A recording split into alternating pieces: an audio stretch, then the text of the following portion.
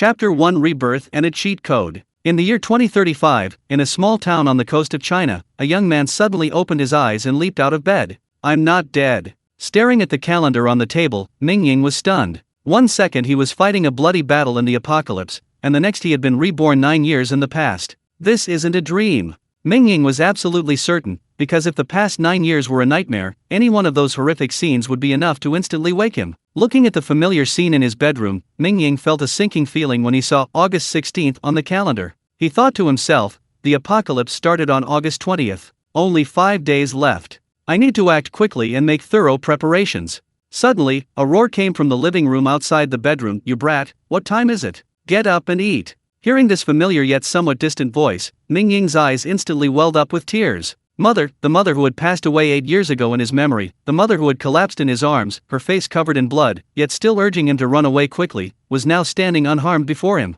"Mom," Mingying murmured softly, a warm feeling welling up inside him. Sometimes, even being criticized by parents, even just being spanked a couple of times, is a kind of happiness. In this life, I must protect Mom and Dad, Mingying silently vowed, then sat up in bed. Just as he was about to get up, a small, exquisitely decorated display table resembling a manor on his bedroom desk suddenly flashed with light, transforming into a stream of light that entered Mingying's body. "What is that?" Mingying clearly felt something had entered his mind. At the same time, everything went black before his eyes, and he found himself in an open space, about 50 meters square, divided into 25 smaller plots, each 10 meters long and wide. At the very edge of the open space was a well. What? Not only did God resurrect me, but he also gave me a cheat code? I didn't even spend any money. Mingying was stunned for a moment, then incredibly excited, exclaiming, "God, I knew you were good to me." The ground beneath Mingying's feet was divided into 25 sections, each with a small irrigation ditch along its edge. All the ditches and channels crisscrossed, eventually converging beside an ancient well. Could this space be used for farming? Having eaten earthworms every day in his previous life, Mingying's obsession with food was strongest, and he immediately thought of eating, his eyes lighting up. What's the most scarce resource in the apocalypse? Food. In the apocalypse, a human life isn't even worth as much as a steamed bun. Mingying's parents lost their lives because of a box of instant noodles, betrayed by his second uncle Mingying's family. If this space really can be used for farming, that would be incredibly important, Mingying thought to himself. He quickly walked to the well, where the water shimmered. He tossed down his bucket, turned the well pulley, and tried to draw a bucket of water. However, this well seemed rather peculiar. Even though the bucket was intact, it could only draw up a small amount of water. Mingying tried several times with the same result, and couldn't help but chuckle to himself. This well has quite a temper, it can only draw a small amount of water. Mingying carefully examined the well water. He didn't usually drink well water directly, so he washed his hands and poured the water into a nearby plot of land, thinking to himself, "I'd better try planting in this." Mingying left the mysterious space and searched his house for a long time but couldn't find any seeds. In desperation, he grabbed an apple from the living room, removed the core, and re-entered the mysterious space, burying the apple seed in the plot where he had poured the well water. Just as Mingying finished backfilling the soil and was about to get up, his gaze fell upon something, and he froze. A green sprout had broken through the soil. This is unscientific. Mingying was stunned for a full 5 seconds. In those 5 seconds, the apple sapling had grown considerably, already an inch tall. I've struck gold. I've struck gold. Mingying's heart trembled with excitement. The growth cycle of an apple tree is much longer than that of rice or wheat. If an apple tree can grow this fast, what about grains? 1 harvest a day? This mysterious space can grow food. I must prepare well. First, I need to buy enough seeds. Mingying suppressed his excitement, controlled his consciousness to leave the mysterious space, and returned to his bedroom. As soon as he returned to his bedroom, Mingying heard his mother's loud voice, "Mingying, aren't you up yet? Your father will be home from get off work soon." Then the bedroom door was pushed open, and the aroma of food wafted out. Mingying was stunned by the smell. "It smells so good." Mingying instantly flashed out of his bedroom and rushed to the dining table. 9 years. A person who ate dried earthworms every day in the apocalypse, could he resist seeing braised fish, beef and potatoes, and spicy and sour cabbage on the table? No manners. You didn't even wait for your father to come home to eat together. Go wash your face and brush your teeth first. His mother, Li Rulan's, angry shout startled Mingying, and he quickly went to wash his face and brush his teeth. When it comes to upbringing, Mingying's mother, Li Rulan, had it all figured out. In 30 seconds, Mingying finished washing his face and brushing his teeth. He then sat down at the dining table, his eyes glued to the potato and beef dish, unable to look away. Taking advantage of his mother's inattention, Mingying shakily picked up his chopsticks, took a piece of beef, and carefully put it in his mouth. Instantly, that familiar yet unfamiliar taste. It's so damn delicious. Mingying cried, tears streaming down his face, roaring inwardly, in this life, I will never eat earthworms again. At that moment, the sound of a key turning in the lock came from the living room. A middle-aged man pushed open the door, then bent over taking off his shoes at the entrance, smiling as he said, "It smells so good. You even made beef today." Mingying quickly picked up another piece of beef and stuffed it into his mouth before standing up. Seeing his father's familiar face, he couldn't help but shed tears of emotion again. Whether it was the delicious beef or the longing to see his father after 8 years, he didn't know. Mingying devoured the meal, finishing a large bowl of beef and potato, a plate of braised fish, and spicy and sour cabbage, all while Sichuan and Li Rulan watched in astonishment. Oh, and he also ate 3 bowls of rice. While eating, Mingying secretly resolved that he would never neglect his own stomach, no matter who he might have wronged in this life. He swore fiercely, "Damn it, those mutated beasts that hunted me in my past life, I'll cook you all alive this time." After finishing his meal, Mingying, his belly round and swollen, went straight to his bedroom. After resting briefly, he got up. With only 5 days left until the apocalypse, Mingying had so much to do, time was of the essence. Mingying found a piece of paper and meticulously listed the supplies he needed to buy, prioritizing them according to their needs. In the apocalypse, all social order would collapse. He had to be fully prepared, with a plan and strategy, to avoid any mistakes. In the apocalypse, even a small mistake could mean the loss of one or even several lives. Mingying patiently and carefully completed the shopping list, but as he wrote, he suddenly realized that his savings of over 10,000 yuan seemed completely insufficient. Money, where will the money come from? Mingying's mind raced. He'd worked for 3 years and saved over 100,000 yuan, enough to buy food, but certainly not enough for anything else. First, I'll borrow some from my parents. I'll say I need to buy a house and get married. They'll definitely support me. And Mingying, you owe my family 100,000 yuan back then. Mentioning money reminded Mingying of his second uncle, Mingying, and he couldn't help but sneer. In his past life, Mingying not only owed Mingying's parents money and didn't repay it, but he also showed no gratitude whatsoever. In the apocalypse, he even plotted against Mingying's parents for a box of instant noodles truly wicked from head to toe. Mingying's mind raced. Suddenly, his eyes lit up. He remembered that his family owned a small storefront, which was also connected to Mingying. A series of plans immediately came to mind, and his eyes grew brighter. "Mom, remember the Huaya residential complex you and I went to last time? The salesperson called me yesterday, saying there are some great discounts lately. I'm thinking of buying one to use as our wedding home," Mingying said with a smile, finding his mother still tidying up the kitchen. Mingying mentioned wanting to buy a house for 2 reasons. First, he genuinely wanted to get some money from his parents. Second, buying a house is a significant matter. For most families, it means getting back money lent to relatives and friends, and perhaps even borrowing more. Mingying's main goal was to use these 2 incidents, collecting debts and borrowing money, to make his parents see some people for who they truly are, especially Mingying. Mingying had lived through his past life and knew Mingying was a scoundrel, but his parents weren't reincarnated. At this point, they still considered Mingying a brother. Chapter 2: Hurry up and buy things. When Li Rulan heard that Mingying wanted to buy a house for his wedding, her eyes lit up. She thought to herself, the kid's finally come to his senses. He wants to buy a house. It seems he's doing well with the girl old Wang introduced him to. Thinking this, Li Rulan was overjoyed. She waved her hand generously and said, "Don't worry about the down payment. Your dad and I will give you 200,000 yuan first, and we'll figure out how to raise another 200,000 yuan in a few days." Mother Mingying is a force to be reckoned with. She's ruthless and doesn't mince words. That afternoon, his mother tossed Mingying a bank card with 200,000 yuan. Mingying took the card and, without a word, went downstairs, hopped on his little donkey, and headed straight for the grain and oil store. At the grain and oil store, Mingying meticulously checked his list, purchasing large quantities of rice, wheat, corn, millet, and other grains, along with condiments like cooking oil, salt, soy sauce, vinegar, and tea. Immediately afterward, he rushed to the farmer's market, buying a large amount of leafy greens, cabbage, cilantro, scallions, and garlic. Oh, and fruit too. Mingying had almost forgotten the taste of fruit. The thought of taking a bite of a crisp, sweet apple and sipping freshly squeezed orange juice in his spare time filled him with happiness. After this shopping spree, Mingying's bank account was short over 20,000 yuan. This kid, why buy so much rice? Is it the end of the world, or are you stockpiling for winter? Under the strange gaze of the grain and oil store owner, Mingying rode away from the supermarket on his little donkey. Rice, condiments, Mingying was in high spirits, filled with satisfaction. Without experiencing the apocalypse, how could one know the sweetness of rice, or the preciousness of seasonings?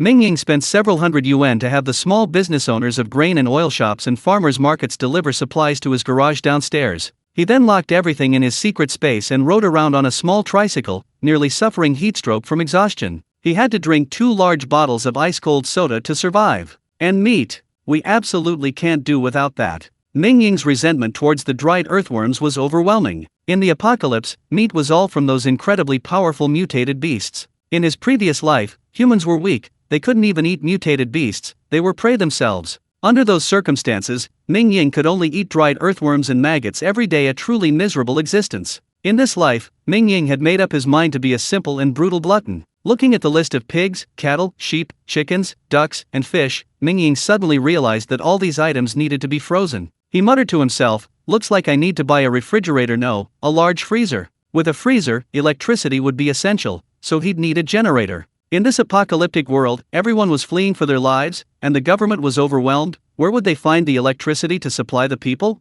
So Mingying mounted his donkey again and continued his journey under the scorching sun, muttering to himself, and the most important thing, buying seeds. Growing food in this mysterious space could probably yield a harvest in a day. If I didn't utilize such an incredible ability, I'd be struck by lightning. Mingying carefully counted the items and realized he still had many to buy, feeling an increasing sense of urgency. Fortunately, buying a refrigerator and freezer was easy. Mingying simply went to the supermarket, swiped his card, and someone arranged for delivery that afternoon. The generator, however, proved much more difficult. Mingying searched for a long time without finding anywhere to buy one. That's when Doubao, a Chinese online marketplace, came in handy. A quick search led him to a local manufacturer, and after paying, the manufacturer even provided a voltage stabilizer. Of course, Mingying paid for it himself. The final hurdle was gasoline. Mingying didn't have a car, and gas stations didn't allow vehicles to refuel without a car. He decided to drive his father's car to gas stations that evening, then extract the gasoline and store it in his secret space.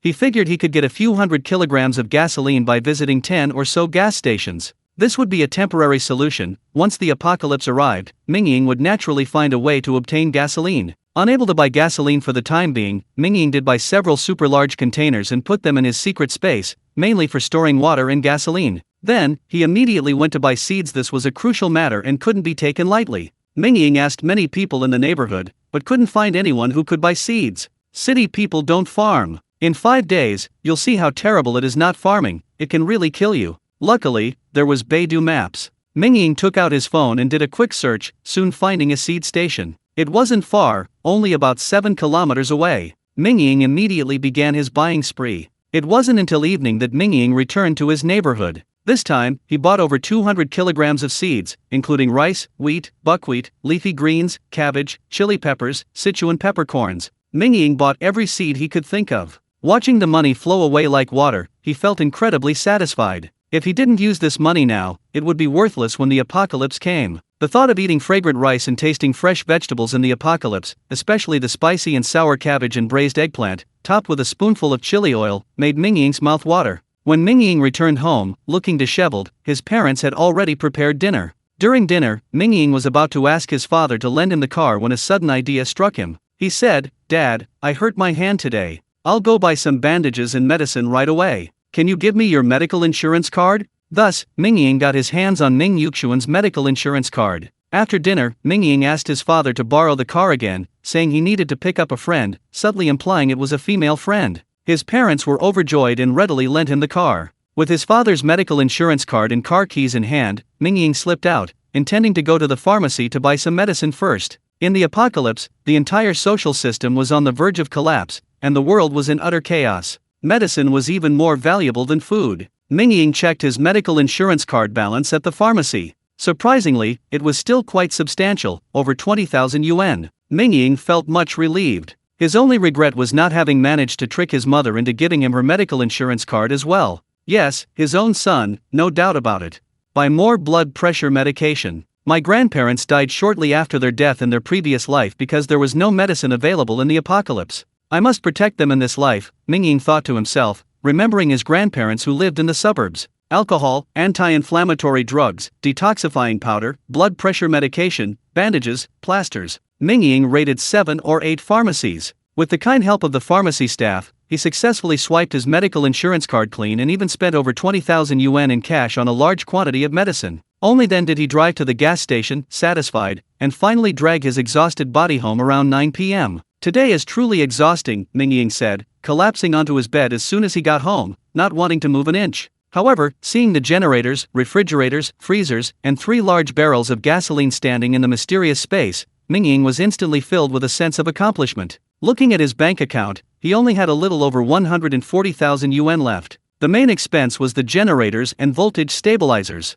Fearing machine failure, Mingying bought the best generators, and even 2 sets to use alternately. Machines, though not people, still need a balance of work and rest. Back home, after resting in bed for a while, Mingying took out his phone and checked the dozens of orders awaiting delivery on Doubao and Pinduoduo, feeling both satisfied and excited. After making the list during the day, Mingying immediately ordered over a dozen sets of clothes for all 4 seasons for his family online, spending over 20,000 yuan. With logistics so advanced these days, Mingying estimated that everything would arrive in the next day or two, definitely before the apocalypse. Clothing, food, shelter, and transportation. Clothing and food are all taken care of. Housing is a big problem. Multi-story buildings these days are definitely inconvenient, and with so many supplies, I need a base to store them. If I put them all in my secret space, it won't be easy to explain to my parents about the food that suddenly appeared. Mingying didn't want to expose his secret space. Secrets don't stay hidden forever, and he understood the saying, a man is innocent, but possessing a treasure is a crime. I'll rent a warehouse in the suburbs first, and move there after the apocalypse. Then I'll tell my parents that I'm partnering with the company to set up a logistics warehouse, storing a large amount of unsold supplies. Mingying quickly made up his mind. Housing is settled, now it's transportation, Mingying quickly analyzed in his mind. Transportation was far more important than housing. In his previous life, after becoming an evolved human, Mingying had gone to great lengths to acquire a large pickup truck. Before that, he relied entirely on his own 2 feet, suffering countless hardships when chased by mutated beasts. If Mingying hadn't been faster than others, he would have become their prey long ago. This time, he had to prepare in advance. Chapter 3. All the relatives came. Renting the house for a year will probably cost 50 or 60,000, leaving me with only 100,000 after a year. That probably won't be enough to buy a car. Hee, Ming-Chien, the rest of the money is up to you. Mingying chuckled, already plotting how to swindle his second uncle, when his parents in the living room started talking about him. Sichuan, what did you say when you asked your second brother's family for money today? Li Ruolan asked casually while cleaning the living room. Ming Sichuan laughed and said, it's alright, my second brother is quite straightforward. When he heard Mingying wanted to buy a house, he said he'd find a way to send it to me tomorrow. Oh, that's good. If your second brother's family pays back the 100,000 they owe us, we can borrow another 100,000 from other relatives, making a total of 200,000 for Yinger. That way, his monthly repayment pressure will be much less, Li Ruolan said. Okay. Ming Sichuan nodded. As a father, he was happy that his son wanted to buy a house and naturally wanted to fully support him. My second brother's family is coming to pay back the money tomorrow. If they offer interest, don't accept it. They're relatives, it's not good to charge interest, Li Ruolan instructed. Ming Sichuan nodded repeatedly, saying, definitely. In the bedroom, Mingying overheard his parents' conversation and immediately laughed. Having experienced his past life, Mingying knew very well that his parents had invited all the relatives yesterday, and although Ming Chien had arrived, he hadn't paid back the money, let alone offered any interest. Moreover, after Ming Sichuan called him this afternoon, he verbally agreed, but secretly went and bought his son a BMW. He'd be driving it over tomorrow, acting like he had money to buy a car but no money to pay back. It was infuriating. His parents went to rest in the bedroom after a while. Mingying lay down alone in the bedroom for a while. He was so tired from the day that he unconsciously fell asleep. The first thing Mingying did upon waking the next day was enter the mysterious space. He immediately saw the apple tree and was so astonished his eyes nearly popped out of their sockets. The apple tree had grown to half a person's height. At this rate, it would probably be ready to harvest apples in 3 to 5 days. Let's check the well water, Mingying said, dropping the bucket and starting to draw water.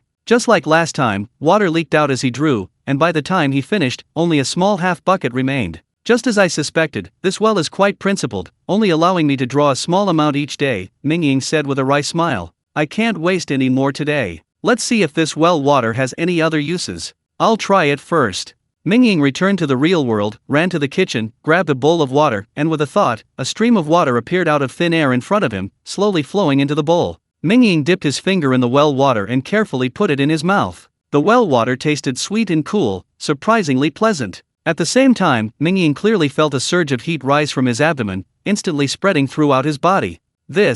Mingying's eyes widened. The heat flowing through his body, wasn't this exactly how he had developed his force? He had developed his force simply by dipping his finger in the spring water and tasting it? This well water is truly miraculous. Not only does it promote the growth of apple trees, but it also enhances cultivation.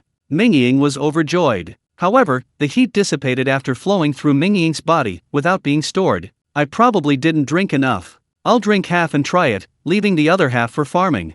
Mingying divided the water in the bowl in half, then drank the rest in one gulp. This was like a spark falling into an oil depot. Mingying felt waves of heat rise from his abdomen, surging throughout his body, making him scalding hot, his skin turning red, like a cooked shrimp. Then, he felt a dull ache in his stomach. The toilet. Mingying put down the bowl and rushed into the toilet. A series of splashing sounds followed by a long, satisfied sigh from Mingying. Then came the sound of running water. Mingying stripped naked and stood under the shower, letting the water wash over him, carrying away strands of dark, yellowish-brown oily substance. Is this a cleansing of the marrow and meridians? Afterwards, Mingying felt refreshed and invigorated, his body much lighter. However, the internal heat dissipated again, failing to be stored as primal force. If I drink this for 10 days to half a month, I refuse to believe I can't cultivate primal force, Mingying declared confidently. After all, this well provided a small amount of water every day. It was a money tree. There's still half a bowl of well water left. Let's try planting some crops. Mingying began filling the bathtub. Only half a bowl of water remained. It needed to be diluted to ensure all the plots were irrigated. What's wrong with you these past few days? You get up early and take a bath, staying for over half an hour. Water's free. Li Rulan, true to her role as a stay-at-home mom, started nagging Mingying about wasting water, a stark contrast to her lavish spending of 200,000 yuan on a house for her son yesterday. Mingying listened to his mother's nagging with a smile, feeling quite content. When the bathtub was almost full, he had a sudden thought and transferred all the water into a bucket prepared in his mysterious space. Eat first, then we'll go farm in the mysterious space.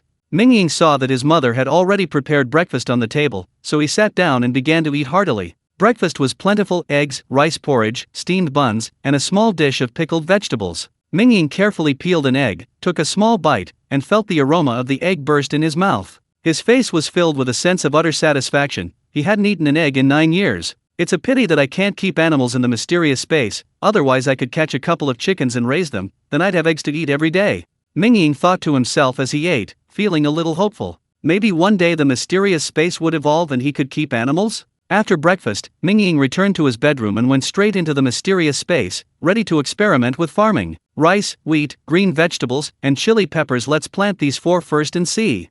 Mingying looked at the seeds he had previously buried. With a thought, the seeds rose into the air and fell into the ground. Then, Mingying used his mind to control the soil, rolling it up to bury the seeds. After yesterday's exploration, Mingying discovered that he was practically a god in the mysterious space. Except for drawing well water, which required his personal effort, everything else could be accomplished with a mere thought. Start watering. Mingying poured the remaining half bowl of well water into a large bucket filled with clean water, then poured the water into the irrigation ditch. In no time, all the plots were irrigated. As soon as the water touched the ground, Mingying felt a peculiar energy rise up. Immediately, tender green shoots sprouted from the soil, growing extremely rapidly. Just as I expected. Mingying's eyes lit up. This mysterious space really could be used for farming. Not only was the growth rate incredibly fast, but it even ignored the basic needs of crops. For example, rice requires a lot of water to grow, but in this mysterious space, it grew with almost no water. Mingying silently observed the growth of the 4 crops in the plots, his heart filled with increasing joy. He thought to himself, the diluted well water is much less effective. It's not growing as fast as the apple trees before. The rice and wheat will probably take 5 days to ripen, but the vegetables and peppers are fast, they should be ready to eat in a day. Even after his consciousness left the mysterious space, Mingying's heart was still filled with barely suppressed excitement. The food problem is solved. I'll check the warehouse this afternoon. I have an important matter to attend to tonight, Mingying thought to himself. The important matter tonight was that his relatives would be coming today. Mingying searched a local website on his phone and easily found an idle warehouse in the west of the city. After dinner, he rode his little donkey and headed straight for the west. Having experienced the apocalypse, Mingying knew very well that the western area of Linha City had a large number of warehouses, some privately owned, others belonging to large warehousing companies. These warehouses contained a large amount of supplies. In his previous life, he often came here to rummage through supplies, and it was here that he was chased quite badly by that fang boar and the mutated duck. Mingying easily found a small warehouse owned by a private individual after circling around the western part of the city. He inspected it thoroughly, becoming increasingly satisfied with each look. The warehouse had 3 floors. The first floor was for rent, while the second and third floors were surprisingly furnished residences, which greatly appealed to Mingying. Most importantly, the building was surrounded by a wall, significantly improving privacy and security. Mingying rented both the warehouse and the residences, signing a 1-year lease for a total of 100,000 yuan. With his housing problem solved, Mingying stored the refrigerator, freezer, and generator he had bought from his mysterious space in the warehouse, and filled the third floor with supplies like rice, oil, and salt. Then, Mingying locked the gate and rode his donkey back to the city. He didn't want to reveal this base yet. He planned to move his entire family there after the apocalypse, and then he would definitely need to make further arrangements and strengthen security. After paying the rent, Mingying only had 40,000 yuan left in his pocket, and money became his biggest problem again. Second uncle, don't let me down. I'm counting on you for the rest of the money. Mingying returned downstairs at dusk and saw Mingjin's brand new BMW from afar. He immediately sneered and turned to go upstairs. Upon opening the door, Mingying found the house indeed full of people. His eldest uncle Ming Rongfei and his family, his second uncle Ming Qinjin and his family, his third aunt Ming Kuihua and her family, his eldest maternal uncle Li Qiuaveng and his family, and his second maternal uncle Li Qiuaping and his family. They filled a large round table. Chapter 4, You'll be scammed without mercy. Mingying's off work. The auntie greeted warmly. Come sit down. Hello, auntie, Mingying replied simply. He didn't particularly like or dislike this auntie. After the great cataclysm in his previous life, the world was in chaos, and he had lost contact with his uncle's family. Mingying's back. His second uncle, Ming Qinjin, also smiled at Mingying. If Mingying hadn't experienced the apocalypse, he might have thought this was a good relative. Looking at Ming Qinjin's chubby face, Mingying thought of how he had caused his parents' deaths in his previous life, and felt an indescribable disgust. He wanted nothing more than to rush up and beat him up. However, Ming Qinjin hadn't done anything particularly heinous yet, so Mingying couldn't act rashly. He could only smile and nod, saying, Yes, second uncle. Mingying greeted all the relatives and then sat down. The dishes tonight were exceptionally lavish. Mingying's mouth watered at the sight. He stopped thinking about it and focused on eating. This child, so old and still no manners at meals, Li Rulan said with a laugh. I really envy Mingying. He can eat whatever he wants and never gain weight. Unlike me, I gain weight even from drinking water. Ming Qinjin's wife, Lu Xiame, slightly plump, her face powder almost falling off, sighed, feigning a sigh. I'm on a diet. I can only eat some vegetables and drink some water. Heh, in a few days, you'll have to diet whether you want to or not, Mingying sneered inwardly. He also felt extreme disgust for his second aunt. Like mother, like daughter, Ming Qinjin was wicked enough, and Lu Xiame was no simple character either. After the meal, the eldest uncle coughed and said, Sichuan, we've heard about Mingying wanting to buy a house. Everyone fell silent, knowing the real show was about to begin, and remained quiet for a moment. Sichuan, your sister-in-law and I have discussed it, and we should support Mingying in buying a house. Uncle Ming Rongfei took out a bank card, slightly embarrassed, and said, Minghai just got married 2 years ago, and we don't have much spare money right now. There's 20,000 yuan in here, take it and use it. Mingying's eyes lit up upon hearing this. To be honest, he really hadn't expected his uncle's family to lend him money. After all, in his previous life, his uncle's family had lost contact with relatives after they sought refuge with him. Mingying thought to himself, it's not easy for relatives to lend 20,000 yuan. If they're in trouble after the apocalypse, we can help them out. Uncle Ming Rongfei took out the 20,000 yuan, and the other relatives all looked at Ming Qinjin. Ming Qinjin still had a big smile on his face, but he didn't say anything. At this moment, Lu Xiame suddenly sighed dramatically. Oh, Sichuan, we're in trouble right now. Awan is in a period of high spending, and we really can't do anything about it. Ming Sichuan's expression changed upon hearing this, somewhat surprised. Just yesterday afternoon, Ming Qinjin had readily agreed to come and repay the money today. Sichuan, I had no choice. If I had the money, I would definitely pay you back. Ming Qinjin sighed deliberately, then fell silent. The other relatives' expressions changed slightly upon seeing this. Mingying was almost laughing in anger, and immediately said, Second uncle, the new BMW downstairs is the one you just bought, isn't it? Ming Qinjin frowned, surprised that Mingying would bring up his BMW so directly. However, being a smooth talker, he smiled and said, Yes, I had no choice. Your cousin's business needs a nicer car to make a good impression. If it weren't for buying the car, I wouldn't be short of money to pay Sichuan back. Oh? I saw on Unge's WeChat moments that he picked up the BMW last night. My dad called you yesterday at noon, right? Mingying sneered. Hearing Mingying's words, the other relatives' expressions changed. Uncle Ming Rongfei frowned and asked, Qinjin, did you really pick up the car last night? Ming Qinjin and Lu Xiame's faces twitched. Lu Xiame glared at Mingying, then said with a forced smile, Qinjin said he wanted to choose an auspicious day, so he waited until yesterday to pick it up, but he paid last week. Everyone knows that nowadays, once you pay, the forest store is the boss. Qinjin argued with them for ages, but they wouldn't agree to a refund. This Lu Xiaomei was indeed shrewd. She made up a reason on the spot, and it sounded quite plausible. Mingying chuckled inwardly, what a fool. Choosing an auspicious day means picking up the car early in the morning, not at night. However, Mingying didn't intend to argue with Ming Qinjin's family any further and said no more. You're far from being able to outmaneuver me, Lu Xiaomei said smugly when Mingying fell silent. Ming Qinjin's family was out of money. Then, his third aunt, Ming Kuwa, and her husband hesitated for a moment before giving him 10,000 yuan, which Mingying also remembered. After his uncle and aunt had given their money, his eldest uncle, Li Kuavang, who had been silent, glanced at his aunt with a questioning look. His aunt gave him a resolute look, and his expression immediately darkened. Before coming to Mingying's house, his aunt had already stated that she had no money. Now, Li Kuavang looked at his aunt again, his eyes pleading, could you lend me some? His aunt glared at him and interrupted, sighing, Sichuan, Rulan, you know our family situation. Xiaolong just got married last year, and we don't have any money either. Ming Yuxian and Li Rulan's expressions darkened upon hearing this, but Li Rulan still comforted them, we know, getting married costs a lot of money these days.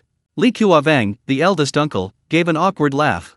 Mingying, seeing this, didn't say anything. His uncle's family was actually quite well off. However, his uncle's henpecked nature had been a decades-long issue, as had his aunt's stinginess. Mingying was prepared for them not to lend money, but after the apocalypse, they shouldn't blame him for not helping them. Finally, they reached the second uncle's family. Li Kuoping, the second uncle, took a card from his pocket and handed it to Li Rulan, saying, there's 50,000 in here. Take it.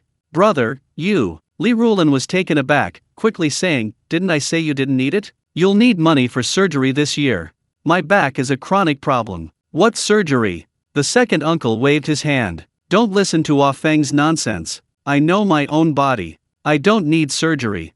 The second uncle had a herniated disc, and when the pain flared up, he couldn't even get out of bed. Unexpectedly, instead of seeking medical help himself, he lent 50,000 yuan to Mingying's family. Many older people are like that. If you say they're sick and need treatment, they don't care about their own health, but if you say their siblings are in trouble, they'll immediately jump up and do everything in their power. Mingying thought for a moment, took a bottle of mineral water from the refrigerator, quietly went to the bathroom, poured out the water, then took half of the remaining quarter of well water, mixed it with half medicinal wine, and placed it on the sink, intending to give it to her second uncle after the relatives left. After washing her hands with the well water last time, Mingying accidentally discovered that a scar on her hand had disappeared. She realized that well water might be very beneficial for treating wounds, so she wanted to try mixing it with medicinal wine for her second uncle, hoping it might cure his back injury. In the end, her eldest uncle's family lent Mingying's family 20,000 yuan, her third aunt's family lent 10,000 yuan, and her second uncle's family lent 50,000 yuan. Her eldest uncle's family didn't lend any money, and her second uncle, Ming Qinjin, not only didn't lend any money, he didn't even repay what he already owed. Mingying's parents borrowed a total of 80,000 yuan, still far short of their expected 200,000 yuan, mainly because Ming Qinjin still owed them 100,000 yuan. Both were somewhat disappointed.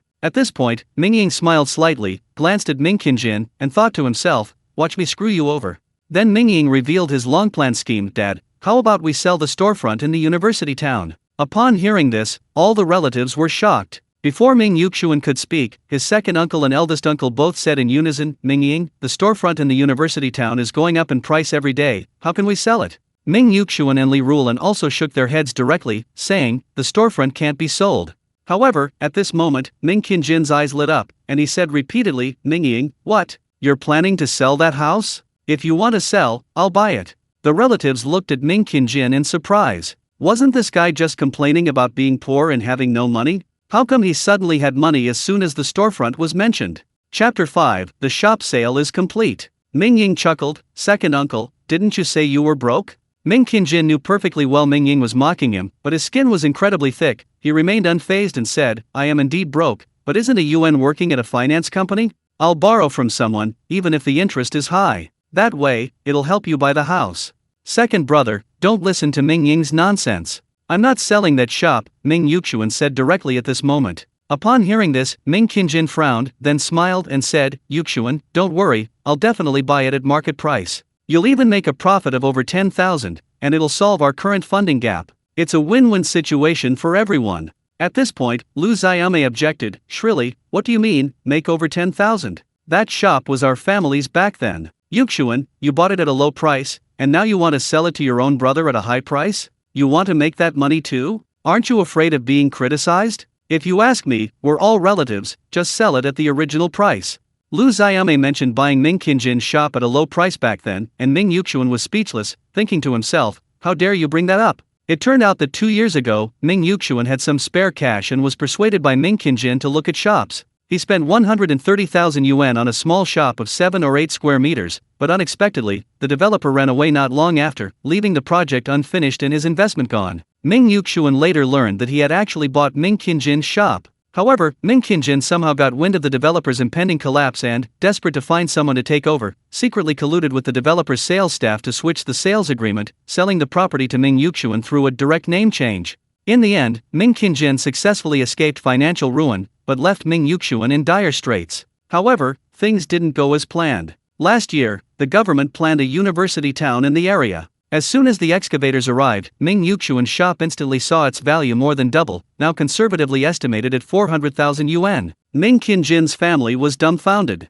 Lu Xiaomei had even caused trouble at Mingying's house several times, demanding that Ming Yuxuan return the house to her, saying extremely nasty things. It only calmed down after mediation from relatives. Mingying's announcement today in front of Ming Qingjin that he wanted to sell the shop was a deliberate attempt to scam him. He had to understand, the apocalypse was only 3 days away. When the whole country was devastated, there would be no university campuses left, storefronts would probably be worth less than a bag of rice. Mingying knew that as long as he let Ming Qingjin know, given the man's shamelessness and thick skin, he would definitely use all his persuasive skills to force Ming Yuxuan to sell the house to him. Sure enough, Ming Qingjin and Lu Xiaomei, who had already left, immediately sat back down on the sofa and began their emotional offensive against Ming Yuxuan, while also constantly urging Mingying to help persuade Ming Yuxuan. However, Ming Yuxuan was determined not to sell the shop. Finally, seeing the increasingly awkward atmosphere, his uncle and the others quickly pulled Ming Qingjin away to say goodbye, and Ming Yuxuan also gave them the order to leave. Mingying, the shop is a golden goose, you can't just sell it casually, and if you're going to sell it, it doesn't necessarily have to be to your second uncle. His second uncle's family was the last to leave, and before leaving, his second uncle gave them this special instruction. Mingying smiled and nodded, handing his second uncle a vial of medicinal wine mixed with well water. He said with a smile, "Second uncle, I have some medicinal wine here. I heard it's especially good for recovering from back injuries. Drink a small cup tonight and apply some to your lower back, it'll definitely help." After the relatives left, Ming Yuxuan sat on the sofa with a stern face. Mingying returned to the living room and said with a smile, "Dad, don't be angry. The reason I want to sell the shop is because I heard some news." Ming Yuxuan was taken aback, but then heard Mingying say, "A few days ago, when our boss took me to dinner with a big client, we heard that the university town's plans seem to have changed. Right now, only a library is under construction. The real university town seems to be shifted 3 kilometers to the east. Our shop might depreciate in value then." Ming Yuxuan frowned upon hearing this. "Where did you get this information? That big client seems to be the developer of the university town. He has a very good relationship with our boss." Mingying casually fabricated a lie. Actually, the university town's plan hasn't changed at all. The problem is, the apocalypse is in 3 days. Where will the university town be then? At that point, the shops won't even be worth a bag of rice. Mingying persuaded Ming Yuxuan for a while, repeatedly emphasizing, "We won't cheat uncle's family. We'll sell it for 250,000. Even if the university town really moves away, the shop is still worth that price." Ultimately, Ming Yuxuan and Li Ruolan decided to listen to Mingying and sell the shop. Ming Yuxuan immediately messaged Ming Qingjin, who promptly called back with a beaming smile, showering him with compliments, saying, 250,000 it is. Bring the money first thing tomorrow morning to complete the transfer.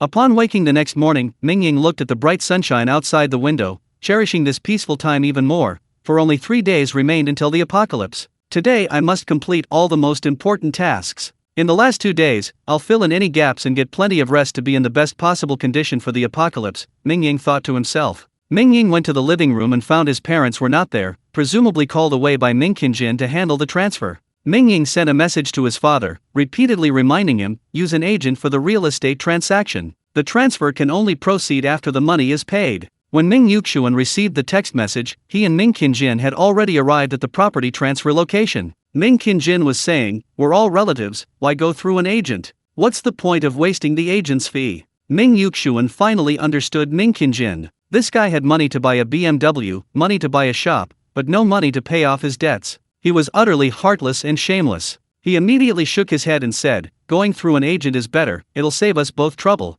Seeing Ming Yuxuan's firm stance, Ming Qingjin could only reluctantly agree, secretly seething with resentment. He thought to himself, originally, I didn't want to go through an agent, I'd find a way to deduct 100,000 yuan from him after the transfer. Damn, Yuxuan's gotten shrewd now. Ming Qingjin felt slightly disappointed that Ming Yuxuan insisted on going through an agent, but he'd already gotten a great deal by buying a shop worth 400,000 yuan for only 250,000 yuan. He then pretended to be generous and said, okay, let's go through an agent then. But, Yuxuan, not to criticize you as your second brother, but if you don't trust others and are so stingy, you won't get anywhere in the world. As he spoke, Ming Qingjin, adopting an elder brother demeanor, gave Ming Yuxuan a long lecture. Ming Yuxuan frowned as he listened, but being of a mild temperament and disliking arguments, he pretended not to hear and smoothly completed the property transfer with Ming Qingjin. However, no sooner had the property been transferred than Ming Qingjin's phone rang as if on a timer. He answered the call, quickly left, and returned shortly after, looking at Ming Yuxuan with a wry smile. Yuxuan, I'm so sorry.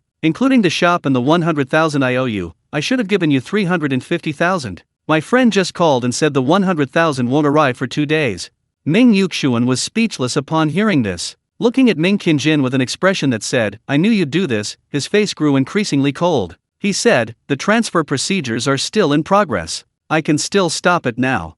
Ming Qingjin, a seasoned veteran, quickly said, Yuxuan, don't worry, I really don't have the money. I'll transfer the 100,000 yuan from my friend to you as soon as it arrives. How about that? Or, I have 50,000 yuan here. I'll give it to you first, and I'll definitely give you the remaining 50,000 yuan in a couple of days. We're brothers, don't you trust me? Here we go again. Ming Yuxuan was truly speechless. Every time Ming Qingjin made an unreasonable request, he always had "we're relatives" and "we're brothers" on his lips, making Ming Yuxuan unwilling to argue with him. When you're ripping people off, why don't you remember "we're relatives, we're brothers"? And this guy seems to specialize in ripping off his brothers. Lu Xiaomei, standing nearby, also joined in, launching another emotional offensive. Ming Yuxuan remained silent with a cold face. Seeing this, Ming Qingjin quickly transferred 50,000 yuan to Ming Yuxuan, thus smoothing things over. After the shop was transferred, Ming Yuxuan sent a message to Mingying. Mingying smiled immediately upon receiving the message. Ming Qingjin had indeed bought the shop. Breakfast. Mingying was in high spirits. Seeing breakfast laid out on the table, he immediately began to eat. Chapter 6: The Final Preparations. After finishing his meal, Mingying returned to his bedroom and re-entered the mysterious space. Upon entering, Mingying saw that the apple tree was already over 2 meters tall, with several apples hanging from its branches. In the other plots, some of the vegetables and peppers had matured, while the rice and wheat were growing vigorously, estimated to be ripe in another 2 or 3 days. Today I'll pick some tender vegetables and peppers to eat, and leave the rest to mature a bit, so I can harvest seeds. With a thought, Mingying conjured the vegetables and peppers from the field, which automatically flew out and landed in a prepared basket. Then, Mingying drew a small bucket of well water, diluted a quarter of it to irrigate the plot, saved a quarter, and drank half himself. After drinking the well water, Mingying went to the toilet and took a shower as usual, then changed his clothes and went out. He had another matter to attend to this morning: finding weapons. With so many mutated beasts and zombies in the apocalypse, he couldn't do without a suitable weapon. However, despite China being known as the safest country in the world, Mingying rode his electric scooter for over 2 hours without finding a single store selling weapons. Online stores only offered weapons for demonstrations, which were largely impractical. Frustrated, Mingying found a steel pipe factory by the roadside, spent 300 yuan to choose a thick-walled steel pipe over a meter long, and had the tip sharpened. This made it usable for both striking and stabbing. He also had the craftsman add fine anti-slip grooves to the pipe, making it quite easy to use. The weapon problem was solved, though not perfect, it was adequate. When Mingying returned home at noon, his father was already home, and Ming Qingjin was also there. Mingying was furious at the sight of Ming Qingjin's chubby, fleshy face, and sneered inwardly, thinking, "You're so smug now, but wait until the apocalypse comes, you'll be crying." When Ming Qingjin saw Mingying return, he immediately grinned and said, "Mingying, to help you buy a house, your second uncle borrowed 200,000 yuan at exorbitant interest rates." Damn, that's disgusting. Mingying was speechless. He'd seen shameless people before, but never anyone this shameless. Ming Qingjin could make taking advantage of someone's misfortune sound so righteous. He was quite a character. The Ming family's shop was currently worth 400,000 yuan on the market. Ming Qingjin had bought it for 250,000 yuan while Mingying was in a hurry for money. What was that if not taking advantage of someone's misfortune? What was even more infuriating was that this guy acted like he was supporting Mingying's house purchase, almost making Mingying vomit. Ming Qianjin lingered for a while, then left with a grin. Mingying stood at the window, watching Ming Qianjin's BMW speed away, then laughed gleefully. He's definitely ripping you off. Mingying, here's 300,000. I'll transfer it to you first. Your second uncle said he'll bring the remaining 50,000 in a couple of days. Ming Yuxian handed Mingying a bank card. Mingying was stunned. Ming Qianjin hadn't paid the full amount? It would be a miracle if he ever paid back the money. Fine, consider it the 200,000 he paid for the shop. Mingying realized his father was a bit too kind. Knowing Ming Qianjin was a scoundrel, he still dared to owe him money. With a ding, a text message notification arrived that 300,000 yuan had been deposited into his account. Adding to the 40,000 yuan he had previously spent, Mingying now had about 340,000 yuan left, making him financially secure again. Let's eat first. This afternoon, I'll buy a car. I can't rely on my own two legs to outrun mutated beasts again in this life. Mingying had been terribly chased by mutated beasts in his previous life. He was determined to get a car this time. Lunch was lavish, and Mingying immediately began to devour his food. Ming Yuxian and Li Rulan were alarmed to see Mingying eating like a starving ghost these past few days. Li Rulan asked with concern, "Yinger, you've been eating way too much these past few days. Have you checked your blood sugar?" Upon hearing this, Mingying smiled wryly. He had recently been drinking well water from the mysterious space, which had rapidly increased his physical strength and appetite, but he hadn't expected it to worry his parents. Mingying could only reply, "Mom and Dad, don't worry, I'm perfectly healthy." As he spoke, Mingying picked up a piece of green vegetable and put it in his mouth. His eyes lit up immediately, and he exclaimed, "This green vegetable is so fragrant and sweet, it's so delicious." Ming Yuxian and Li Rulan, hearing Mingying's words, also took a few bites. Both of them nodded repeatedly, their eyes shining. Li Rulan exclaimed in surprise, "It's really crisp and delicious, but I didn't add any sugar. Why does it taste so sweet?" Things growing in the mysterious space are indeed different from those outside. Mingying knew the reason. He had taken this green vegetable from the mysterious space and put it in the kitchen, where Li Rulan had used it to cook lunch. Looks like I'm in for a treat this life. Perhaps due to a lack of culinary experience in his past life, Mingying now places great importance on food, practically becoming a super foodie. After finishing his vegetables, he began devouring the rest of the dishes. After the meal, Mingying lied, saying he was going to pay for a house, but actually went to the car market in Linhu City. Knowing nothing about cars, he browsed around and randomly picked a pickup truck that looked quite imposing, called a Ford F-150, priced at over 400,000 yuan. Mingying was short on cash and almost gave up, but then the salesperson aggressively hinted that he could get a loan with 0 interest. Mingying immediately smiled. A loan? Easy peasy. After all, the currency had collapsed after the apocalypse. He readily paid a 10,000 yuan money fee, successfully securing a loan and driving the car home for only 150,000 yuan. Driving his new pickup truck, Mingying was in exceptionally good spirits.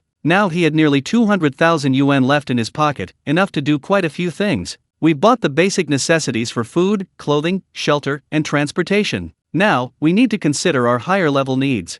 Mingying turned the steering wheel. Let's go buy kitchenware. Sure enough, the resentment from eating earthworms for 9 years in his previous life ran deep. In this life, food had become Mingying's primary pursuit. After browsing the small commodity market in Linhu City, Mingying bought 7 or 8 of the largest iron pots. The mutated beasts in the apocalypse had grown to an abnormally large size, and one pot couldn't possibly hold them all. Then Mingying also bought several simple stoves, purchased a large amount of smokeless charcoal, and dozens of gas cylinders filled with gas. He even memorized the address of the gas plant, knowing that it would be abandoned in the apocalypse, so he could just come and take it all in one go. Mingying spent over 20,000 yuan on kitchenware, smokeless charcoal, and gas cylinders. Now that he had more money, he naturally wanted to be well prepared. Since the tap water would be cut off after the first year of the apocalypse, he also bought a water purification system and several sets of reusable filters, spending 40,000 to 50,000 yuan. The drinking water problem in the apocalypse is solved now. I think I'll need to buy 2 more freezers, Mingying thought to himself, and went to the supermarket to buy several large freezers.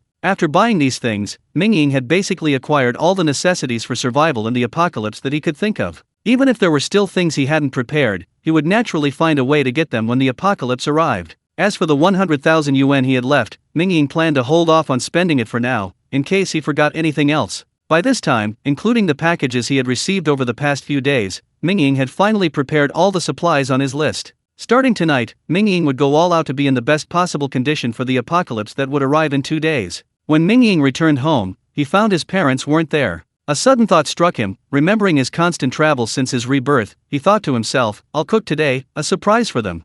Mingying was too lazy to go downstairs to buy anything. He had plenty of ingredients in his mysterious space. He took a duck, a piece of pork, and started cooking rice, adding a little well water as a bonus. Once I develop my origin force, I'll go kill that monstrous boar and the mutated duck in the west of the city. Today, I'll practice a bit braised pork and spicy beer duck. As Mingying cleaned the duck and pork, his mind was filled with thoughts of the mutated duck and monstrous boar in the west of the city. Those two mutated beasts had given him a terrible chase back then. Even after all these years, the memory remained vivid. At dinner, Mingying showcased his culinary skills. The spicy beer braised duck was flavorful and robust, the braised pork was tender and sweet, and even the vegetables from the mysterious space, simply stir-fried, were delicious. The rice, infused with well water, was exceptionally fragrant and sweet. His parents were amazed after tasting it, and the family devoured all three dishes. After dinner, Mingying, unusually, didn't return to his bedroom but instead climbed the stairs to the rooftop alone. The night sky was pitch black, a gentle breeze dispelling the daytime heat. Looking up at the vast, boundless starry sky, Mingying couldn't help but sigh. These peaceful days, only 2 more days left. Chapter 7. The end of the world has arrived. 2 days later, the apocalypse would officially arrive, like a starting gun firing the final shot, igniting the grand competition among all races. Let's practice some boxing to relax. The rooftop was empty. Mingying practiced the boxing techniques he had learned in his previous life several times, working up a sweat, and immediately felt much better. For the next 2 days, Mingying went to the mysterious space to fetch well water every day. He used half for himself, a quarter for irrigating the fields, and saved the remaining quarter. He then harvested his first batch of vegetables and chili seeds, and planted cilantro, scallions, ginger, and garlic in the cleared plot. The rest of the time, Mingying spent peacefully with his parents, purchased supplies, and spent almost all of his remaining tens of thousands of yuan. On the last night before the apocalypse, Mingying went upstairs alone again, stood quietly on the rooftop, and looked up at the starry sky. I want to see how this fog formed. Mingying carefully observed his surroundings. Tonight, he decided not to rest. He wanted to witness the entire process of the apocalypse's arrival. He's here again. On the opposite high-rise, the young woman saw Mingying again and became interested, wanting to see him perform another round of boxing. Unfortunately, this time Mingying stood silently on the rooftop, not moving for over 2 hours.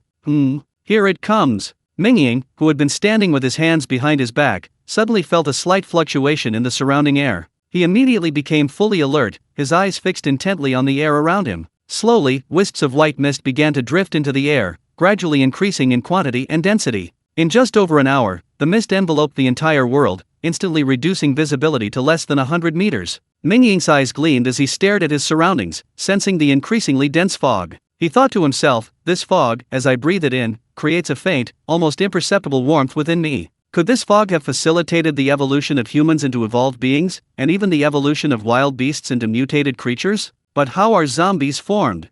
That night, Mingying stayed awake all night, silently standing on the rooftop, carefully contemplating the mysteries of the fog, until the surrounding area gradually brightened before returning home. As soon as he got home, Mingying heard his mother complaining, "Why is there such a thick fog all of a sudden? Fog in summer, I've never heard of anything like it." Mingying opened his phone and found that the internet was full of posts about the fog. My God, the whole world was white when I woke up this morning, so beautiful. This was a status update on his WeChat moments, accompanied by a picture of a dense fog. A dense fog in August foretells a great injustice.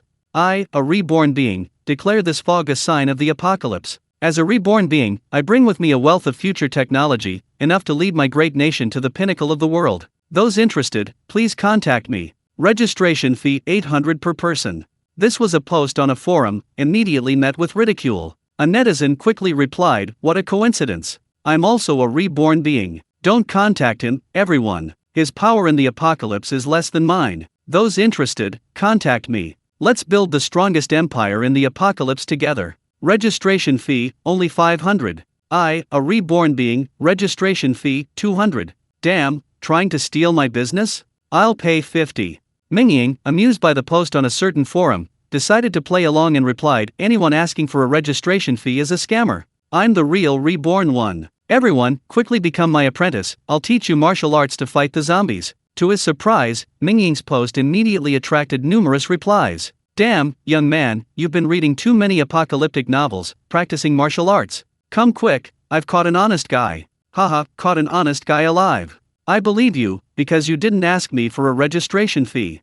Mingying's post was just a joke. Although he spoke the truth, who would believe him? There were countless apocalyptic prophecies online. Mingying browsed the news again and found that major media outlets had reported on the fog, stating that although it came suddenly, it was a natural phenomenon. Two experts from the television station spoke eloquently. One explained that the recent high humidity and the sudden arrival of cold air last night had caused the dense fog. The other expert confidently asserted that with the high summer temperatures, the fog would dissipate soon, perhaps even followed by a light drizzle. Under the overwhelming media coverage, the public gradually calmed down, and those who needed to go to work returned to their jobs. Mingying's parents also went to work. Mingying had initially wanted to persuade them not to go out, but he figured they wouldn't listen, so he let them go. After all, in the first few days of the apocalypse, mutated beasts and zombies hadn't yet multiplied. The biggest danger was probably just traffic accidents caused by the fog. After his parents left, Mingying reappeared in the mysterious space. The 25 plots were now planted with 7 or 8 kinds of vegetables, and 3 plots were filled with various supplies he had purchased, including freezers, generators, gasoline drums, and water buckets. Everything was neatly organized. Mingying fetched more well water, drank half of it, and then underwent another cleansing and purification process. This time, Mingying had expelled very few impurities from his body, and the warm current circulated within him for a long time before slowly dissipating. Mingying estimated that he might soon be able to cultivate his origin force, and he was filled with anticipation. Although it was approaching noon and the temperature was rising, the thick fog still hadn't dissipated, once again causing public skepticism. Damn it, that expert said this morning that the fog would dissipate when the temperature rose? Come out here, I promise I won't kill you. I believed the expert, and now I'm stuck on the highway. Someone help me. I'm stuck on the highway, I couldn't hold it in anymore, so I relieved myself by the roadside, but I don't have any toilet paper. I need help urgently. Damn it, I just saw this post, it's you. No wonder this area suddenly smells so bad. These two netizens were actually nearby. In the afternoon, major media outlets continued to analyze the dense fog, with various experts appearing and offering a variety of explanations that were eye-opening. Some of these astonishing statements even amused the entire nation, but they also successfully diverted most people's attention. Mingying was comfortably cooking at home. The cabbages and eggplants from the mysterious space were cooked, and with the chili peppers he'd harvested a few days ago, he planned to make something with a strong flavor today: spicy and sour cabbage and braised eggplant. Because all the ingredients came from the mysterious space, the flavors were exceptionally delicious. Mingying and his family ate to their heart's content. Afterwards, Mingying's parents felt full of energy, exclaiming in amazement. Only Mingying knew that this was all thanks to the food produced by the mysterious space. Chapter 8. Uncle was bitten. After dinner, his parents, perhaps due to the abundant energy from the vegetables in the mysterious space, were both quite sleepy and went to bed early. Mingying returned to his bedroom, browsed the news on his phone for a while, and then fell asleep. The next morning, upon waking, Mingying entered the mysterious space as usual. Most of the 25 plots in the mysterious space were planted with rice and wheat. The remaining plots were planted with cabbage, bok choy, chili peppers, ginger, scallions, garlic, Sichuan peppercorns, and other vegetables. Because the mysterious space was nourished by well water, all the crops were growing incredibly well. The rice and wheat had turned golden, and the air was filled with the unique aroma of grains. At this moment, Mingying was a true farmer, standing on the edge of the field, hands on his hips, gazing at the golden fields, looking quite like he was saying, "This is my empire. Everything in the mysterious space is ripe. I'll have a big feast tonight for Mom and Dad."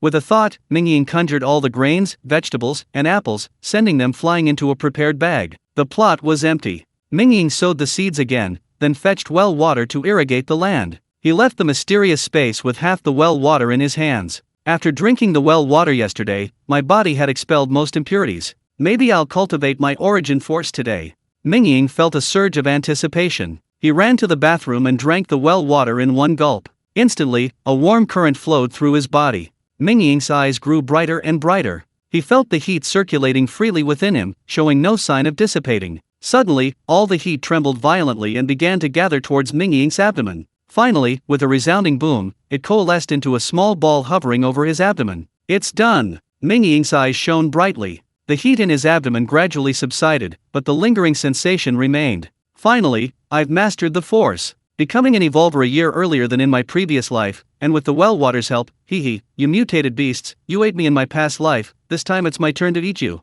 Mingying's mouth watered at the thought. After becoming an evolver, Mingying felt a surge of anticipation, wondering if the mystic space would expand. He immediately entered it. Upon entering, he was still disappointed to see only 25 plots of land. However, his gaze fell on the well, and he guessed, maybe the well water has changed.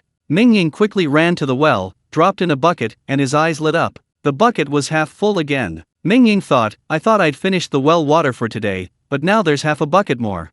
Sure enough, as I evolve, the mystic space evolves too. Thinking this, Mingying was in high spirits. He happily left the consciousness space and lay on the bed, leisurely scrolling through his phone. Based on my past life's experiences, animals will begin to mutate starting today, Mingying muttered to himself, scrolling through news on his phone. Sure enough, news headlines started popping up about pets attacking people. Zhang Tiantian nearly disfigured after being scratched by her beloved cat. Wasn't Zhang Tiantian a currently popular and beautiful celebrity?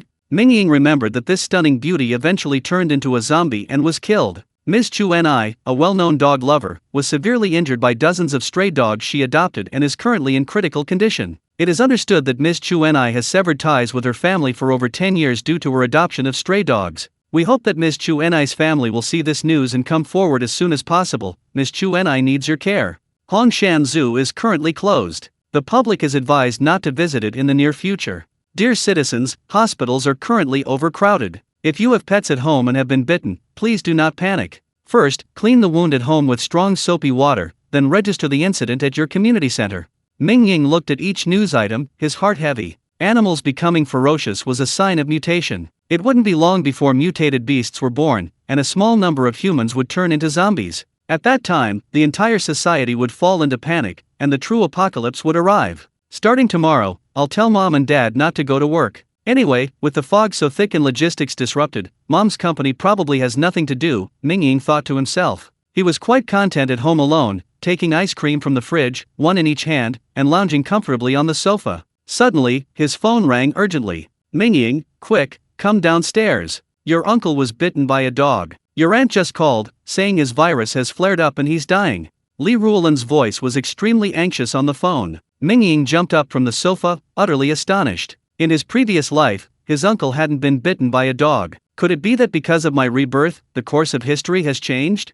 Mingying wondered, growing increasingly anxious. Being bitten by a mutated beast wasn't just rabies, it was a virus 10 or 100 times more virulent than rabies, with no antidote. Once the poison took effect, it meant either death or becoming a zombie a certain end. What to do? What to do?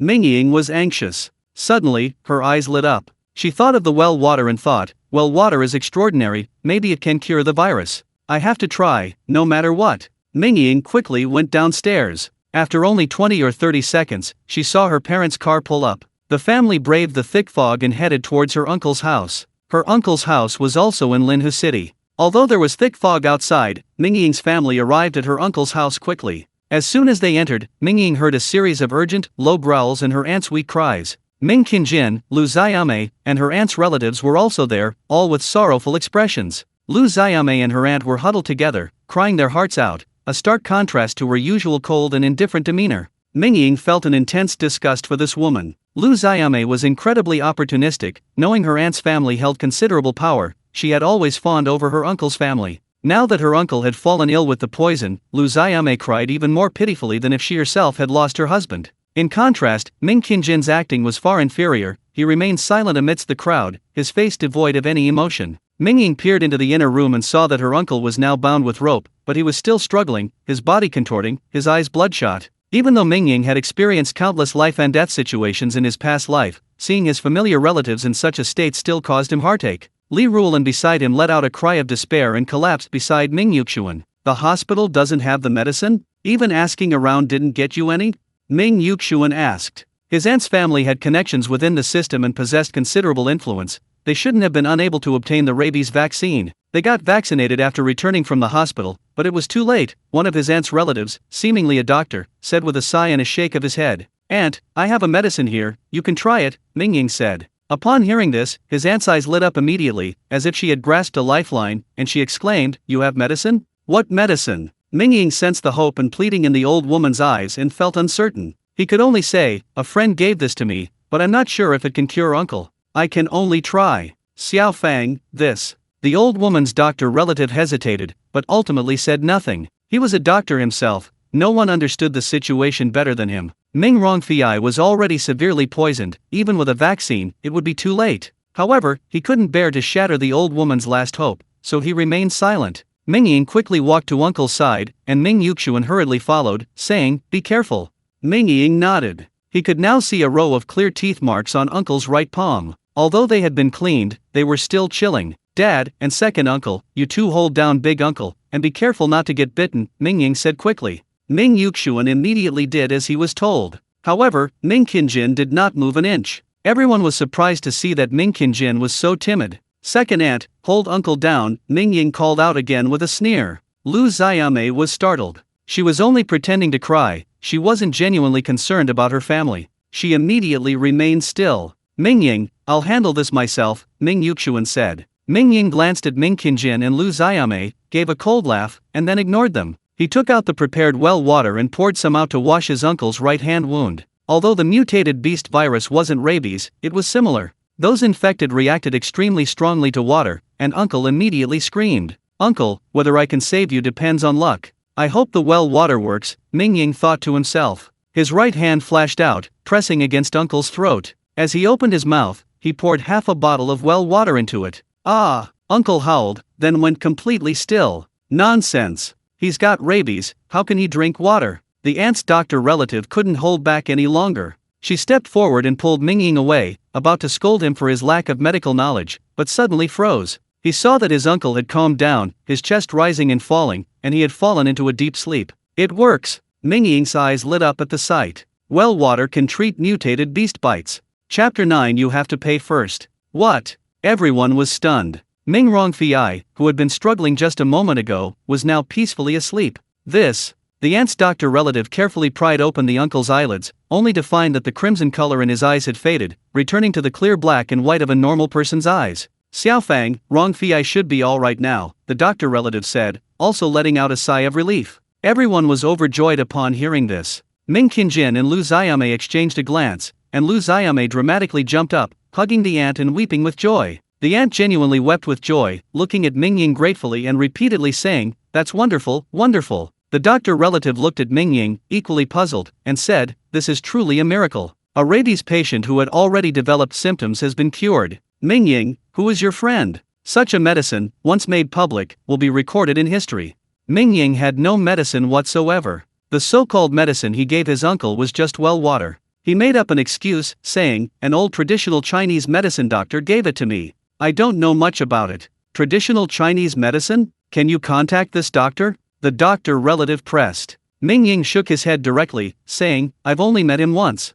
The doctor relative's expression darkened upon hearing this, but he said nothing. The uncle woke up after a short nap, overjoyed at his survival, and cast a grateful glance at Mingying. Everyone in the room, seeing Ming Rongfei regain his senses, finally breathed a sigh of relief. They all looked at Mingying with disbelief, thinking to themselves, the animals are going crazy waiting, and the hospitals are out of medicine. He still has medicine, we can't afford to offend him. At that moment, everyone looked at Mingying with a hint of obsequiousness. Meanwhile, Ming Qingjin looked at Mingying, his eyes gradually brightening. He remembered that one of his superiors had also been bitten by a pet earlier that day. Suddenly, Ming Qingjin stepped forward, his face showing anxiety, and said urgently, "Mingying, it's wonderful that you have medicine for wild animal bites. A good friend of mine was also bitten by a dog. Come on, let's go see him." As he spoke, Ming Qingjin grabbed Mingying's arm, trying to pull him out, but Mingying sneered inwardly, remaining unmoved. Ming Qingjin pulled Mingying away. Normally, his large build should have made it easy for him to carry Mingying,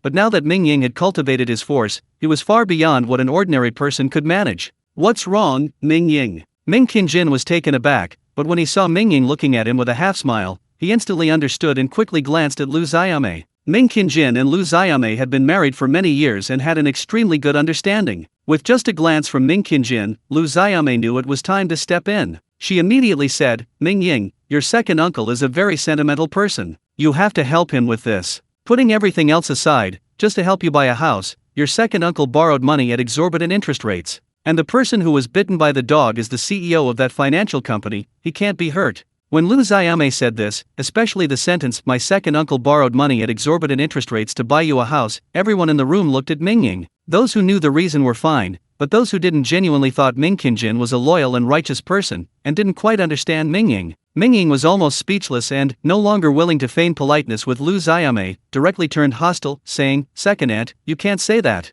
Second uncle didn't lend me money, he borrowed money at exorbitant interest rates to buy my shop. That shop was worth 400,000, but he bought it for 250,000. Lu Xiaomei was stunned, not expecting Mingying to speak the truth in front of so many people. However, she was also incredibly thick-skinned and immediately said, "Mingying, you can't say that. That shop is only 6 square meters, it's not worth 400,000. At this point, Ming Qinjin knew he couldn't dwell on the matter and quickly said, "Mingying, consider this a favor from your second uncle. How about you help me cure my friend?" When reasoning failed, he resorted to using kinship as leverage. Ming Qinjin was very adept at this tactic, repeatedly calling her second uncle.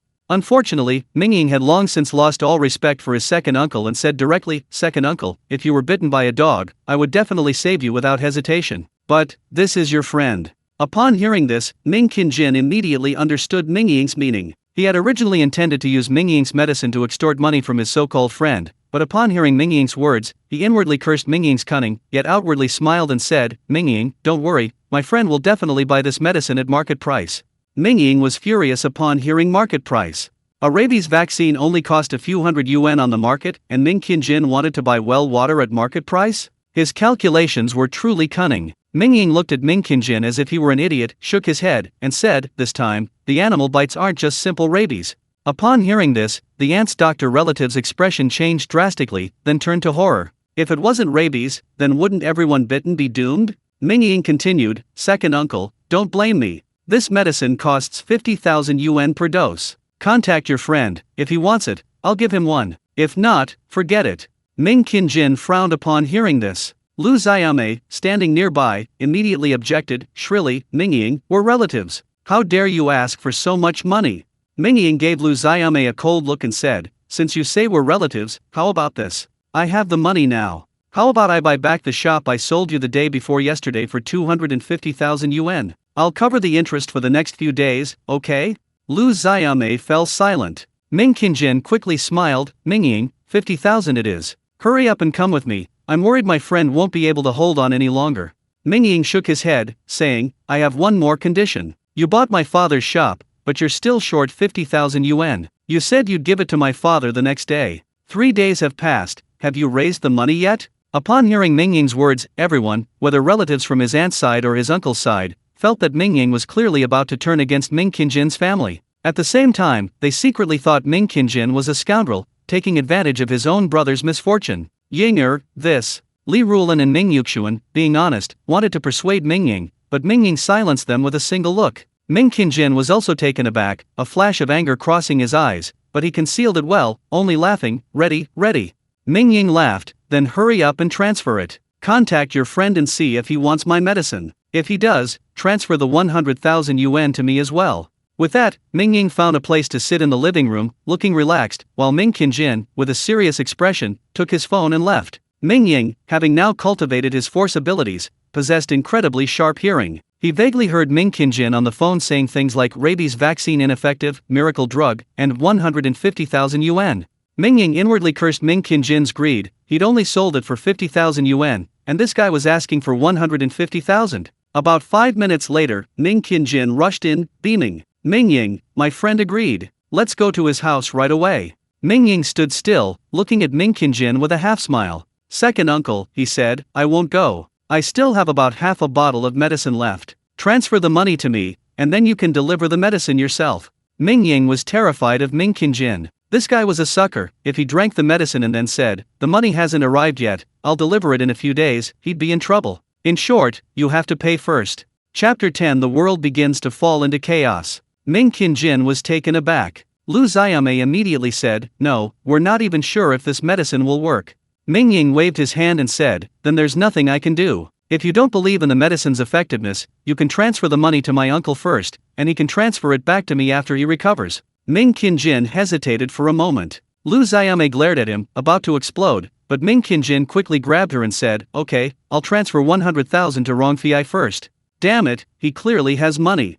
Mingying cursed inwardly when he saw Ming Qinjin take out 100,000 yuan at once, but he didn't say anything on the surface and readily agreed, pouring another cup of well water for Ming Qinjin. Ming Qinjin took the well water and rushed out. Meanwhile, his uncle, Ming Rongfei, was also safe and sound. His aunt was busy greeting everyone, saying that Ming Rongfei had escaped death this time and wanted to treat all the relatives to a feast. Mingying's family stayed for a meal, and in the afternoon, Ming Qinjin returned, his face glowing. Presumably, his friend was all right now. Sure enough, as soon as Ming Qinjin entered, he patted Mingying on the shoulder and laughed heartily. Mingying's medicine really worked. Seeing this, Ming Rongfei immediately transferred the money to Ming Yuxuan as promised. Ming Qinjin watched, his eyelids twitching. In this man's mind, this was all his money, even though he had already received over 100,000 yuan from his so-called friend. I can't fall out with him now. He still has that medicine. This is my chance to make a fortune. I need to find a way to get my hands on his medicine or the formula. Having tasted success, Ming Qinjin's mind started racing, and a bigger ambition began to sprout within him. Mingying, however, was unaware of Ming Qinjin's thoughts.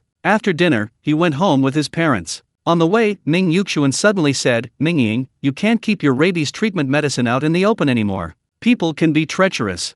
Mingying's eyes lit up. He hadn't expected his usually honest and kind father to finally understand. He felt very relieved and smiled. I know. I only have one bottle of this medicine, and I've already used more than half of it today. Back home, Mingying rushed into the kitchen. Ming Yuxuan and Li Rulan were both surprised and asked, aren't you full? Mingying had been eating food grown in the mysterious space lately, and his palate had become quite picky. Although his uncle's family had hosted a very lavish feast today, Mingying couldn't eat a thing. Now, back in the kitchen, he immediately took out the rice, greens, cabbage, and peppers he had harvested that morning. He cooked the rice with water from the mysterious well, stir-fried the greens, and made a spicy and sour cabbage dish with peppers. Mingying busied himself in the kitchen for over 20 minutes, and the two simple dishes were ready, along with the cooked rice. It smells so good. Mingying, when did you learn to cook? Li Rulan and Ming Yuxuan, who had been busy with housework, were surprised by the aroma wafting from the dining room. However, since they had already eaten their fill at their uncle Ming Rongfei's house, they weren't eating. Mingying, on the other hand, ran to the kitchen, took out apples from his mysterious space, washed them, and gave one to each of his parents. If they couldn't eat a meal, they could have some fruit.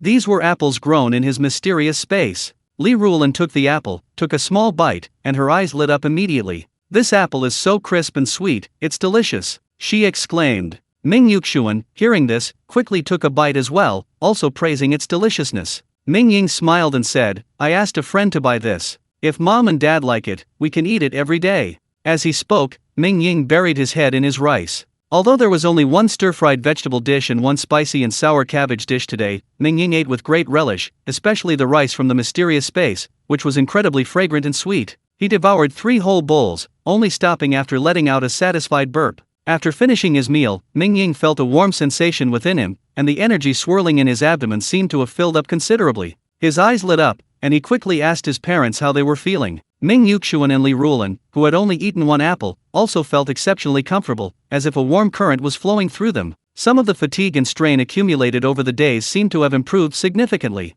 The food grown in the mysterious space can also promote cultivation, and the effect seems even better. Mingying exclaimed excitedly. While well water can also promote cultivation, the quantity is too small, it's barely enough for one person. If this food can also promote cultivation, then it's incredibly important. After all, growing food consumes relatively little well water, while the mysterious space produces a vast amount of food. Growing food is essentially amplifying the function of well water, Mingying realized, deciding that starting tomorrow, his family would begin eating food produced by the mysterious space. As for the well water, he would save it for emergencies. While eating, the television began broadcasting news reports about animal bites, repeatedly advising people to go to the community health center first, rather than waiting in long lines at large hospitals. Mingying knew that the news wasn't reporting the truth. The truth was that ordinary rabies vaccines were completely ineffective against bites from mutated beasts. Most people would die within 24 hours from the poisoning, and a very small number would become zombies. Mom and Dad, I feel like the news report didn't tell the whole story.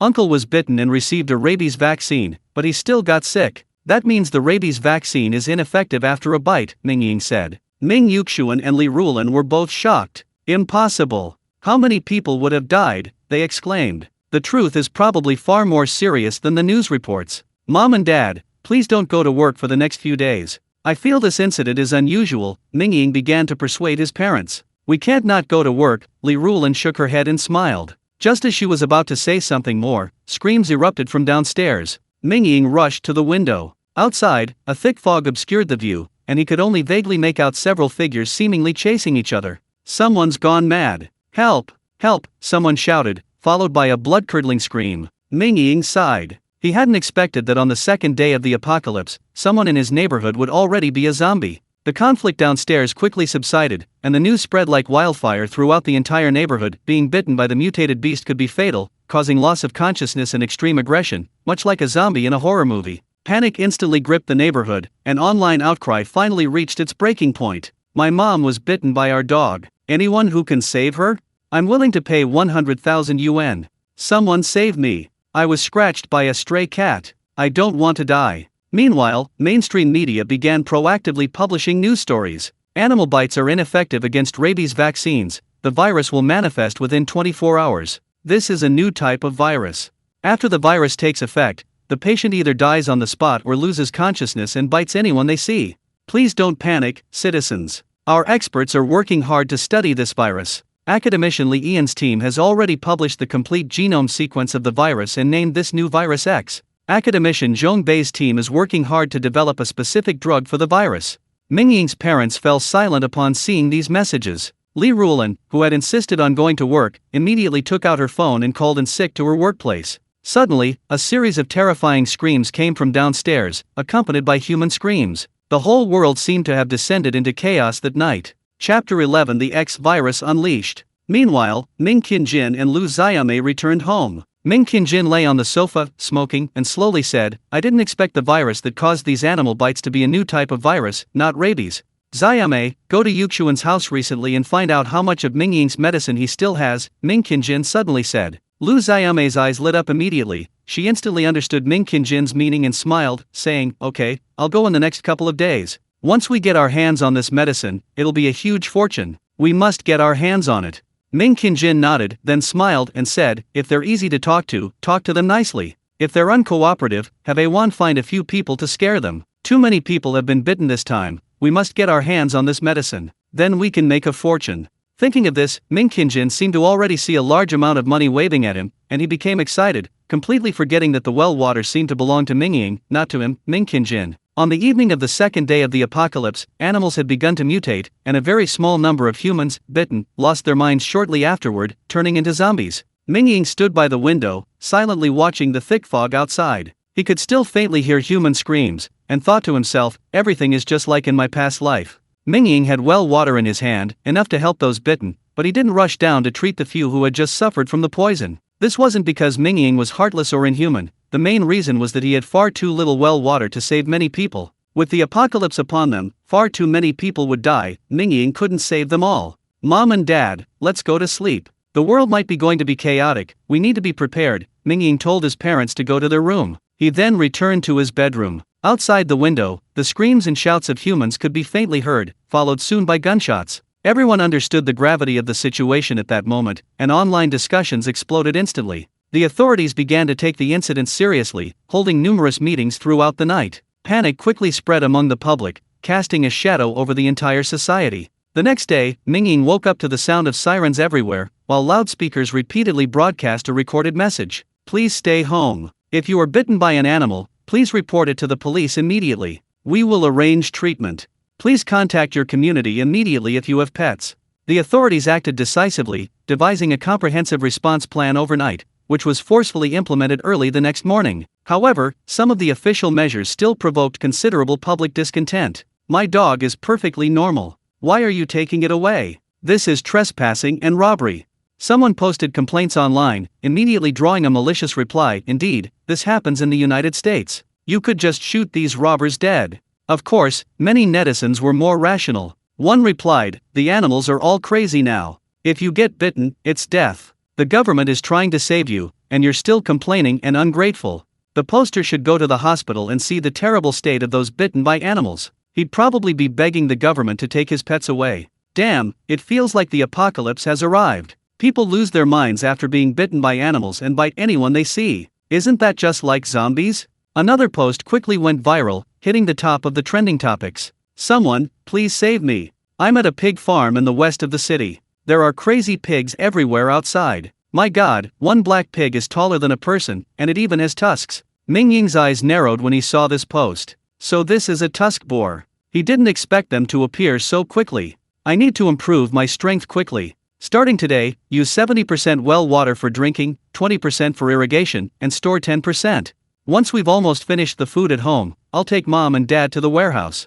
Now, I can go hunt some mutated beasts. That mongoose in the west of the city has mutated. Damn it, it chased me for over 30 kilometers in my past life. This time, I'll kill it first." The news that I possess a cure for the X virus can't be kept secret. Perhaps I should hand it over and use it to open a path to the higher echelons of Linhu City. Mingying quickly drafted a series of plans in his mind. At the same time, the Great Hua Kingdom urgently issued another plan, an animal hunting plan. That morning, police cars were parked in every residential compound, blocking all main entrances and exits except for one gate. Meanwhile, loudspeakers continuously broadcast every citizen is urged to prioritize the greater good and voluntarily hand over their pets. Failure to do so will result in prosecution for endangering public safety. This plan naturally encountered immense resistance. Many residents firmly opposed it, believing their pets were perfectly normal and did not need to be handed over. The plan was implemented for 2 days, but with little effect. The number of mutated animals increased, more and more people were bitten, hospitals were overflowing, and with no antidote for the virus, a large number of deaths occurred in a short period. Unexpectedly, this action stunned those who had vehemently opposed the animal culling plan. They then desperately pleaded with the authorities to cull their pets. That morning, Mingying was preparing breakfast when there was a knock at the door. Opening it, he saw Lu Xiaomei. As soon as Lu Xiaomei entered, she exaggeratedly pulled Li Rulan aside for a friendly chat, showering her with concern and asking after her well-being, as if the two were longtime best friends. Li Rulan had no desire to engage with this second aunt, but she couldn't resist Lu Xiaomei's shamelessness and could only awkwardly keep up the conversation. Mingying coldly watched this performance. Sure enough, Lu Xiaomei rattled off a long string of words, finally bringing up their destination for the day. Lu Xiaomei casually mentioned, "Do you still have the medicine I gave my uncle last time? A relative of mine was bitten by an animal, and I'm terribly worried. Could you give me some more?" "Heh, the fox's tail is showing," Mingying chuckled inwardly. Before Li Rulan could speak, he shook his head and sighed, "The medicine is long gone. We used most of it for my uncle last time, and yesterday we gave it to a neighbor in the community.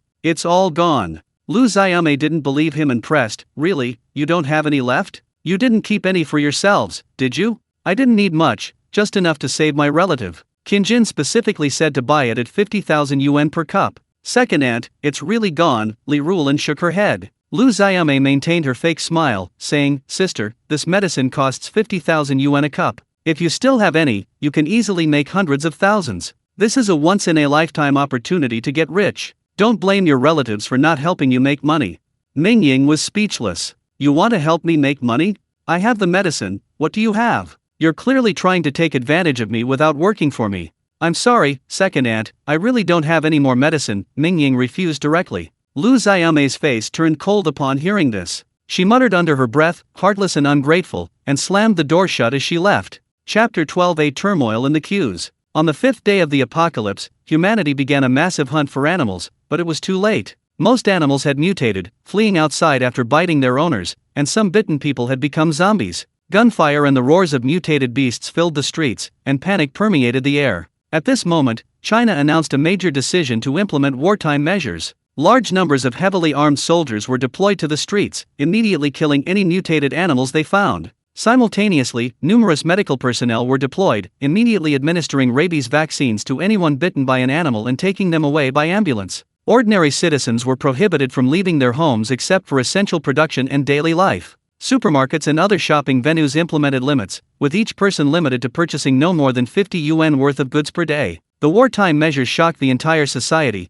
and major radio stations and websites immediately began extensive media coverage. Here, it must be said that China's mobilization and execution capabilities are simply terrifying. With a single order from the top leadership, hundreds of millions of people across the country were mobilized instantly. This vast nation entered a nationwide state of alert in just 3 hours. This move by China immediately triggered a huge international reaction. Countries claiming to be free, led by the United States, immediately jumped out to accuse China of neglecting human rights, among other things. Simultaneously, a large number of articles criticizing China suddenly appeared on domestic online media. Coupled with the manipulation of some so-called public intellectuals, this even caused a considerable uproar. In response, China directly launched a counterattack. Images of American citizens bitten by mutated animals appeared online. The US government has taken no action in response to this animal mutation incident. Currently, major hospitals in the US are refusing to admit those bitten. US President Xi Jinping stated that this is a minor matter and the US people will easily handle these adorable little animals.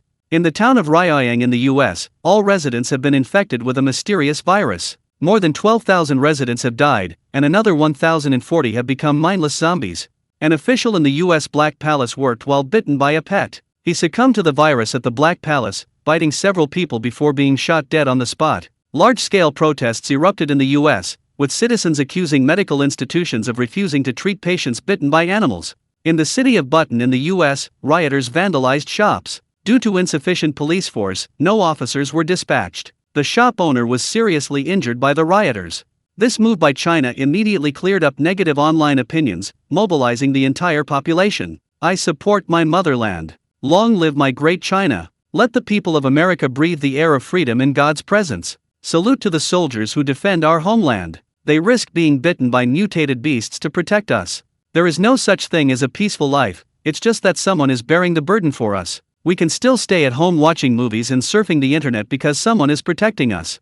Mingying saw these posts, and his own passion gradually ignited. The Great Hua Kingdom is such a nation. Its people may not show their true colors in ordinary times, but once a major event occurs, they immediately unleash a powerful force that shocks the world. Mingying calls this force national cohesion, and it is precisely because of this force that the Great Hua Kingdom became the country that protected the most people in the apocalypse. As for the United States, across the ocean, which calls itself the Free Nation, it completely collapsed in the third year of the apocalypse. Yi Xian, now supermarkets have limits on the number of people allowed in. I just heard Uncle Li downstairs say that the supermarket is packed. He went a little late and couldn't even buy pork, Li Rulan said worriedly. We're just sitting at home with nothing to do, let's go to the supermarket and buy some things too, Ming Yixian said. Mingying nodded in agreement. Although he had prepared a large amount of supplies, he still had over 100,000 yuan on hand, and it would be a waste not to use it. Moreover, he didn't feel comfortable letting his parents go shopping alone. What if they encountered some danger? So, after having breakfast at home, Mingying's family went out. The fog outside remained thick, with visibility only around 50 meters. Mingying knew the full effects of this dense fog hadn't yet materialized. If the fog persisted for another month or so, plants that needed sunlight would wither, and a true food crisis would ensue. In 6 months, the fog would block out sunlight, causing ground temperatures to drop, making human survival even more difficult. The streets were filled with heavily armed security personnel, and the occasional burst of gunfire and the incessant sirens of ambulances created a tense atmosphere. Braving the fog, Mingying and his family reached the only nearby supermarket still open. Even 200 meters away, Mingying saw a long queue of shoppers. Wow, so many people. The 3 members of the Ming family were stunned. Mingying was about to turn back, but Li Rulan stopped him. Why go back? We've got nothing better to do anyway, might as well queue. Li Rulan's status at home was instantly apparent. At her command, Mingying and Ming Yuxuan had no choice but to obediently queue. Have you heard? Some experts say this virus is extremely cunning. It infects animals first, not humans. Infected animals go mad, and if they bite someone, that person becomes infected. Someone chatted to pass the time while queuing. Yeah, I heard that once a person is infected with this virus, they're doomed. A relative of mine works at a hospital, and he said that so far, no one infected has been cured. They either die or go mad like the animals, biting anyone they see. Someone downstairs in my building got sick, biting everyone in their family to death, and then disappeared into the thick fog. Another person said with lingering fear. Logically, this virus can only be transmitted through bites, and its infectivity isn't very strong. It should be easy to control, so why the wartime mechanism? Someone else wondered. The infectivity isn't high, the problem is there are just too many infected animals. We don't usually pay attention, but there are just as many animals as people in this city. In Linhu City alone, there are probably several million animals. Imagine, several million highly aggressive sources of infection. Even if you were a high-ranking official, you'd be too scared to sleep at night, someone said worriedly. Sigh, one person can only buy 50 yuan worth of things. My family of 4 only has 200 yuan a day. Prices have gone crazy. A bag of rice, a can of oil, and some meat and it's gone. How can that be enough? Someone complained as they left the supermarket carrying large and small bags. Don't worry about having meat to eat. Pigs have mutated now, the meat is practically inedible. Once this batch of frozen meat is gone, there won't be any left, another person said with a wry smile. Li Rulan and Ming Yuxuan exchanged a glance, both seeing the worry in their eyes. Mingying noticed this and thought to himself, I'll take mom and dad to the warehouse in a few days. I wonder what their expressions will be when they see a warehouse full of meat. Just as Mingying and his family were patiently waiting in line, a sudden shout rang out. Mingying looked in the direction of the sound and saw a middle-aged woman being kicked to the ground by 2 young men, one tall and one short, her newly purchased food snatched away. Damn it, it's the same trash from the Doomsday Society again, someone muttered, burying their head even lower, afraid of being targeted by the 2 young men. Upon hearing the words Doomsday Society, Mingying's gaze sharpened. He thought to himself, I didn't expect the Doomsday Society to appear at this time. In his previous life, the Doomsday Society existed, and it was quite a force to be reckoned with. This organization initially consisted of a group of thugs who, taking advantage of the chaos of the world, committed acts of vandalism, looting, and arson. Who knew that they would later collude with foreign forces, growing stronger and more secretive until they were finally wiped out by the base's security forces in the 6th year of the apocalypse. Help! Robbery! The woman cried, falling to the ground. Damn it, scum, Mingying cursed under his breath, his figure flashing as he caught up with the 2 youths in a dozen breaths. Not wanting to waste any more words, he delivered 2 punches. One punch landed on the shorter youth's face, sending him sprawling to the ground, half his face swollen like a pig's head. The other punch struck the taller youth in the stomach, causing him to curl up like a shrimp, clutching his stomach, almost vomiting up his food from the day before yesterday. After finishing, Mingying clapped his hands, grabbed the rice bag in one hand and the oil can in the other, and walked towards the middle-aged woman. Hurry up and go. Remember to bring your family next time, Mingying said, returning the rice and oil to the woman. The middle-aged woman nodded repeatedly in thanks, took the rice and oil, and hurried away with her head down, disappearing into the thick fog. Who's calling for help?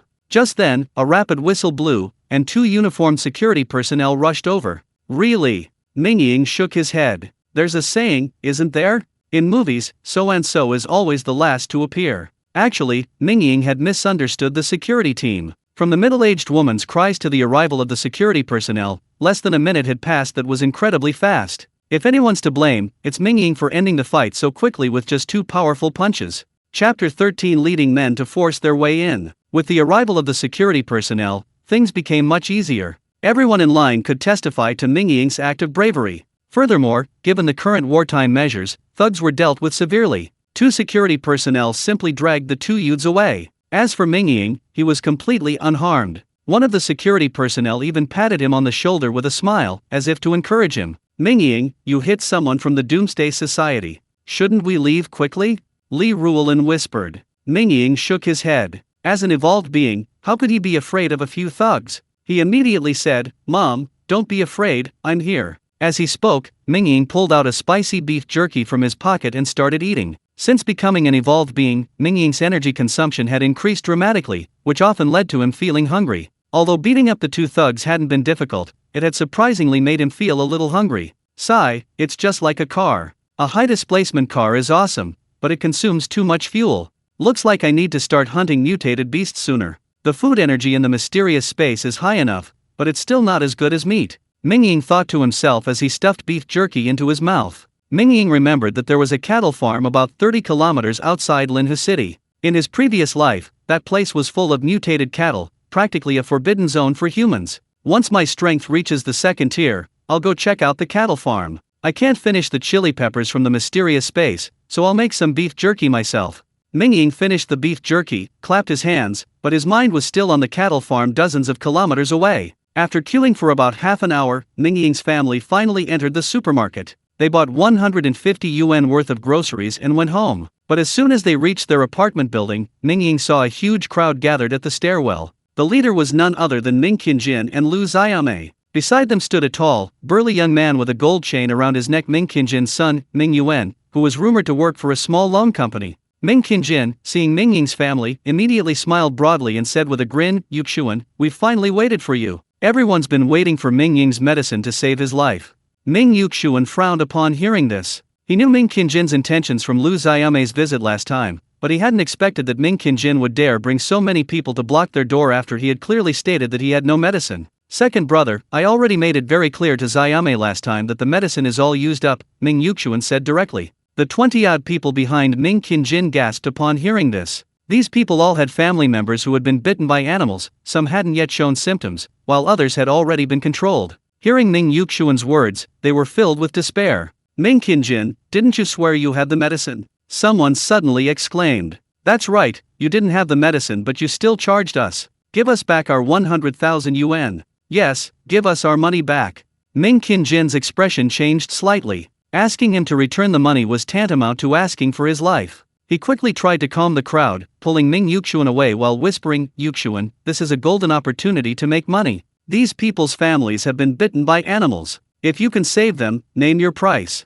As he spoke, Ming Qingjin glanced at Mingying, hoping to glean something from his eyes. However, Mingying's gaze was filled with coldness. To be honest, Mingying hadn't expected Ming Qingjin to dare bring so many people. This was clearly a coercion. Although Ming Yuxian was being pulled along by Ming Qingjin, he didn't budge an inch, saying directly, "The medicine is really gone." Ming Qingjin, unable to pull Ming Yuxian away, gradually grew cold. He exchanged a glance with Ming Yuan, the tall man on horseback beside him, and then sneered, "Yuxian, let me tell you the truth, if these people don't get the medicine today, I can't guarantee what they might do." Ming Qingjin, what do you mean by that? Ming Yuxian sensed the threat in Ming Qingjin's words and became angry. Ming Qingjin smiled indifferently and said, "I'm doing this for your own good."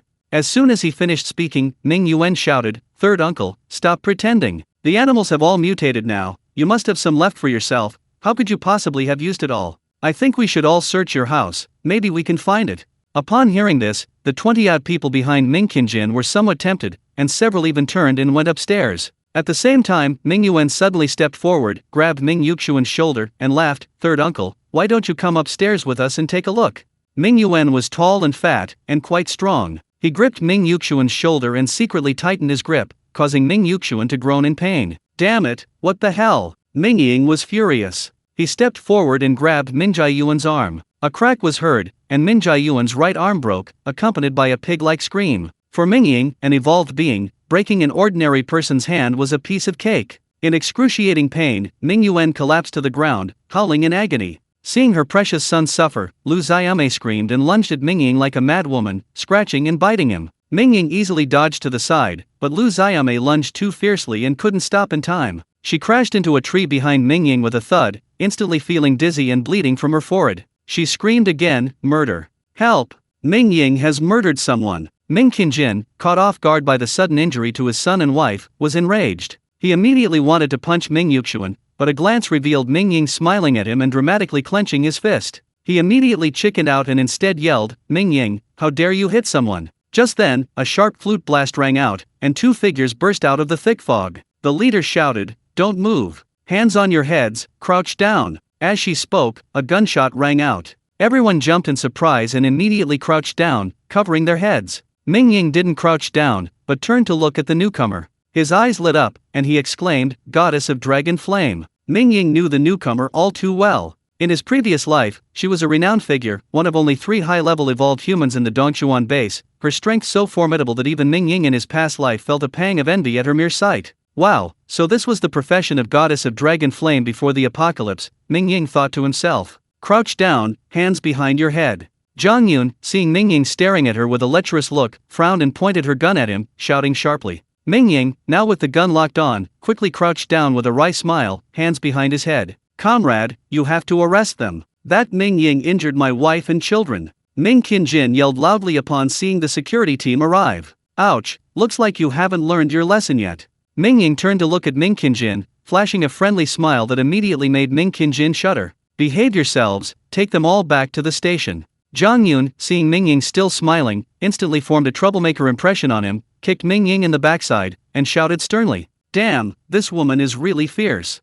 Mingying immediately complained. So, more than 20 people were taken back to the station. During the investigation, Mingying vehemently denied everything, insisting that he had only lightly grabbed Ming Yuan's hand and hadn't used any force, claiming that his fracture had nothing to do with him. The veteran bailiff from the security team carefully examined Ming Yuan's arm, shaking his head repeatedly, and said directly, "It's a comminuted fracture. Even someone specially trained couldn't break a person's bone like that with just hand strength. It shouldn't have been him who broke it." Little did this veteran bailiff know, Mingying was no ordinary person, he was an evolved being who had cultivated the force. Furthermore, with the testimonies of Mingying's neighbors, it was Ming Qingjin who led the disturbance. The security team could only conclude that Ming Yuan's arm wasn't broken by Mingying. Therefore, Mingying and his family were released. Of course, the police also gave Mingying a stern warning, ordered him to pay Ming Yuan's medical expenses, and revoked his family's purchasing privileges for 5 days. As for Ming Qingjin, he led more than 20 people to surround Ming Yuxian's family. Some even kicked down Mingying's door and were immediately detained. However, Ming Qingjin somehow found a way to be released, and in the end, each of them was only punished with a 10-day shopping privilege.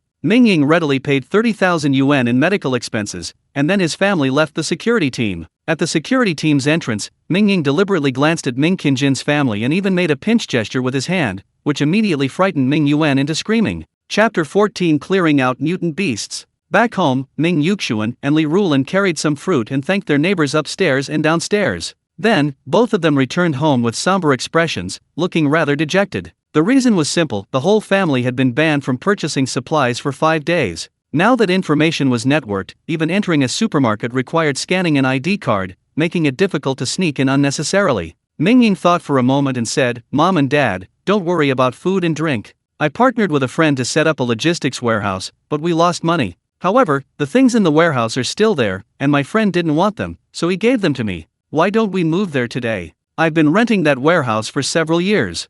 Ming Yuxuan and Li Rulan's eyes lit up at this suggestion, but then they hesitated. The deep-rooted sense of family among the people of Great China made moving difficult. Mingying quickly advised, "I fought with the Doomsday Society members today, and Ming Qingjin probably won't let this go easily. We'd better move." Hearing this, Ming Yuxuan and Li Rulan finally agreed and hurriedly packed their things at home. As soon as they went downstairs, they were surprised to see Mingying's Ford pickup truck parked below. Mingying jumped out of the car and laughed, "It's the company car, I don't have time to return it now." "Then you'd better return it soon. The boss will complain if you keep borrowing the company car," Li Rulan added. I know, Mingying replied with a smile. He stepped on the gas, and the pickup truck roared off, carrying the family straight west of the city. The roads were full of security personnel, people were staying home, afraid to go out. So, despite the thick fog, Mingying drove very easily and arrived at the warehouse in no time. Finally moved into this warehouse. Some things don't need to be hidden anymore, Mingying thought, in high spirits.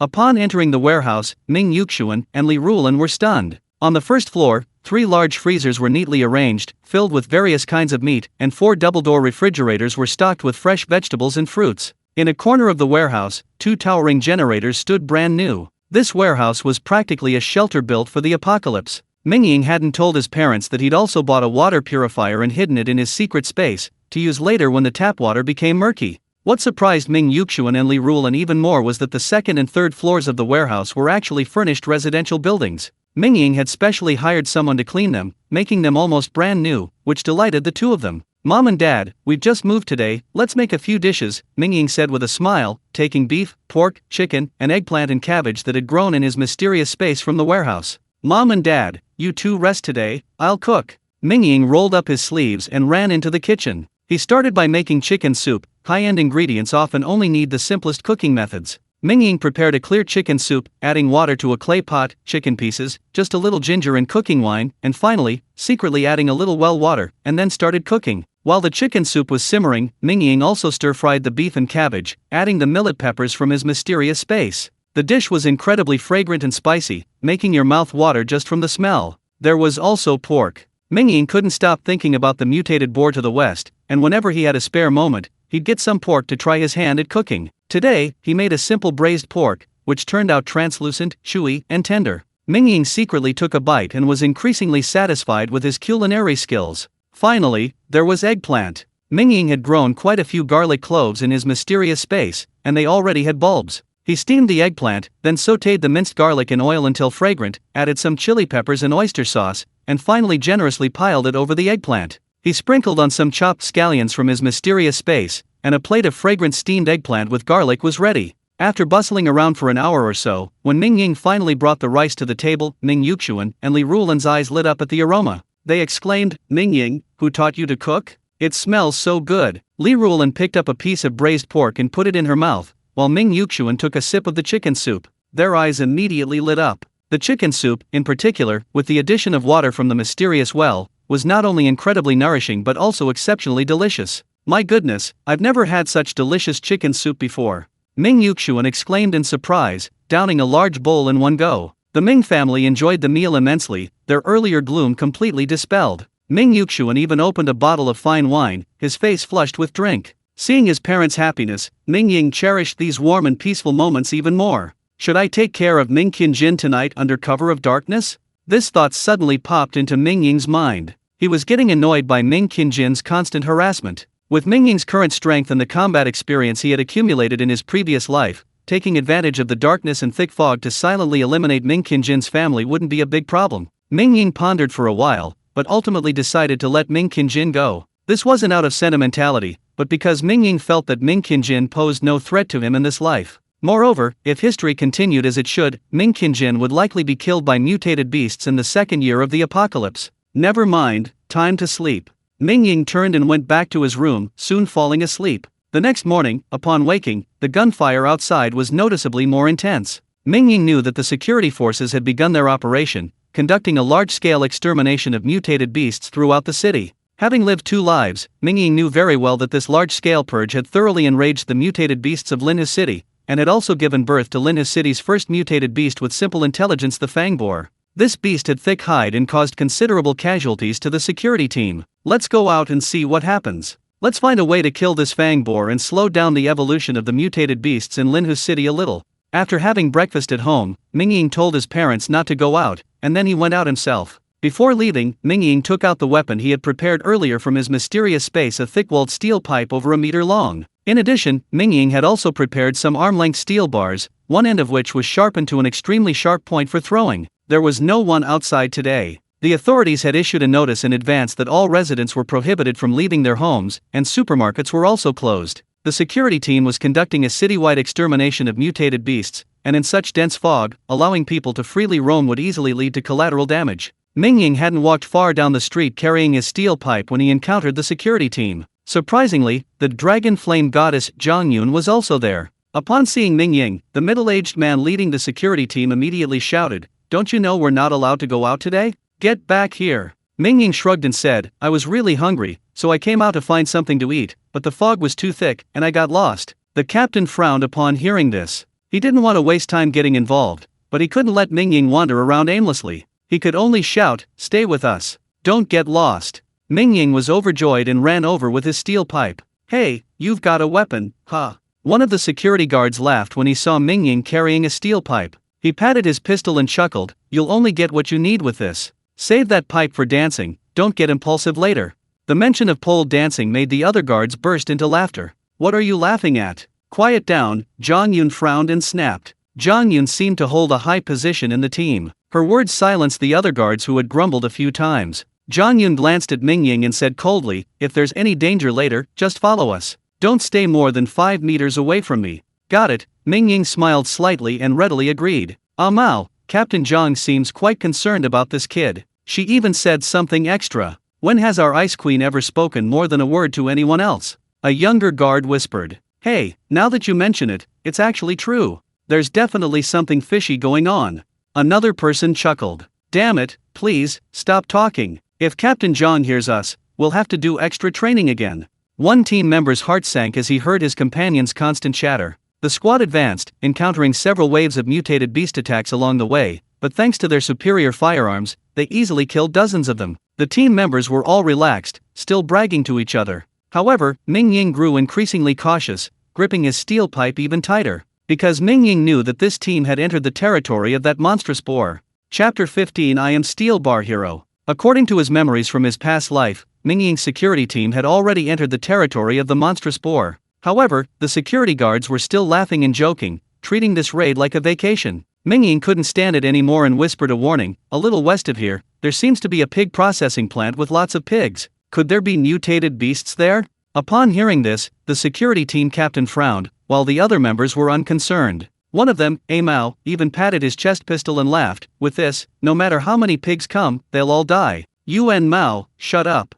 Everyone, be on high alert." The captain barked, sensing a growing sense of danger. Suddenly, a burst of rapid gunfire rang out, accompanied by the monstrous boar's screams. Mingying's eyes lit up. He recognized the voice all too well. It was the mutated monstrous boar. Everyone was startled by the boar's roar. The captain whispered, "Quick, go provide support." With that, he sprinted off, the other team members close behind. Mingying, however, deliberately lagged behind, then leaped into the dense fog. Zhang Yun was shocked to see Mingying disappear into the fog, but it was too late for her to chase after him. She could only follow the main force, rushing towards the direction of the gunfire. "Boar, in my past life, you chased me for over 30 kilometers, almost killing me. This time, it's my turn to hunt you down." Mingying grinned, disappearing into the fog, and also headed towards the boar. Just over 200 meters away, a gigantic monster was rampaging through the dense buildings, rampaging with impunity. Good heavens! In just a few days, an ordinary domestic pig had grown to the height of a one-story building, almost as big as an elephant, and sprouted 2 tusks nearly a meter long. It had transformed from a docile pig into an incredibly ferocious beast. At this moment, 4 or 5 people lay at the boar's feet, some with their bodies mangled beyond recognition. The remaining men continued to fire their weapons, but unfortunately, the boar's hide was now thick and tough. The bullets from the submachine gun simply lodged in its thick skin, only splattering a little blood and causing no real damage. Quick, fire! Zhang Yun's squad finally arrived. The men immediately raised their guns and fired, only to discover the terrifying fact that the boar was impervious to bullets. The group was instantly terrified. "Boss, this mutated pig isn't afraid of guns," a team member shouted. "What do we do? It's charging." The young man called a Mao trembled as he saw the elephant-sized boar charging towards him. His submachine gun spat fire, but it was no match for the terrifying boar. "Retreat!" Suddenly, Zhang Yun took several strides, rushing to the boar's right front, less than 20 meters away. She raised her gun and unleashed a burst of fire, bullets slamming into the boar's face. With a roar, the boar, one eye blasted open, instantly became ferocious, turning and charging towards Zhang Yun. "Retreat! Retreat!" The captain was terrified at the sight. In an instant, Zhang Yun felt as if a giant wall had enveloped her, a sense of utter helplessness washing over her. Suddenly, a figure flashed through the thick fog in the distance. Simultaneously, a black light streaked across the sky, piercing the boar's eye socket, then its tail, and finally its brain. The boar's limbs stiffened, and it collapsed to the ground as if electrocuted, instantly dead. Its massive body slid for over 10 meters before stopping less than half a meter from Zhang Yun. "This." Zhang Yun stared blankly at the boar before her, noticing a steel bar embedded in its eye socket. Shock flashed in her eyes. She turned to look in the direction from which the steel bar had come, but saw only the thick fog and no sign of anyone. Who was that? Zhang Yun wondered. The other team members were overjoyed to see the boar dead and breathed a sigh of relief. But when they gathered around, they saw the steel bar piercing the boar's brain and gasped in horror, exclaiming, "That's terrifying. A steel bar pierced the boar's skull. That steel bar is just ordinary steel. It doesn't look like it was launched by any device. Could someone have flung it out by hand? Don't talk nonsense. Who could have that much force?" For a moment, the security team members were both shocked and astonished. Only Zhang Yun silently glanced in the direction the figure had just passed. That figure seemed somewhat familiar. After the boar was killed, the security team was running low on ammunition and halted their advance, immediately calling headquarters. Shortly afterward, headquarters dispatched a tow truck and a crane. Everyone was stunned when they saw the steel bars embedded in the boar's head. The carefree Mao chuckled, "That boar was too ferocious. If it weren't for Steel Bar Hero, we'd be in real danger today." Steel Bar Hero? Everyone was taken aback, then suddenly realized. 100 meters away, in a corner hidden in the thick fog, Mingying, with his exceptional hearing, also heard the words Steel Bar Hero and was speechless. They actually took the boar's carcass away. My boar meat. What a pity, what a hateful thing. Mingying hadn't left after killing the boar, intending to collect the carcass after the security team left, but he never expected them to call a truck and haul the boar away. This meant Mingying's long-awaited magpie meat was gone. "No, I have to keep looking, maybe I can find another magpie." Mingying was still somewhat unwilling, and plunged headlong into the rich aroma. There's no way around it. Foodies, when it comes to delicious food, always display amazing qualities, such as perseverance, patience, and determination. Mingying wandered around the western part of the city for half a day without finding another magpie, feeling incredibly disappointed. Just as he was about to leave, he suddenly heard a quack quack quack sound. Mingying's eyes lit up instantly, and he exclaimed in surprise, "It's that mutant duck." The mutant duck had been very happy lately. Originally, it was listless, spending its days eating and sleeping, until that foggy day when its pitifully sparse brain suddenly seemed to have been electrified, and it vaguely understood many things. Moreover, it was pleasantly surprised to find that its size was getting bigger and bigger, and its strength was getting stronger and stronger. Finally, the day before yesterday, it, already as tall as a person, broke out of its duck pen. As soon as it stepped onto the street, it noticed that the strange animals that used to feed it daily were terrified and filled with fear. The mutated duck was puzzled, but seemingly guided by an instinctive will, it chased after an old, frail two-legged creature. It then used its hard beak to pry open the creature's head and gently tasted the red and white substance. Instantly, the mutated duck seemed to have opened the door to a new world, completely falling in love with the taste of the red and white substance. So, it went out again today, but its luck seemed to be bad. It walked for a long time without encountering a single one of the two-legged creatures that used to feed it. Just as it was getting frustrated, a figure suddenly appeared about 30 meters in front of it. That figure was none other than Mingying. "Damn it, finally found it. My spicy duck necks are secured." Mingying was overjoyed, taking out the steel pipe he had prepared earlier from his mysterious space. Quack, quack. The mutated duck was also incredibly excited. Great! It could taste that delicious food again. In that instant, both the man and the duck's eyes lit up, their faces beaming with the smiles of true foodies. A moment later, Mingying stepped on the mutated duck, grabbed the steel pipe piercing its body, and yanked it out, revealing a triumphant smile of revenge. "In my past life, this mutated duck chased me for 3 whole blocks. Today, I've finally gotten my revenge. Mingying picked up the man-sized mutated duck, tossed it into his mysterious space, clapped his hands, and laughed. Let's go back. Duck for dinner tonight. Chapter 16. Your name is Wang Yufei. Just as Mingying was slaying the mutated duck, a solemn atmosphere prevailed within the Wang family, one of the most prestigious families in Linhu City. The reason was simple: the Wang family patriarch, Wang Chong, had been bitten by his pet and was now nearing the end of his life due to the poison. In the spacious living room, more than a dozen top doctors were bustling about, and the occasional sobs of female relatives could be heard. Humph, what's with the crying? I'm not dead yet. The old man's silver-white hair was meticulously combed, but his withered, corpse-like complexion, blood-red eyes, and trembling body all indicated that he had already succumbed to the poison. However, this patriarch Wang Chong was an extraordinary man. While most others would become extremely violent after being poisoned, he had suppressed his rage with immense willpower. In the living room, a young man stood silently, his eyes shining like stars, his expression utterly calm. Yufei, you remain calm in the face of great events. It seems your skills have improved again. Seeing the young man, old Master Wang's bloodshot eyes revealed a hint of satisfaction as he spoke in a trembling voice. Wang Yufei sighed upon hearing this, saying, Grandpa, you must hold on.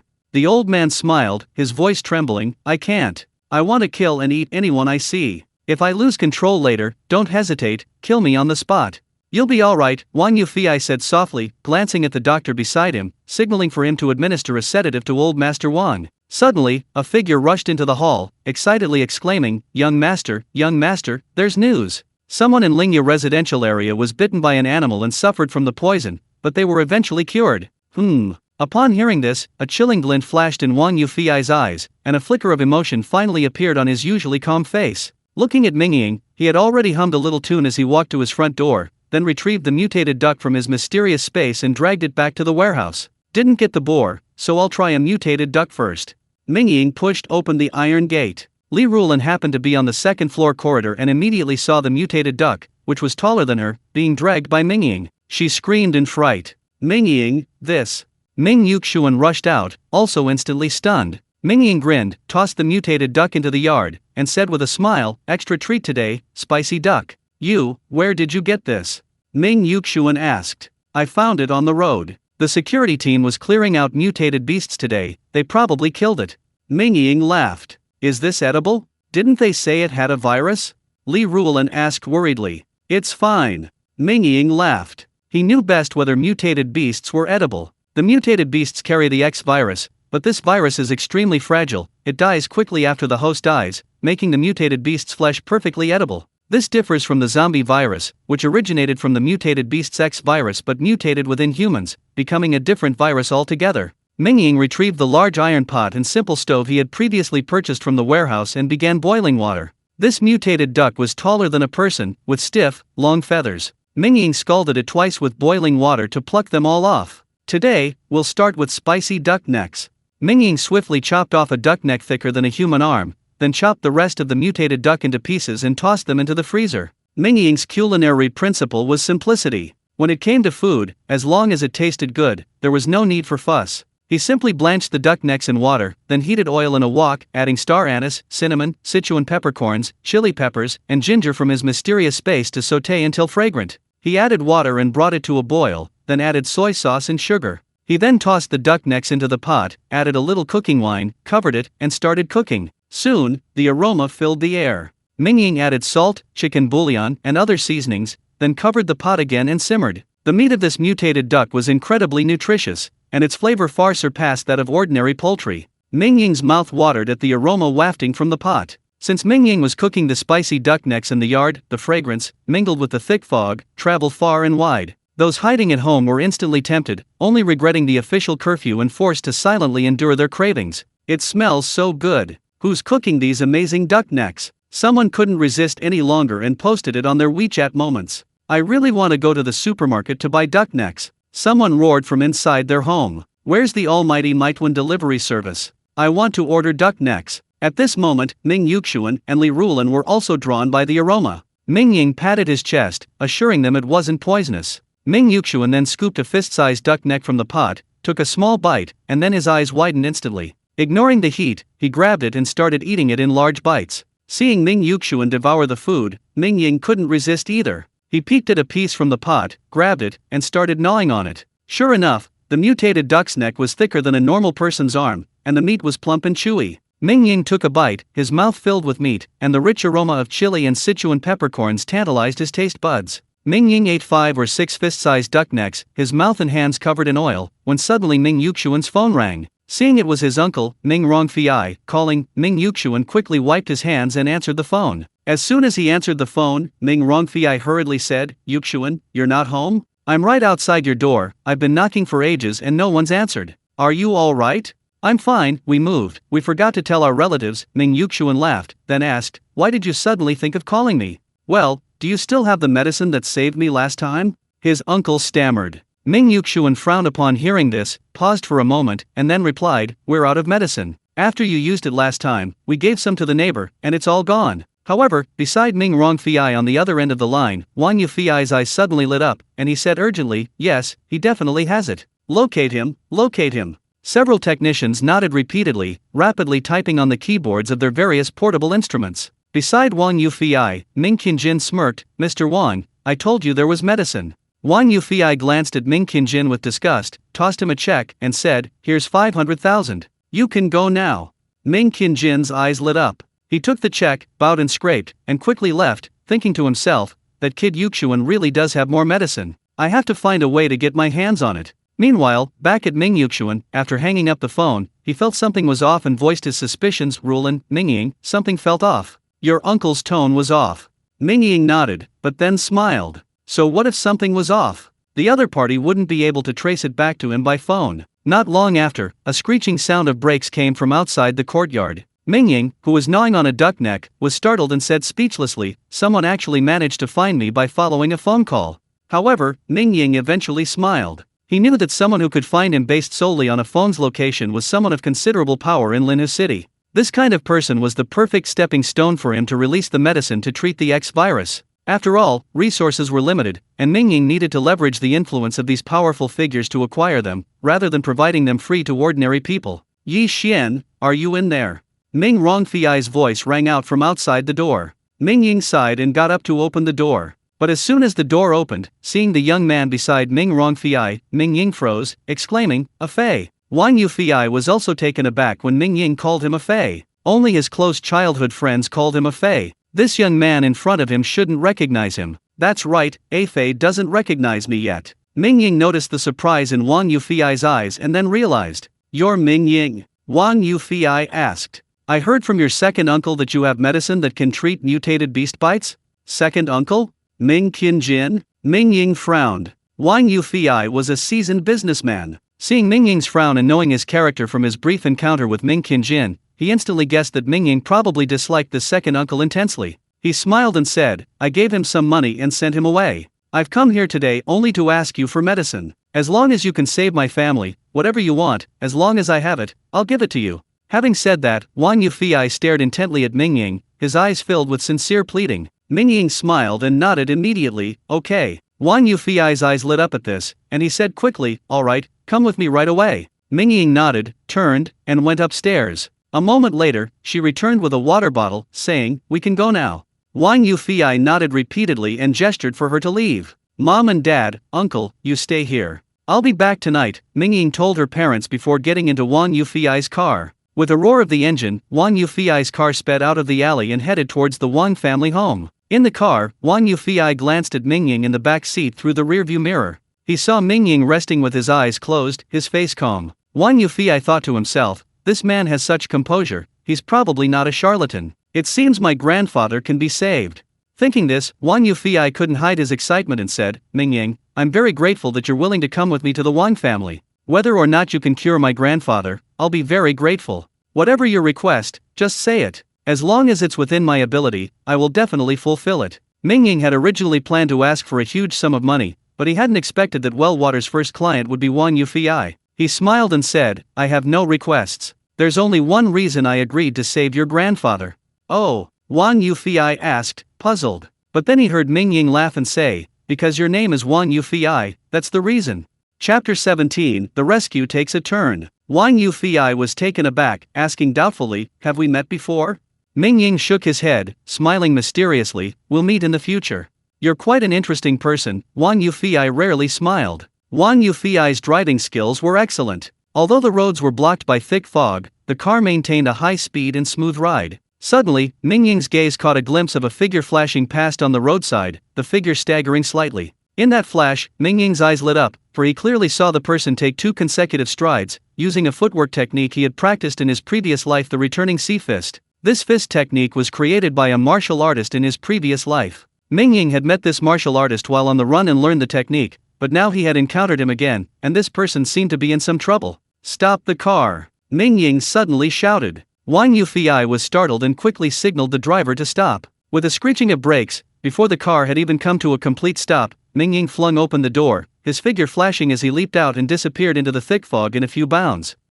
Seeing this, Wang Yufei's previously calm face finally showed a hint of emotion. He exchanged a glance with the driver, both their eyes filled with shock. "Uncle Fu, did my grandfather have this kind of skill when he was young?" Wang Yufei asked. The middle-aged driver, Uncle Fu, had a sharp eye. He took a deep breath and slowly said, "The clan leader reached the pinnacle of skill at 40, but even when his physical abilities were at their peak, it wasn't much different. But, this young man is only in his early 20s, isn't he? Could he have started practicing martial arts in the womb?" Wang Yufei suddenly gave a wry smile and said, "Uncle Fu, don't laugh. I'm genuinely impressed by him. This man is no ordinary person."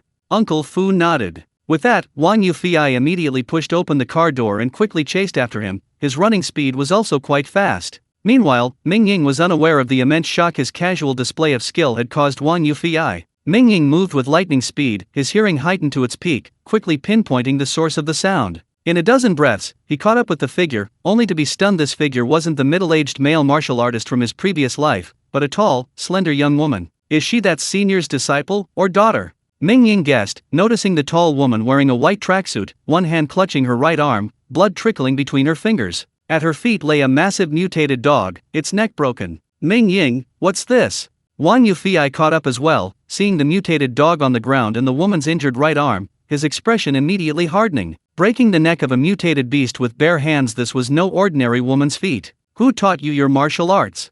Mingying asked, looking at the woman in the tracksuit. The woman in the sportswear paused, looking somewhat wary, and only replied, "Family inherited martial arts." Mingying laughed upon hearing this, saying, "That's wonderful. Come, let me treat your virus first." With that, Mingying took out well water and walked towards the woman in the sportswear. The woman in the tracksuit was taken aback, exclaiming, "Didn't they say there's no cure for bites from mutated beasts?" "I have a way," Mingying said with a smile, handing the woman some well water. "Take some to clean the wound, then drink a mouthful." The woman took the water and did as instructed. After cleaning the wound, she drank a small sip. As soon as the water entered her body, her eyes lit up, and she exclaimed, "The itching at the wound has stopped, and the chill in my body is gone." Beside her, Wang Yufei's eyes flashed with wild joy. Knowing the woman was all right, Mingying smiled and said, "I have urgent business now. Why don't you leave me your phone number, and I'll contact you later? Your father and I are old friends, and I'd love to see him." The woman in the tracksuit nodded, gave Mingying her phone number, and said, "My name is Zhou Fang, Zhou as in left and right, and Fang as in fragrant." Mingying noted the number, then glanced at Wang Yufei standing silently beside him and couldn't help but smile. "Mr. Wang, you have such a magnanimous attitude. Aren't you worried that I'll be too late and your grandfather will die from the poison? There's no use in rushing, and besides, you didn't take much time," Wang Yufei said with a calm smile. Zhou Fang watched Mingying's disappearing figure, feeling as if it were all a dream. She had been bitten by the mutated beast and was already in despair, but suddenly she encountered a stranger who possessed the medicine to cure the virus. "This person is too mysterious, but since he saved my life, he probably doesn't mean any harm," Zhou Fang thought to herself. Then, remembering the important matter, she hurriedly disappeared into the thick fog. Wang Yufei's car quickly arrived at the Wang family's residence Sichuan, the most upscale villa district in Linhu City. As soon as they got out of the car, Mingying and Wang Yufei heard a wild roar, accompanied by the clanging of chains. At the same time, someone started running out of the living room, muttering, "It's over, the old man's had a relapse." Wang Yufei glanced at the man, then quickened his pace towards the living room. The man, caught off guard by Wang Yufei's return, was immediately silenced by his gaze. Upon entering the living room, Mingying saw the Wang family patriarch, Wang Chong. The white-haired old man was now bound by thick iron locks, his chest heaving violently, his bloodshot eyes shifting between clarity and confusion, clearly on the verge of becoming a zombie. "Yufei's back. How did it go? Did you find the medicine?" a middle-aged man asked hurriedly. Mingying recognized him. He was Wang Yufei's father, Wang Yong. Yes, found it. Wang Yufei nodded, then looked at Mingying and said in a deep voice, "Thank you for your help." Mingying nodded and was about to approach old Master Wang Chong when a voice suddenly rang out, "Stop." The person was also a young man, quite handsome. He glanced coldly at Mingying and said in a chilling tone, "Yufei, I thought you went to see a medical expert, but I didn't expect you to find a greenhorn. Are you perhaps grasping at straws in your desperation?" Mingying was stunned upon hearing this, then turned to Wang Yufei and smiled, "Mr. Wang, what's this?" Wang Yufei remained calm and said, "Continue, ignore him." Mingying nodded. After Wang Yufei finished speaking, his gaze swept over the young man who had spoken, and he slowly said, "You have a problem with that." The young man felt an inexplicable chill in Wang Yufei's gaze, but since he dared to speak, he had no reason to back down. He immediately said, "If something happens to Grandpa, can you afford the responsibility?" Wang Yufei smiled upon hearing this, glancing at the young man and then at the people behind him. Those people, after being swept over by Wang Yufei's gaze, all lowered their heads. "Easy. If I can't save Grandpa, I, Wang Yufei, will withdraw from all of the Wang family's businesses," Wang Yufei said softly. Sure enough, as soon as Wang Yufei said this, the people who had been lowering their heads instantly raised them. Wang Yufei saw this, but his expression remained calm. "Then can I treat old Master Wang Chong now?" Mingying's gaze swept over everyone in the Wang family's living room, finally stopping at a figure at the back of the group, a smile appearing on his face. The figure was named Wang Yi, a colleague of Mingying's at the state-owned enterprise. In his previous life, Mingying didn't know her identity at first, and they lost contact after the apocalypse. They only met again after he became an evolved human, and their relationship was quite good. Wang Yi saw Mingying as soon as he entered the door, and was instantly speechless with surprise. Now, seeing Wang Yufei supporting Mingying against all odds, she couldn't help but feel a little expectant, thinking to herself, "Brother Yufei is guaranteeing not to interfere in the family business, which shows how much he trusts Mingying. Could it be that Mingying really has a medicine to treat mutated beast bites?" Mingying looked at old Master Wang Chong, and seeing the old man still suppressing his violent killing intent with great willpower, he felt a sense of respect. I'll see if this brat you found has any medicine to treat mutated beast bites," the young man from the Wang family sneered, giving Mingying a disdainful look. This man was also a member of the Wang family, but old Master Wang Chong trusted Wang Yong and Wang Yufei too much, causing the other Wang family members to both envy and fear him. After Wang Chong was bitten, many in the Wang family actually hoped that the old master would die from the poison as soon as possible. Mingying remained unmoved, appearing beside old Master Wang Chong in a flash. His fingers swiftly touched the old master's throat, then he poured well water directly into the old master's mouth. What? The dozen or so top doctors in the hall were stunned by Mingying. Immediately, someone shouted angrily, "Nonsense! How can you feed him water?" At this, the Wang family members immediately erupted, shouting, "Wang Yong, Wang Yufei, is this the expert you found? Where are the bodyguards? Arrest this fraudster." At this command, 4 or 5 men in suits surrounded the room, some carrying stun guns, the electric arcs crackling and popping. "Oh!" Mingying's gaze sharpened, and he was about to make a move when suddenly a deep, resonant voice rang out, "Stop! All of you!" In an instant, everyone in the Wang family hall froze. Old Master Wang Chong was alright. Chapter 18 shocked the world. The entire hall of the Wang family mansion was so quiet you could hear a pin drop. Old Master Wang Chong sat in a chair, glancing at the iron chains binding him. Wang Yong quickly stepped forward and unlocked them. "You're Mingying, aren't you?" Old Master Wang Chong looked at Mingying, a smile appearing on his face. Mingying nodded and smiled, "Since old master is alright, I'll be going now." Just as Mingying was about to leave, a commotion erupted outside, and a deep, powerful voice rang out, "Brother Chong, he was bitten by a mutated beast?"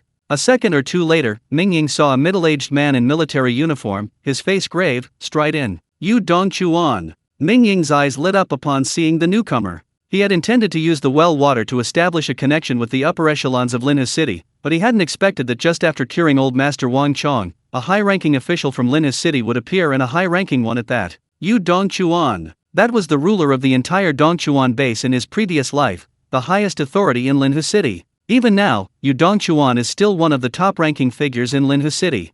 Yu Dongchuan's eyes lit up when he saw Wang Chong in the living room. He exclaimed happily, "Brother Chong, are you all right?" Wang Chong chuckled, "Thank you so much, Brother Mingying, for saving my life."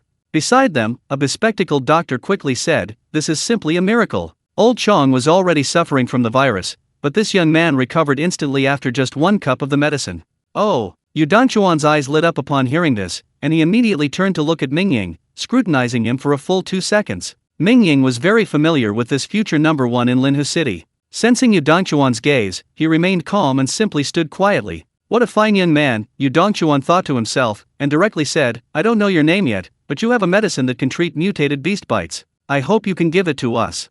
Mingying remained calm, nodded, and said, this medicine was given to me by someone else. I don't know the formula. If you want to study it, I can give you some. Oh, Yu Dongchuan's eyes lit up. He suddenly stood at attention, gave Mingying a standard military salute, and said loudly, on behalf of all the people of China, I thank you. After saluting, Yu Dongchuan added, don't worry, if this medicine works, it's priceless. Just tell me what you need. Mingying waved his hand and smiled, I don't have any requests. I just hope you can develop a cure for the mutated beast virus as soon as possible. By the way, I need you to help me announce publicly that I've handed over all the medicine to the state. Mingying wasn't stupid. If he asked for something now, Yu Dongchuan would just think it was a transaction and forget about him immediately. But if Mingying didn't want anything, Yu Dongchuan would remember him forever. Yu Dongchuan understood Mingying's meaning perfectly well and immediately nodded, saying, that's only right. I can guarantee your and your family's safety. Afterward, Yu Dongchuan immediately sent someone to accompany Mingying back to his residence. Mingying handed over a bottle of well water that he had prepared beforehand. Yu Dongchuan's men took the well water and rushed back. However, Yu Dongchuan was not without principle, he immediately had someone present Mingying with a medal of merit.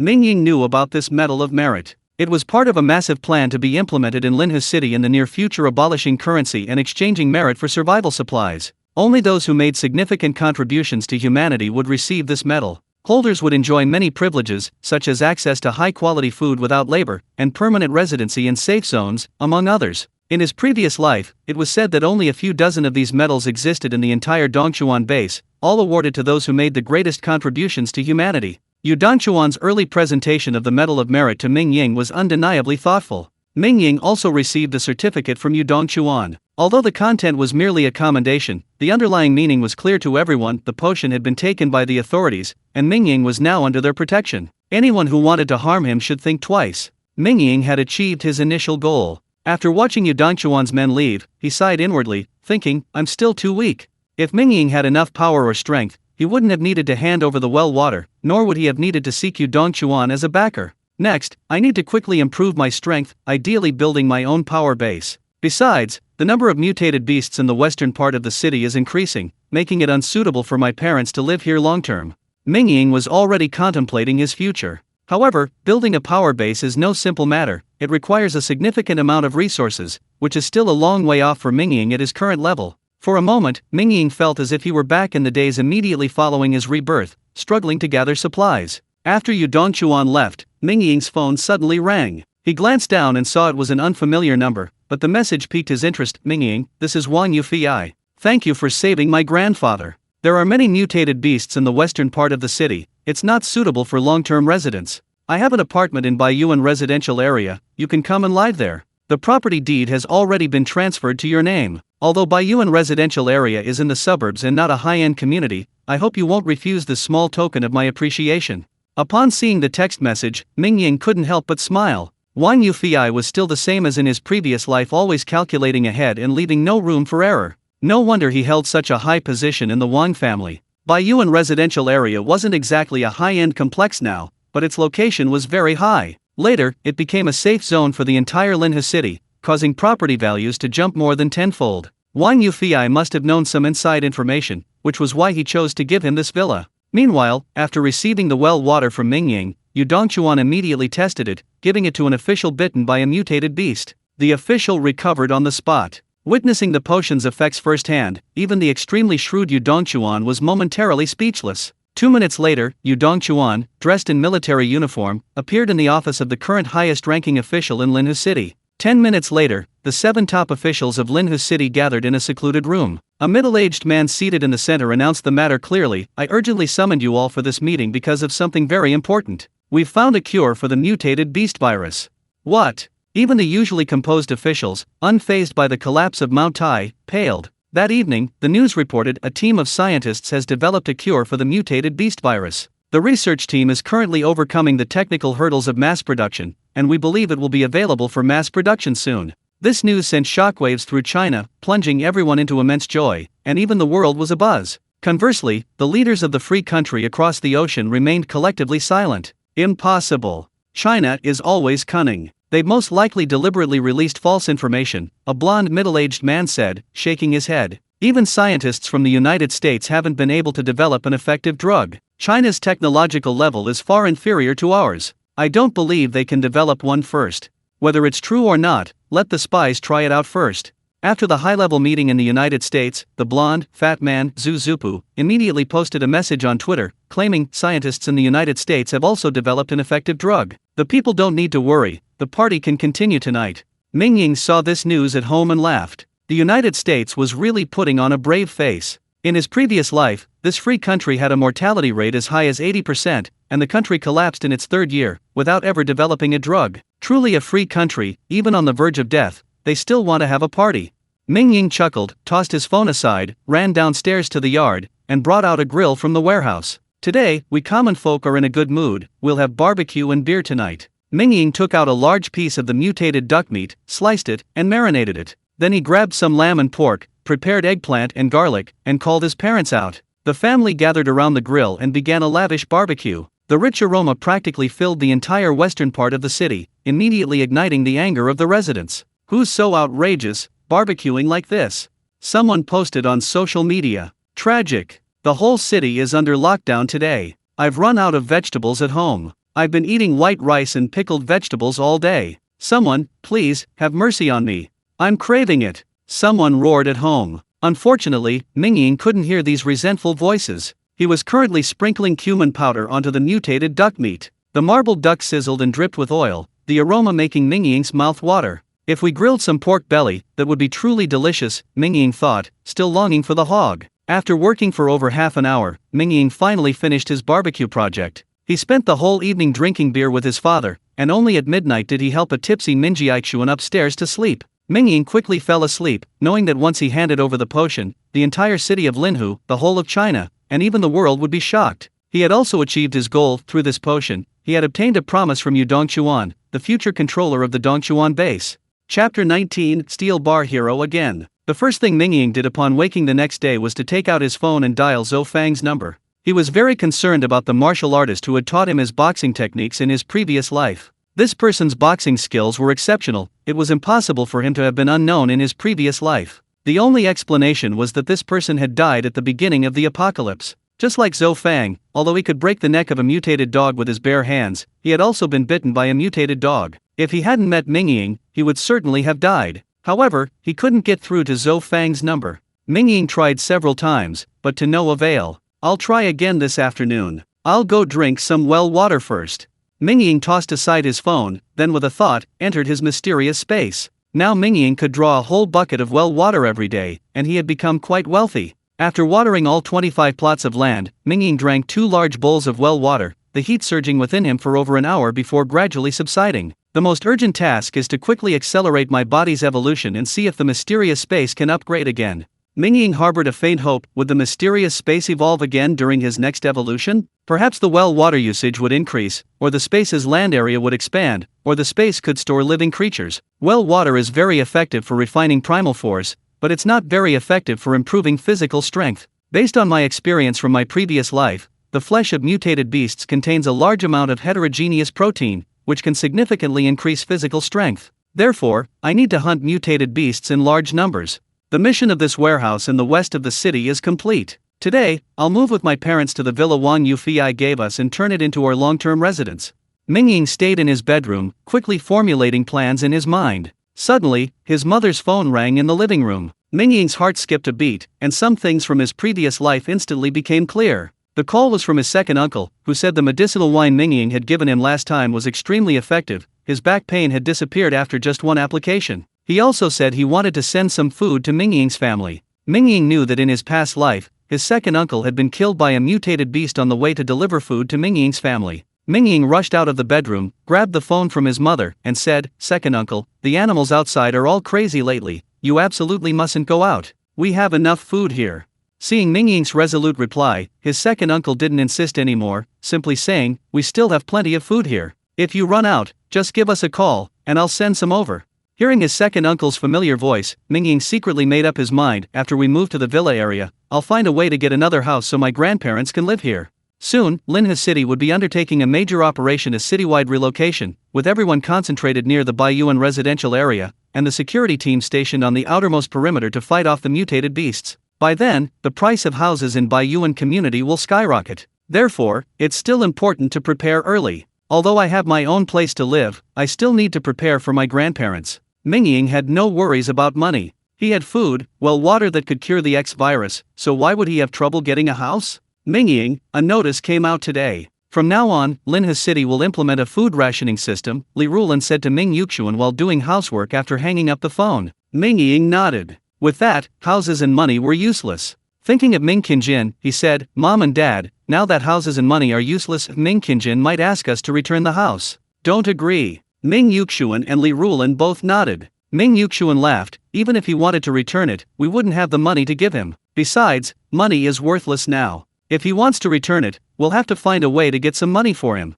How could he possibly agree to return the money? He might even make you pay him back with food, at pre-apocalyptic prices, Mingying said with a laugh. Upon hearing this, Ming Yuxian shook his head immediately, saying, how could that be? Mingying smiled. What wouldn't Ming Qingjin do? Mingying chatted with his parents for a while, ate breakfast at home, then told them what he needed to do before heading out. He planned to improve his strength as quickly as possible. Besides drinking well water, he needed to consume a large amount of mutated beast meat, so he had to hunt mutated beasts. The fang boar from my previous life is dead. Logically, the herd should be producing another fang boar leader soon. Mingying drove his pickup truck into the thick fog. The pig farm was located in the western suburbs of the city. Mingying parked the pickup truck a short distance away, then, gripping a steel pipe in one hand and a steel bar in the other, began to approach the farm. The steel pipe was something Mingying had prepared before the apocalypse. Later, he found some more steel bars, each as long as a human arm, one end of which was sharpened. He had stored many in his mysterious space, ready to throw them at any time. In his past life, Mingying possessed a unique skill, throwing short spears. Now, without spears, he had to use steel bars as a temporary substitute. At the entrance of the farm, a gigantic hog was fast asleep, sprawled on the ground.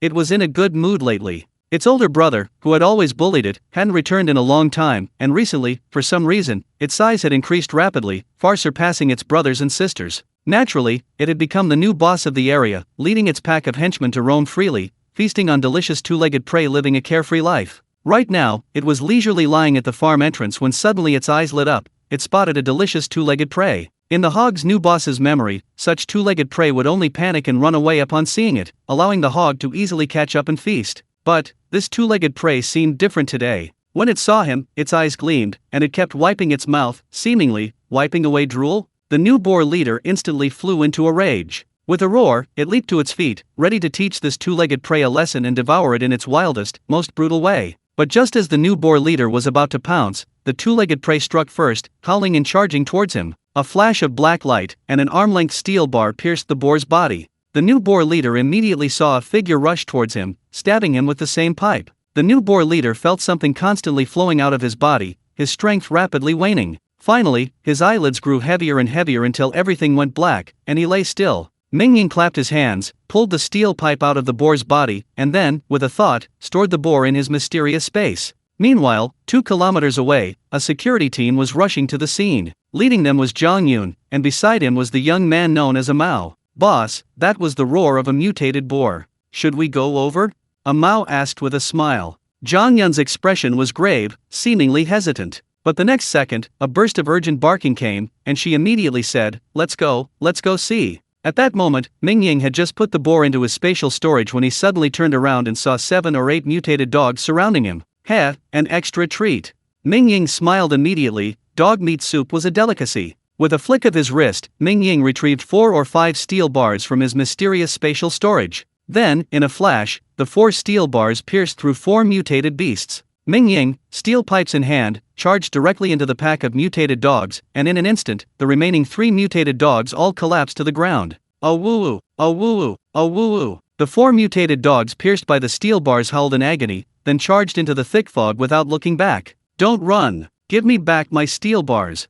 Mingying was about to give chase when his ears twitched. He heard the rapid sound of a car engine. Mingying immediately stopped, flashing a few times to collect the 3 mutated dogs on the ground into his mysterious space, then plunged into the dense fog. Boss, watch out, mutated dogs. Mao's eyes suddenly lit up as he saw two mutated dogs burst out of the fog and charge towards them. He was immediately alarmed and raised his rifle to fire. But the two mutated dogs only took a few steps before collapsing to the ground with a thud, each with a steel bar embedded in its body. Steel bar hero? Mao exclaimed. Zhang Yun's gaze also sharpened upon hearing this, thinking to himself, it's him again? Who is he, hunting mutated animals time and time again?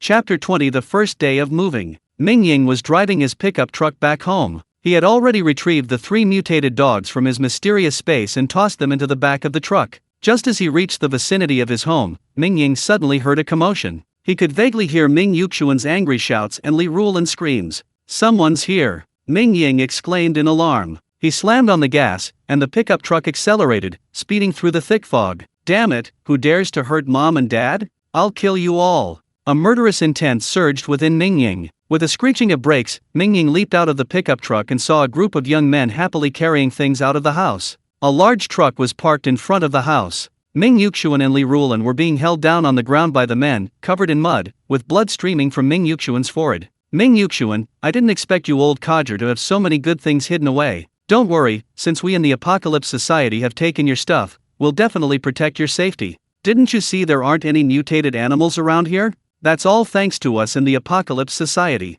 Bullshit. The mutated animals were all driven away by the security team. Ming Yuxuan cursed angrily. You dare to steal my things? The security team won't let you get away with it. Oh, still being stubborn. A young man laughed and kicked Ming Yuxuan in the stomach. The young man reached out to grab Ming Yuxuan's hair, but suddenly felt a sharp pain in his chest. Looking down, he found a steel bar piercing through him. Who dares? The young man collapsed to the ground. At the same time, Mingying's figure suddenly shot over from a distance, appearing in front of Ming Yuxuan and Li Rulan in a few flashes. Ah! A series of screams rang out as the 7 or 8 young men who had just beaten Ming Yuxuan instantly lay motionless on the ground. Mom and Dad, wait outside for a bit, Mingying said, stepping directly into the courtyard. In the courtyard, 4 or 5 people were happily carrying things out of the warehouse. The Doomsday Society, is it?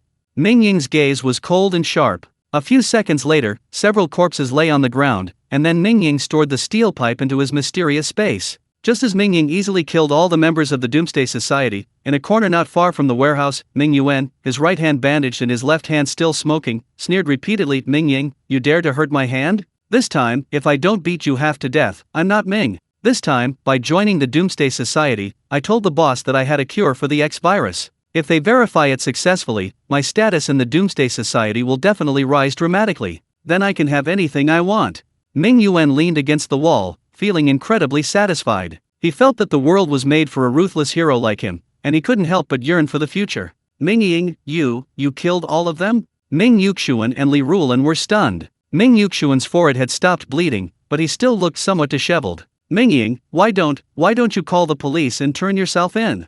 Li Rulan, still clinging to peacetime thinking, actually wanted Mingying to surrender. Mingying was taken aback, but quickly understood. After all, his parents lived in peacetime and would find it hard to accept the fact that they had killed someone. Mom and Dad, don't think too much. Let's move them today. I'll load them all onto the truck and dump them in the suburbs. They'll be eaten by the mutated beasts soon. So many people are dying every day, the security team can't handle just one more person, Mingying said. Yes, let's move them quickly.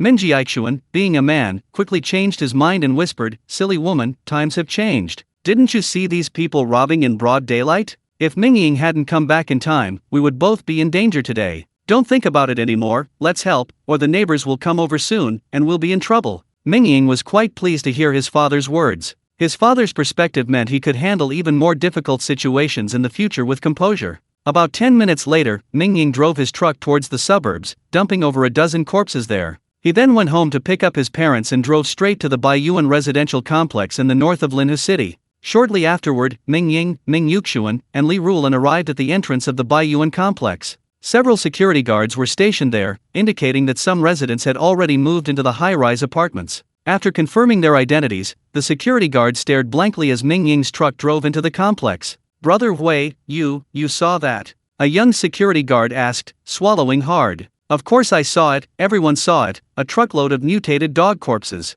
Brother Hui took out a cigarette, lit it, and took a deep drag. From now on, be careful when this family comes in or out of the complex. That guy named Mingying, he reeks of blood, you can't afford to mess with him. Brother Hui exhaled smoke and added. Meanwhile, at the headquarters of the Linhu City security team, Zhang Yun was reporting to the captain when she suddenly remarked, "Captain, during a mission, we discovered a strange man. He easily killed several mutated beasts with a steel bar. He was also the one who killed the boar last time." Oh, the captain became interested and said, "Perhaps he's a martial artist. Keep an eye out for him. If you encounter him again, try to recruit him into the security team. We need manpower right now." Zhang Yun nodded. She wanted to say that this man's ability to kill a boar with a single blow was beyond the capabilities of a simple martial artist. She would probably have to report to the head of the security team. At this moment, Mingying had already found the villa Wang Yufei had given him, building 102, by Yuan. Tisk tisk, a villa is something else. Having just killed someone, Mingying felt no remorse whatsoever and even had the mind to remark on it. The villa was conservatively estimated to be 300 square meters, with a yard of nearly 200 square meters. It was exceptionally luxuriously decorated, featuring lush green grass, artificial hills, and flowing water. To the west was a large garage that could park 4 or 5 cars side by side. Ming Yuxian and Li Rulin were stunned, asking incredulously, "Mingying, this house is ours?" Mingying nodded and smiled. "Of course, it's already been transferred to my name. You two go inside and take a look. I need to go back to the warehouse and move all my things over." Ming Yuxian and Li Rulin both nodded. Mingying drove directly back to the west warehouse, first washing away the bloodstains on the ground with water, then immediately called a moving company. The moving company was normally closed, but after Mingying offered 100 jin, 50 kilograms, of rice as payment, they immediately sent workers who moved everything from the warehouse to the large garage on the west side of the villa's yard in 2 or 3 hours. Seeing how efficient the workers were, Mingying gave each of them an extra 10 jin, 5 kilograms, of rice. The workers all smiled and happily went home. Linhu City began implementing a rationing system today, and everyone who wasn't staying understood the importance of food. Now, if you offer money, nobody will hire you, but if you offer food, people will be scrambling to do it. Having just moved to Baiyuan community and hadn't even had a chance to rest, a property management staff member came to their door, a young and pretty girl. The young girl enthusiastically introduced the neighborhood to Mingying and even added him to a group chat before leaving with a smile. As soon as Mingying joined the group, many people sent messages to welcome him, making him smile. This neighborhood was in the suburbs, consisting of villas and several high-rise apartments. These apartments were very affordable, bought either by families with limited means or by young people with limited funds. With so many young people, the group chat was quite lively. Mingying sent a message in the group to greet everyone, put his phone away, and then his attention was drawn to the mutated dog meat on the pickup truck. "Tonight we're having dog meat soup." Mingying jumped into the truck, dragged the mutated dog out, and set up a large pot right there in the yard. After busying himself for half a day, chopping ginger and adding peppercorns, the dog meat in the pot finally boiled and emitted an enticing aroma as darkness fell. "Wow, who's cooking meat? It smells amazing." A resident named Xiao Tian from Building 4, 1108 posted in the group chat. "Based on my years of experience, this is a pot of dog meat. Tisk tisk, the Sichuan peppercorn aroma is so enticing," another resident named Jeans Awesome posted. "Damn, what kind of time is this? People still dare to eat animals? Aren't they afraid of the virus?" Resident I'm the best in Building 4 sent an angry emoji. "You're risking your life, fine, but what if you get infected and bite someone else?" "Exactly, that's so selfish. I've already called the police." The group chat erupted in chatter, everyone expressing extreme anger at Mingying's act of cooking dog meat. "On my first day moving in, I've already offended most of the residents in the community," Mingying chuckled bitterly, grabbing a large piece of mutated dog meat from the pot and beginning to devour it, his mouth greasy. Chapter 21 The Lu family comes knocking. The large pot of dog meat soup was thick, fragrant, and spicy. Mingying's mouth watered as he ate, and Ming Yuxian and Li Rulin joined in. Before long, the family of 3 had devoured the entire pot of dog meat. Mingying wiped his mouth, feeling he'd only eaten about 30% of his fill. He couldn't help but think of the elephant-sized boar in the mysterious space, and his mouth watered again. He thought to himself, "I'll find a chance to get that boar out, it'll probably last me for half a month." Since he wasn't full, Mingying also got a mutated dog, cooking and eating it until he was finally full by midnight. Mingying's midnight poisoning of food really messed with the residents of the entire Baiyuan residential complex. The rich aroma permeated the entire complex, and eventually, some people even opened their windows and started cursing. Mingying seemed oblivious. After tidying up the large iron pot, he went back to his room to rest. The villa was extremely luxurious, with a superbly large bed in the bedroom, and the entire house had an air purification system. To be honest, Mingying, who had lived 2 lives, had never stayed in such a nice house. He took a shower and fell into a good sleep. The next morning, Mingying woke up feeling refreshed. Meanwhile, in a secluded basement in Linhu City, Mingying knelt on the ground, tears streaming down his face. A dark gun barrel was pressed against the back of his head. A single pull of the trigger would end his life. Suda, I really didn't lie. I don't know where Brother John and the others went. Mingying knelt on the ground, begging for mercy, a stark contrast to his usual imposing and powerful image. Before Mingying stood a young man, who was now looking at him with a faint smile, his eyes filled with an indescribable eeriness. Su Jun was in a good mood. He had sent out 12 thugs, and none of them had returned, proving that Mingying was definitely not simple. This piqued his interest. As for Mingying, he was just a dog, not worth wasting his energy on. So Su Jun looked at Mingying kindly and smiled. It's alright, it's not your fault. You can go now. Mingying was overjoyed and scrambled out of the room. Su Jun watched Mingying's disheveled figure, slowly raising his pistol. His index finger trembled incessantly on the trigger, his eyes flashing with a frenzied killing intent one moment and then returning to clarity the next. After a long struggle, once Mingying had run far away, Su Jun lowered his pistol, his expression crazed, and muttered to himself, I really want to kill someone. Having said that, he looked up at the others in the room. Everyone felt a chill run down their spines as Su Jun's gaze swept over them, thinking, has the boss had another episode? After fleeing the mysterious basement, Mingying was still unwilling to give up, thinking, it doesn't make sense. There were over a dozen of us this afternoon, how could they all disappear without a trace? And I checked later, there were no signs of a struggle in the room. Mingying didn't know that Mingying wouldn't need a fierce fight to kill those dozen or so members of the Doomsday Society. Moreover, Mingying had even cleaned up the scene afterwards. He had done this kind of work countless times in his previous life, his methods were skillful and experienced. How could Mingying possibly notice anything amiss? No, I have to go check again. Mingying was still unwilling to give up and decided to go back and check again, so he walked towards the warehouse that Mingying had rented. Just as Mingying reached the warehouse entrance, a black luxury car was parked there, and 7 or 8 people stood at the door. A young man at the head of the group, his face contorted with anger, shouted, didn't we find out he lives here? Why is no one here? Mingying was immediately startled when he saw the man. He recognized him, he was the young master of the Lu family, another powerful family in Linhu City. The Lu family was no less powerful than the Wang family. Unlike the Wang family, which dominated traditional sectors like real estate and oil, the Lu family focused on emerging fields like pharmaceuticals and medical equipment. Why is he here? Could it be? Mingying's eyes lit up instantly. He quickly walked over, his face beaming, and said, hello, Mr. Lu. The young man frowned upon seeing Mingying. How could a petty thug like Lu Yiming possibly be worthy of his presence? Mingying noticed the disgust and disdain in Lu Yiming's eyes and, fearing he might kick them out, quickly said, I'm Mingying's cousin. Lu Yiming's eyes lit up upon hearing this. Mingying was having breakfast with his parents when Ming Yuxuan's phone rang. Ming Yuxuan glanced down and frowned. It was Ming Qinjin calling. After a moment's thought, Ming Yuxuan rejected the call. Mingying saw his father's action and was quite pleased. It seemed his father had completely given up on Ming Qinjin and was no longer interested in arguing with him. A moment later, Ming Yuxuan's phone rang again. It was an unknown number. As soon as Ming Yuxuan answered, he heard Ming Qinjin apologizing repeatedly, Yuxuan, it was my fault last time, please don't take it to heart. On the other end of the line, Ming Qinjin carefully held the phone, while Lu Xiaomei and Ming Yuxuan beside him watched Lu Yiming with beaming smiles. Lu Yiming smiled faintly. Several technicians beside him each had a black box in front of them, filled with various electronic instruments. Suddenly, one of the technicians laughed, Mr. Lu, we found it. It's in building 102 of Baiyuan residential area. Lu Yiming immediately laughed, clapped his hands, and said, Mingying, you did a good job this time. With that, Lu Yiming nodded to a middle-aged man under his command and then quickly left. The middle-aged man, upon hearing this, immediately took out 2 gold bars from his pocket and tossed them to Mingying, laughing, this stuff is more useful than money these days.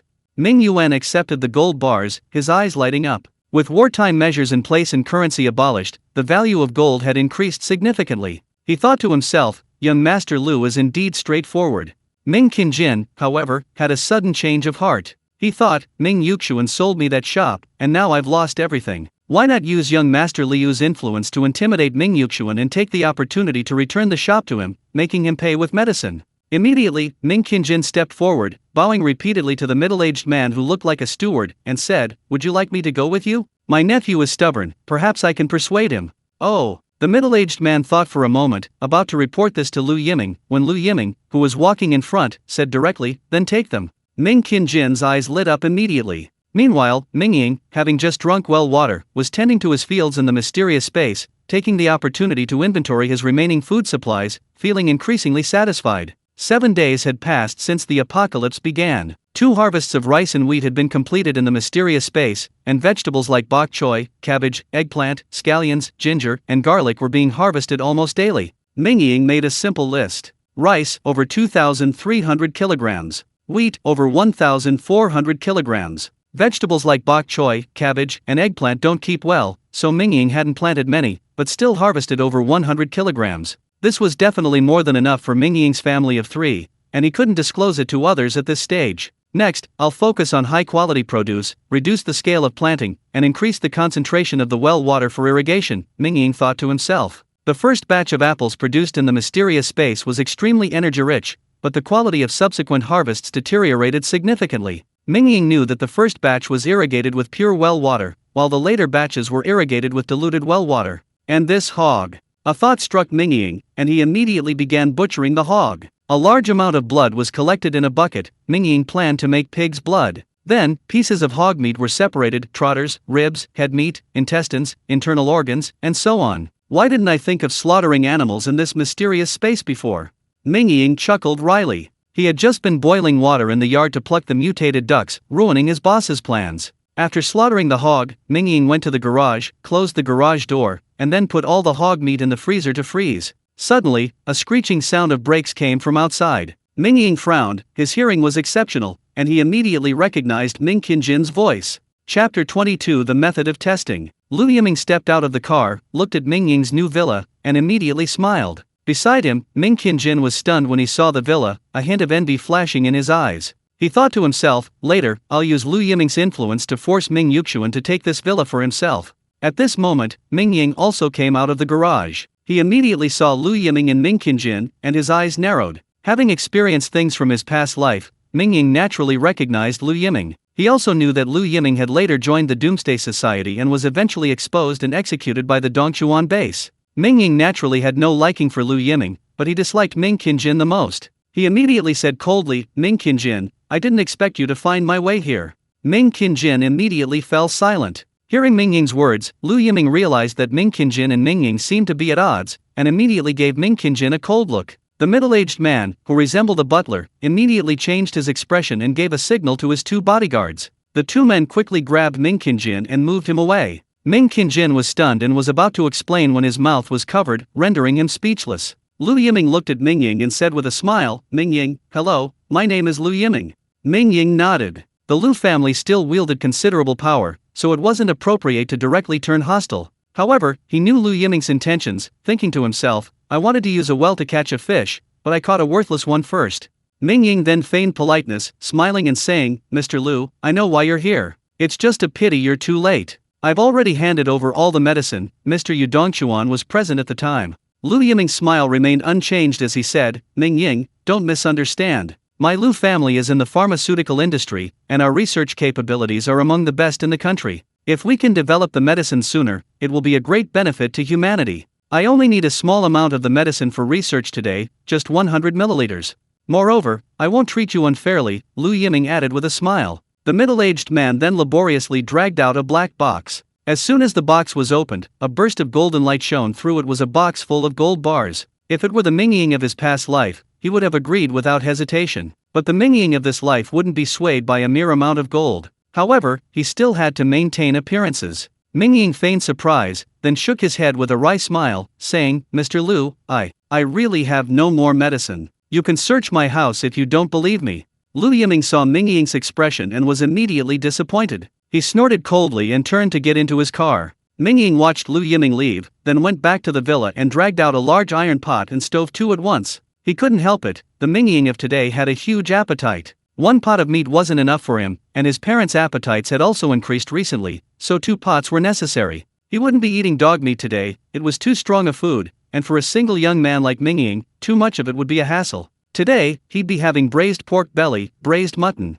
Mingying took 2 large pieces of pork belly, weighing a good 40 or 50 pounds. When Mingying and Li Rulan saw this, they quickly came to help. This boar was enormous, comparable to an elephant. Its meat was not only rich in energy but also of exceptional quality. The fat was translucent and glistening like ointment, while the lean meat was firm and chewy. Mingying cut the pork belly into large chunks, each about the size of a palm, layered from the skin up to 5 or 6 centimeters thick. Wow, this meat is pretty good. Mingying, where did you get it? Ming Yuxian asked curiously. I found it, pork, Mingying lied effortlessly. He couldn't very well say he had hunted a mutant boar the size of an elephant, could he? There are countless ways to make braised pork, but the basic principle remains the same: caramelize sugar, add spices and broth, and simmer until it's translucent, fragrant, tender, and sweet. After finishing his chores, Mingying grabbed a deck chair and sat in the yard. He turned on the small electric fan, then rummaged through the refrigerator for a large watermelon, cut it in half, and happily ate it with a spoon. Not long after, someone in the Baiyuan residential community's WeChat group started venting again. Whose braised pork is this? It smells so good. Could it be that guy who ate dog meat tonight? That's too much, spreading poison again. Jean sent a boastful message. It would be good if the virus killed this guy. The resident with the username "I'm the highest in building 4" immediately replied. Mingying was scrolling through his phone at the time and was speechless. Why did "I'm the highest in building 4" always seem to like attacking Mingying? Yesterday he called Mingying selfish, and today he cursed Mingying to be poisoned by the virus. Mingying wasn't one to back down. He immediately replied, "Braised pork, it smells good. If you don't like it, you cook some yourself." This immediately stirred up a hornet's nest. The user 4 buildings, "I'm the best," jumped up like a cat whose tail had been stepped on, bristling and launching into a tirade in the group chat. Damn it, it's because you rich people like to eat whatever you want that there are so many viruses. Will you die if you don't eat? You just wait, I'm calling the police. Mingying watched as 4 buildings, "I'm the best" went into tirade mode, sending over a dozen messages in a row, utterly speechless. I just ate some braised pork, is it really that big of a deal? You win. Mingying tossed his phone aside and settled into his watermelon. Who knew that after more than 10 minutes, no one from the security team came, but someone from the property management did the same young girl who had registered his information last time. Mingying clearly saw the young girl outside the yard swallow dramatically before greeting him, saying, "Mr. Mingying, hello. I just received a report from other residents that you're cooking mutated animals." Mingying nodded. The girl thought for a moment and then said, "Our property management doesn't have the right to stop you from cooking, but we still need to advise you that animals can carry viruses. For your safety and that of your family, it's best not to eat mutated animals. Besides, harmony between neighbors is very important." The girl spoke quite politely, so Mingying didn't want to be too forceful. He simply smiled and said, "Don't worry, my meat has been inspected, it's fine, but I can't just not cook meat at home because some residents complained, can I?" The young woman waved her hands repeatedly, saying, "Our property management has no right to dictate what you eat. I'm just here to offer some advice. Could you perhaps cook in the kitchen from now on? The kitchen has a chimney that can vent the odors upwards, minimizing the impact." "Okay, sure," Mingying readily agreed. However, he secretly chuckled to himself that "I'm the tallest in building 4" resident was clearly a high-rise owner, and the small chimney of the villa wouldn't matter at all. The young woman thanked Mingying profusely for his support and then left. Not long after, someone named Property Management Yuan posted a message in the group chat. Yuan just visited the owner of Building 102. All the meat this owner consumes has been inspected and won't be contaminated with the virus, so please rest assured. Furthermore, the owner of Building 102 has agreed to cook in the kitchen from now on, venting the odors upwards through the chimney, which will greatly reduce the impact on everyone. This calmed the heated discussion in the group chat. Over an hour later, the braised pork was finally ready. Mingying eagerly opened the lid, and a fragrant aroma wafted out. He couldn't help but exclaim, "Wow, this braised pork cooked in such a big iron pot is truly something else." Mingying immediately used his chopsticks to shovel a large piece of braised pork onto his plate, and without caring how hot it was, he grabbed it and took a huge bite. The pork from the fang, a type of cut of meat, is indeed packed with energy.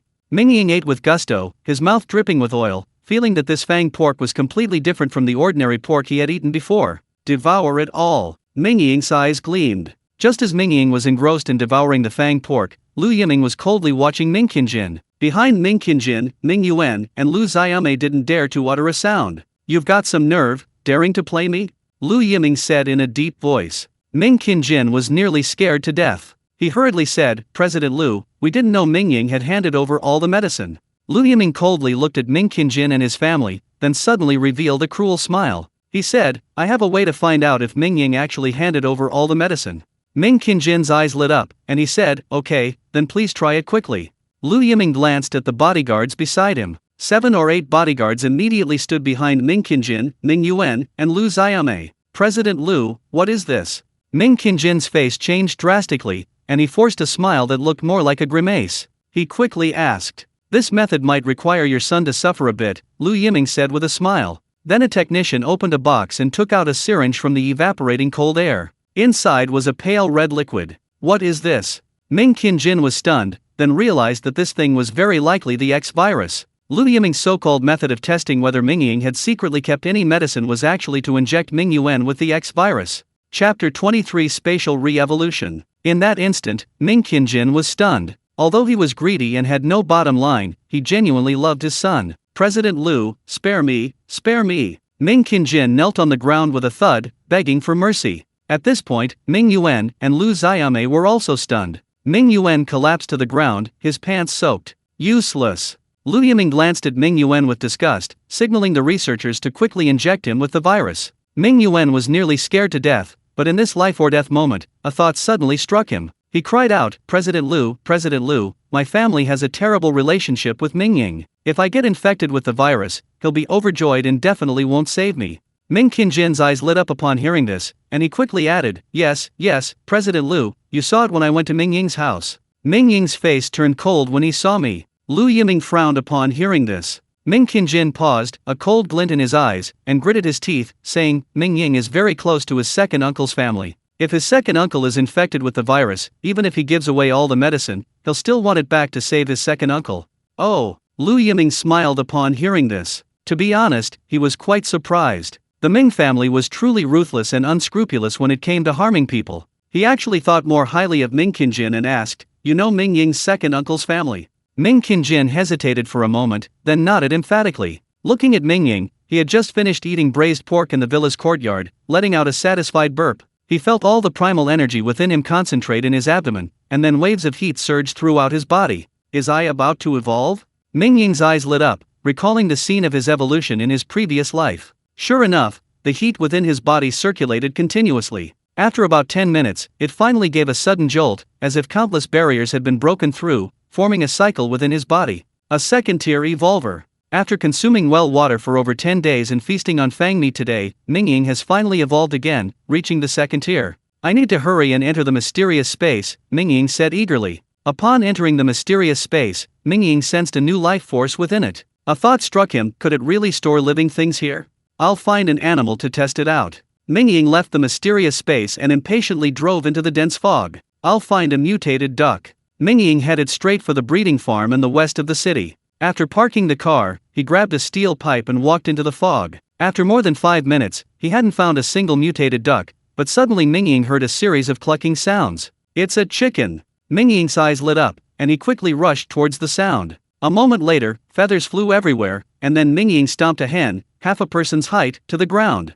Its body was covered in wounds, and it was on the verge of death. Let's try it. With a thought, Mingying's hen vanished, and his consciousness appeared in the mysterious space. Upon appearing, Mingying saw the hen lying listlessly on the ground. Upon seeing Mingying, it flapped its wings, trying to back away, as if it had seen some terrifying mutated beast. The mysterious space really can store living things. Mingying was overjoyed, thinking to himself, this means I can raise some animals, and I'll never have to eat frozen meat again. Plus, in a real emergency, I can put my parents in the mysterious space. Speaking of raising animals, Mingying's gaze fell on the mutated chicken, and a smile appeared on his face. The mutated hen, seeing Mingying's smile, seemed to have seen the most terrifying thing in the world. Its courage nearly burst, and it kept backing away. If the mutated chicken could speak, it would probably be screaming, don't come any closer. If you come any closer, I'll call for help. You're lucky. Seeing how badly you're injured, I'll save your life first. Mingying went to the well and fetched a small amount of water. Then he directly lifted the mutated hen and forced it down her throat. To everyone's surprise, as soon as the well water entered its stomach, the mutated hen stopped resisting and was no longer afraid. Its eyes towards Mingying became incredibly docile. Mingying felt uneasy under the mutated hen's gaze, but suddenly his eyes lit up. He thought to himself, well, water can cure the X virus. Could it mean the virus is gone from this mutated chicken's body? Mingying immediately dropped the mutated chicken. The chicken immediately lay down on the ground, completely quiet and incredibly docile. I didn't expect well water to have the ability to tame mutated beasts, Mingying thought to himself, secretly delighted. If well water could tame mutated beasts, that would be amazing. Mingying was even considering building a breeding farm specifically for mutated beasts. Thinking of this, Mingying was in high spirits and said to the mutated chicken, from now on, I'll call you Aji. The word for chicken, and the word for auspicious, are somewhat similar in pronunciation, and Mingying, for good luck, named the mutated chicken Aji. Upon hearing the name Aji, the mutated chicken actually clucked, seemingly understanding. Let's go back first. Mingying was about to leave the mysterious space when he suddenly saw Aji staring intently at the crops growing in the field. Mingying's face darkened instantly. He thought to himself, I need to find an iron cage, otherwise Aji will definitely ruin all the crops. Mingying immediately chained Aji up and tied the chains to an apple tree, saying, stay put. If you dare touch the crops, I'll make soup out of you. Aji seemed to understand Mingying's words and refused to listen, clucking and cooing as if to say, I won't listen. Without a word, Mingying kicked Aji in the backside, sending feathers flying. Then, under Aji's resentful gaze, he left the mysterious space, found Pikachu, and prepared to go home. Before he even reached home, Mingying's phone started buzzing incessantly. It was his mother calling. Mingying quickly answered and heard her anxious voice, Mingying, your second uncle has been infected with the X virus. He's already been brought to your doorstep. You need to come back right away. What? Mingying was immediately startled, his eyes narrowing. Even if his second uncle was infected, he would at least be taken to the hospital, not brought directly to Mingying's doorstep. Is that Lu Yiming? Mingying turned the steering wheel and sped towards Baiyuan residential complex. As soon as he arrived home, Mingying saw several luxury cars parked in front of the villa Lu Yiming's cars. This time, however, Lu Yiming didn't appear. Instead, the middle-aged man who resembled a butler approached Mingying and said respectfully, Mr. Mingying, hello, I'm Mr. Liu's secretary. We encountered Mr. Li Qiuoping on the road. Unfortunately, he's infected with the X virus. But rest assured, he's received the best treatment we can. Mingying glanced coldly at the middle-aged secretary and said, where is my second uncle? I need to see him. The middle-aged secretary shook his head and said, Mr. Mingying, please rest assured, your second uncle is currently in our ambulance. We've given him a sedative, and he shows no signs of going berserk. We believe that as long as we have the medication to treat the X virus, Mr. Li Qiuoping will recover immediately. Mingying could easily detect the threat in the middle-aged secretary's words. His gaze shifted, and he saw an ambulance not far away, surrounded by 7 or 8 heavily armed personnel. Chapter 24 Killing Lu Yiming. Mr. Mingying, I hope you don't misunderstand. Your second uncle has been infected with the virus and could become violent at any time. For your safety, we have assigned someone to protect him, the middle-aged man said politely. Good, you've done a good job, Mingying suddenly laughed. He hadn't expected Lu Yiming to be so insidious and ruthless. Unable to get the medicine, he was now putting immense pressure on Mingying. Didn't you say you were out of medicine? Your second uncle is infected, are you going to save him or not? If you have the medicine, you can't not save him, and your second uncle is in my hands. If you want to save him, give me the medicine first. If there really is no medicine, then Li Qiuoping's death is just that death. What does it have to do with Lu Yiming? Mingying suppressed his anger and said, where is your CEO, Mr. Lu? The middle-aged man nodded and said, Mr. Lu originally wanted to see you in person, but unfortunately, he's very busy and can't make it.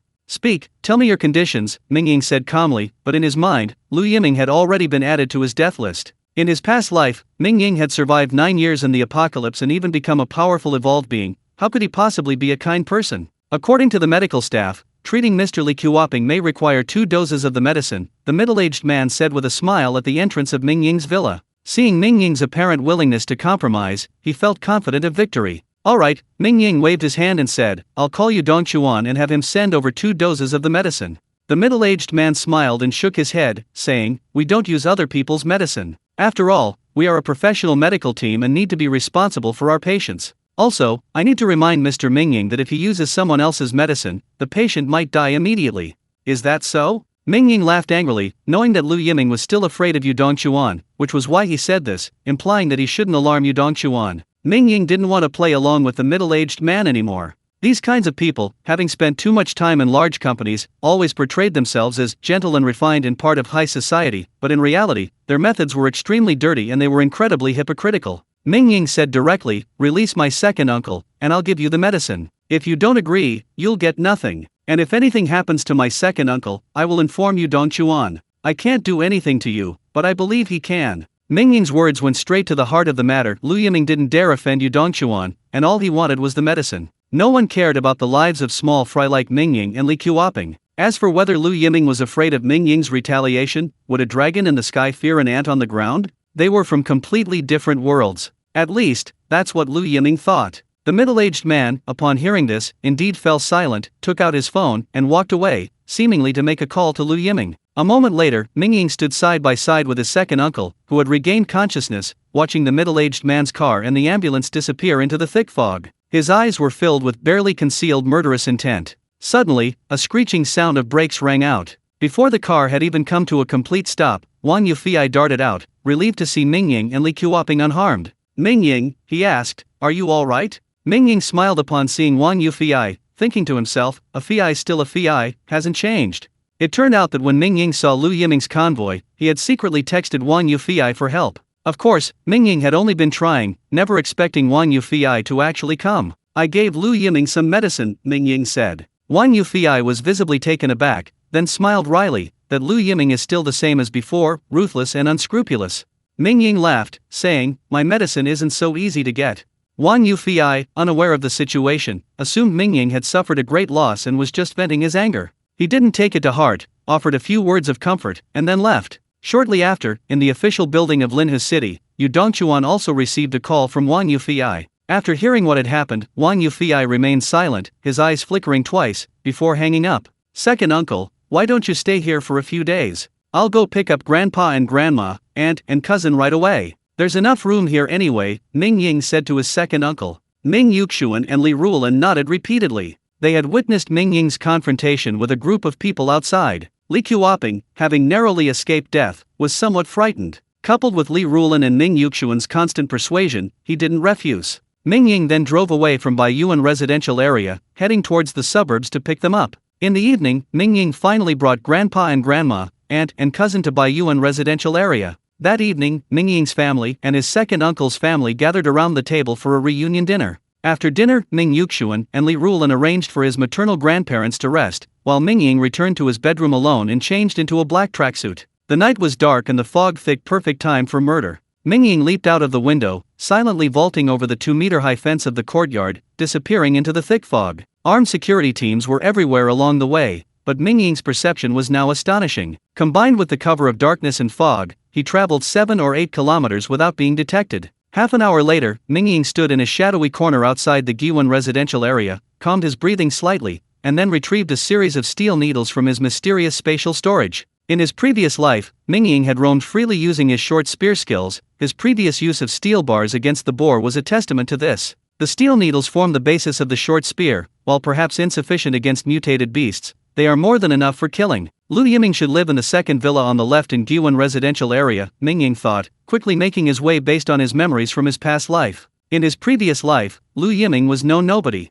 Mingying had participated in the operation to wipe out members of the Doomsday Society, specifically targeting high-ranking members, including Lu Yiming. Under the cover of thick fog and darkness, Mingying quickly located Lu Yiming's mansion. This man was indeed incredibly wealthy. His mansion was brightly lit and patrolled by squads of bodyguards, making it impossible for an ordinary person to approach easily. Unfortunately, today Lu Yiming encountered Mingying, the first evolved human in the post-apocalyptic world. The 2-meter-high wall, even with its electrified barbed wire, posed no obstacle to Mingying. Mingying didn't even need a running start, he easily leaped over it, then swiftly disappeared into the shadows of a corner. On the large screen in the villa's monitoring room, the security guards only vaguely saw a black shadow flash by, they saw nothing else. "Imagine your eyes playing tricks on you," a guard muttered to himself, sitting back down in his chair with a teacup. Mingying easily bypassed the squads of bodyguards, then, using both hands and feet, like a gecko, quickly climbed from the first floor to the third floor without making a sound. Lu Yiming should be living in the small room on the north side of the third floor, while the large room facing south is for his double.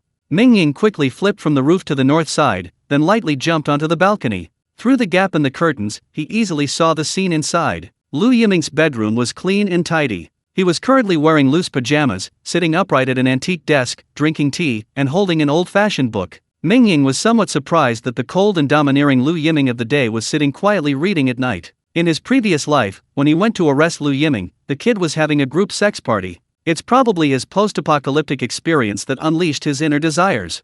Mingying didn't care about that and kicked the glass. With a loud bang, the bulletproof glass cracked but didn't shatter, but the wall couldn't withstand Mingying's force and developed fissures. In the bedroom, Lu Yiming was startled by the loud noise. He jumped up and ran towards the door, shouting for help. At the same time, the entire villa's security bells rang loudly. All the bodyguards were on high alert, cocking their guns and rushing towards Lu Yiming's bedroom. Mingying kicked the wall 3 times in quick succession. Finally, the wall, already cracked like a spider web, collapsed with a crash. Mingying then darted into Lu Yiming's bedroom. Lu Yiming had already reached the door, and the bodyguards outside had kicked it open, their guns already pointed inside. Die! Mingying's wrist flicked, and steel needles shot out like a storm, raining down on Lu Yiming. In an instant, Lu Yiming was riddled with bullets, and the 2 bodyguards at the door were also killed instantly. After releasing the flying needles, Mingying didn't linger. He turned and rushed out of the bedroom, leaping from the balcony like a leopard in the night. He bounded across the lawn several times, then flipped over the wall and disappeared into the thick fog.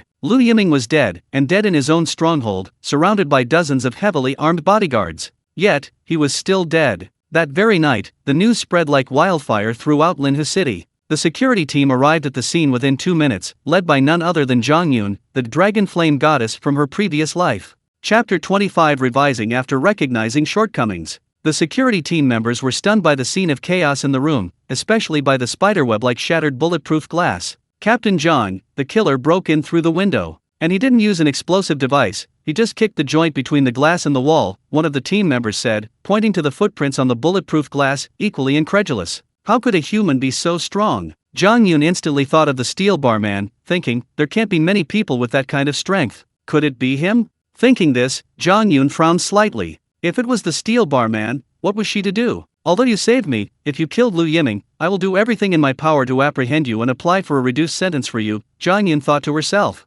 Lu Yiming's death was like a hurricane, sweeping through the upper echelons of Linhu City. Some powerful families and high-ranking officials were stunned upon hearing the news. In the Wang family home in Linhu City, Wang Yufei was currently seeking martial arts instruction from Grandpa Wang Chong, with Wang Yi sitting quietly beside him. Suddenly, Wang Yufei's phone rang. He had received news of Lu Yiming's murder, and even saw a picture of Lu Yiming lying dead in his bedroom. Upon seeing the picture, Wang Yufei's eyes widened. He quickly handed the phone to Grandpa Wang Chong, asking, "Grandpa," the entire glass wall collapsed. Grandpa Wang Chong took the phone, his gaze sharpening like a hawk's. He stared at the picture for a long time before returning the phone to Wang Yufei, slowly saying, "Indeed, there are always higher levels to reach."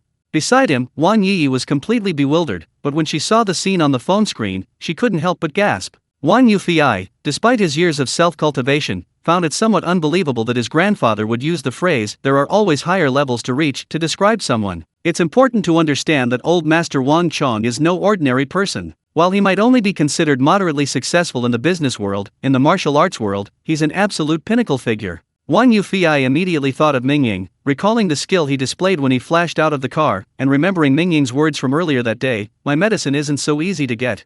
His eyes narrowed instantly. "Yi, didn't you say you were colleagues with Mingying?" Wang Yufei asked. "What was he like before?" Wang Yi thought for a moment and said, "He wasn't a bad person, but he wasn't outstanding either. Just an average guy." "An average guy?" Wang Yufei was taken aback, then laughed. "An average guy killing Lu Yiming in one night? What? Mingying killed someone?" Wang Yi didn't believe it, and her curiosity about her former colleague instantly grew. She couldn't help but laugh. "Brother, we still have a few villas in Baiyuan residential area, right? I'll move in tomorrow." Wang Yufei was stunned. He laughed. "You're not going to move into building 101, are you?" Wang Yi smiled slyly. Wang Yufei immediately felt a headache coming on. He realized he shouldn't have told his sister about Mingying killing Lu Yiming today. Having grown up with Wang Yufei knew very well that this woman, though seemingly quiet, was a tiger at heart. "Mingying, I'm so sorry," Wang Yufei thought to himself. In the Linhu City government building, Yu Dongchuan had just finished a day of meetings. Thinking about the various situations Linhu City might face next, he couldn't help but feel irritable. Even though he usually prided himself on his boundless energy, he felt exhausted. After resting for a while, Yu Dongchuan picked up a stack of documents and began to review them. The first page he saw read "Urgent Request," and on the 5th line, it read, "The Lu family, Lu Yiming, has been assassinated, the killer has escaped." Yu Dongchuan was stunned. Wang Yufei had told him about Lu Yiming coming to Mingying's door to coerce him during the day. However, since Mingying seemed to be alright afterward, he had let it go. He never expected that Lu Yiming would be assassinated that very night. Yu Dongchuan pondered for a moment, then dialed a number, uttering only 8 words, "They deserved it. That's enough." On the other end of the line, a middle-aged man, around 50 years old and bearing a resemblance to Lu Yiming, his eyes bloodshot, smashed the phone to pieces with a loud thud. "Damn it, damn it!" the middle-aged man roared in fury. In peacetime, he certainly wouldn't be afraid of Yu Dongchuan, but with chaos everywhere and the official power stronger than ever before, he dared not disobey Yu Dongchuan. Meanwhile, Mingying had already returned home under the cover of night and thick fog, placed his night clothes into his mysterious space, and then easily lay down on his bed. "Those who covet my potion should be more restrained now," Mingying thought to himself. He had carefully considered assassinating Lu Yiming. News of his possession of the cure for the X virus would soon spread throughout Linhu City, and even reach Huaju. He was just a minor figure, anyone with even a little power would be after him. Lu Yiming, however, was a figure of moderate importance, perfect for making an example of him, at least temporarily deterring a group of people. As for the aftermath of killing Lu Yiming, Mingying felt Yu Dongchuan would handle it. Of course, if Yu Dongchuan didn't take any action, Mingying could deal with the Lu family's retaliation, but it would be much more complicated. Sure enough, Mingying's phone rang. It was a message from Wang Yufei, containing only one sentence: Yu Dongchuan has warned the Lu family. Mingying smiled upon seeing the message. Yu Dongchuan hadn't stood up for him that afternoon, but now he was. It seemed the support from powerful figures was selective. I still need to have enough resources, Mingying thought, finally certain of his decision. The idea was to build his own team. Mingying had never been a genius, nor did he possess the strategic brilliance to plan and win battles. On the contrary, in his previous life during peacetime, he was just a white-collar worker, basically an ordinary citizen. After the apocalypse, although he became an evolved being, he was essentially just a henchman, and ultimately died. Therefore, Mingying always felt that his planning and response to the apocalypse were severely lacking. If Wang Yufei had the same resources, he would probably have already risen to the top echelons of China, leading the nation in the fight against the apocalypse. Recognizing his shortcomings and correcting them was the only thing Mingying could do now. Those evolved beings from my past life should still be ordinary people. If I could find them beforehand, Mingying had an idea. After a moment's thought, he made a list of 5 people and sent a message to Wang Yufei, asking him to help him find information on these 5 individuals. Wang Yufei replied with okay, and Mingying tossed his phone aside and went to sleep. The next morning, Mingying drank some well water, then had breakfast with his grandparents and his second uncle's family. Just as he was about to drive out to hunt mutated beasts, Wang Yufei arrived, bringing a stack of documents. Upon meeting, although Wang Yufei knew in his heart that Mingying had killed Lu Yiming, he still wanted to hear it from Mingying himself, so he asked, "Did you do Lu Yiming's murder?" Mingying looked at Wang Yufei with a half-smile, then feigned doubt and asked, "What about Lu Yiming?" "Forget it, let's not dwell on this." Seeing Mingying's feigned ignorance, Wang Yufei didn't say anything more, handed the information to Mingying, and smiled. "I've had the security team find the information on these people you need. There are some with the same names, but there are also photos, so you can filter them out at a glance." Mingying took the information, his eyes immediately lighting up, and quickly found the information on 5 people. Lu Jun, male, 31 years old, retired soldier, works as a bodyguard for Sky Group, current residence, number 36, Fenghuang Road, Chengdong District, Linhe City. Nai Shu, male, 34 years old, member of the security team, current residence, room 304, building 4, Tinyu Huafu, Xinxi District, Linhe City. Shen Fei, male, 21 years old, university student, current residence, room 506, building 32, Ranjiao Residential Area, Chengzhong Street, Linhe City. Zhang Zaiwan, male, 21 years old, university student, current residence, number 38, group 6, Jinyuan Village, Kangzhou City. Li Nana, female, 18 years old, high school student, current residence, room 402, building 2, Xiangsong Residential Area, Chengzhong Street, Linhe City. Mingying quickly scanned the information of these 5 people, focusing his attention on Lu Jun's file. This man had fought alongside Mingying for several years in his previous life and was an extremely close comrade in arms. Why find him first? Because Mingying knew that in his previous life, Lu Jun's wife worked for the Lu Group. In order to accelerate the development of a virus vaccine, the Lu Group had insanely used living people for experiments, and Lu Jun's wife had died from one of these experiments. Therefore, Mingying needed to find Lu Jun quickly and stop this tragedy. "By the way, do you know how to get me another apartment in Baiyuan Residential Area? It doesn't have to be a villa. I can trade it for grain or a cure for the X virus," Mingying suddenly said to Wang Yufei. Wang Yufei's eyes lit up immediately. "How much of that medicine do you have left?" he asked. About 7 or 8 portions," Mingying replied casually, "no more, no less." "Easy, I'll get it done in an hour," Wang Yufei laughed. He knew all too well that some wealthy people in Linhe City were practically going crazy searching for the cure for the X virus. Wang Yufei chuckled and made a phone call. Half an hour later, Mingying had obtained an apartment in a high-rise building in Baiyuan Residential Area, along with a supply of well water. After finishing his business, Wang Yufei left, and then Mingying started the pickup truck and headed towards Lu Jun's residence as listed in the information. Chapter 26. It has always been this way. To his surprise, the moment Mingying stepped outside, he encountered an old acquaintance, Zhang Yun, the dragon flame goddess from his past life. "Why is she here?" Mingying was taken aback, but seeing Zhang Yun's uniform and serious expression, he couldn't help but guess, "She's not here to investigate me, is she?" "Mingying, we suspect you of involvement in a murder case and hope you'll come with us," Zhang Yun said coldly, expressionless. However, a doubt lingered in her mind. She thought to herself, "He's just an ordinary person. He couldn't possibly be a steel-willed hero, could he? He shouldn't have the ability to kill Lu Yiming. Mingying quickly raised his hands, deliberately feigning panic, and said with a wry smile, "Don't wrong an innocent person. I haven't gone anywhere these past few days." This only increased Zhang Yun's suspicion, but she still coldly retorted, "Whether you're wronged or not, we'll investigate thoroughly." So, Mingying went to the police station again and was questioned thoroughly. Fortunately, Mingying had a strong mentality and insisted that he had been sleeping at home that night, even producing the CCTV footage from the villa's living room. The police had no evidence and had to release Mingying. Before leaving, Zhang Yun escorted Mingying to the police station entrance, her expression much more relaxed. She said, "Mr. Mingying, thank you for cooperating with our investigation. You can go now."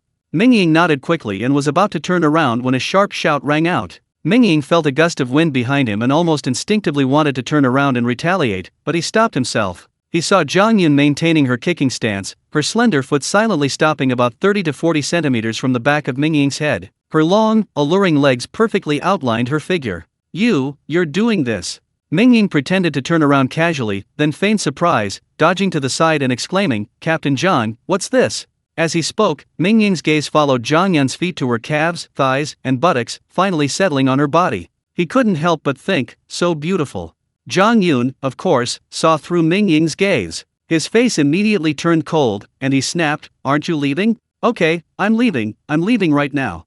Mingying dashed off. Behind him, Zhang Yun watched Mingying's retreating figure, thinking to himself, "He seems like an ordinary person. He shouldn't be the steel bar hero." But then, who could it be? Meanwhile, after returning home, Mingying drove his pickup truck towards Lu Jun's residence. Driving along, Mingying barely saw any security personnel on the streets of the eastern part of the city, but he witnessed several incidents of vandalism, looting, and arson. Even the security team is starting to run out of manpower, Mingying thought heavily. Everything was just like in his previous life. The security situation in society would deteriorate further, and the darker side of human nature would gradually emerge. At the same time, some countries would launch wars, and humanity would face its first major decline. Just as Mingying was driving towards Lu Jun's residence, Lu Jun had just settled his daughter in and then went to his wife's company Liu's pharmaceutical group. Unfortunately, he was stopped by security guards at the entrance. Li Ruoan left work normally yesterday and didn't come to the company today. The security guards were no longer the old men they used to be, but two middle-aged bodyguards armed with guns. Left work normally yesterday. Lu Jun's heart sank. She left work normally yesterday, but didn't come home all night. In this apocalyptic world overrun by mutated beasts, even a fool would know what had happened.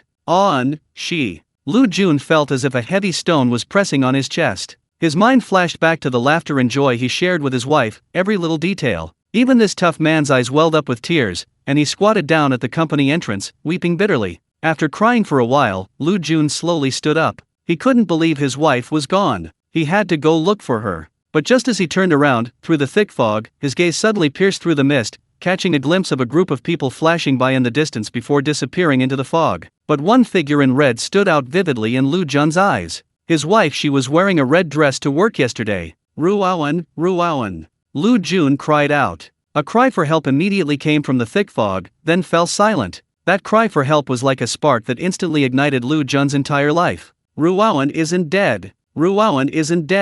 Lu Jun tried to rush through the gate, but two heavily armed security guards rushed out, pressed a gun to Lu Jun's forehead, and shouted, "Get out! You!" Lu Jun instantly calmed down and shouted, "My wife is inside. What have you done to her? Let me in!" The two security guards exchanged a glance, one of them even preparing to pull the trigger. Seeing this, Lu Jun's eyes narrowed, and he quickly said, "No, I'm mistaken.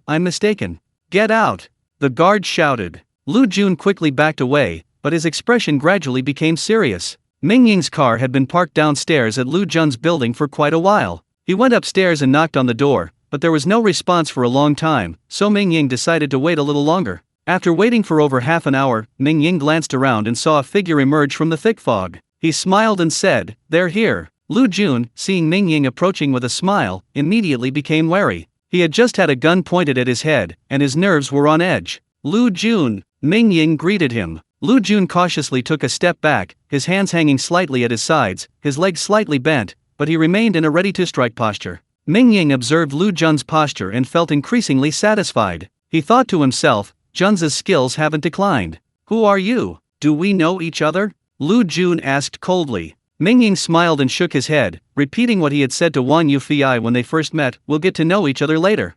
Lu Jun frowned. His wife had been arrested by the Lu group, and he was worried about her. He had no time for idle chatter with a stranger. Lu Jun, let me be honest with you, the world has changed. I need partners, and you are the first. Mingying cut to the chase. You might think I'm joking, but I have a way to prove to you that I'm not an ordinary person. Mingying glanced around and saw a row of round stones not far away, each about half a meter high. These were used to block electric vehicles at the entrance of the pedestrian walkway in the residential area, and each weighed about 100 kilograms. Under Lu Jun's questioning gaze, Mingying walked to the stone ball and suddenly kicked it with a loud thud, startling Lu Jun, who instinctively jumped to attack Mingying. However, the over 100-pound stone ball was sent flying 7 or 8 meters through the air by Mingying's kick, finally crashing to the ground and shattering into 4 pieces.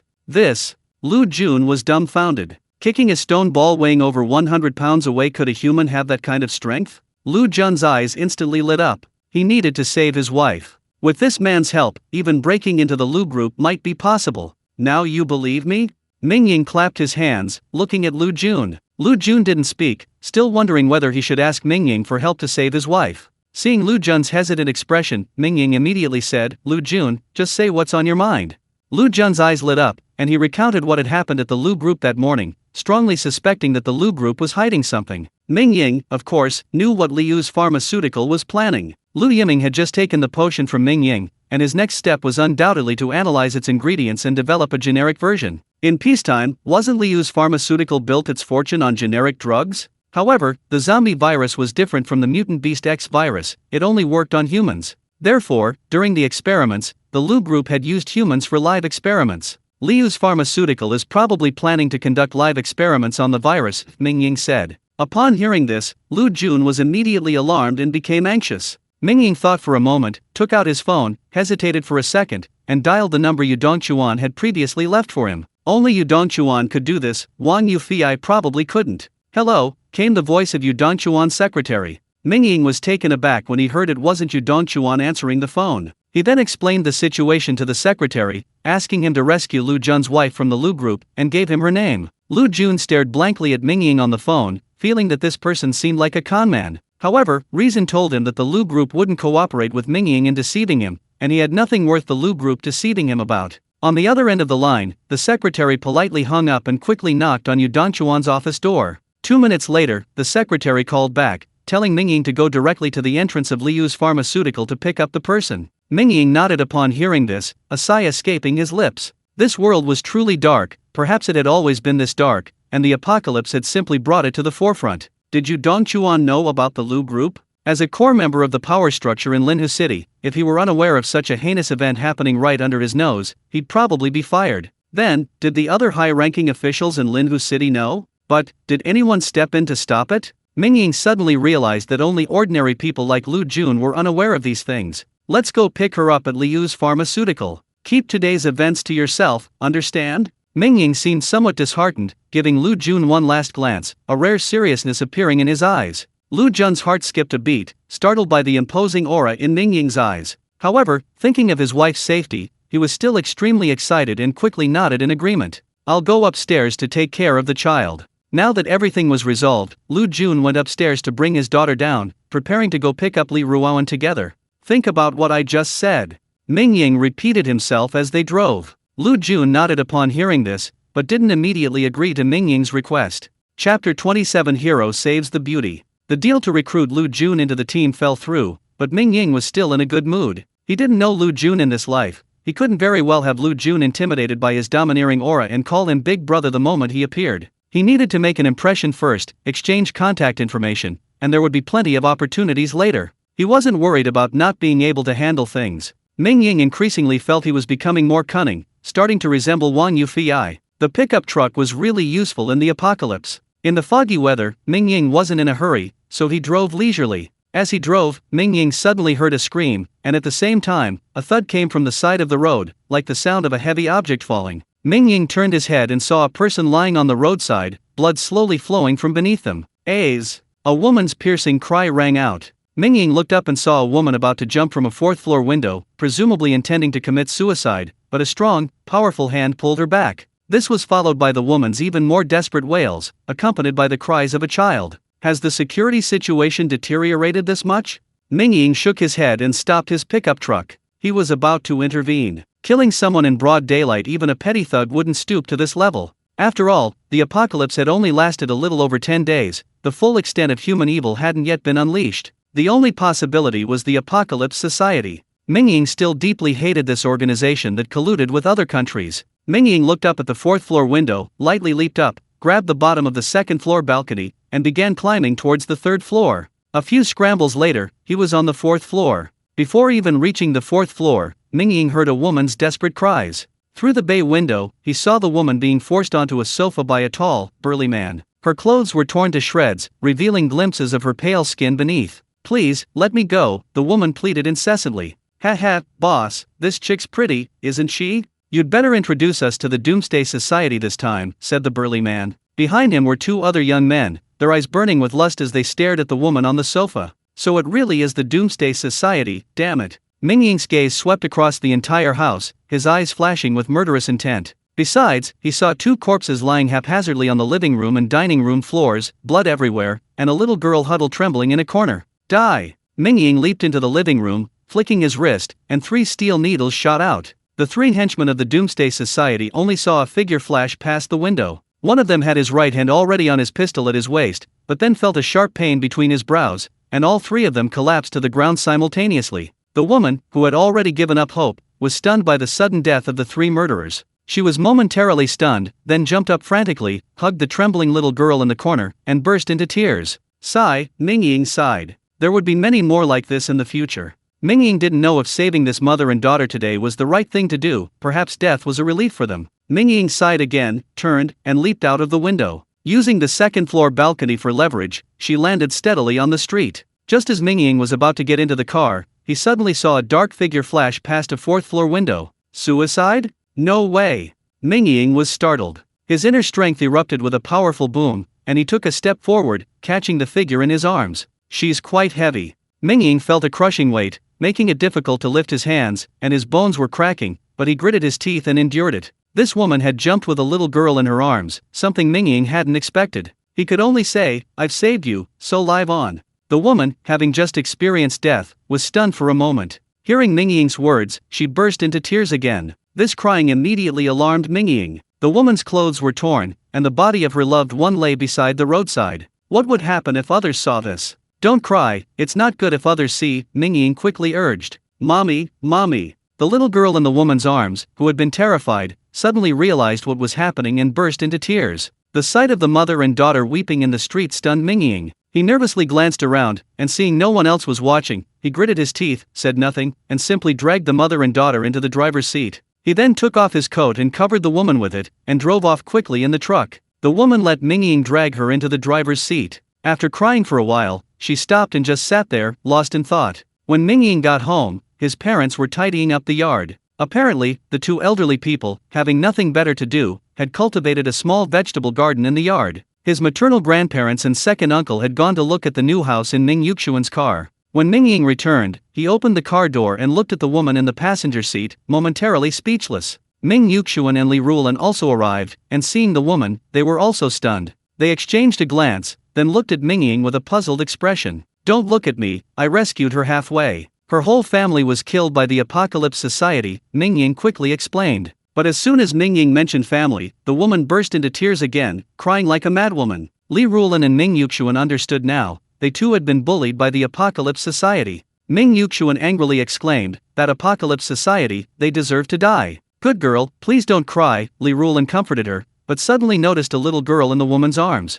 She exclaimed in surprise, "Oh, good girl, you must be strong. Even if you don't think of yourself, you must think of your child." Indeed, women understand women better. Li Rulan's words instantly brightened the woman's previously empty eyes, and she hugged the little girl tightly, stopping her tears. "That's right, hurry up and get out of the car. Staying in the car isn't a solution." Li Rulan gently patted the woman's back, speaking softly as she slowly helped her out of the car. At the same time, she gave Ming Yuxuan a wink, and Ming Yuxuan quickly went to open the front door. Mingying secretly gave his mother a thumbs up and quickly followed her inside. About 10 minutes later, Li Rulan tiptoed out of the guest room, whispering, "Mother and daughter are asleep." "Oh, poor thing." Mingying nodded. Li Rulan looked at Mingying and asked in a low voice, "What do you plan to do?" "What do you mean? What do you mean?" Mingying was taken aback. "This mother and daughter, should we send them home, or take them in?"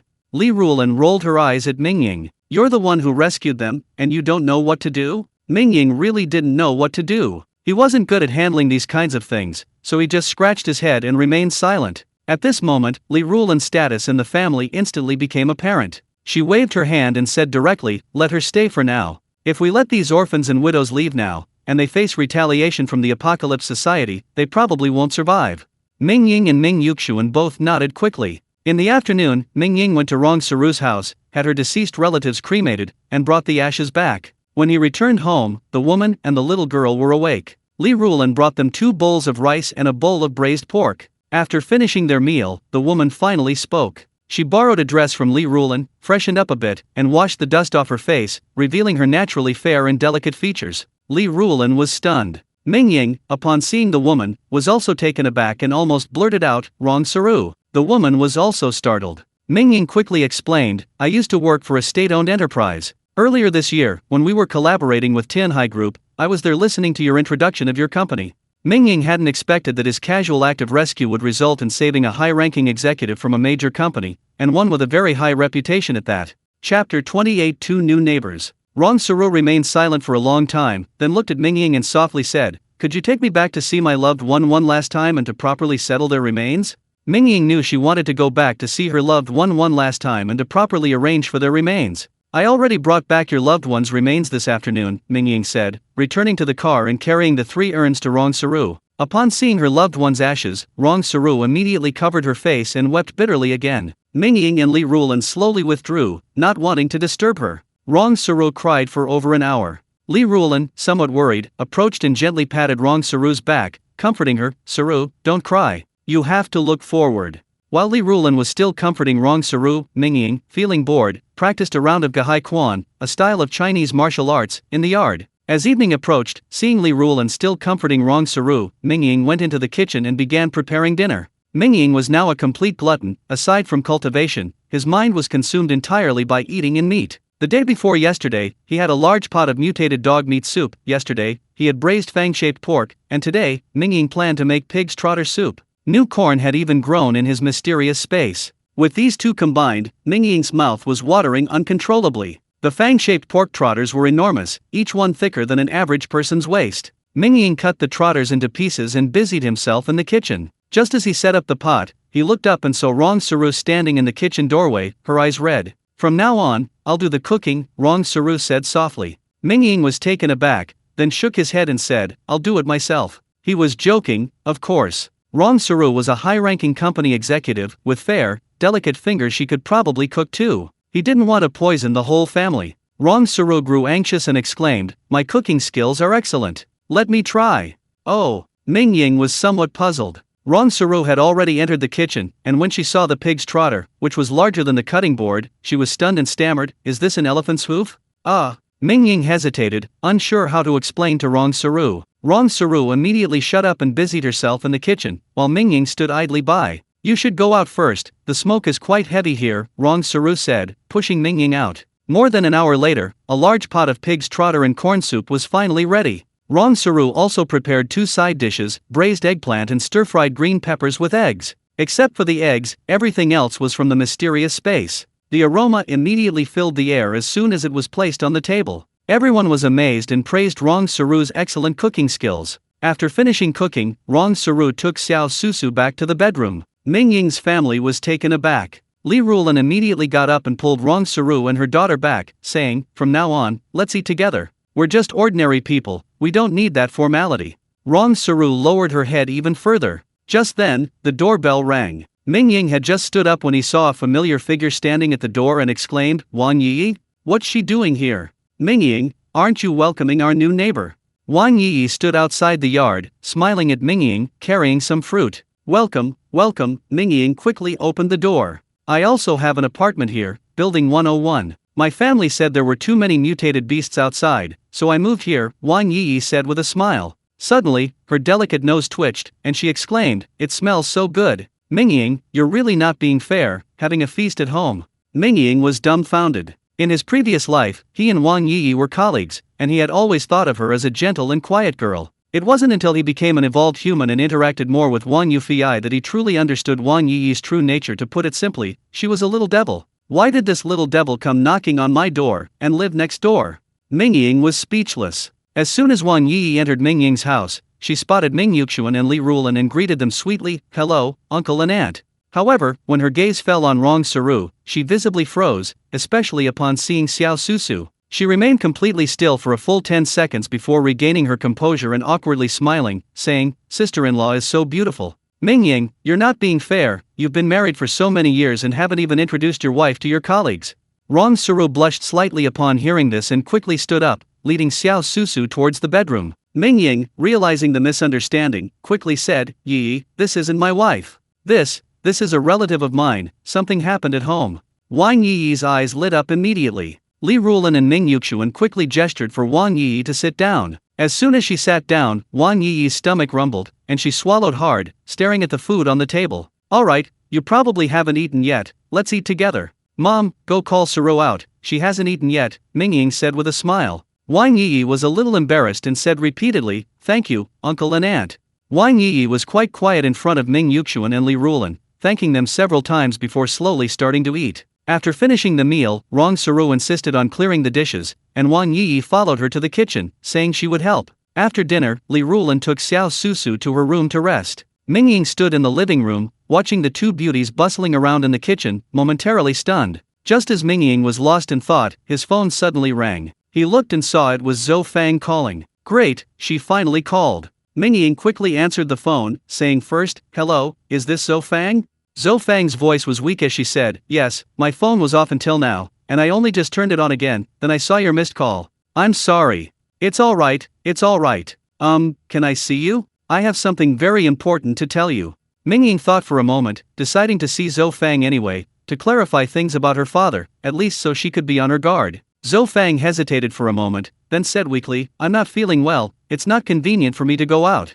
Mingying was taken aback. He also sensed that Zhou Fang seemed weak, and immediately said, "Then I'll come to your place. I have some medicine here, the one you took last time." "Well, okay then. I live in Baiyuan residential area, building 103. As soon as Zhou Fang finished speaking, Mingying was dumbfounded. "Building 103 in Baiyuan residential area? Isn't that right next to my house?" Mingying glanced at Wang Yi in the kitchen, then at his phone. It turned out these two, one on each side, were now his neighbors. Knowing that Zhou Fang lived in building 103, Mingying immediately put down his phone, grabbed 2 portions of well water, about half a mineral water bottle, and went out. Mingying rang the doorbell at building 103. Zhou Fang quickly came out, immediately recognizing Mingying, equally surprised that they were neighbors. Today, Zhou Fang was still wearing her white tracksuit, but her complexion was very poor. Mingying felt this woman was a bit mysterious, but he didn't ask too many questions. Upon entering the house, Mingying noticed that although Zhou Fang's villa had been renovated, it seemed like no one had lived there for a long time. Some areas were still dusty. "I just moved into this house. I rarely stay here, so it's a bit dirty and messy. I'm planning to clean it tomorrow," Zhou Fang said apologetically, her voice weak. "You seem to be injured?" Mingying asked. Zhou Fang was taken aback, then smiled and said, "It's nothing, just a bit of a cold, I'm weak." Mingying shook his head, secretly chuckling, clearly internal injuries, yet she says it's a cold, trying to fool me. Seeing Mingying's suspicion, Zhou Fang quickly changed the subject, saying, "Thank you so much for your medicine last time, otherwise, I probably would have died." "It's nothing, just a small favor," Mingying waved his hand, then asked the question that was on his mind most, "Where is your father now?" Chapter 29 The Terrifying Giant Elephant. Zhou Fang was taken aback, feeling that Mingying seemed overly concerned about her father's whereabouts. Don't misunderstand, your father and I are friends. There are too many mutated beasts outside right now, and I'm very worried about him." Mingying spoke from the heart. In her previous life, this martial artist must have died, otherwise, with his strength, he wouldn't have remained unknown. "He taught me the Gihai fist." Mingying dropped a bombshell, then swiftly moved around the living room, demonstrating 2 crucial killing moves from the Gihai fist. Zhou Fang's eyes widened instantly upon seeing these 2 moves, her doubts vanishing. If this person were her father's adversary, someone who had sparred with her father, he could imitate some of the Gihai fist's techniques, but it was impossible for him to use these 2 moves. Because these 2 killing moves were secret techniques of the Gihai fist, not even taught to disciples, let alone to adversaries. Mingying smiled, "Now you should believe me, right? What do you want with my father?" Zhou Fang asked, somewhat trusting Mingying now. Mingying thought for a moment and said, "I hope you and your father can join my team. This thick fog won't dissipate anytime soon, and those mutated animals will be a huge problem later." Zhou Fang was taken aback, looking at Mingying with a strange expression, thinking to herself, has this guy been reading too many fantasy novels? You should know that I also have some secrets, Mingying said, throwing out another trump card well water. Mingying handed 2 portions of well water to Zhou Fang, saying, this potion can treat the X virus. Currently, I'm the only one in the world who has it.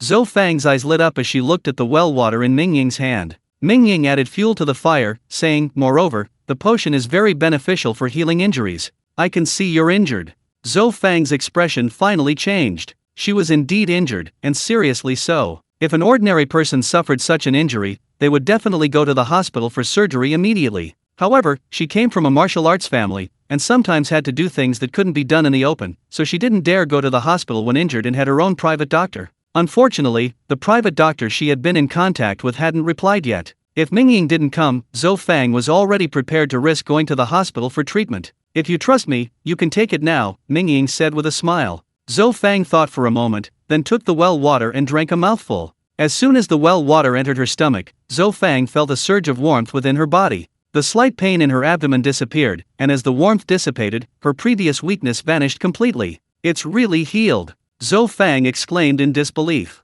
Mingying smiled, now you should believe I'm not an ordinary person. He then handed the remaining portion of well water to Zhou Fang, saying, keep this. If you get bitten by a mutated beast, wash the wound with this well water first, then take a sip. Zhou Fang nodded, about to say something more, when suddenly a frenzied roar of a beast echoed through the air, followed by a burst of gunfire. It's the roar of an elephant.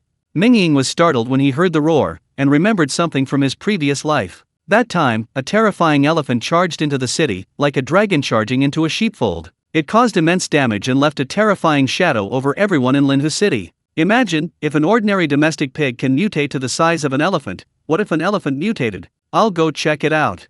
Mingying turned and quickly walked towards the pickup truck outside the yard. Zhou Fang hesitated for a moment, then followed closely behind, saying, I'll go with you. With the roar of the engine, the pickup truck sped into the thick fog. Inside Mingying's villa, Wang Yi and Rong Suru stared blankly at Mingying's departing figure. Ming Yuxuan and Li Rulan also hurried downstairs. All 4 of them had heard that loud roar and were still somewhat frightened. Looking at the southern part of Linhu City, amidst the dense buildings enshrouded in thick fog, a colossal beast of unbelievable size was rampaging. Power lines and billboards overhead snapped and shattered with a series of loud cracks and bursts of fire, accompanied by the desperate screams of countless people. It was indeed an elephant, but its size was terrifyingly exaggerated. Conservatively estimated, it was at least 5 stories tall, covered in dense fur, its trunk probably as thick as a water bucket, and its 2 tusks were incredibly menacing, 6 or 7 meters long. Is this a mammoth? A regression to its ancestral form? This thought flashed through the minds of all the security guards. Fire! Fire! Suppressive fire! The security team leaders shouted, and dozens of guards immediately raised their guns, unleashing a torrent of bullets upon the giant elephant. In the distance, more security guards were rapidly arriving. Damn it, where did this elephant come from? Ding Jun cursed under his breath. As the area's security captain, he immediately led his men to the front lines. Captain, shooting is useless, a team member shouted, still firing at the giant elephant. Unfortunately, the elephant's defenses were terrifying. The rifle bullets only left small craters, not even drawing blood. The heavy sniper rifle is here. Quick! Someone shouted excitedly. On a nearby 5-story building, a security guard lay prone, gripping a massive weapon tightly. A loud bang rang out, flames spitting out. The guard was thrown back more than 10 centimeters by the terrifying recoil, and a long, silver bullet shot out, instantly piercing the elephant's body, exploding into a cloud of blood mist. Roar! The giant elephant, in pain, roared repeatedly, crashing into the 5-story residential building with a deafening crash,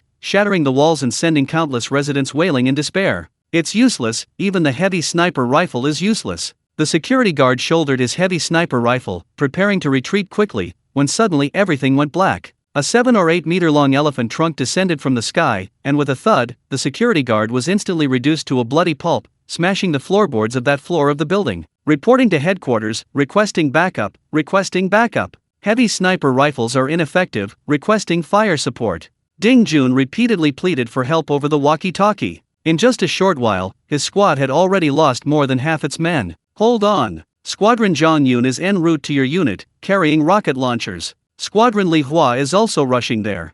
The voice on the walkie-talkie was equally urgent. Just as the words left his mouth, a series of whistling sounds rang out. 3 rockets, trailing long tails, slammed into the giant elephant. The elephant's massive body shuddered violently, a huge wound blasted into its body by the rockets, but it became even more ferocious, instantly smashing down 2 more residential buildings. In the official building of Linhu City, 7 top officials, including Yu Dongchuan, watched the television screen in the conference room with grave expressions. The screen was broadcasting live the scene of the giant elephant's rampage. For a moment, the entire conference room fell silent. Dongchuan, even rocket launchers are useless. One of the bigwigs asked in a deep voice. Yu Dongchuan's eyes were piercing as he replied, "Don't worry, everyone. Rockets are effective, but it might take 20 to 30 to completely kill this giant elephant."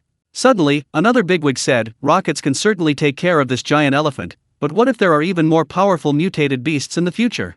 Upon hearing this, the 7 bigwigs, including Yu Dongchuan, fell silent. Suddenly, one of the bigwigs glanced at the corner of the television screen and saw a figure flash by. He was immediately startled because he saw that this figure was holding a long, weapon-like staff, and while everyone else was running away from the giant elephant, this figure was charging towards it. The bigwig couldn't help but think, this person is carrying a weapon. Could he be going to deal with this giant elephant?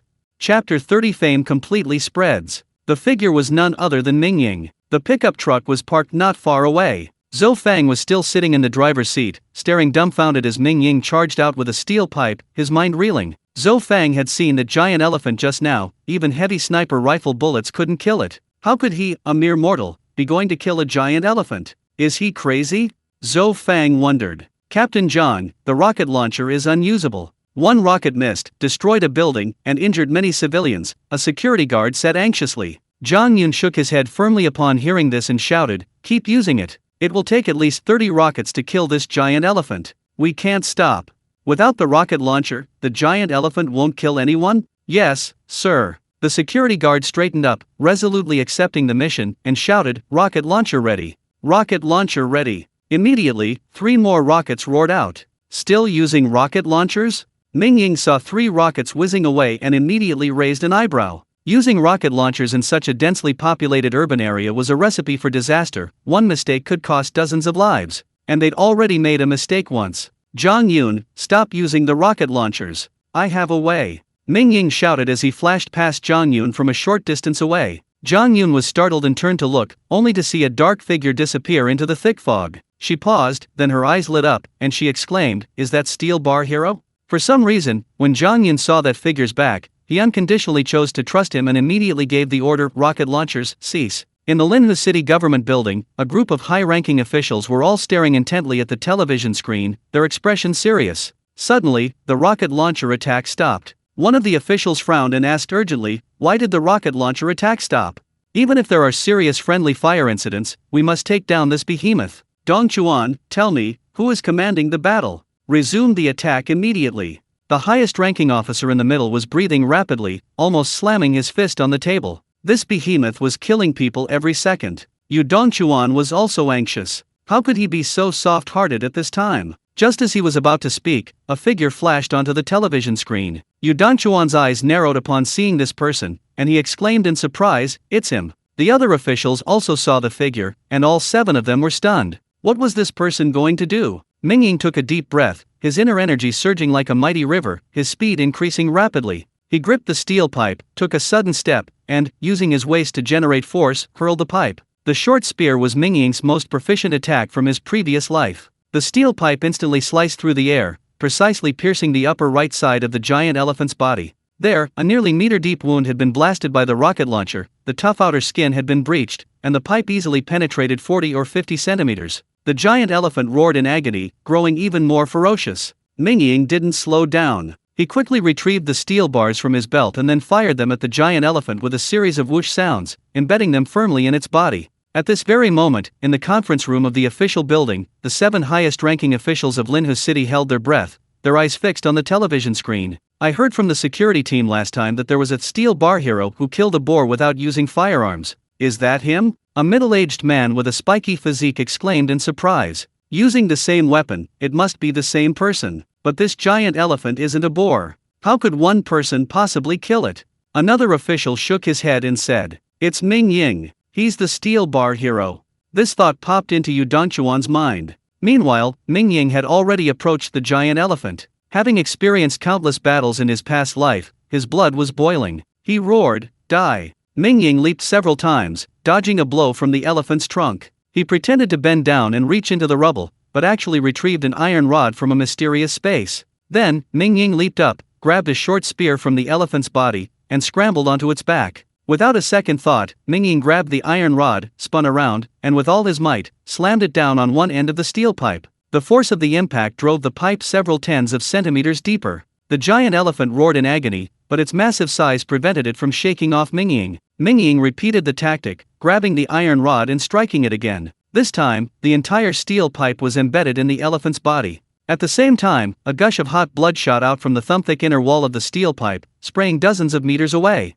Dead! Mingying's eyes lit up. He knew his goal had finally been achieved. The steel pipe had penetrated the giant elephant's heart, and since it was hollow, it now acted like a blood drain, frantically gushing blood. In the conference room of the official building, the 7 high-ranking officials, witnessing this, all had brightened eyes and let out a long sigh of relief. Because the steel pipe had penetrated directly into the giant elephant's heart, the immense contractile force caused blood to spurt out like arrows. Within seconds, the terrifyingly large elephant slowly collapsed and died. Mingying slowly rose from the elephant's body, looking around. Blood was everywhere, forming rivers. Through the thick fog, he could vaguely see the devastation. Beneath the rubble, a hand or foot was faintly visible. Sigh, Mingying sighed, forcefully pulling the steel pipe from the elephant's heart. After wiping it clean, he glanced at the distant security camera. Now, Mingying's face was clearly visible to the 7 high-ranking officials in the conference room of the official building. Who is this person? The officials wondered. Yu Dongchuan thought for a moment and decided to speak. He's Steel Bar Hero, and also the one who gave me the X-virus treatment.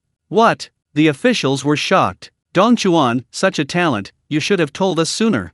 The leader glanced at Yu Dongchuan, took a sip of water, and said casually. Yu Dongchuan smiled wryly. At first, I just thought he was a lucky kid. It was only today that I learned he was Steel Man, and I had no idea his combat skills were so high. Now it seems he probably has some secrets.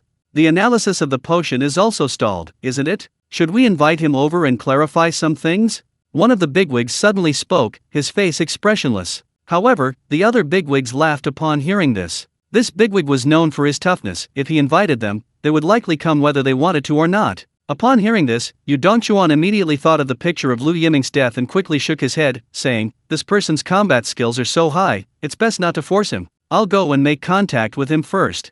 The bigwig's expression turned cold upon hearing this, but he said nothing. Back on the battlefield, Mingying leaped down from the giant elephant, quickly determined his location, and then sped towards the pickup truck. Not far away, Zhang Yun rushed out of the thick fog. This time, Mingying didn't hide his face, and Zhang Yun saw him clearly. She instantly understood everything. She knew that the Steel Bar Hero was Mingying, and that he was very likely the one who killed Lu Yiming. She thought to herself, Mingying, you tricked me last time. With that thought, she gritted her teeth and was about to rush forward to capture Mingying, but she couldn't keep up with his pace. After rushing 30 or 40 meters, she only saw a familiar back. She stamped her foot, thinking, I must catch you. In this battle against the giant elephant, humanity finally experienced the devastating power of the apocalypse. The losses were immense, hundreds of buildings collapsed, and the number of civilian casualties likely exceeded 5,000. The apocalypse had finally revealed its terrifying fangs. Mingying, in this battle, had completely come into the view of the Linhu city leadership. Killing the giant elephant was also a crucial step in Mingying's plan. He had anticipated that revealing the well water would attract covetous eyes, so he first killed Lu Yiming to intimidate a group, and today, by demonstrating his terrifying strength, he intimidated another.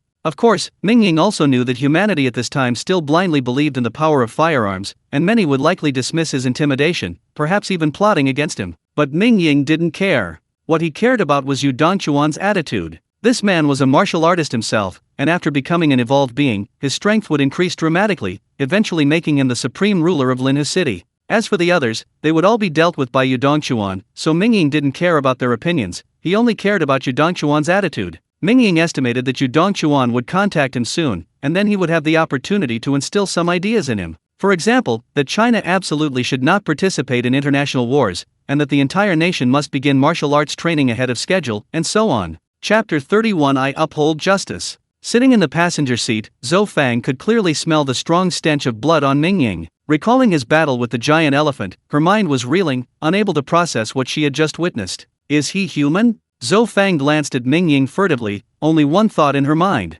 Sigh, I've never eaten elephant meat before. There were too many people earlier, it was difficult to get a chance. What a pity, Mingying lamented, still yearning for elephant meat. Along the way, Mingying and Zhou Fang chatted casually. Mingying learned that Zhou Fang's father was currently in Huazhi City on business, and he couldn't contact her, so he had to give up on the idea. After returning home, Zhou Fang went back to her residence alone. Before parting, Mingying specifically told her, "Practice your boxing more often." Zhou Fang's eyes lit up upon hearing this, thinking to herself, "He's so strong, could it be from practicing the Gehai fist? Is father's fist technique that powerful?" Mingying pushed open the villa door and found that Wang Yi had also returned. Rong Saru and Li Rulan were cleaning the house, and Xiao Susu was sitting alone in the bedroom. "Mingying, where did you rush off to earlier? I heard there's an elephant in the south of the city, as tall as a 5-story building. Don't run around like that now," Ming Yuxian said with a sigh. Li Rulan and Rong Saru stopped what they were doing. Li Rulan exclaimed in surprise, "Oh my god, a 5-story tall elephant?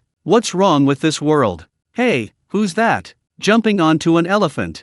Ming Yuxian was scrolling through the news on his phone when he clicked on a video and immediately exclaimed in surprise. Li Rulan and Rong Saru both crowded around. Li Rulan exclaimed, Mingying, this person looks a bit like you." Mingying scratched his head, speechless that someone had been filming him in that situation. He could only say, "It really is me." Ming Yuxian and Li Rulan were both stunned, while Rong Saru's beautiful eyes widened in disbelief. You brat, what were you doing running around trying to be a hero?" Li Rulan paused for a moment, then immediately became angry. She raised her hand to hit Mingying, shouting, "Next time, you're not allowed to go anywhere. The security team has so many guns, it's not your place to show off." Knowing his mother wouldn't hit him, Mingying nodded repeatedly, I know, I definitely won't go again." Li Rulan then stopped. Mingying took the opportunity to run to the kitchen. The battle today had exhausted him greatly, and he was starving. Mingying took a large piece of pork from the freezer, conservatively estimated to weigh 30 pounds. He rinsed it briefly, tossed it into a large iron pot, added some spices, and started cooking. High-end ingredients only require the simplest cooking methods. Mingying planned to make boiled pork belly a simple and convenient dish, yet with an extraordinary flavor. He glanced at the rice cooker, it was still more than half full of rice, which reassured him. Soon, the aroma of meat wafted out. Mingying turned on the range hood, and a powerful draft immediately blew the aroma away. "Damn, who's cooking meat again?" A message popped up in the group chat from Jean's Awesome. "I haven't eaten meat in a week. Who's cooking meat? I'm coming over for a free meal," a resident named Horizontal Fold posted. "That idiot's eating mutant meat again, how come he didn't die?" The troll I'm the best in building 4 started cursing again. Mingying was waiting for the meat to cook, getting bored, and was playing on his phone when he saw I'm the best in building 4 starting to curse again. He got angry and replied directly, "I'm eating meat at home, what's it to you?"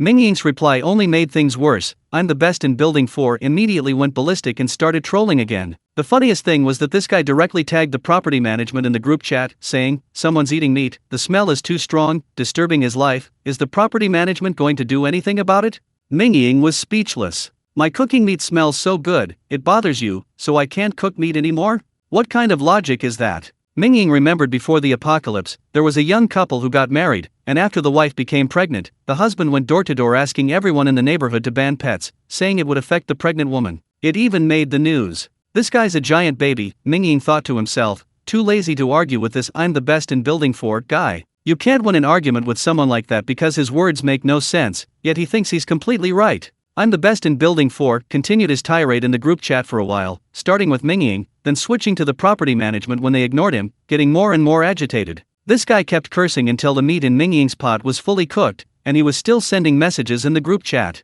Mingying, annoyed at arguing with him, took a large piece of white pork from the pot, sliced it thinly, and arranged it on a plate. Then Mingying started preparing the sauce. The sauce for boiled pork was simple: some soy sauce, vinegar, sugar, chicken bouillon, minced garlic, and chopped chili peppers, then stirred it all together. After finishing, Mingying took a picture and posted it in the group chat, deliberately tagging I'm the tallest in building 4, and sending a message, boiled pork, so delicious. This immediately infuriated I'm the tallest in building 4, who sent 2 messages, you wait, I've already called the police. Mingying had long since ignored him, he was practically starving. He poured the prepared sauce directly over the boiled pork, picked it up, and took a bite. His eyes lit up. The boiled pork was tender and delicious, and paired with minced garlic to cut the richness, it was simply divine. Mingying ate over a dozen pieces, still not satisfied, so he ran to the kitchen and brought out the rice cooker, eating the boiled pork with rice. In no time, he had devoured 20 or 30 pounds of boiled pork. Mingying let out a satisfied burp, then turned on his phone and immediately laughed.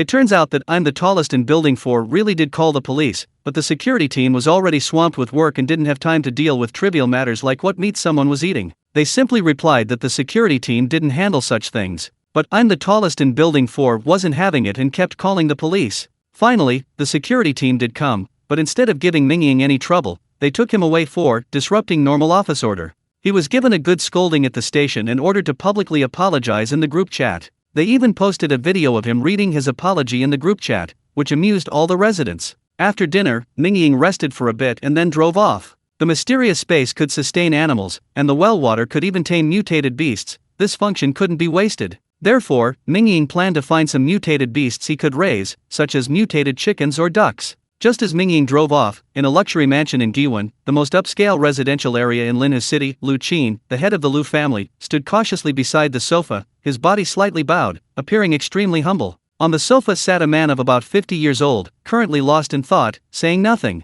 This man was none other than Su Kadai, one of the 7 bigwigs who had attended the meeting in the official building conference room earlier that day, the middle-aged man who had said he would bring Mingying here to find out the truth. Yu Dongchuan is clearly biased towards that young man, and he even obtained the medicine that can cure the X virus from him. The relationship between them is too deep. Now, in these chaotic times, this is my chance to make my mark. I should get this young man under my control. Su Kadai thought to himself, while Lu Qin stood patiently beside him. Lu Qin, why don't you sit down? Su Kadai suddenly looked up, feigning surprise. Lu Qin cursed inwardly, old man, I've been here for over 10 minutes, and you haven't even offered me a seat. However, although Lu Qin was cursing inwardly, he dared not show it on his face, and said with a smile, I'll just stand. Sit down. Su Kadai gestured to the sofa opposite him, and Lu Qin sat down. I heard that Yiming was murdered, and the murderer is highly suspected to be someone named Mingying? Su Kadai said. Upon hearing this, Lu Qin's eyes lit up. He thought to himself, does standing committee member Su mean he's supporting my revenge?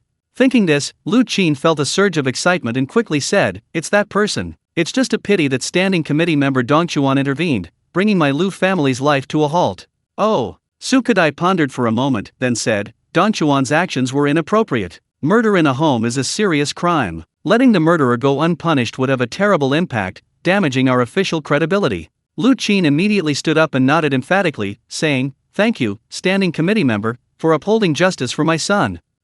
Go ahead. Su Kadai waved his hand. Lu Qin respectfully took a few steps back, then quickly walked out of the mansion, his eyes gradually hardening with killing intent. Chapter 32 What Yu Dongchuan Thinks. The giant elephant attack in the southern part of the city cast a shadow over Linha City, frightening everyone from high-ranking officials to ordinary citizens. Just 1 hour after the elephant was killed, Linha City announced a mass evacuation plan. Simply put, it meant abandoning most of Linha City and concentrating residents from all over the city, with security teams protecting the perimeter. The final evacuation area was the northern part of the city, centered around the Baiyuan residential area, expanding outwards to 4 or 5 other residential areas. This plan immediately sparked strong public opposition, with many publicly criticizing it online. However, this time, the Linha City government demonstrated considerable power, quickly releasing a series of plans. All citizens are requested to register their family members at their community center so that accommodation can be arranged uniformly after moving to the centralized residential area. Registration deadline is 6 p.m. on September 8. Starting September 10, the security team will not provide security for any area outside the centralized residential area. Starting September 9, all 106 food supply points in the city will be cancelled, except for the 6 supply points in the centralized residential area. Starting September 10, water and electricity will be suspended in all areas of Linha City except for the centralized residential area. After this series of announcements, the internet erupted in outrage, with many people even taking to the streets to demonstrate. Following this, Linha City announced a trump card plan, the merit plan. The merit system plan, currency and free food rations were abolished. All necessities in centralized residential areas would be exchanged for merit points. Merit points were linked to individual ID cards. Simultaneously with the announcement of the merit system plan, Linha City also promulgated wartime regulations, imposing simplistic and brutal constraints on social order. Severe penalties were imposed for theft, robbery, disturbing public order, and spreading false information, such as freezing merit points and forced labor. The 4 most prominent articles were placed at the top. Those who incite public disturbances will be executed. Those who rape women will be executed. Those who traffic children will be executed. Those who intentionally kill will be executed. Upon the promulgation of the wartime regulations, the security forces arrested hundreds of demonstrators that very day, executing 6 ringleaders on the spot, and broadcasting the incident live online. Linhua City fell silent, and large numbers of residents began to relocate. The security team deployed numerous trucks to assist with the relocation of residents. Trucks filled the streets as citizens, carrying large bags and bundles, flocked towards the Baiyuan residential area. Meanwhile, Mingying was preparing to leave to capture suitable mutated beasts for breeding. His mysterious space currently only had Aji, a lonely mutated beast, and Mingying planned to expand his breeding operation. However, things didn't go as planned. Mingying was immediately blocked as soon as he stepped outside the dragon flame goddess. Zhang Yun had arrived again with her entourage. This time, Zhang Yun brought an armed security team. The moment they appeared, over a dozen guns locked onto Mingying. At the same time, Zhang Yun shouted, "Mingying, surrender." Zhang Yun's attempt to capture Mingying caused quite a stir. Ming Yuxuan, Li Rulan, and Rong Suro were all alerted, and the 3 of them were visibly shocked upon emerging. Mingying, Yu Wang Yi from Building 101 ran over, and Zhou Fang from Building 103 stood by the roadside, looking anxious. "You're that steel bar hero, aren't you? You killed Lu Yiming, didn't you?" Zhang Yun shouted. Mingying laughed upon hearing this, saying, "Captain Zhang, does your security team arrest people based on guesswork? What steel bar hero, what Lu Yiming? You still want to deny it?"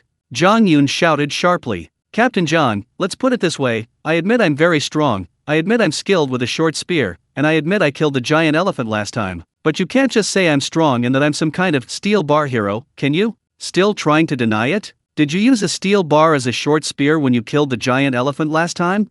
Zhang Yun said, directly signaling the other security team members to approach. "What? Using a similar weapon makes me steel bar hero? Besides, even if I were steel bar hero, it wouldn't be illegal, would it? You can't just say I'm strong and used steel bars as weapons, so I killed Lu Yiming, right? By the way, was Lu Yiming nailed to the ground by steel bars?"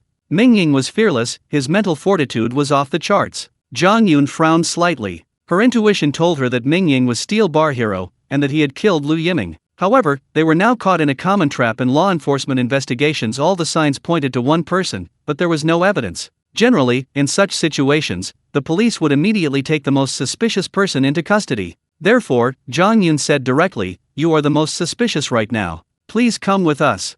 Mingying shook his head, laughed, and said, "Can we wait one more minute?" "No." Zhang Yun refused outright. She was joking. Had she ever seen a criminal bargain with the police? Just as Zhang Yun was about to arrest Mingying, a message came through the communicator. "Squadron leader Zhang Yun, this is Captain Ling Guan. Mr. Mingying possesses a medal of merit. Without solid evidence, please immediately cease your attempt to arrest him." "You?" Zhang Yun was taken aback. Mingying grinned, and Wang Yi beside him smiled and made a victory fist gesture. "Go, back to work." Zhang Yun snorted coldly and turned to leave. The scare was over. Mingying reassured his parents and specifically thanked Wang Yi. It was she who had called Wang Yufei, through whom he had contacted Captain Ling Guan of the security team. After dealing with the matter, Mingying drove off in his pickup truck, ready to continue his mission of capturing mutated beasts. Unfortunately, with the entire city on the move, the roads were incredibly congested. The pickup truck soon became stuck and had to park, continuing on foot. Fortunately, Mingying was now physically strong, and soon he ran out of the city and headed towards the farm in the suburbs.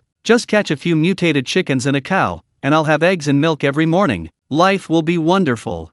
Mingying wasn't ambitious and didn't ask for much in life. He didn't need to be rich or have delicacies, a comfortable life would be enough. "I wonder if hens need roosters to lay eggs. Never mind, I'll catch one first and then figure it out," Mingying thought to himself, continuing to approach the farm. As Mingying headed towards the breeding farm, in the Linhua City Security Bureau building, Yu Dongchuan sat solemnly at the front of the conference room. Hua Yu, the head of the security bureau, sat beside him, along with the captains of the 5 major districts of the Linhua City Security Bureau. "Chief Hua Yu, what's the progress of the mutated beast eradication?" Yu Dongchuan asked in a deep voice. Chief Hua Yu's expression turned serious. He reported, "Sir, the entire city's security team is currently mobilized. A total of 860,000 mutated beasts have been killed. The western part of the city has the largest number of mutated beasts due to several large breeding farms, with 420,000 killed so far." Yu Dongchuan frowned upon hearing this. The total number of mutated beasts in Linhua City was conservatively estimated at 4 million, and only 1/5 had been killed so far.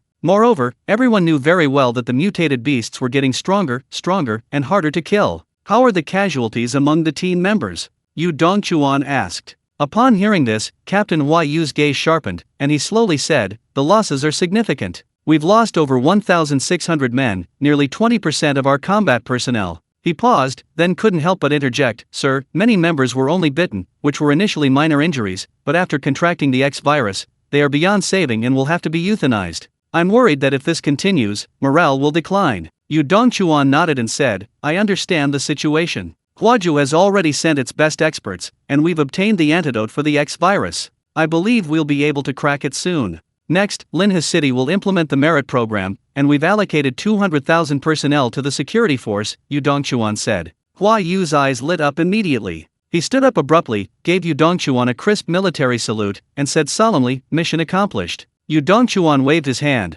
but his mind was preoccupied with Mingying. He thought to himself, "This man is truly mysterious. He possesses a cure for the X virus, and his own strength is so formidable. What exactly is he up to? Does he have some powerful backing? Or is this virus outbreak related to him?" The more Yu Dongchuan thought about it, the more troubled he became. News had arrived from Huaja that the dense fog wouldn't dissipate anytime soon. The number of mutated beasts was too vast, and with the international situation in turmoil, China had made worst-case scenario preparations, preparing for an apocalyptic war. "Never mind, I'll go and make contact with him first, see if I can get some useful information." Yu Dongchuan decided to meet with Mingying. So, Yu Dongchuan called his secretary over, gave her a few instructions, and the secretary quickly left the meeting room, then dialed Mingying's cell phone. Meanwhile, Mingying was slowly approaching the farm in the west of the city when his phone vibrated. Seeing it was a landline number, he smiled. Yu Dongchuan had indeed come to see him. After answering the phone, Yu Dongchuan's secretary was very polite, expressing Yu Dongchuan's desire to speak with Mingying.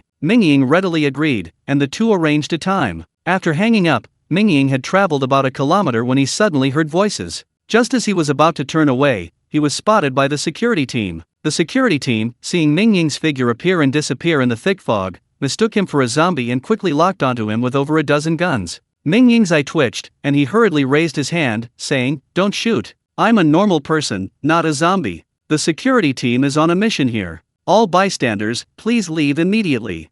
Okay, I'm leaving right away," Mingying said quickly. He didn't want to be with the security team anyway, otherwise he wouldn't be able to use his mystical space. "Hey, Captain Lu, that guy looks like the one who killed the giant elephant today." Suddenly, one of the security team members said in surprise, "It's him. Holy crap, we've run into a pro. Boss, why don't we ask him to come with us? This guy can take on 10 of us." Mingying's hearing was amazing. Hearing this, he instantly vanished into the thick fog. Behind him, the security team members hurriedly gave chase, but they couldn't catch Mingying at all. The dozen or so of them were kicking themselves in frustration. Mingying carefully walked along the suburban path, carrying a steel pipe. In his memory, although the farm was still 4 or 5 kilometers away, this area was already very dangerous. Mutated beasts could appear at any moment. About a kilometer in Mingying's direction of travel, a figure staggered and fled in panic. If Mingying were there, he would probably recognize this person immediately as Naishu, one of the 5 people he was looking for. Naishu was tall, more than a head taller than the average person. His strong muscles were faintly visible under his camouflage uniform, and he carried an AK rifle.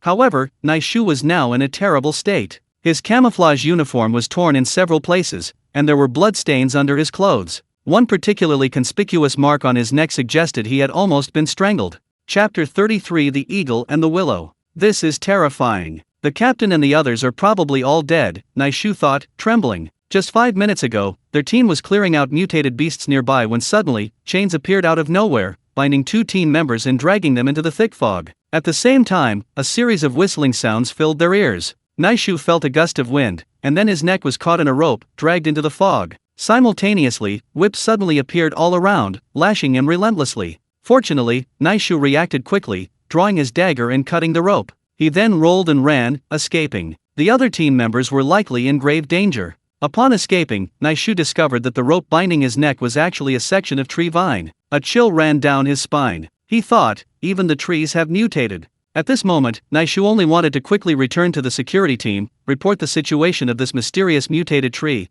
and request stronger forces to suppress it.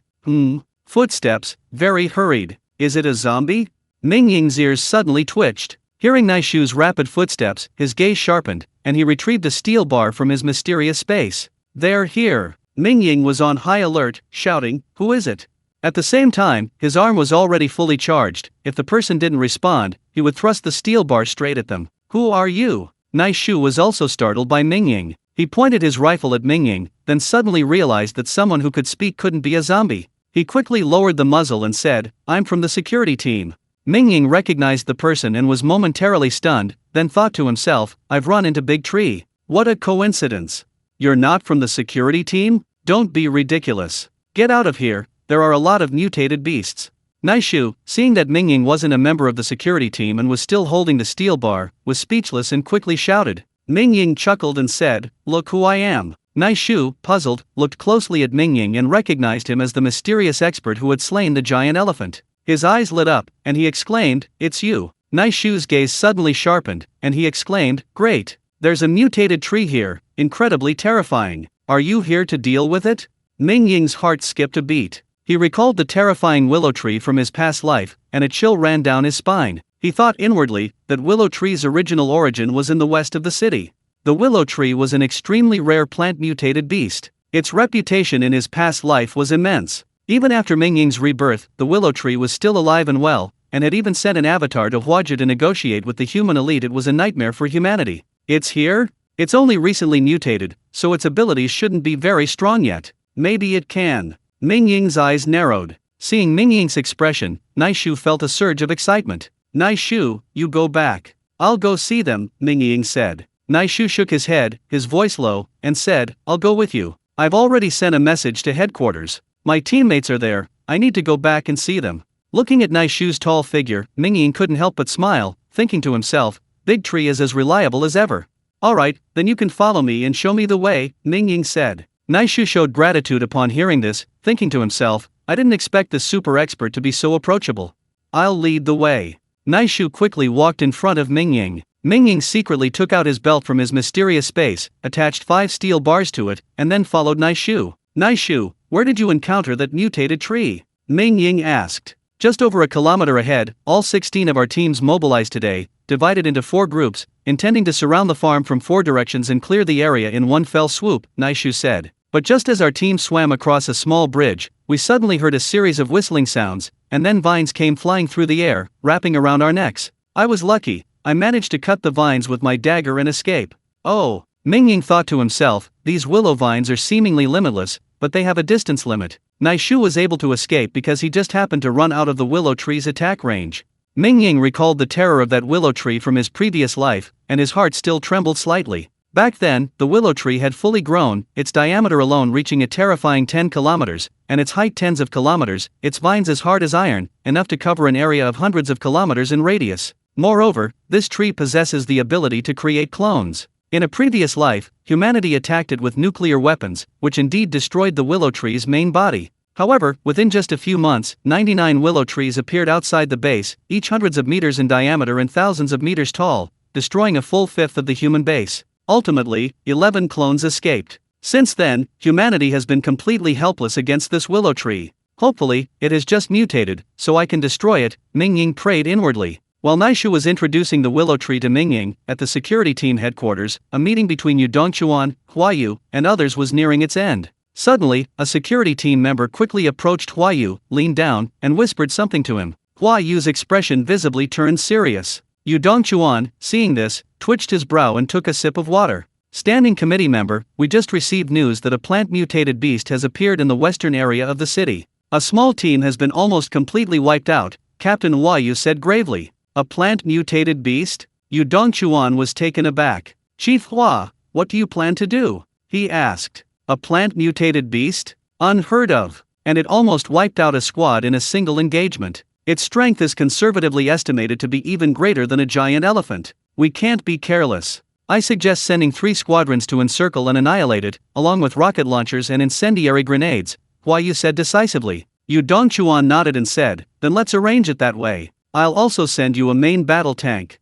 Huayu's eyes lit up immediately. He clenched his fist and said, "That's excellent. Now I'm fully confident I can eliminate this beast."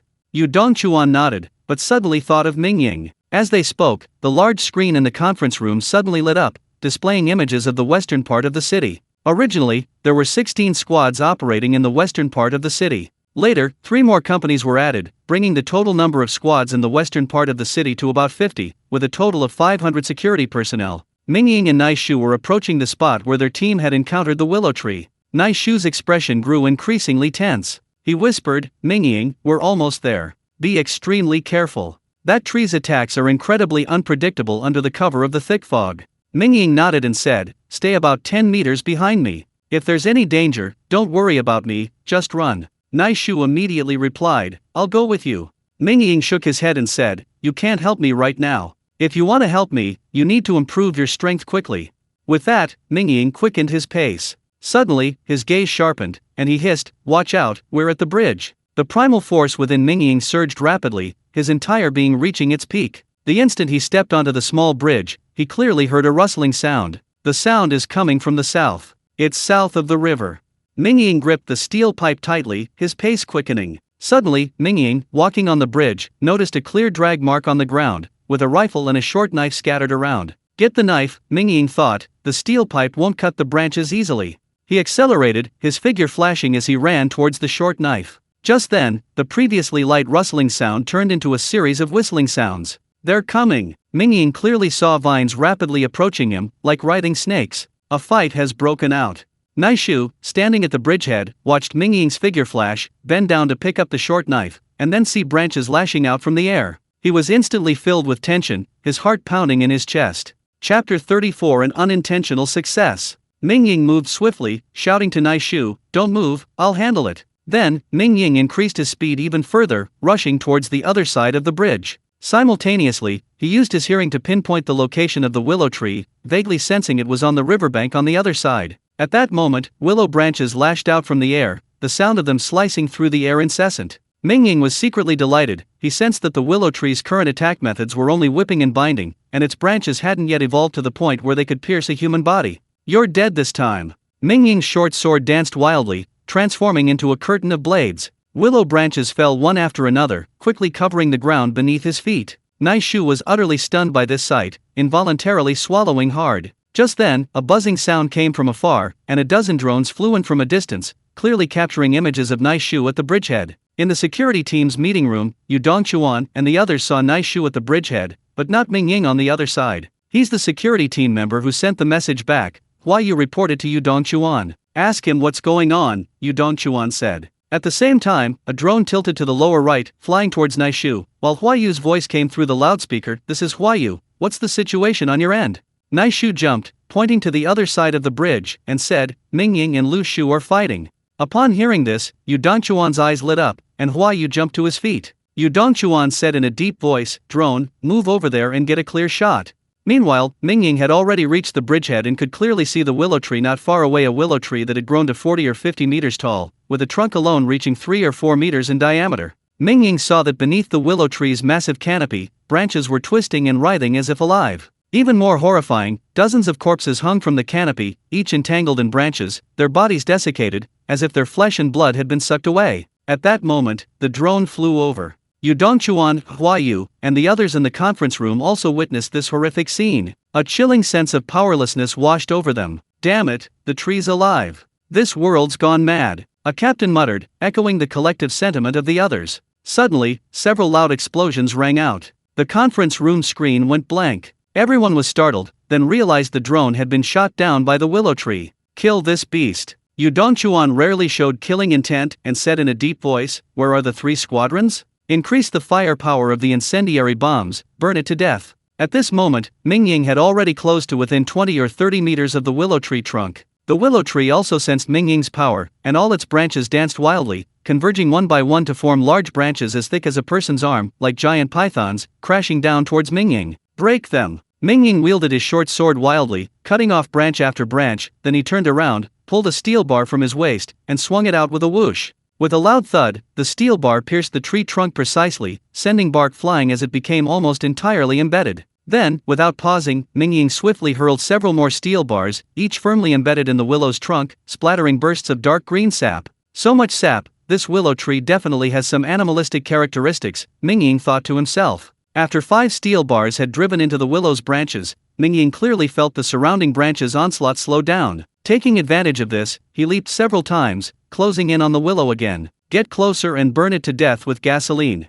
Mingying glanced around and saw all the drones had crashed. He thought to himself, God's on my side, and immediately retrieved a large can of gasoline from his mysterious space. This can of gasoline was the very gasoline Mingying had prepared for the generator. Worried about its safety in the villa's warehouse, he had kept it in his mysterious space, never expecting it to come in so handy today. Mingying kicked the gasoline can over, spilling gasoline everywhere. Holding a knife in his left hand and a steel pipe in his right, he clashed them together, sparks flying, and with a boom, the gasoline ignited, unleashing a terrifying heatwave. Simultaneously, a series of ghostly howls echoed from the flames. Mingying saw countless branches whipping wildly in the fire, seemingly trying to extinguish the flames, yet also attacking him. Seeing this, Mingying retreated rapidly, leaping back to the bridgehead, then sprinting away without looking back. Naishu also saw the flames on the other side of the bridge. At the same time, Mingying burst through the thick fog, appearing before Naishu. In the distance, the security team finally arrived. Mingying clapped his hands, turned to look at the other side of the bridge, and laughed. It's all taken care of. Incendiary bombs, keep going, burn them thoroughly. The security team members, still not satisfied, immediately launched incendiary bombs one after another towards the willow tree. Instantly, flames erupted, shooting up hundreds of meters high, illuminating everyone's faces in a red glow. Naishu, I'm leaving. Here's your phone number, Mingying said softly, pulling Naishu along as he slowly retreated. Naishu was startled, asking, Aren't you coming with us? Mingying shook his head. Naishu secretly regretted it and gave Mingying his number. Join my team, let's fight side by side, how about it? Mingying said to Naishu with a smile before leaving. Naishu was stunned for a moment, then his face lit up with joy. Mingying laughed and said, Wait for my call. With that, Mingying quickly left. As he left, Mingying saw the dense willow branches on the bridge. A thought struck him, and he picked up a willow branch before quickly retreating. Throughout the journey, Mingying was in high spirits, thinking that he had actually dealt with the willow tree that had brought endless terror and despair to the entire human race in his previous life. Mingying couldn't help but feel a little smug. After returning home, Mingying went into his bedroom and with a thought, appeared in a mysterious space. Looking down at the willow branch in his hand, he thought to himself, I didn't catch the mutated chicken or the mutated duck, but I picked up a willow branch. I wonder if it will work. Mingying casually stuck the willow branch into the ground, then poured some pure well water on it. As soon as the water hit the ground, the willow branch twitched, straightening like a sharp sword, before returning to its original shape and falling to the ground. Looks like it didn't work.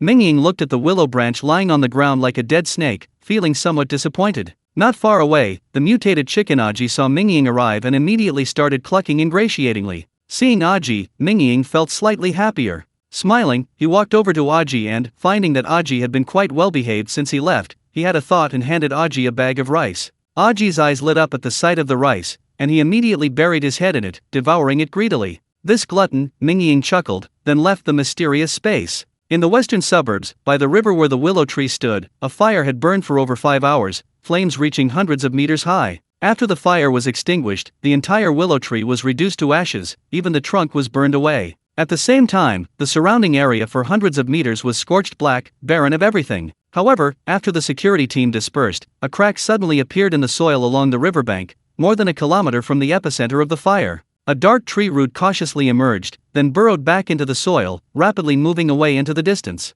Meanwhile, just as Mingying left the mysterious space, a tender green bud suddenly sprouted from the willow branch he had casually stuck into the ground. Aji, who had been enjoying his meal, suddenly jumped up as if his feathers had bristled. Looking at the sprouting willow branch, a look of horror crossed his face. Like an ostrich, he buried his head in the ground, his rear end sticking up high. Chapter 35 Mingqian seeks help. After leaving the mysterious space, Mingying rested in his bedroom for a while, contemplating his meeting with Yu Dongchuan. Yu Dongchuan was the highest-ranking official in the entire Dongchuan base during the late post-apocalyptic period. His vision, shrewdness, and charisma were not to be underestimated by Mingying. On the first floor of the villa, Rong Saru was already preparing dinner. This former company executive now seemed to have become a maid, cleaning the house and preparing food every day. When she had free time, either Li Rulan would chat with her, or she would stay in the room with Xiao Susu. Mingying watched without saying much. Rong Saru's daily busyness was a good thing, at least it allowed her to temporarily forget her sorrow. Dinner was simple, consisting of 4 dishes. A large pot of fragrant and delicious braised pork was placed in front of Mingying, along with stir-fried shredded pork with green peppers, eggplant with minced meat, and a final stir-fried vegetable dish. These ingredients were either from the mysterious space or mutated beast meat, not only rich in energy but also incredibly fragrant, whetting the appetite. Mingying's sparring with Lu Shu today had taken a toll on his stamina, and his stomach was already rumbling from the aroma of food. He immediately picked up his bowl and began to devour his meal. The braised pork on the table disappeared at a visible rate. 10 pounds of braised pork. Li Rulan, Ming Yuxian, Rong Saru, and Xiao Susu had barely touched it, yet Mingying had finished it all by himself, leaving everyone dumbfounded. Mingying, are you alright? Li Rulan couldn't help but ask. Mom, what could be wrong with me? Didn't you see how fiercely I fought the giant elephant? Of course I'd eat like that. Mingying chuckled as he put down his chopsticks. This was already his 6th bowl of rice. Looking at the empty rice cooker, Mingying sighed inwardly. He'd only eaten about half full. Everyone was stunned to see Mingying sighing, looking like he hadn't eaten enough. Mom and Dad, I'm going out tonight. When I get back, cook me another 20 catties of boiled pork, and some vinegar and minced garlic. Mingying wiped his mouth and stood up. Where are you going so late at night? Don't go looking for mutated animals again, Li Rulan said, somewhat worried. Mingying said, Yu Dongchuan asked to meet me. I'm going to talk to him. Upon hearing this, Ming Yuxian and Li Rulan were both stunned. Yu Dongchuan was one of the highest-ranking officials in the entire Linhe city. Mingying was going to talk to him? As for Rong Saru, her gaze was even more bewildered. She had been staying at Mingying's house for a day and had seen too many unusual things. For example, the entire city was under wartime conditions. Ordinary people received only a small amount of food rations each day. Just being able to eat their fill was a blessing, and it was impossible to eat meat. But what about Mingying's family? Just Mingying alone ate dozens of catties of meat every day, and was that ordinary pork? Who had ever seen pig trotters thicker than a person's waist? This was clearly the meat of a mutated beast. Rong Saru had also seen the video of Mingying battling the giant elephant. Could an ordinary person possess such fighting power? For a moment, Rong Saru felt as if she had entered an incredibly mysterious family, a family filled with a terrifying sense of mystery. However, Ming Yuxian and Li Rulan were very kind to her, and they themselves seemed to be ordinary people. Ultimately, Rong Saru attributed everything to Mingying. This man had brought about a change in the entire family. Mom and Dad, keep the door locked tonight. Don't go out no matter what happens. Text me if anything happens, Mingying instructed, then pushed open the villa door, preparing to leave. Suddenly, he saw several figures emerge from the thick fog, walking anxiously towards his house. Ming Qinjin? Mingying was startled. Ming Qinjin, supporting Ming Yuan with Lu Xiaomei, also saw Mingying and rushed forward, urgently saying, Mingying, open the door quickly. Open the door quickly. Your brother has been infected with the virus. Mingying's gaze sharpened upon hearing this. Ming Yuan had been infected with the virus? However, Mingying didn't immediately open the door, but simply stared coldly at the man. Last time, his second uncle was injected with the virus by Lu Yiming's men. It would be strange if Ming Qinjin hadn't led the way. Perhaps he was trying to save his son. But if you hadn't actively tried to curry favor with Lu Yiming, how would you have gotten yourself into trouble? Besides, what was Mingying's real purpose in currying favor with Lu Yiming? Wasn't it to join forces with Lu Yiming to deal with Mingying and force him to hand over the medicine? Which of these things is humanly? Which one isn't utterly depraved? Now that his own son is poisoned, he keeps calling him your brother, finally seeking help from a relative. Mingying himself was unaware that the time Ming Yuxian and Li Rulan were beaten by the post-apocalyptic henchmen was also done by Ming Yuan's men. Mingying, open the door quickly. Your brother can't hold on much longer. Ming Qinjin cried out anxiously, pushing hard on the villa's large iron gate, which clanged loudly. At this moment, Ming Yuxian and Li Rulan also came out, while Rong Saru stood quietly at the back, looking outside with a puzzled expression. Next door, Wang Yi heard cries for help outside and came out as well. Standing in the corridor, she immediately saw Mingying and laughed, giving him a let's see what you do now look. Ming Qinjin saw Ming Yuxian and immediately shouted, Yuxian, I was wrong before. This time, you have to save Aun. Ming Yuxian was startled upon hearing this and was about to speak when Mingying stopped him. Mingying coldly looked at Ming Qinjin and said, Ming Yuan has been infected with the virus. Let me see his wounds. Ming Qinjin and Lu Xiaomei were both stunned. Lu Xiaomei finally couldn't hold back anymore and sat down on the ground, crying loudly, You heartless bastard. I told you not to go to that Lu family, but you insisted. If anything happens to a Yuan, I'll never forgive you. Mingying laughed and said, Ming Qinjin, you're still going to the Lu family? Are you trying to use them to force me to hand over the medicine? Ming Qinjin's heart skipped a beat. That was indeed what he meant. Last time, Lu Yiming used Mingying's second uncle's life to slightly pressure him, and Mingying gave in, which gave him an opportunity. Who would have thought that he and Ming Yuan would be arrested as soon as they arrived at the Lu family's house? Later, he learned that Lu Yiming was actually dead. Enraged, the Lu family immediately took action against Ming Qinjin and his companion, and even injected Ming Yuan with the X virus. However, Ming Qinjin absolutely refused to admit it. He wouldn't look at Mingying, so he targeted Ming Yuxuan, kneeling on the ground with a thud and crying, "Yuxuan, you've watched Awan grow up since he was little. As his uncle, you can't just stand by and watch him die. You guys go," Mingying said directly, simultaneously giving Wang Yi next door a look and whispering the words, "Call the police." Wang Yi understood Mingying's lip movements and retreated to her villa. Ming Yuxuan and Li Rulan felt a pang of pity seeing Ming Qingjin's miserable state. Just as Ming Yuxuan was about to open the door, Mingying coldly shouted, "Dad, have you forgotten what happened last time when second uncle was injected with the virus by Lu Yiming? He's the one who led the way." Ming Yuxuan's leg, which had been about to step out, stopped abruptly. Ming Qingjin and Lu Xiaomei panicked, wailing, "Yuxuan, Rulan, it was my fault. I'll never do it again, never again." Lu Xiaomei also cried, "We're all relatives. You can't just watch Awan die like this." Upon hearing the phrase, "we're all relatives," Mingying's anger flared instantly. He cursed, "You fucking know we're all relatives now? When have you ever been soft-hearted when you're ripping off your own relatives?" Just then, a rapid whistle blared. It was the security team arriving. Ming Qingjin and Lu Xiaomei were terrified upon seeing them. Ming Yuan was poisoned. If the security team found him, he would surely be arrested. And once arrested, he would be certain to die. Immediately, Ming Qingjin and Lu Xiaomei forgot to plead with Mingying. They helped Ming Yuan up and ran, quickly disappearing into the thick fog. The security team arrived, and Mingying quickly opened the door, saying, "Someone tried to break into my house, but they ran away after hearing your siren. Thank you so much." Ran away? Who called the police? The two security guards frowned, one of them looking somewhat displeased. The security team was severely understaffed. Calling the police for such a minor incident was pointless. Seeing this, Mingying quickly went back inside, stuffing the fruit Wang Yi had brought yesterday into their hands, and said with a smile, "I'm so sorry to trouble you two during such a dangerous time." The two men smiled immediately upon seeing the fruit. Things were different now. In peacetime, if Mingying openly offered them fruit, they probably wouldn't even glance at it. But now, Linha City was operating under wartime regulations. All supplies were centrally rationed. Even the security guards only received slightly more food and vegetables. Fruit was still quite difficult to obtain. Sure enough, the two men smiled and picked up Mingying's fruit. One of them nodded and said, "Remember to lock the gate tightly from now on. Call the police immediately if there are any problems. We'll be in charge of this area." Mingying nodded repeatedly and saw them off. Chapter 36. The dream of building a city takes root. After the two security guards left, the Ming family stood in the courtyard, an unusual silence hanging in the air. A full minute passed before Ming Yuxuan sighed. Just as he was about to speak, Mingying interjected, "There's still some medicine in the cupboard. Give it to him." With that, Mingying pushed open the villa gate and stepped into the thick fog. Behind him, Ming Yuxuan and Li Rulan exchanged a glance. Li Rulan quickly went back inside to get the medicine, while Ming Yuxuan dialed Ming Qingjin's number. Mingying walked along the streets of Baiyuan residential area, a deep sense of unease settling in his heart. He knew that Ming Yuxuan and Ming Qingjin were brothers, and Ming Qingjin had even knelt at the door, crying and begging. Ming Yuxuan couldn't possibly be so heartless. In Ming Yuxuan's eyes, although Ming Qingjin was a scoundrel, he, Ming Yuxuan, ultimately suffered no real harm. On the contrary, Ming Qingjin repeatedly shot himself in the foot. Little did Ming Yuxuan know that if it weren't for Mingying, and if any of Ming Qingjin's previous actions had succeeded,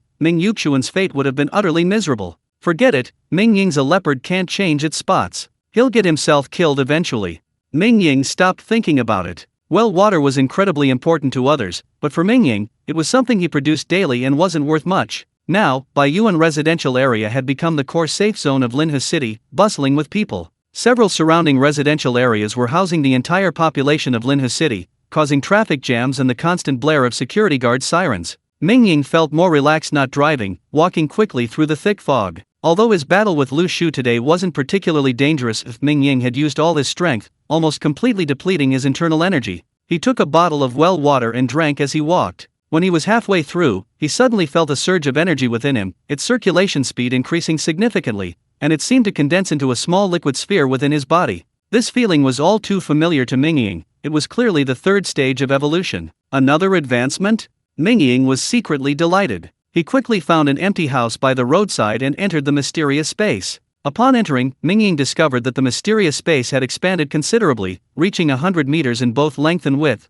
with 400 plots of land. What thrilled Mingying even more was that, the instant he entered, a message appeared in his mind: the mysterious space could be materialized in the real world, or withdrawn into the realm of consciousness. It could only transform once a day, and after materialization, the owner would no longer possess the ability to control everything within its domain. The mysterious space can materialize in the real world? Mingying was somewhat dumbfounded. If the mysterious space could switch between reality and illusion, if its land area continued to expand, wouldn't it be possible to build a vast city?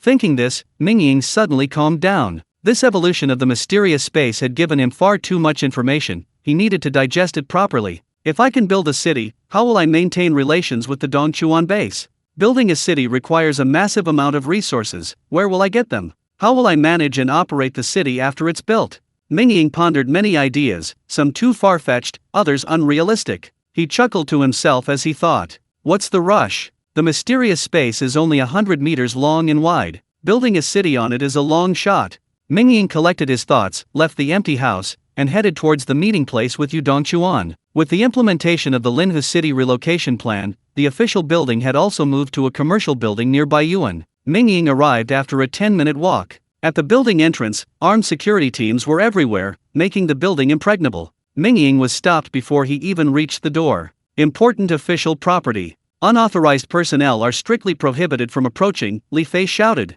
He had passed the security team's test a few days ago and become a proud security guard. Before joining, his parents had spent 300 kilograms of grain to pull strings, securing Li Fei's position guarding the official building instead of sending him to the front lines to eliminate mutated beasts. Being a lowly security guard with some power, without having to risk his life on the front lines, how wonderful. So, Li Fei had been feeling quite pleased with himself these past few days, even his tone of voice had changed. Today, near the end of the workday, Li Fei suddenly spotted a young man loitering around nearby. He looked like a shady character, so Li Fei immediately approached and reprimanded him. I'm here to see Yu Dongchuan. He asked me to meet him tonight, Mingying said truthfully. Li Fei chuckled. These days, don't people bother to put any thought into their lies? Yu Dongchuan asking him to meet? Why don't you just say it's Zhu Zupu from the US asking you to meet? Get lost, Li Fei shouted, pointing his gun directly at Mingying. Mingying frowned, surprised to encounter such a clueless gatekeeper. Speechless, he said, young man, you'd better make a call and check the situation before pointing a gun at me. Oh, getting cocky, huh? Li Fei chuckled. Nearby, the other security guards, noticing the situation was getting out of hand, whispered, Li Fei, why don't you stay here and keep watch? I'll go make a call. Make a call? Li Fei glanced at his colleague, somewhat annoyed. Why should he stand guard while the other makes the call? He then remembered that this guy had joined the company earlier than him, and the squad leader had always trusted him. Since he was new, he needed to establish some authority today to keep this guy in check. Thinking of this, Li Fei immediately said, in this situation, you actually called Lord Dongchuan's secretary? Xiao Sun, no offense, but don't you use your brain? How could someone like that have any dealings with Lord Dongchuan?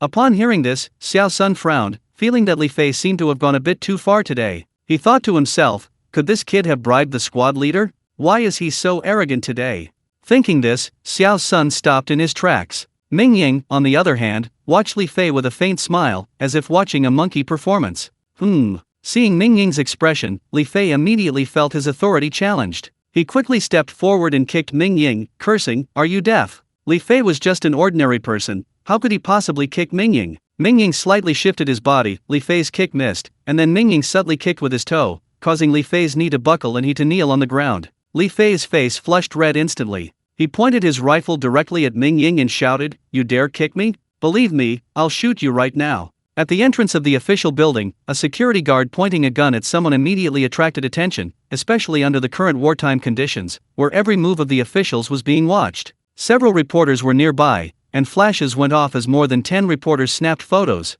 Li Fei was startled and hurriedly lowered his rifle, shouting at the surrounding reporters, what are you filming? This man has bad intentions, I suspect he's a thief. Li Fei's words amused the surrounding people. What kind of thief would come to an official building to steal at this time of year? Mingying waved his hand and said, I really am here to see Yu Dongchuan. Yu Dongchuan's secretary, Xiao Lu, was standing by the office window, stretching. With wartime measures in place, the leaders were working non-stop, and as a secretary, he was naturally exhausted. He hadn't been home for a week, having already slept in the office. Today, Yu Dongchuan was meeting with a young man named Mingying, and unusually, no other arrangements had been made. Secretary Lu was only thinking about going home early to spend time with his wife and children. What's going on at the door? Why is the security guard pointing a gun at someone? Xiao Lu wondered. Suddenly, his heart skipped a beat. He remembered Mingying was coming today and thought, could it be him? As a high-ranking leader's personal secretary, Secretary Lu naturally had a keen eye. Someone Yu Dongchuan would specifically request to see that evening couldn't be an ordinary person. Thinking this, Secretary Lu broke out in a cold sweat and hurried downstairs towards the front door. Chapter 37. You have to listen to me. Damn it, how dare you embarrass me in front of so many people? With your pathetic appearance, you dare to talk to Yuan? I'll expose you. Li Fei thought angrily, still about to rebuke Mingying. As for Mingying's claim that he was invited by Yuan to discuss business, he didn't believe it at all. Would someone who could talk to Yuan come here alone in this apocalyptic world? He'd at least come in a car, with a line of bodyguards. Suddenly, an urgent voice rang out, "Stop it, all of you." Secretary Lu hurried over, looking anxious. Director Lu is here now, let's see how you try to fool us, Li Fei said coldly, looking at Mingying. Mingying, however, stood there with a calm smile. Still putting on airs even when you're about to die. Li Fei sneered, just about to report the matter to Secretary Lu, when he suddenly heard Secretary Lu shout, "Mr. Mingying, it was my oversight not to arrange a car to pick you up." Li Fei was dumbfounded. Mingying waved his hand and smiled, "It's alright, I'm here now." Secretary Lu apologized repeatedly. In the distance, the squad leader of the security team saw Secretary Lu standing at the door and hurriedly ran over, thinking to himself, that kid Li Fei pointed a gun at someone just now, and Secretary Lu immediately came downstairs. Hopefully, nothing goes wrong. "Are you the squad leader on duty today?" Secretary Lu asked. The squad leader nodded repeatedly. "Starting tomorrow, this person doesn't need to come here on duty anymore," Secretary Lu said calmly, then gestured for Mingying to proceed. Mingying nodded and walked straight into the building. Behind him, Li Fei stood there dumbfounded, receiving the squad leader's murderous gaze. "Li Fei, take off your gun. You fucking remember this, I gave you a gun, not so you can point it at the people," the squad leader barked. "Starting tomorrow, go to the west of the city to wipe out the mutated beasts." Li Fei was struck dumb, frozen in place. Mingying had already entered the government building. As soon as he entered, he found at least 50 pairs of eyes and 50 guns locked on him. Almost instinctively, Mingying tried to dodge. Secretary Lu, observing Mingying's demeanor, sensed a sudden, sharp, murderous aura emanating from him. He was immediately alarmed and quickly said, "Don't be nervous, this is just a routine security check." As he spoke, fully armed security personnel approached Mingying and conducted a full-body search. Medical personnel in white coats also drew his blood. After a minute, they released him. 2 minutes later, Secretary Lu pushed open the door to Yuan's office, and Mingying strode in. "Hello, we meet again," Yuan said with a faint smile to Mingying. "Hello, standing committee member Yu," Mingying replied. Yuan gestured to the chair behind Mingying and said, "Sit down and let's talk. You're very mysterious." "I think we should talk," Yuan said directly, placing Mingying on an equal footing. Mingying was somewhat surprised by Yuan's directness, but then he thought, isn't that just the kind of person he is? If Yuan had started off with an old-fashioned, bureaucratic tone, first asking Mingying his age and what his parents did, then subtly probing into his background, Mingying would likely have thought him rather insignificant. Since Yuan was being direct, Mingying followed suit. He stood up, staring intently at Yuan, and slowly said, "The apocalypse has arrived. If you want humanity to survive, you have to listen to me." As Mingying spoke, the aura of his 9 years of battles from his previous life inadvertently emanated from him. Yuan felt as if a terrifying beast had awakened, and instinctively reached for the alarm button under the drawer. However, Yuan was Yuan after all. He instantly calmed down and laughed, "I knew you were something special. Tell me, how should I listen to you?" Mingying smiled and sat back down, organizing his thoughts, and said, "3 things. "Oh, please speak," Yuan said. "The first thing, eliminate all 6 people who are your equals," Mingying said coldly. Yuan's eyes narrowed upon hearing this, like a fierce tiger ready to pounce and kill at any moment. Mingying sat imposingly in his chair, looking at Yuan with a faint smile. The two stared at each other for a full 30 seconds. Suddenly, Yuan shook his head and smiled, waving his hand and saying, "What's the second thing?" "The second thing, well, is to stop the war and allow for rest and recuperation," Mingying said. Yuan nodded upon hearing this. This was plausible. The international situation had changed drastically, and some countries were already eager to make moves. "The third thing, have the entire population practice martial arts," Mingying revealed his ultimate goal for today. Yuan smiled wryly and said, "If everyone practices martial arts, will we be relying on broadswords and spears to deal with mutated beasts in the future?" To his surprise, Mingying nodded solemnly and said, "Exactly." Yuan laughed heartily upon hearing this, thinking to himself, "This man saw right through me with his first sentence. It was all a fluke. I thought he'd have some brilliant idea today, but he's just a martial artist.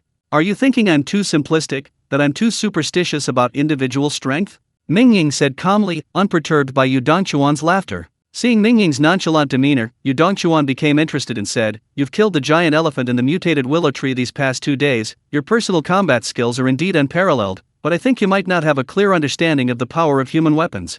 Mingying waved his hand and said, "I have a very clear understanding of the power of human weapons. The giant elephant that day could have been dealt with just 30 rockets. If we had had a main battle tank yesterday, coupled with armor-piercing rounds, it would have been even simpler. One would have been enough to kill it. As for the willow tree, the simplest incendiary bombs would have sufficed, burn as many as come." Yu Dongchuan frowned upon hearing this, feeling that the topic was slipping out of his control. Mingying continued, "Have you considered that in just over 10 days, such terrifying mutated beasts have appeared? What kind of mutated beasts will emerge in 5 or 6 years? Continue." Yu Dongchuan's expression changed slightly, and he said in a deep voice, "The man who gave me the potion once told me he'd seen a mutated beast whose carapace could withstand armor-piercing bullets, and he'd also seen a gigantic willow tree over 10 kilometers in diameter and tens of kilometers tall." Mingying lied. He hadn't actually seen the so-called master, but the mutated beast that could withstand armor-piercing bullets and the giant willow tree were true. Yu Dongchuan was stunned, somewhat incredulous. But Mingying said this was from the mysterious man who gave him the potion, and given the potion's miraculous effects,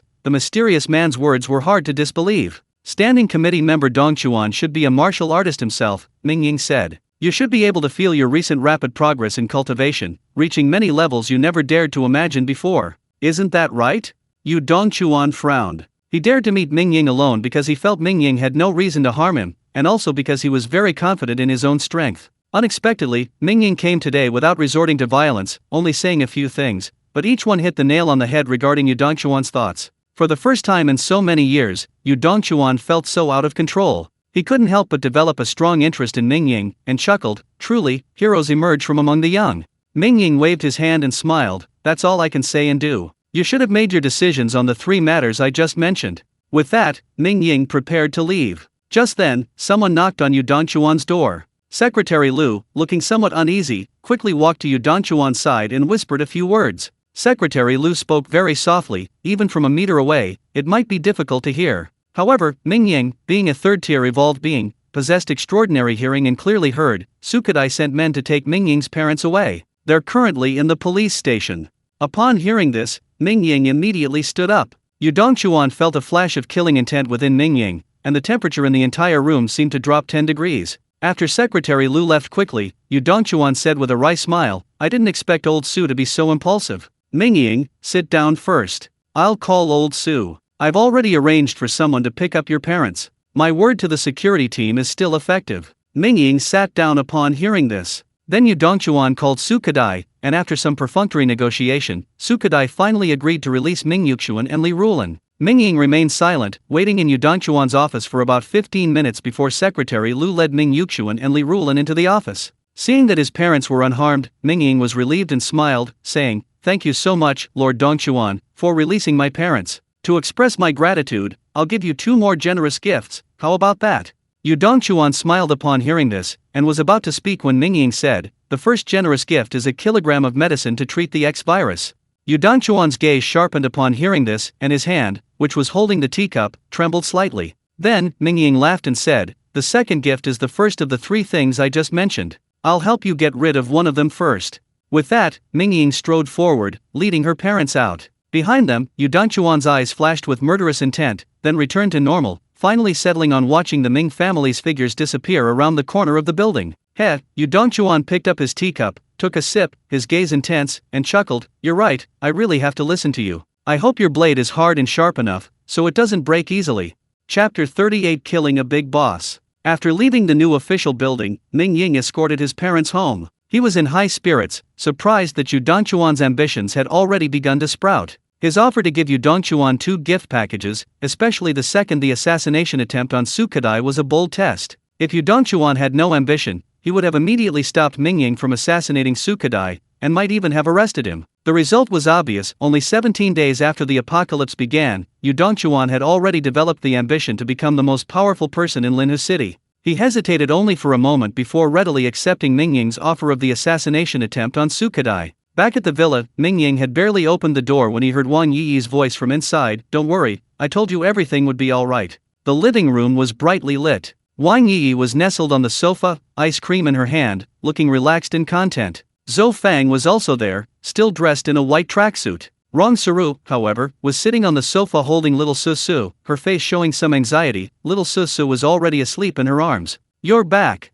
Hearing the door open, Wang Yi quickly finished her ice cream and stood up. Zhou Fang also looked delighted and hurried to the front door. Seeing Mingying's family, she breathed a sigh of relief. She had already been preparing to contact some friends in the martial arts circle to inquire about the situation. Rong Saru didn't get up immediately. Seeing Mingying return with Ming Yuxuan and Li Rulan, she let out a long sigh of relief, nodded to Mingying, and then gently carried little Susu back to her room. Seeing three beautiful, delicate women waiting for him in the house, Mingying shook his head and smiled wryly. What was this all about? He felt like a heartless womanizer. Yi, Zhuo Fang, thank you so much. Despite his wry smile, Mingying was deeply moved. Zhuo Fang, seeing that Mingying's family was alright, chatted for a few minutes and then went home. Ming Yuxuan and Li Rulan had been truly frightened that night, and the two elders went to their bedroom to rest after returning home. Wang Yi, however, was still chattering on. Mingying, you don't know, a whole squad of the security team came today. That captain was so fierce. He even said you had attempted murder, which is complete nonsense. So I stood up for you and argued with you for ages. Also, after uncle and aunt were taken away, I immediately called my brother. You really have to thank me properly. Okay, I'll definitely thank you properly, Mingying nodded repeatedly. Then, I'm hungry, can you make me something to eat? Wang Yi blinked and smiled. After all this talk, you're just here to freeload? Don't tell me you haven't had dinner yet. And did you eat the ice cream in my fridge? Mingying laughed. Who hasn't had dinner? I got hungry waiting for you. Besides, what's wrong with me having one of your ice creams? Can't I? Have some conscience. Wang Yi protested angrily. Okay, I'll prepare a midnight snack. Mingying couldn't argue with Wang Yi, so he could only nod repeatedly. At this moment, Rong Saru came out of the bedroom and said gently, I've prepared the midnight snack. It's in the kitchen, I'll heat it up. Mingying then remembered that he had mentioned not eating enough when he went to the official building earlier that day. He hadn't expected Rong Saru to have already prepared it, and immediately said, Thank you for your hard work. Rong Saru smiled slightly and turned to go to the kitchen. Rong Saru was already extremely beautiful, and possessed a mature and intellectual aura unique to professional women. Her smile captivated Mingying. Wang Yi, standing nearby, protested loudly, coughing loudly, and said angrily, I'm not hungry anymore, I'm going home. With that, she turned and left. For a moment, only Mingying and Rong Saru remained on the first floor of the villa. Under the soft light, Mingying watched Rong Saru's busy figure in the kitchen, feeling somewhat embarrassed. After all, Rong Saru used to be a high-ranking executive, but now she seemed like a maid in his home. Mingying opened the kitchen sliding door and saw boiled pork steaming in a pot, and a large piece of mutated duck stewing in another pot. Rong Saru was carefully chopping scallions. Looking at her fair and delicate profile, Mingying couldn't help but think, so beautiful. Ah! Rong Saru finished chopping the scallions and suddenly saw someone standing next to her, startled. Mingying paused, quickly turning his gaze away, and said, I'm here to get the rice.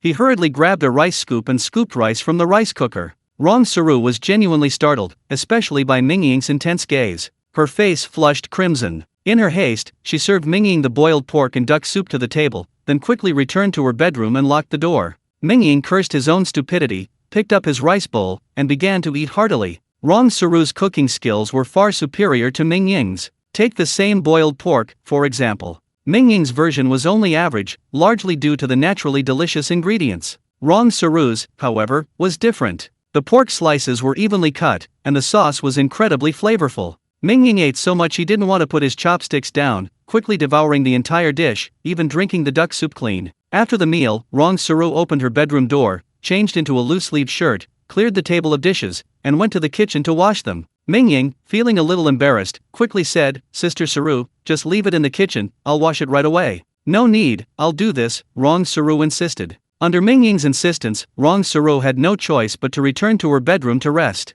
After washing the dishes, Mingying went back to his bedroom to rest. An hour later, Mingying, dressed entirely in black, his face completely concealed, flashed out of the window and disappeared into the night. Mingying was about to kill again, but this time it wasn't a nobody like Liu Yiming. It was Su Kadai, a true bigwig in Linhe City, whose current ranking among the city's powerful figures was even higher than Yu Dongchuan's. Why kill Su Kadai? It wasn't solely because Su had sent men to arrest Mingying's parents that afternoon. Mingying wasn't that petty, after all, his parents weren't seriously injured. There were three main reasons for killing Su Kadai. First, to eliminate a formidable rival for Yu Dongchuan. In his previous life, these two had fought tooth and nail, and although Yudongchuan narrowly won, he ultimately hindered Linhu City's development. Secondly, Sukadai deserved to die. Mingying, with his past life experience, knew very well that Sukadai was extremely tyrannical and lecherous, having secretly harmed countless innocent women. However, he was currently very well hidden and hadn't fully exposed himself. Thirdly, Mingying wanted to intimidate him. Anyone who dared to harm his parents, no matter who they were, had to die, even if they were a powerful figure in Linhu City.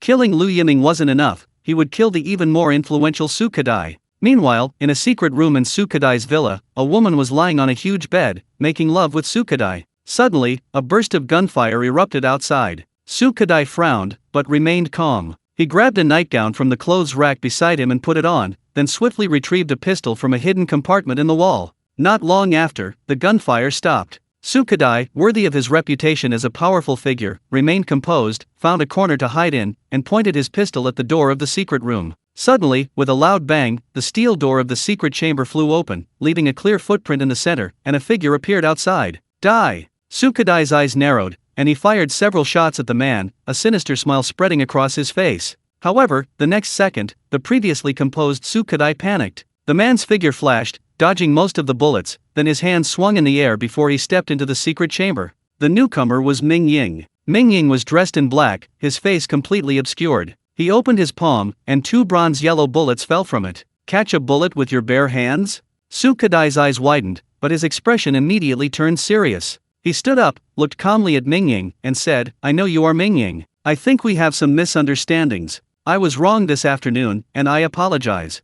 Sukadai was quite straightforward. Although he was used to his high position and wielding the power of life and death, his willingness to back down so readily surprised Mingying. Apologize? Mingying smiled, pointing to the numb woman on the bed in the secret room, and said, How does this count? Before Sukadai could explain, Mingying flicked his wrist, and a steel needle shot out, instantly piercing Sukadai's forehead. You should leave too. Mingying glanced at the woman in the secret room, sighed, and turned to leave. Inside the secret room, the disheveled woman, covered in whip marks, suddenly screamed and threw herself at Sukadai, appearing both frantic and pathetic. Chapter 39 Opinions of Senior Management. After leaving Sukadai's villa, Mingying quickly disappeared into the thick fog, speeding through the darkness and returning home in no time. Rong Saru was still cleaning when she saw Mingying return. The business elite's gaze immediately sharpened. The astute Rong Saru had already noticed that every time Mingying secretly went out, something major was bound to happen in Linhu City. The first time, Mingying went out in the middle of the night, and then Lu Yiming died. The second time, Mingying went out with Zhou Fang from next door, and then the giant elephant in the south of the city died. The third time, Mingying went out alone, and the terrifying willow tree in the west of the city died, and a fire burned for an entire afternoon. Today, Mingying went out again. Rong Saru felt that something big was about to happen in Linhu City again. However, she was a smart woman and knew what to ask and what not to ask. So when Mingying returned, she simply nodded and greeted him before continuing her work. Sister Saru, you don't need to clean at night anymore. You can spend more time with Xiao Susu, Mingying said with a smile, then went upstairs. Back in his bedroom, Mingying went straight into the mysterious space. He hadn't had a chance to properly observe it after his breakthrough on the road earlier that day. The mysterious space had expanded 4 times its original size, now containing 400 plots. However, because Mingying had focused on high-quality farming, only a very few plots were planted with crops, the rest were empty. The mysterious space can materialize in the real world. If I want to build a city in the future, the demand for food will skyrocket, and the high-quality farming method won't be suitable, Mingying thought to himself. If the mysterious space were 10 kilometers long and wide, I could build a city that could hold 1 million people. If it were 100 kilometers long and wide, it would be an incomparably magnificent megacity, capable of holding tens of millions of people. A wild ambition sprouted in Mingying's heart. We can make some preparations first, get the buildings constructed. Also, if we build a city in the real world, we'll definitely encounter attacks from mutated beasts and zombies, so city walls and fortifications are also essential. Mingying kept planning in his mind, realizing that building a city was no easy task and would require a large amount of resources, which gave him a headache. Fortunately, Mingying could control everything in the mysterious space. All he needed were resources, saving a lot of manpower, which was good news. Later, we can move Flower Mountain into the mysterious space and cut it up to build the city walls. As for the buildings within the city, ordinary people can build them themselves. The public needs to participate in the city's construction so they'll feel a sense of belonging, Mingying thought to himself. In the city next to Linhu City, there is a large mountain called Flower Mountain. Once the mysterious space reaches 10 kilometers in length and width, it can be moved in. There's more well water now, we can use 3 more buckets every day. Mingying smiled happily, more well water was always better. While Mingying was at home planning the city's construction, in the new official building, 6 high-ranking officials, including Yu Dongchuan, gathered together. Some had ashen faces, some were wryly smiling, and some were expressionless. The 6 officials remained silent for over a minute before the leader, Secretary Mo, coughed and asked, "What are your thoughts on defeating the enemy?" "What else can we say? Su Kadai deserves to die." A middle-aged tycoon, around 40 years old, said in a deep voice, his face ashen. There were 2 female corpses at the scene, tortured to death. The other surviving women had even bitten off more than 10 kilograms of flesh from his body. How much torture must they have endured to harbor such resentment? Committee member Xiao, Su Kadai certainly deserves to die, but he should be punished by the law, not subjected to vigilante justice. Another middle-aged tycoon, his face also ashen, slowly said, "The murderer used steel needles to kill, first killing Lu Yiming, then Su Kadai. This is utterly lawless and reckless, he must be brought to justice." This man, Chen Yu, was the 4th-rank leader and had been Su Kadai's comrade in arms for decades. He had been ashen-faced ever since learning of Su Kadai's death. "I agree. This kind of person disregards the law and must be severely punished." Another tycoon, Lu Fei, a bald middle-aged man around 50 years old, seconded this. Yu Dongchuan watched the bigwig speak quietly, thinking to himself, "They talk a good game, but aren't they just terrified of Mingying, afraid they'll be silently killed one night?" Standing committee member Dongchuan, "What do you think? Didn't you say you were going to meet with that Mingying tonight? How did it go?" Chen Yu looked at Yu Dongchuan, his gaze sharp. Yu Dongchuan took a sip of water and said slowly, "I've had some contact with him, and he seems alright. He talked to me about a few things, which I'd like to report to the leaders." As he spoke, Yu Dongchuan truthfully recounted the matters Mingying had told him that afternoon to the senior figures. Of course, Yu Dongchuan wouldn't mention Mingying's suggestion that he eliminate these individuals. Everyone practices martial arts, he says. I think this guy's insane. He thinks he's invincible just because he's practiced martial arts for a few years, sneered the bald, middle-aged leader, Lu Fei. Chen Yu narrowed his eyes upon hearing this and said, "I also think this person is a martial arts fanatic. As far as I know, there was a violent conflict between him and Lu Yiming on the afternoon of the day Lu Yiming was assassinated. K. Div, the standing committee member, sent people to detain his parents during the day, and they were also assassinated that night. Moreover, both Lu Yiming and K. Div died from needles, so Mingying is highly suspicious. What do you think, standing committee member Dong Chuan?" Yu Dong Chuan nodded upon hearing this and said, "I also think Mingying is highly suspicious. I even suspect that he was the one who did both of these things." Chen Fei was somewhat surprised to hear this, but since Yu Dong Chuan had spoken, he naturally had no objection. He turned to Secretary Mo, who was seated in the center, and said, "Secretary Mo, this Mingying must be arrested. This kind of person disregards the law and has astonishing individual combat power, he cannot be allowed to live." Before Secretary Mo could speak, Yu Dongchuan said directly, "Secretary Mo, I don't think we should rush this matter. Although I think Mingying is the most suspicious, we need evidence to arrest him. Moreover, this person provided us with the medicine to treat the X virus, making a great contribution to all of humanity. He also helped the security team kill the giant elephant and later the mutated willow tree. He has considerable influence among the people, it's not appropriate to arrest him directly." Standing committee member Dong Chuan, "Your blatant favoritism towards Mingying is rather unusual," Chen Yu retorted sharply. Yu Dong Chuan smiled faintly and said, "I just believe that everything should be based on evidence." "Alright, both of you, stop talking." Secretary Mo, sitting in the center, frowned and said sharply, "Both of you are leading cotters, you should be mindful of your words and actions." Then, Secretary Mo looked at the young tycoon who had remained silent and said, "Shifeng, what do you say?" The young tycoon laughed and said, "Standing committee member Dong Chuan has a point. Although I also believe that Mingying killed Su Kadai, we don't have evidence yet. If we arrest him rashly, we can't convict him. What if we anger him? He might come knocking on our door at night with needles, wanting to have a chat with us. That would be quite a sight." This man was named Shifeng, only about 30 years old, very young, and reportedly had extremely deep connections in Huaju. Even Secretary Mo, the top leader, dared not offend him. Upon hearing Shifeng's words, the assembled bigwigs' eyes flashed, and they fell silent. However, Yu Dongchuan clearly sensed a significant increase in the killing intent emanating from the leaders, and couldn't help but think to himself, "The Shifeng is truly insidious. He says he doesn't want Mingying arrested, but behind his back, he's pushing Mingying to his death." Secretary Mo, seated in the center, paused for a moment before saying, "Alright, everyone, stop arguing. Although there's no direct evidence that Mingying was responsible for the murders of Lu Yiming and Su Kadai, all the signs point to him. My point is, although this man has rendered meritorious service to Linhe City, he cannot be allowed to kill at will, especially not important government officials. This Fang must be resolutely nipped in the bud."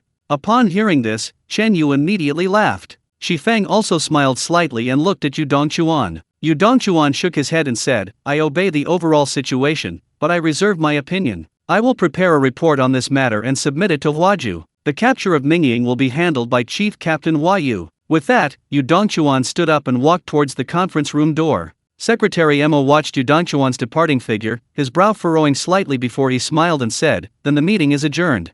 Chapter 40 Mingying is attacked. Before killing Sukadai, Mingying had anticipated that this incident would instill fear in the upper echelons of Linhu City. Moreover, these high-ranking officials, accustomed to wielding power and having the final say in life and death, would not allow this fear to translate into compromise with Mingying. On the contrary, they would only transform this fear into murderous intent. Mingying was still lying in bed when a sudden, urgent knocking came at the door. He went downstairs to open it and found Wang Yi. Mingying, you have to leave quickly. My brother just called me and said the higher UPS want to kill you, Wang Yi said anxiously. At that moment, she was completely bewildered. What had Mingying done to warrant a call from the usually composed Wang Yufei in the middle of the night, urging him to flee and saying that the highest levels of Linhu City wanted to kill him? Mingying was secretly alarmed upon hearing this, then smiled and said, I understand. You should go back early too, it's not suitable for me to stay here any longer.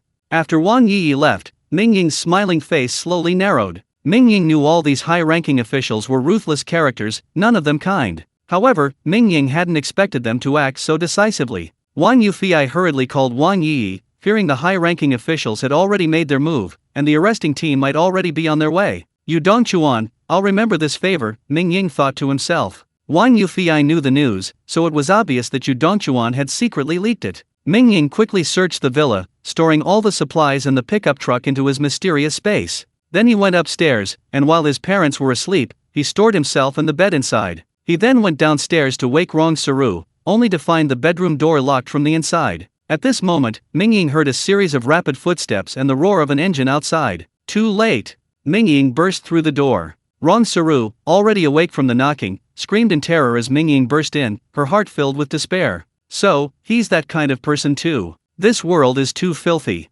Living is just suffering, I might as well die. Don't be afraid. I'll take you to a mysterious place. Don't be afraid, don't panic, Mingying said in a low voice, placing a hand on Rong Saru's shoulder. He found her resisting fiercely, even trying to commit suicide by banging her head against the wall, making it impossible to put her into the mysterious space. Speechless, he could only say, I'm sorry. Then, Mingying knocked Rong Saru unconscious with a single blow, threw her onto the bed, and then put Rong Saru, Xiao Susu, and the bed into the mysterious space. Just as he finished, a series of whistling sounds came from outside the sound of rockets. Mingying's gaze sharpened instantly, and he cursed, damn it, you're trying to kill me right away. A fierce burst of flames shot into the sky, instantly destroying most of the villa. Mingying was about to break through Rong Saru's bedroom window when a powerful shockwave swept in, instantly obliterating the entire bedroom. Mingying retrieved an iron plate from his mysterious space to shield himself, but he was still thrown onto the grass outside by the shockwave. Mingying crashed to the ground, immediately leaping to his feet, but his legs gave way,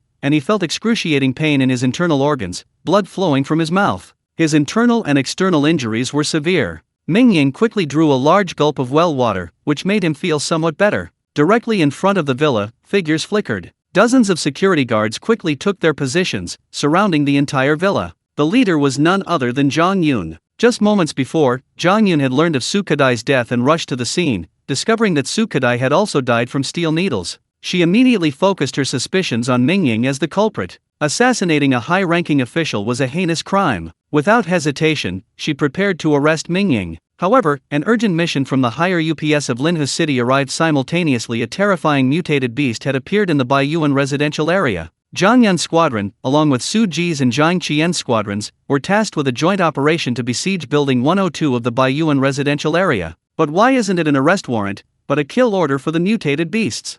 Zhang Yun, filled with doubt, surrounded Building 102. An arrest warrant and a kill order for mutated beasts are completely different. No matter how serious an arrest warrant is, it's still against one's own kind, and the actions are usually not too extreme. But a kill order for ferocious beasts is different. Killing mutated beasts is definitely done directly and simply. For example, just now, without even checking if anyone else was in the villa, a single incendiary bomb blew the entire villa to smithereens. Mingying glanced at Zhang Yun, her heart sinking. She thought, why is it this troublesome woman? But Mingying couldn't care less about anything else at this moment. She shouted, those who block my way die. With that, Mingying's primal force surged. She grabbed a metal plate from the ground and held it diagonally in front of her, then her figure flashed, like a black panther, breaking out of the villa. Fire! Fire! Beside Zhang Yun, a deputy captain, seeing Zhang Yun hesitate and miss the optimal opportunity to encircle and kill him, panicked and immediately ordered fire. In an instant, dozens of rifles locked onto Mingying. Damn it!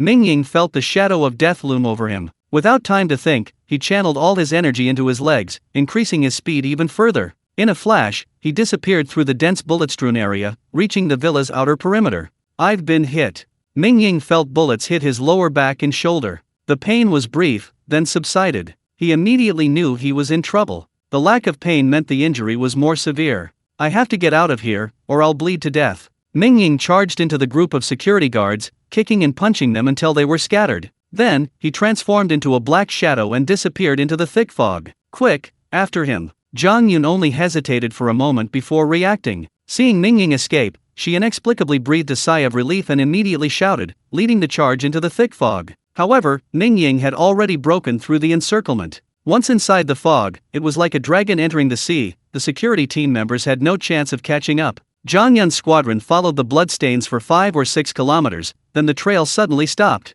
Everyone froze. Captain Zhang, why did the bloodstains stop? Was he rescued? The deputy captain asked, puzzled. Continue searching this area. I'll report to the higher UPS, Zhang Yun said directly. A moment later, a furious slam of the table echoed from the new government building in Linhua City, followed by an angry shout, what? He escaped? In the conference room of the new government building, all 6 bigwigs, except for Yu Dongchuan, had ashen faces. This is getting interesting. I think we should just live and eat in this conference room from now on. I dare not go home anymore. Shifeng shook his head and smiled bitterly. By the way, how's the new wartime command center coming along? Yu Dongchuan, you'd better give me an explanation. Chen Yu's face was ashen. I highly suspect that you secretly notified this person. Otherwise, how could he have detected our midnight raid? Yu Dongchuan's eyes flashed. He gave Chen Yu a cold look, then looked at Secretary Mo in the center and said, after the meeting, I made 3 phone calls. One was to Lu Qin to ask about the progress of Liu's Pharmaceuticals X-virus drug development, one was to Wang Yufei to inquire about the progress of the defenses near Baiyuan, and one was to Huayu, to give him full authority over the capture operation of Mingying. All my calls are recorded, and my office has surveillance cameras. You can check. Alright, Chen Yu, don't doubt your comrades so easily, Secretary Mo said, then frowned and remained silent. We've also seen the combat footage from the scene. Don't worry too much. Although Mingying wasn't killed on the spot, he was first hit at close range by the shockwave of a rocket, and then shot repeatedly by rifle fire.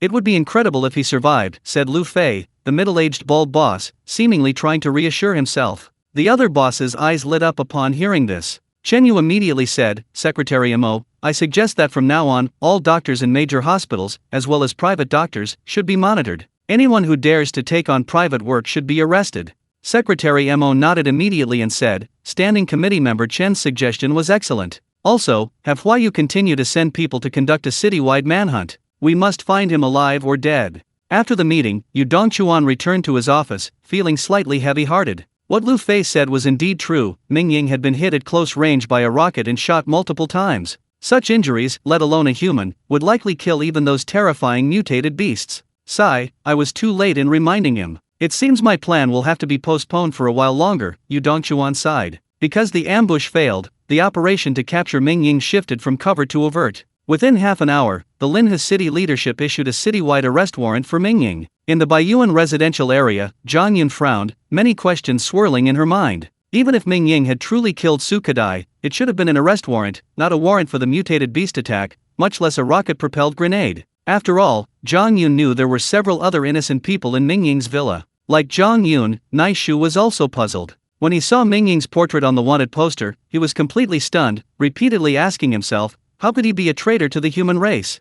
Meanwhile, the entire city of Linhua saw Mingying's bounty a full 1,000 merit points, enough for a family of 3 to exchange for 6 months' worth of supplies. Instantly, the entire city of Linhua was in an uproar, with many people taking to the streets, hoping to claim this considerable reward. Chapter 41 is a new era. In the Tianyan residential complex next to Baiyuan, Uncle Mingying's family lived in a cramped apartment of just over 30 square meters. Ming Rongfei had also seen the wanted poster. After a long silence, he finally spoke, if Mingying comes seeking refuge, make sure he's well hidden. The aunt was somewhat disagreeing, saying, if he's discovered, we'll all face legal trouble. However, a cold glare from Ming Rongfei immediately silenced her. In the small garage on the first floor of the Tianyun complex, Ming Qingjin's family was all there. After taking the medicine Mingying had given him, Ming Yuan had recovered and was idly scrolling through his phone. While cooking, Lu Xiaomei muttered, "Our family lives in a tiny garage of about 20 square meters, while Mingying's family lives in a huge villa. Qingjin, have you heard?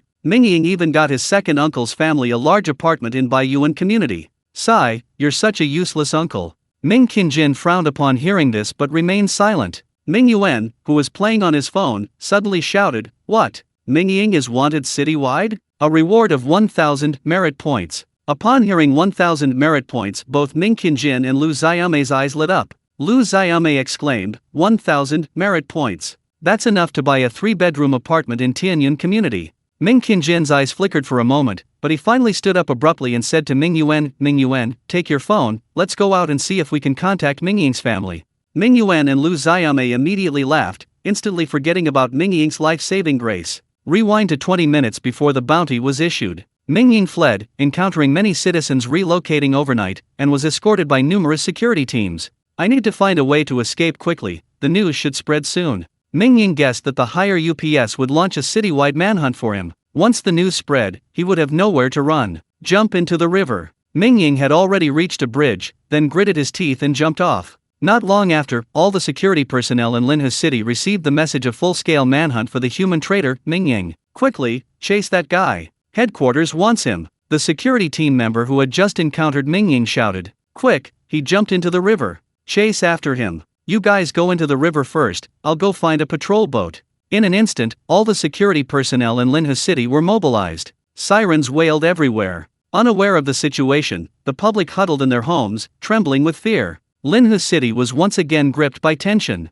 Oh no, the aquatic animals are mutating too. Mingying had only submerged for a few dozen meters when he saw a giant silver carp, larger than an adult human, swimming past in the distance. Further away, there was a large group of unidentified fish, each as large as a 7 or 8-year-old child. Mingying's heart sank.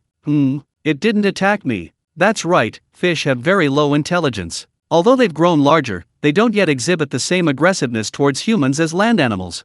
Mingying was overjoyed, breathed a sigh of relief, and quickly swam faster towards the distance. The city of Linhe gets its name from its extensive water system, with a large lake in its central area. Mingying swam swiftly underwater, encountering countless enormous fish and being attacked by them several times. However, he managed to swim out of the city unharmed and reach the shore through a dense forest on the outskirts. Once ashore, Mingying quickly retrieved clean clothes from his mysterious space and changed. He then found a dilapidated, abandoned building and, under the cover of night and thick fog, slipped into its basement. Phew! Finally safe. Mingying found a place to sit down, feeling a sense of relief, as if he had escaped death. After resting for a while, Mingying took out a short knife from his mysterious space. After sterilizing it, he forcefully cut open the healed wounds on his shoulder and lower back, removing the bullet lodged in his body in the simplest and most brutal way. "Haha, looks like you haven't intimidated me enough. You didn't kill me this time, but now it'll be your turn to have sleepless nights." Mingying was covered in sweat from the pain, and his killing intent towards the high-ranking officials of Linhe City grew stronger. After treating his wounds, Mingying drank some well water. With the help of the well water, the wounds on his shoulder and lower back healed rapidly. Then, Mingying directly entered the mysterious space. As soon as he entered the mysterious space, Mingying saw his parents, Rong Saru, and Xiao Susu hiding in the distance, looking at the mutated chicken Aji under the apple tree with panicked expressions. The 4 of them were overjoyed to see Mingying. Ming Yuxuan asked immediately, "Mingying, what happened? Where is this place, and how come there's a mutated beast?" Faced with his father's relentless questioning, Mingying gave a wry smile, unsure how to explain. He glanced at Aji, who immediately obediently lay down on the ground, saying, "It's nothing, this is one of my secret bases. Let's go out now." With that, Mingying's thoughts shifted, and the whole family appeared in the basement. Ming Yuxuan and the other 3 felt a sudden darkness before their eyes, as if they had been transported to another place, leaving them even more confused. "Alright, we're back in the real world now," Mingying said with a smile. The real world? The more they listened, the more confused they became. Mingying, no longer bothered to explain, said, "That was my secret base, you can think of it as a separate space. The reason I suddenly moved you into the secret base is because I just fought with the security team, and I was afraid of accidentally injuring you." "How did you fight with the security team?" Ming Yuxuan asked anxiously. "There was nothing I could do. They wanted my medicine, I gave it to them, but they still wanted the formula. I didn't have it either, and they didn't believe me, so a fight broke out. Mingying casually lied, omitting the fact that he had killed someone's colleague first, scaring them. They've gone too far. They're going after you for this, Li Rulan said angrily. Ming Yuxian, however, was more composed, saying with some worry, does that mean we'll have to live in hiding forever? Mingying quickly reassured his parents, saying, we're fine now. And don't worry too much. The leaders in Linhu City have different attitudes towards me, I'll be fine after a while. Rong Saru, who had been silent until now, suddenly brightened upon hearing Mingying's words. Intelligent and perceptive, she immediately sensed the confidence in his tone and thought to herself, does this mean he's involved in the power struggle among the top leaders of Linhu City and has already chosen sides?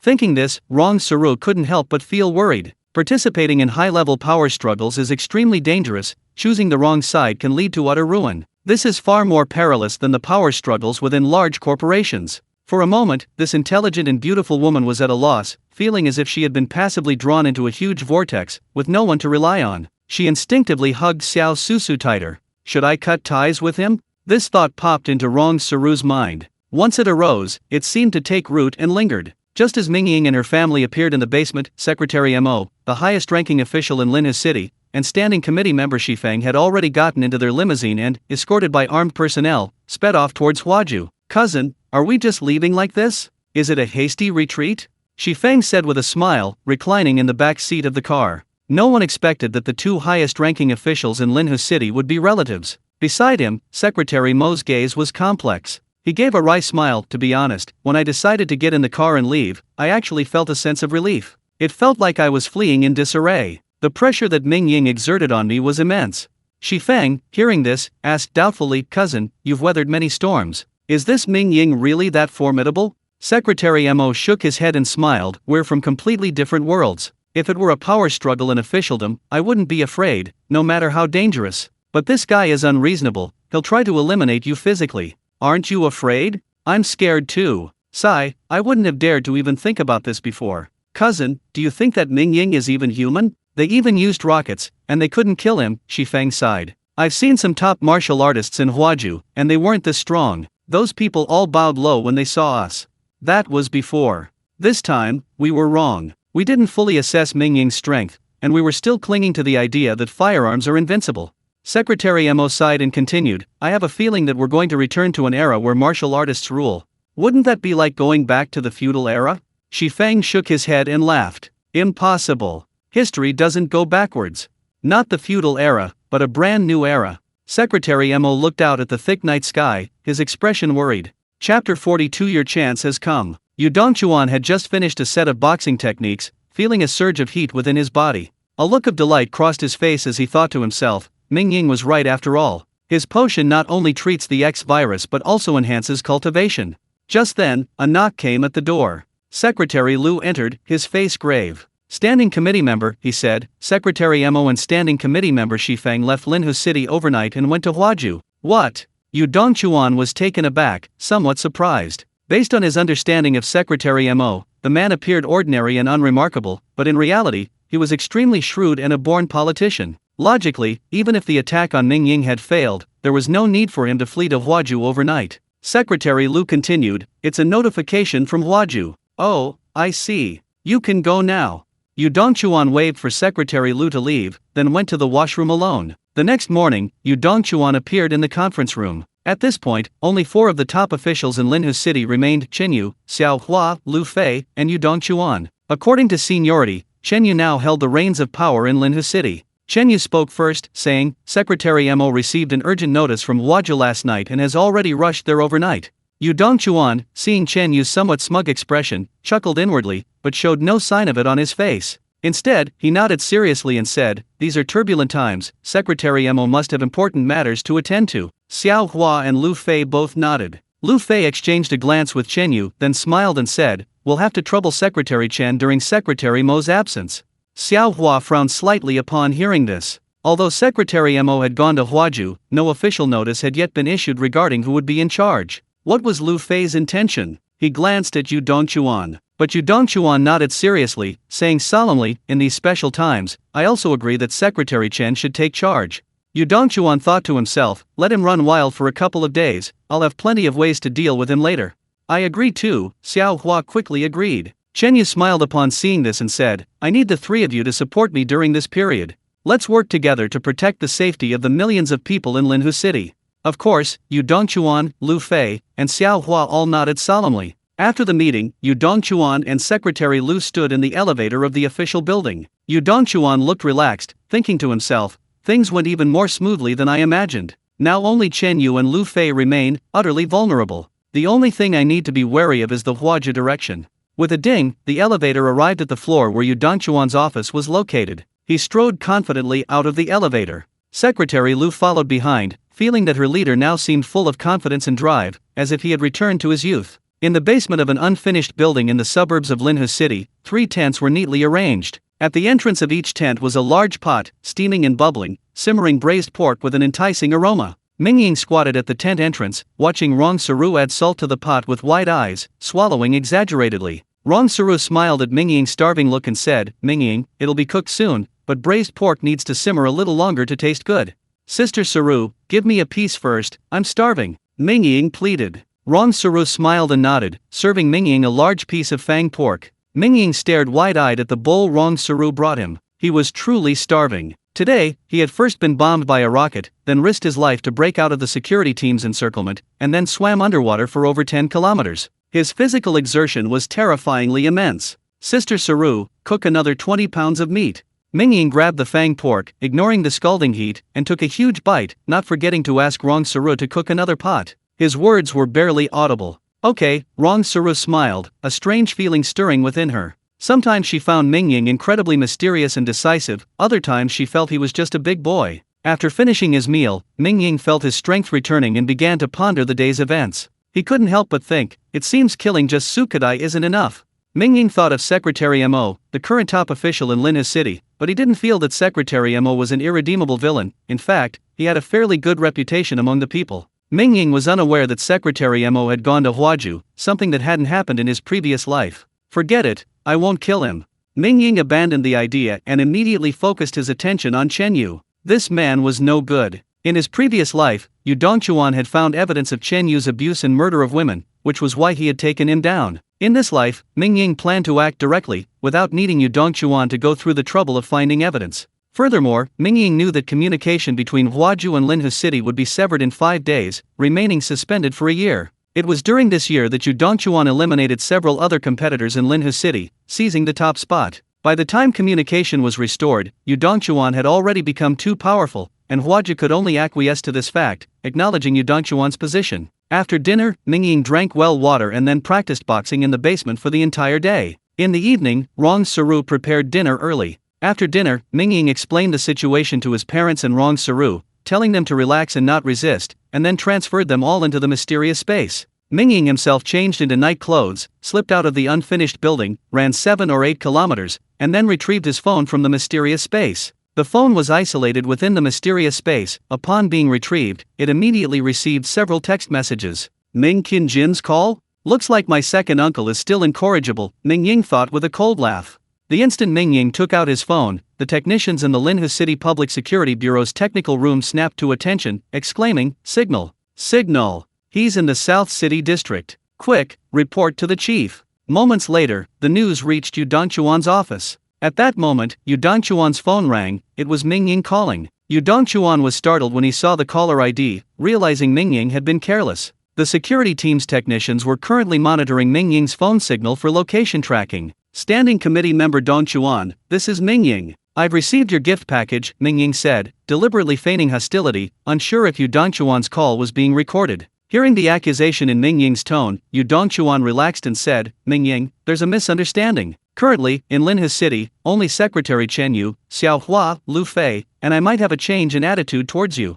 Mingying's gaze sharpened, then he smiled. He understood Yu Dongchuan's unspoken meaning, don't panic, I only have 3 competitors left now. Once I deal with them, you'll be fine. Of course, if you could help me kill 1 or 2 more, I'd be even more happy. Then I'll have to trouble Standing Committee Member Dongchuan, Mingying said with a smile. Standing Committee Member Dongchuan is dedicated to the people of Linhu City, and as an ordinary citizen, I should also contribute my share. With that, Mingying hung up the phone and tossed it into his mysterious space. Immediately, the security team's tracking of Mingying ceased. I didn't expect there to be only 4 big shots left. That Xiao Hua is a man of principle, a decent official, we can't touch him. Lu Fei, while not as twisted as Su Kadai, is still scum. In his past life, he embezzled relief grain, causing the starvation of thousands in the southern part of the city. He must die. Mingying mentally added Chen Yu and Lu Fei to his death list, quickly traversing the southern part of the city under the cover of night, then circling back to the unfinished building. Meanwhile, Yu Dongchuan slowly put down his phone. He had clearly heard Mingying's last words to help him clear the way.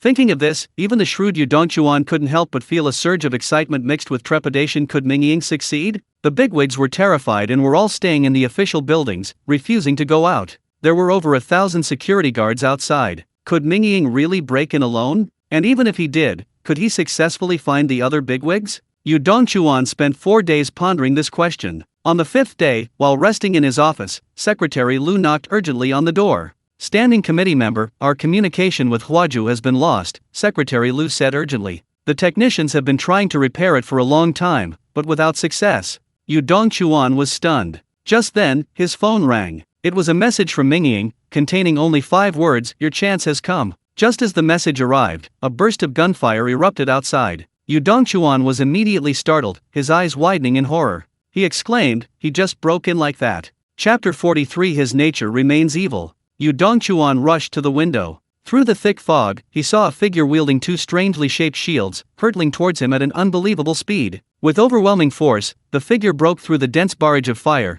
shattering the bulletproof glass with a deafening crash, sending a section flying backward. 5 minutes later, Yu Dongchuan slumped helplessly into his seat. The 4th, 5th, and 7th floors of the entire official building were destroyed. The corpses of Chen Yu and Lu Fei, the 2 bigwigs, lay outside Yu Dongchuan's office, their necks shattered.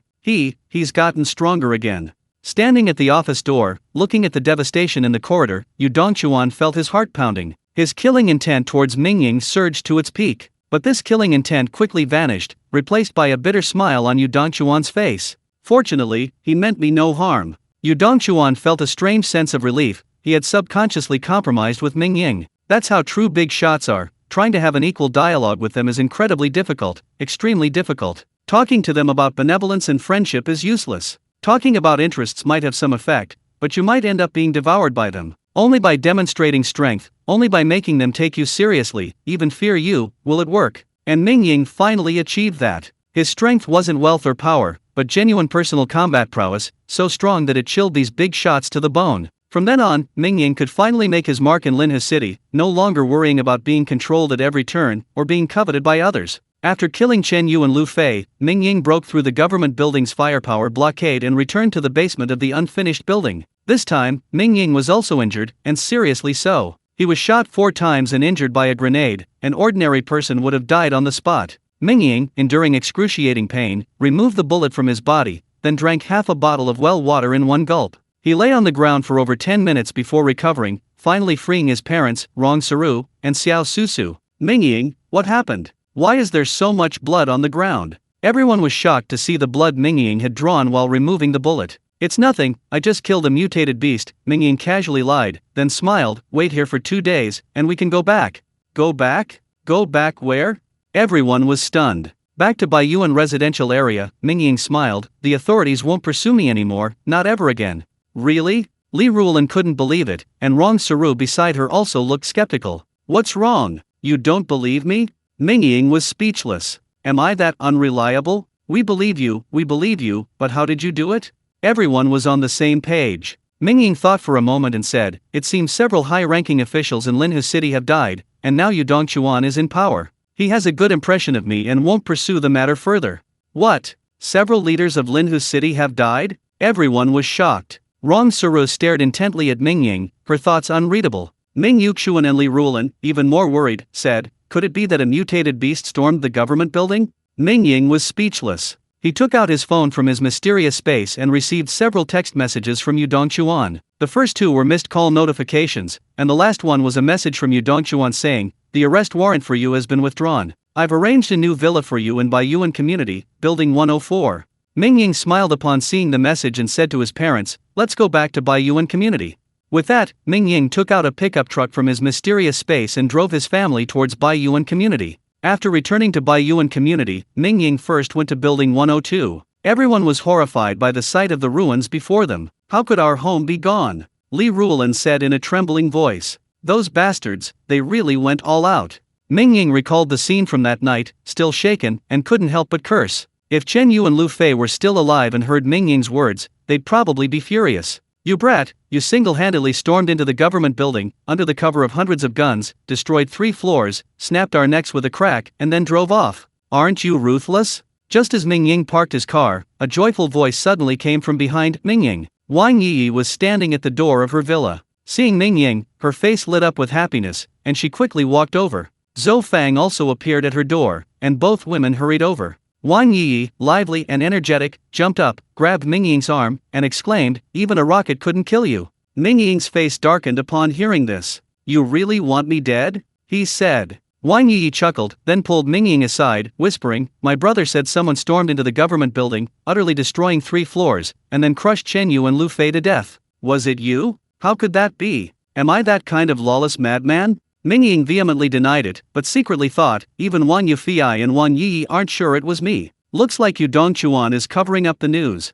Mingying, the buildings are all collapsed. Where are we going to live? Li Ruolan asked, her face full of worry. It's alright, Yu Dongchuan gave me an apartment, in building 104, Mingying said, pointing to the side. Ah! Li Ruolan exclaimed in surprise. Beside them, Rong Saru, Wang Yi, and Zhou Fang all had sparkling eyes, feeling that Mingying was becoming increasingly mysterious. Even Yu Dongchuan was offering him a house. Just as Mingying parked his car, in a corner not far away, Ming Qinjin's eyes lit up. He nudged Ming Yuan beside him and whispered, "Mingying's back. Quick, go and notify the security team. Your mother and I will go stall them." Ming Yuan nodded repeatedly and turned to run towards the Baiyuan residential area security team. "Mingying, why are you back?" Ming Qinjin and Lu Xiaomei called out, rushing over anxiously. "What's Ming Qinjin doing here?" Mingying frowned, sensing that these two were up to no good. He thought to himself, "Does Ming Qinjin not know my arrest warrant has been lifted?" Thinking this, Mingying couldn't help but chuckle, whispering to his parents, "I've come to test him, to see if Ming Qinjin has truly reformed." Ming Qinjin and Lu Xiaomei quickly approached. Mingying suddenly tensed up, hurriedly whispering, "Second uncle, why are you here? Keep your voices down, don't let anyone hear." Ming Qinjin and Lu Xiaomei inwardly sneered. Lu Xiaomei nodded repeatedly, saying, "You saved a Yuan's life, and we originally wanted to thank you, but when we saw your house was gone, what happened?" Lu Xiaomei's words were so sincere that Mingying became somewhat suspicious. Beside them, Ming Yuxuan and Li Ruolan looked deeply moved, thinking to themselves, "Second brother has finally changed." Mingying said in a low voice, "It's hard to explain in a short time, second uncle. You should go quickly. I just came back for one last look, and I have to leave now." With that, Mingying pulled his parents and Rong Saru towards the car. Behind them, Ming Qinjin and Lu Xiaomei exchanged a glance. Ming Qinjin quickly said, "Wait, Mingying." Hearing Ming Qinjin's wait, Mingying's heart sank. He knew this man hadn't changed. He sighed inwardly, slowly turned around, and smiled. "What's wrong? Second uncle, is there anything else?" Seeing the mockery in Mingying's eyes, Ming Qinjin instantly realized his intentions had been seen through. He immediately dropped the pretense and shouted, "Mingying, you're wanted by the whole city. Let's see where you run this time." Ming Qinjin, you. Ming Yuxuan and Li Ruolan were shocked. They had no idea Mingying was wanted. Mingying turned and laughed, "Run? Why would I run? You're about to die." Still pretending to be calm, Ming Qinjin sneered, "You can't escape. The security team is on their way." "Oh?" Ming Yuan went to see the security team? Is his virus cured? Mingying asked with a smile. Upon hearing Mingying mention the virus, Ming Qinjin's expression changed slightly, and Lu Xiaomei exploded, angrily shrieking, "You have the nerve to mention the virus. If you hadn't hidden the medicine from us, how could Ming Yuan have been injected with the virus by the Lu family?" Mingying was utterly speechless at this family. They were simply abnormal, they wanted everything good, and if you didn't give it to them, you were doing them a disservice, you were in the wrong. This insatiable and unscrupulous nature seemed incomprehensible, yet it was a real trait found in many people. Ming Qinjin, Mingying's arrest warrant has been cancelled. Are you still not awake? Wang Yi, standing nearby, couldn't stand it any longer and scolded. "Humph, you're no better than me, trying to fool me." Ming Qinjin didn't believe him at all. Suddenly, a furious shout rang out, "Where is the wanted criminal?" At the same time, Ming Yuan's ingratiating laughter rang out, "He's just ahead, we've arrived." As he spoke, a fully armed security team quickly surrounded them. Ming Qinjin laughed immediately, looking coldly at Mingying's family. Lu Xiaomei even laughed and said, "With 1,000 merits, you can exchange them for a big house." Chapter 44 Grand Plans. The city of Linhu is currently in a very bad state of security. The security team spends every day hunting fugitives, but with the thick fog, it's incredibly difficult to catch them if they're determined to hide. So, when Mingying excitedly reported finding the fugitive, the security team members were overjoyed and rushed over without hesitation. "All of you, get down!" the security captain roared, cocking his gun. Ming Qingjin and Lu Xiaomei immediately dropped to the ground, shouting, "Captain, this is the fugitive. Be careful." Mingying glanced at his parents and saw them staring at Ming Qingjin with icy coldness in their eyes. Mingying laughed, turned to the security team members, and said, "Are you sure I'm still a fugitive? It's you." The security captain instantly recognized Mingying, his expression changing drastically. This guy was a killing machine. The video of him stepping on a giant elephant corpse in the southern part of the city was still circulating online. Moreover, half an hour ago, their security team had received orders to lift the warrant for Mingying's arrest. "No, the warrant for you has been lifted. You're not a fugitive," the captain said respectfully, his eyes gleaming with admiration. Who doesn't admire a strong person, especially one strong person in these chaotic times? Beside them, Ming Qingjin and Lu Xiaomei were stunned upon hearing this. Ming Qingjin exclaimed, "Are you mistaken? How could his warrant be lifted?" Lu Xiaomei's eyes darted around, and she shrieked, "Did you take bribes from him? Oh, right, he has the medicine to cure the X virus. You must have been bribed by him." The security captain frowned upon hearing this and snapped, "Watch your words. The warrant for Mr. Mingying has already been removed from the entire internet. Don't you check online yourselves? Also, you're now suspected of filing a false police report. You need to come with us." "What?" Ming Qingjin, Lu Xiaomei, and Ming Yuan were all dumbfounded. I've reminded you many times, you need to have a bottom line," Mingying said coldly, looking down at Ming Qingjin's family. He then helped his parents into the pickup truck and drove towards Building 104. "Take all three of them away, register them at the station, and deduct 5 merit points from each of them," the security captain said coldly. "How could this happen?" Ming Qingjin slumped to the ground, muttering in disbelief. 15 merit points were their family's food rations for 2 days. If they were deducted, it meant they would go hungry for the next 2 days. "Mom and Dad, don't have any pity for this family anymore," Mingying said to Ming Yuxuan and Li Rulan in the car, his tone unusually firm. Ming Yuxuan and Li Rulan, their faces still ashen, nodded emphatically. The villa Yu Dongchuan had gifted was extremely luxurious. After a brief introduction, everyone was very satisfied. Rong Saru was already fetching water to prepare for a thorough cleaning. Mingying walked around the villa, but he was not satisfied. He thought to himself, "This house is still just an ordinary building. If there is another rocket attack, my parents will probably be in danger." Mingying thought of the 102 villas that had been destroyed in the bombing, and thought to himself, "Since 102 is now in ruins, why don't I rebuild a villa myself? It would also greatly enhance the house's defensive capabilities." With this thought in mind, Mingying immediately took out his phone and dialed Wang Yufi's number, saying, "Mr. Wang, I need your help with something." Wang Yufi was currently playing chess with Old Master Wang Chong. Old Master Wang Chong had fully recovered, wearing a dark blue training uniform, his silver-white hair neatly combed, and he looked remarkably energetic. While playing chess, Wang Yufi and Old Master Wang Chong discussed the incident not long ago when Mingying stormed the official building and killed Chen Yu and Lu Fei. Although this matter was being suppressed, for a large family like the Wang family, such a news suppression was practically meaningless. Grandpa Wang Chong placed a piece on the board, a touch of emotion in his voice. "This person is no longer human," he said. "I never thought I'd see such a terrifying person. It's been a worthwhile life. Yufi, you have a good relationship with this person, you'd better hold on to it."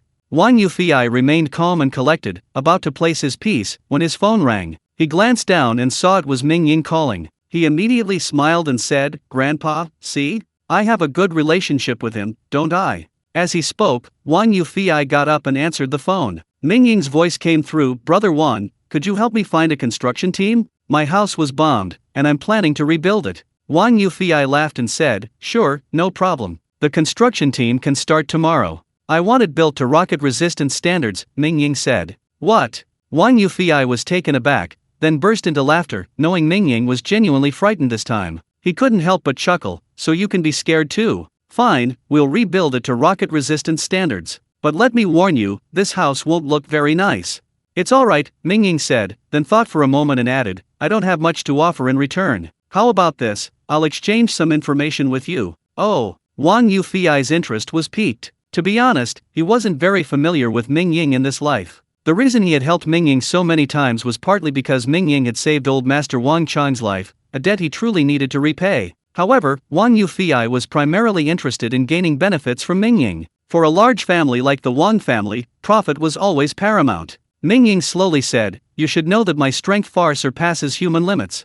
Upon hearing this, Wang Yufi's gaze sharpened, and old Master Wang Chang's eyes shone with an alarming intensity. This dense fog not only spurred animal mutations but also presented opportunities for humanity, Mingying said. If you consistently practice your boxing for more than 10 hours a day, you should see significant results within a month. If you dilute the medicine I gave you with water, you'll see effects as quickly as a week. After getting these instructions, Mingying hung up the phone. Wang Yufi looked at Grandpa Wang Chong, feeling his heart pounding. Grandpa Wang Chong's gaze was intense. After a long pause, he solemnly said, "His own strength speaks for itself. I don't think he'd lie." After finishing his call with Wang Yufi, Mingying sat alone on the living room sofa, pondering his next move. "I'm now fully exposed to the eyes of the Linhu city leadership, and the news that I possess the cure for the X virus will soon spread far and wide. Although I've fully demonstrated my strength this time and should be able to intimidate the situation, there's always someone who's reckless." Mingying knew very well that if a powerful figure was infected with the virus and was on the verge of death, they wouldn't care about any intimidation. If you didn't give them the cure, they might go berserk. "Contact Yu Dongchuan tomorrow. He can provide some medicine for treating the X virus daily, but it must be in exchange for something of equal value," Mingying thought to himself. "I also need to ask the security team to protect my house. My parents' safety is paramount.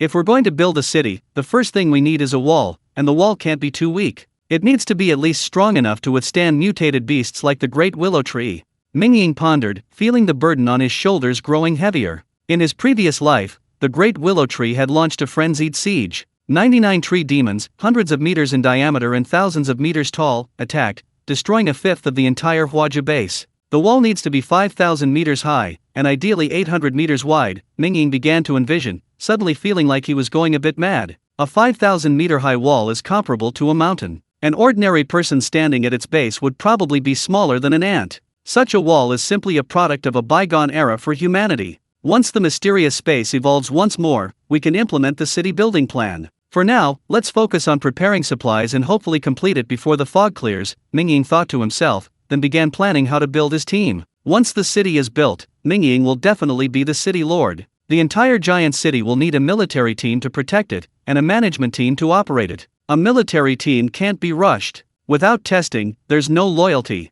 A management team is also a problem. Where can I find absolutely loyal management talent? Yu Dongchuan is definitely out of the question. He's a peerless tyrant, he'd never willingly submit to me. Thinking about it, Mingying realized that building a team seemed even more difficult than constructing the city walls, and he felt a headache coming on. Forget it, I'll try to run into Lu Jun and Naishu first. These two are kind-hearted, I can take them on some missions.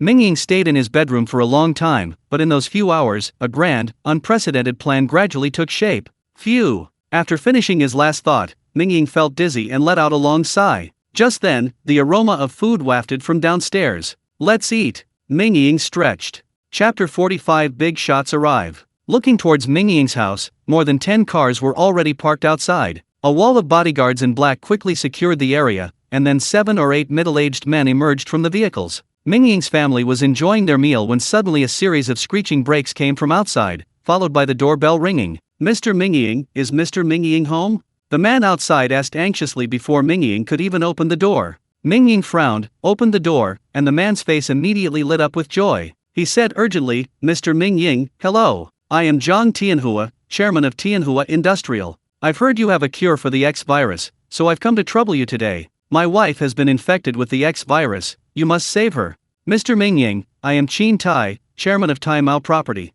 I am Dong Minghua of Tianhe Pharmaceutical." Mingying saw 7 or 8 middle-aged men in suits standing outside the door. They all looked like wealthy businessmen. He frowned, thinking to himself, "Looks like I'll have to have Yu Dongchuan send people to protect this place soon. Gentlemen, where did you hear that I have a cure for the X virus?" Mingying denied it outright. "Mr. Ming, don't scare me. My wife is waiting for help."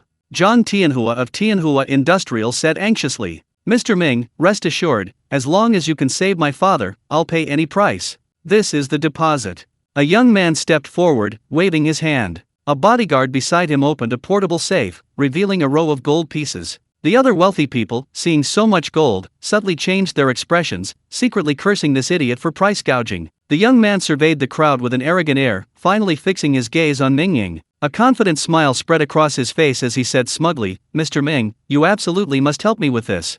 Mingying frowned upon hearing this and asked, "Who are you?" The young man replied, "I'm the general manager of Huachin Real Estate, and my father is the chairman." "Oh," Mingying nodded, smiling, "I heard your old man molested a woman 2 years ago, is that true?" The young man's expression froze, anger rising within him, but he dared not show it on his face, forcing a bitter smile. "Mr. Ming, that's all malicious slander from our competitors, don't believe it." "Malicious slander, huh? Everyone here today knows what kind of person that old Leche or Sun Cheng is," someone immediately retorted sarcastically. These wealthy tycoons were all shrewd, they knew that even if Mingying had the drugs, the quantity would be extremely limited. They were quite happy to eliminate a competitor at this point. "Mr. Sun, I'm so sorry, I don't have the medicine." Mingying refused the man outright. This chairman of Huachin Real Estate was actually molesting a woman, he was utterly despicable. There was no way Mingying could save him. "You," the young man's face turned cold. He snorted and turned to leave. "Mr. Ming, you have to save my wife. I'll do anything you ask."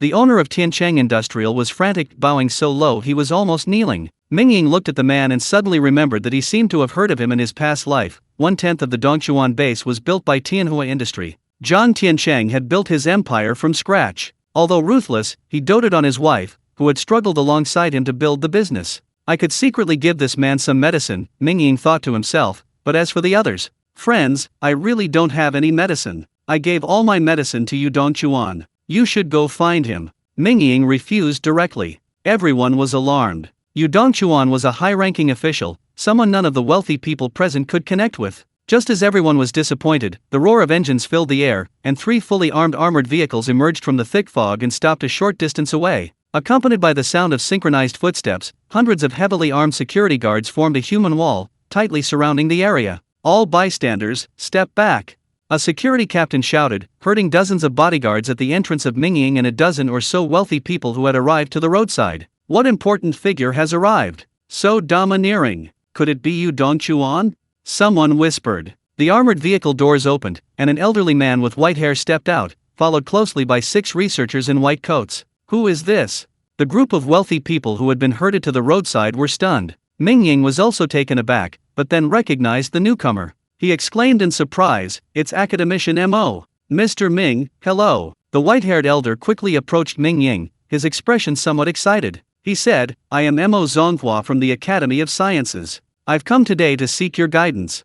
Mingying's expression turned serious, and he quickly stepped forward, saying, "Academician M.O., hello. To be honest, we analyzed the solution immediately after receiving it, but we found nothing," Academician M.O. said somewhat apologetically. Mingying immediately understood the expert's purpose for coming today, and then smiled wryly. He used to be just an ordinary college student, majoring in economics. In front of these experts, he was practically illiterate. How could he offer any guidance? "Academician M.O., I obtained this solution by chance. I don't know how to prepare it," Mingying said truthfully. Upon hearing this, Elder M.O. was immediately disappointed, but he had another purpose for coming today, so he continued, Mr. Ming, we need quite a few samples of the reagents for our experiments."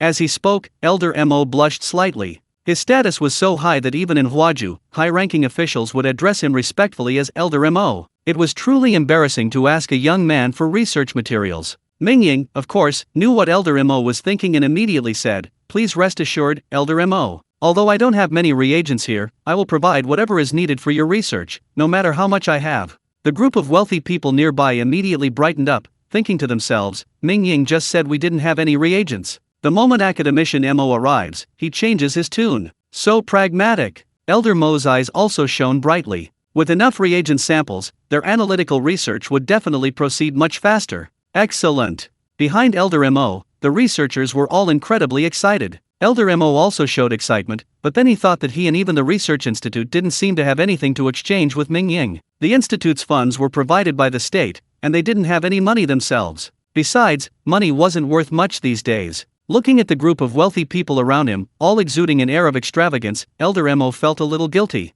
He rubbed his hands together and said, Mr. Ming, I wonder what price you plan to offer for this potion to our research institute." Mingying, of course, understood Elder Mo's thoughts and immediately smiled. Mingying, understand the greater good. I'll donate the potion to the research institute free of charge. I'll donate 1 kilogram free of charge. 1 kilogram. Upon hearing this, Elder Mo's expression immediately turned serious. He said solemnly, "On behalf of the research institute, I thank you. Mr. Ming, you have the potion, why won't you sell it to me?" do you think the price I offered isn't enough? The young man from Huachin Real Estate, who had been preparing to leave, was still there and became furious upon seeing this. Mingying frowned, looked at the man, and said, "Just because you paid me, does that mean I have to sell? You!" The young man's face froze, not expecting Mingying to disrespect him in front of so many people. Humph, Mr. Ming has quite a temper. However, a bad temper is bad for the liver, not only for your health but also for your family. The young man sneered. He already sensed that Mingying wouldn't sell him the potion, and his words were no longer humble, but rather sharp. "Oh, are you threatening me?" Mingying looked at the man coldly. The young man grinned and said, "I wouldn't dare threaten Mingying. I know Mr. Ming is exceptionally strong, but surely you wouldn't come crashing into my house and snapping my neck just because I said a few angry words." Mingying narrowed his eyes at the man, somewhat annoyed by him. To be honest, he really wanted to strangle him. No sooner had the young man finished speaking than a booming voice rang out, "Sun Jie, Mingying won't crush you, but can I?" An armored vehicle sped over, and under the protection of dozens of security guards, Yu Dongchuan strode over, glanced at the young man, and shouted, "Take him down." "What?" The young man named Sun Jie's eyes widened instantly, and he asked anxiously, "What do you mean?" "Nothing." Yu Dongchuan didn't explain to Sun Jie at all, and his men immediately took Sun Jie away. Yu Dongchuan is here." The group of wealthy people nearby were stunned. They hadn't expected Mingying to have such influence. First, Elder Mo from the Research Institute personally came, and now even a high-ranking official from Linhe City had arrived. In the distance, jeans-clad Awesome also witnessed this scene and was immediately dumbfounded. Yu Dongchuan was currently the most powerful person in the entire Linhe City. Mo Zonghua was an academician of the Academy of Sciences. These two people actually paid a personal visit to the owner of Building 104. And why does that person at the entrance of Building 104 look so familiar? The same person who killed the giant elephant in the video the other day. My goodness, the owner of Building 104 is actually the person who killed the giant elephant that day. He quickly sent a message in the group chat, immediately causing a huge uproar. Holy crap, that celebrity is actually in our Baiyuan residential complex. My god, I'm going to get his autograph. Resident Hung Hung Pai Zedian screamed. "Didn't I tell you to go check if he's a resident of Building 102? Someone messaged, getting to the point. Jeans Awesome, the only one in the group who witnessed the event firsthand, was incredibly excited and quickly messaged, back to the point. He is indeed a resident of Building 102. And that convoy just now was a visit from one of the wealthiest people in Linhe City to the resident of Building 102. But now, those people have all been herded to the side of the road because academician Mo from the Chinese Academy of Sciences has arrived, and Yu Dongchuan, the highest-ranking official in Linhe City, has also arrived." Jeans Awesome sent several messages in quick succession, all extremely explosive news, and the entire group fell into a brief silence. Chapter 46. I'll provide the potion. Yu Dongchuan also arrived, accompanied by hundreds of security guards. "Mingying, you just said you'd provide the Research Institute with 1 kilogram of medicine?" Yu Dongchuan's eyes gleamed as he stared at Mingying, inwardly shocked. Mingying had given him 1 kilogram before, and now he wanted to give the Research Institute another kilogram. His generosity suggested the medicine wasn't precious to him, or at least that he had plenty more, perhaps even knowing how to prepare it. Thinking this, Yu Dongchuan made his decision. With a wave of his hand, the security guards immediately began clearing the area, removing the group of wealthy men and bodyguards who had been blocking the road. Then Yu Dongchuan greeted Elder Mo and said with a smile, "Elder Mo, I have something to discuss with Mr. Ming, so I won't keep you any longer." Elder Mo, already satisfied with Mingying's medicine, chuckled and said, "Even if you wanted me to stay, I couldn't. The sooner this medicine can be deciphered, the more lives can be saved." Upon hearing this, Mingying's expression turned serious. He retrieved 2 bottles of well water from the villa and handed them to Elder Mo, respectfully saying, "I admire Elder Mo's magnanimity." After Elder Mo and the other researchers left, Yu Dongchuan waved his hand and said to his subordinates, "Mr. Ming and I have important matters to discuss. You can all stay outside." "Sir, your safety." A young man hesitated about half a meter to Yu Dongchuan's side. This man was lean, but his eyes were exceptionally bright, and his arms were unusually long, almost reaching his knees. It was clear he was a martial arts master. "Go ahead, Mr. Ming wants to kill me, can you protect me?" Yu Dongchuan laughed heartily. The young man's expression froze, then he nodded with a wry smile. Standing Committee Member Dongchuan, "No, now I should call you Chief Dongchuan, let's go inside and talk," Mingying said with a smile. Mingying and Yu Dongchuan sat down in a small hall on the 3rd floor of the villa. Rong Saru brought up hot tea. Yu Dongchuan picked up his teacup and took a small sip. His eyes lit up immediately, and he laughed. "This tea was actually brewed with that medicine, Mingying, you're really rich and powerful." Mingying looked at Yu Dongchuan with a faint smile, without saying a word. He knew that Yu Dongchuan hadn't come today to exchange pleasantries. This guy was here to try and extort him. Yu Dongchuan chuckled, diffusing the awkwardness, and said, I won't bother with formalities. I'm here mainly to ask about the potion. At this point, Yu Dongchuan's face turned serious, and he said earnestly, Mingying, there are over 100,000 people infected with the X virus in Linhu City right now, and thousands are being forcibly euthanized every day. It's truly tragic. If you know the potion's formula, I hope you can publish it. I, Yu Dongchuan, guarantee that you, your family, and even your descendants will be free from want for all eternity. Yu Dongchuan's sincerity made Mingying stop laughing. He shook his head and said, Chief Dongchuan, I don't know the potion's formula. This potion was indeed given to me by a highly skilled person. Yu Dongchuan was immediately disappointed, but Mingying quickly added, however, that highly skilled person regularly gives me some of the potion, and I can try my best to supply it to others. Oh, Yu Dongchuan's eyes lit up immediately. He was about to say, could you introduce me to that expert? But Mingying saw through his thoughts at a glance and laughed, don't bother. That expert is elusive, he always contacts me first. I can't reach him. Yu Dongchuan smiled wryly. To be honest, he didn't believe Mingying's explanation at all, but he had no choice. He immediately asked, how much medicine can you supply? Currently, over 100,000 people in Linhu City are infected with the X virus. If the supply is too small, what use will it be? Mingying thought for a moment and said, I can supply enough for 200 people per day. 200 people's supply is about 10 kilograms, roughly one-third of Mingying's current daily well water production. However, Yu Dongchuan's eyes lit up. 10 kilograms a day far exceeded his expectations. Although the research institute hadn't been able to analyze the drug's composition, they had conducted some research and reached some conclusions. For example, this drug wasn't just for completely curing the X virus, after dilution, it also had a powerful suppressive effect on the virus. According to the Research Institute's results, to completely cure the X virus, 50 milliliters of high-purity drug were needed, but to suppress the virus, a minimum injection concentration of 1% was sufficient, and one injection could maintain its effectiveness for 5 days. In other words, the daily dose for 200 people was enough to save 20,000 lives, and a 5-day cycle could save 100,000 lives. In this way, the vast majority of those infected in Linhu City would be saved. Compared to other cities, Yu Dongchuan's achievements this time would even reach the highest levels of government, and his future career prospects would be limitless. Thinking of this, even the extremely shrewd Yu Dongchuan was sweating with excitement. Seeing Yu Dongchuan's expression, Mingying chuckled and said, Chief Dongchuan, are you relieved now? Yu Dongchuan was taken aback, realizing his lapse in composure. He couldn't help but wryly smile to himself, I've weathered many storms, yet I always seem to lose control when it comes to Mingying. This man is truly unfathomable. Now, Yu Dongchuan dared not even entertain the thought of controlling Mingying, and even the original equal footing was beginning to crumble. However, my medicine isn't free, Mingying added with a smile. Yu Dongchuan hesitated, then smiled wryly, you really aren't willing to suffer a loss. Tell me, anything I can provide, I'll give. While Yu Dongchuan spoke generously, he was actually quite relieved. With Linhu City's economy collapsing, what could he possibly want? A high-ranking official position? He could just give it away casually. It's just an empty title anyway. Without connections or influence, even the highest rank is useless just in nominal position. Food, clothing, and daily necessities. How much can your entire family, Mingying, eat and use? My entire Linhu City can't afford to support a few people? Oh, you said that? Mingying laughed immediately, making Yu Dongchuan feel a chill run down his spine. I need top-notch experts in architecture. Mingying demanded an exorbitant sum. Yu Dongchuan was taken aback, puzzled, and asked, what do you need all this for?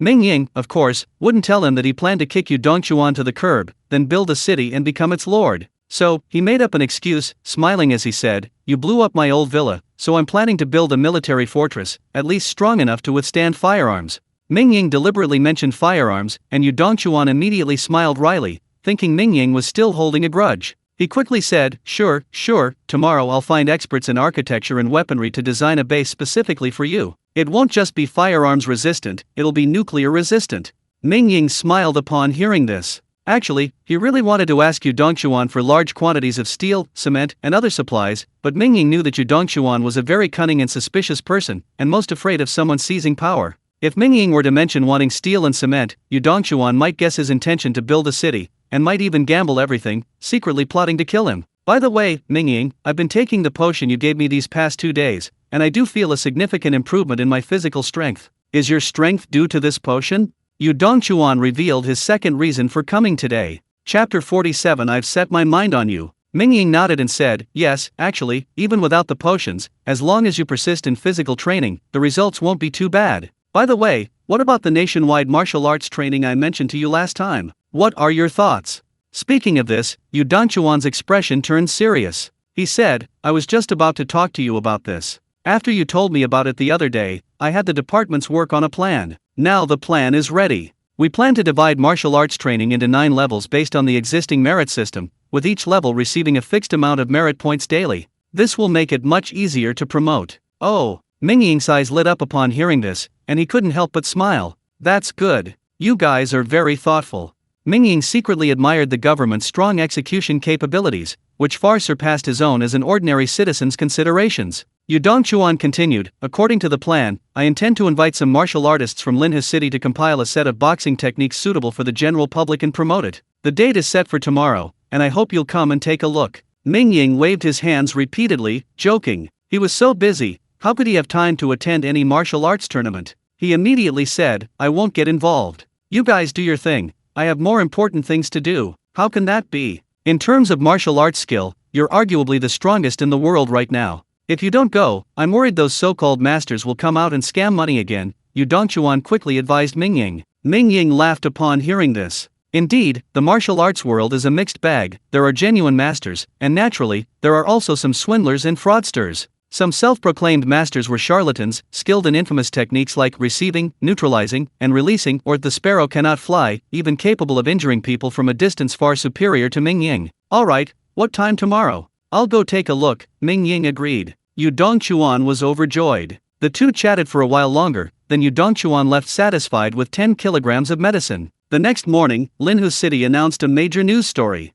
With the help of Mr. Mingying, an outstanding young man in our city, we have developed a medicine to treat the X virus and achieved initial mass production. God bless our China. Currently, production has reached 10 kilograms per day, enough to treat 20 people daily and stabilize the condition of 18,000 people. We expect to control the virus in Linhu City within 5 days. This news caused an uproar throughout Linhu City. Everyone cheered, and some were ecstatic. Yu Dongchuan's office phone was ringing off the hook with calls from high-ranking officials and wealthy individuals seeking the medicine. Some astute individuals had already sensed something, especially the wealthy people who had visited Mingying the previous night. They were now completely certain of one fact: Mingying possessed the medicine, and a considerable quantity at that. That morning, some high-ranking officials and wealthy individuals who hadn't secured one of the 20 treatment slots went directly to Baiyuan Residential Complex, intending to ask Mingying for the medicine. However, upon entering the complex, these so-called officials and wealthy individuals were dumbfounded. Mingying's villa was already under the protection of dozens of security guards, led by Zhang Yun, a rising star in the security force. Some government officials tried to ingratiate themselves, but when Zhang Yun drew his service weapon without hesitation, they all scattered. In an instant, the entire city of Linha knew one thing: Mingying had the drug, but no one could get their hands on it. Hey, Captain John, want to join us for breakfast?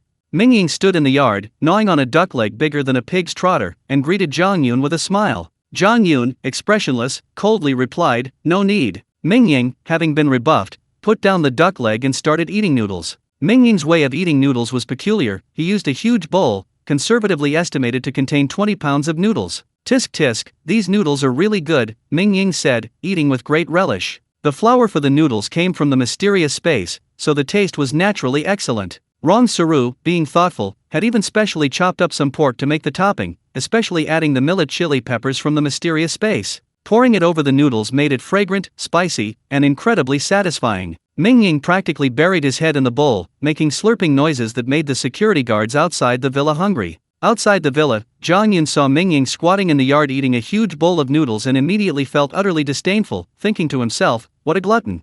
Thinking of Mingying, Zhang Yun felt a surge of hatred. This man was a complete liar, a conman, and a vicious fugitive. The angrier she got, the angrier Zhang Yun became. She kicked the iron gate of Mingying's yard with a loud bang, startling Mingying, who was engrossed in eating noodles. He nearly choked. Hey, beautiful lady, if you're hungry, just come in and eat your noodles. Why did you kick the door? Mingying said, speechless. Today's the perfect opportunity. I'm going to settle things with you properly. Zhang Yun, now enraged, stood outside the door and said, the first time I arrested you, you injured that Ming Yuan. You broke his entire arm. You lied to me then, saying you didn't have that much strength to break someone's arm, right? Hey, beautiful lady Zhang, wasn't that the judgment made by your bailiffs themselves? Mingying denied it. Let's not talk about that. The second time I arrested you was for Lu Yiming's death, and you denied it then. Are you still denying it now? Mingying shook his head repeatedly, saying, "What are you talking about? Do I look like the kind of person who would deny something? I didn't kill Lu Yiming at all." You! Zhang Yun was stunned. When Mingying said, "Do I look like the kind of person who would deny something?" she thought he was going to admit it, but he still denied it. She immediately got angry and shouted, "Then what about Su Kadai's death? Are you going to say you didn't do it either?" Mingying laughed upon hearing this, saying, "Captain Zhang is very perceptive. I really didn't do that.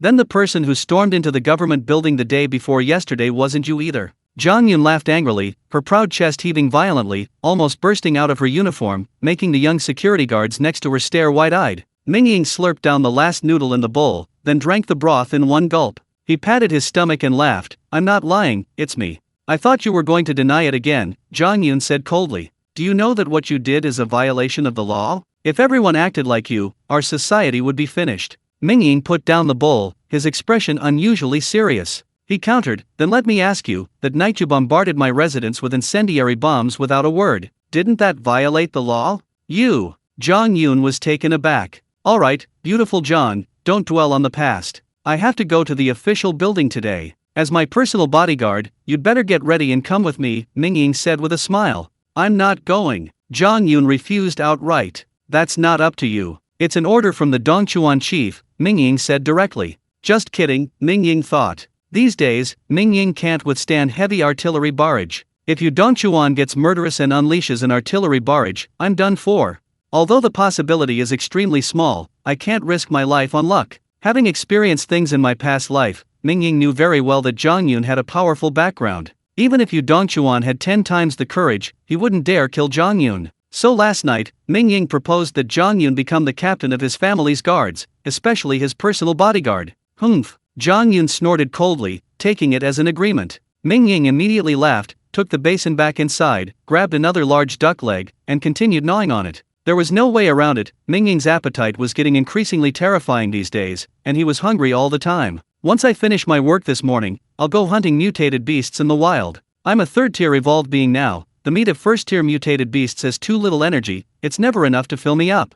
Mingying now worries about food every day. After breakfast, Mingying made a special trip to Building 103 to invite Zhou Fang over, intending to ask her to teach his parents and Rong Suru martial arts. Zhou Fang, having nothing else to do, agreed. Then Mingying and Zhang Yun headed towards the official building. Just before getting into the car, Zhang Yun walked up to Mingying and muttered, "It's no use denying it now, I've already decided you're the serial killer." Chapter 48 The Master of Exposing Fakes. Mingying smiled nonchalantly at Zhang Yun's approval, saying, "It's my honor to be recognized by the beautiful Zhang." As he spoke, Mingying's gaze swept over Zhang Yun's impressive chest. "You scoundrel!" Zhang Yun immediately flew into a rage, turning away abruptly, her chest heaving even more violently with anger. Mingying chuckled at this. It was good that Zhang Yun ignored him, he could think about things in peace. The large-scale relocation of the entire Linhe city was now almost complete. Centered on Baiyuan residential area, the surrounding 4 or 5 large residential complexes were all full of people. This immediately revealed the disparity between people. The most affluent in Linhe city lived on the island next to Baiyuan, in a mere 37 villas, the true core of the community. Slightly less affluent officials and wealthy individuals lived in villas within the Baiyuan residential complex, followed by townhouses and stacked villas. As for everyone else, they had to live in high-rise buildings. Employees within the system or ordinary citizens with a bit of influence could be allocated individual apartments, but for ordinary people, it was normal to have 10 people crammed into one room. There was no other way. Linhe City had relocated over 2 million people this time, now crammed into about 1,000 buildings, 2,000 people per building. Of course, it was incredibly crowded. Thinking of this, Mingying couldn't help but feel grateful that he had planned ahead, securing a villa in the Baiyuan complex through Wang Yufei and an apartment for his second uncle's family. Now, Mingying's second uncle's family was the envy of everyone, 6 people living in a spacious 180 square meter apartment, even more comfortable than before the apocalypse. Even Li Kuaveng's in-laws, who usually looked down on him, had become quite amiable these days, and had tried several times to persuade him through their daughter to move in. The hard times are yet to come, Mingying muttered to herself as she drove. Beside her, Zhang Yun overheard Mingying's sentiments and immediately agreed. Now the captain of the security team, she had access to many core secrets. Despite the seemingly peaceful atmosphere around Baiyuan residential area, the outside world had long become a paradise for mutated beasts. These days, the security team's efforts to eliminate the mutated beasts were suffering heavy casualties every day. If it weren't for Mingying providing the medicine to treat the X virus, Zhang Yun couldn't even imagine whether anyone would dare to join the security team to fight the mutated beasts in the future. Thinking this, Zhang Yun glanced at Mingying furtively and thought to himself, this guy is a villain, but he's not entirely evil. Thinking of Mingying's terrifying strength, Zhang Yun's eyes lit up, and he said, hey, you're so strong, why don't you join our security team and go wipe out the mutated beasts? Mingying was taken aback. To be honest, he hadn't really considered joining the security team. Seeing Mingying hesitate, Zhang Yun immediately tensed up, afraid he would refuse. Mingying thought for a moment and said, hunting mutated beasts is something I can do. At this, Zhang Yun's eyes lit up immediately. Thinking Mingying had agreed, he smiled and said, on behalf of the security team, I welcome you. From now on, we'll fight side by side. This smile seemed to brighten the entire car, making Mingying so stunned that he almost drove the car onto the curb. Can't you concentrate on driving, you scoundrel? Zhang Yun cursed under his breath. Mingying chuckled wryly, alright, I'll focus on driving. But I didn't agree to join the security team. I only agreed to go and wipe out the mutated beasts. We need to get this straight. Zhang Yun was immediately disappointed. Of course, if you really want to fight alongside me, you can join my team. I'll show you how to be cool and take you to new heights, Mingying said coolly. Mingying had only said it casually, but Zhang Yun actually fell silent upon hearing this. Mingying was immediately startled, thinking, damn, the dragon flame goddess wouldn't really want to fight alongside me, would she? Okay, I'll join your team. Zhang Yun seemed to have made up her mind, saying firmly, wow, the dragon flame goddess actually really wants to fight alongside me. This time it was Mingying's turn to be dumbfounded. In his previous life, Zhang Yun was a godlike figure, with an evolution level as high as the 8th rank. He didn't even have the right to look up to her. Unexpectedly, in this life, this goddess was actually willing to join his team. Fantastic! Mingying exclaimed excitedly. With Zhang Yun's evolutionary talent, and with his own nurturing, an even more powerful dragon flame goddess would surely be born in this lifetime. Why are you so excited? Zhang Yun's expression darkened. Remembering Mingying's earlier staring at her chest, her face hardened, and she said fiercely, if you dare to think like that, I'll cut it off. Hey, what nonsense are you talking about? I'm a gentleman, okay? Mingying immediately retorted righteously, what you think doesn't represent what I think. I'm not as despicable as you. You, pretending to be a saint. This infuriated Zhang Yun. She was extremely beautiful, with a top-notch figure. Countless men coveted her daily. Having been harassed so many times, Zhang Yun knew exactly what men were like. The two bickered as they drove, and soon arrived at the official building. After getting off the bus, Mingying found the official building unusually lively. A large stage had been set up in the courtyard, where a slightly overweight middle-aged master was demonstrating his refined internal energy. The master stood motionless, raised his arm, and gently struck out with his palm. 3 strong young men in front of him were instantly sent flying backward, crashing to the ground, unable to get up. The master then struck a very cool finishing pose and said in a deep voice, did you feel my energy just now? The 3 tall, strong young men lying on the ground nodded repeatedly. The master smiled slightly and said earnestly, you still need to practice more. Immediately, cheers and applause erupted from the audience, and some even wanted to become his disciples. Mingying was dumbfounded by this scene. Wasn't this just plain stupid? Mingying glanced at Zhang Yun beside him and noticed that Zhang Yun also seemed somewhat embarrassed. However, Zhang Yun still whispered, perhaps this guy has real skills. Mingying turned to look at the other side of the stage, where he saw a burly man with a bare upper body shout. He grabbed a red brick with his left hand, pressed his right index finger directly onto the brick, and then roared frantically, actually drilling a small hole in the brick with his right index finger. What kind of master is this? Mingying was speechless. However, Zhang Yun, standing nearby, saw the burly man drill through the red brick with a single finger, and her eyes lit up with admiration. Mingying was immediately exasperated. This woman seemed to lack common sense. Looks like you Dongchuan was right to call me here. Let's start with an expose today, Mingying sneered, quietly watching these so-called masters show off. Hey, Master Lei is here. Get out of the way. The slightly overweight middle-aged man who had just demonstrated sending 3 people flying with a single palm strike was walking towards Mingying. One of the 3 who had been sent flying shouted loudly, Master Lei? Mingying smiled, not moving an inch. I told you to get out of the way, didn't you hear me? The tall young man was furious, trying to shove Mingying aside, but found that Mingying wouldn't budge. Beside him, Master Lei's brow twitched slightly, then he smiled and said, Liang, those who practice martial arts must cultivate their character. If this master won't allow it, we'll just have to. Mingying chuckled upon hearing this. It seemed this master still had some sense of propriety, knowing that harmony brings wealth in this world. However, Mingying was there to expose a fraud, so how could he let him off the hook? He turned and stood in front of Master Lei again, looking at him with a faint smile. Master Lei's expression changed slightly, then he coldly shouted, "Do you perhaps wish to experience my thunderclap hand?" Chapter 49 The Mad Artist. Thunderbolt hand? Mingying almost burst out laughing. Master Lei's gaze sharpened upon seeing this. Suddenly, he roared and struck Mingying's head with a palm strike. This move was tantamount to a sneak attack, and the shout added to the spectacle. An ordinary person might have been stunned and then undoubtedly struck on the forehead. Then, Master Lei would withdraw his palm, stand upright, and arrogantly say, "Go back and practice some more." The image of a peerless master was instantly conjured. Unfortunately, he was facing Mingying today. Having experienced countless life-or-death battles in his past life, Mingying wouldn't even blink an eye even with a blade at his throat. Master Lei's little trick might work against ordinary people in peacetime, but against Mingying, it was nothing short of a farce. Mingying slightly shifted his body, dodging Master Lei's palm strike. Then, with lightning speed, he extended his right hand, his index and middle fingers clamping down on Master Lei's wrist. He said with a faint smile, "Master Lei, where's your internal energy?"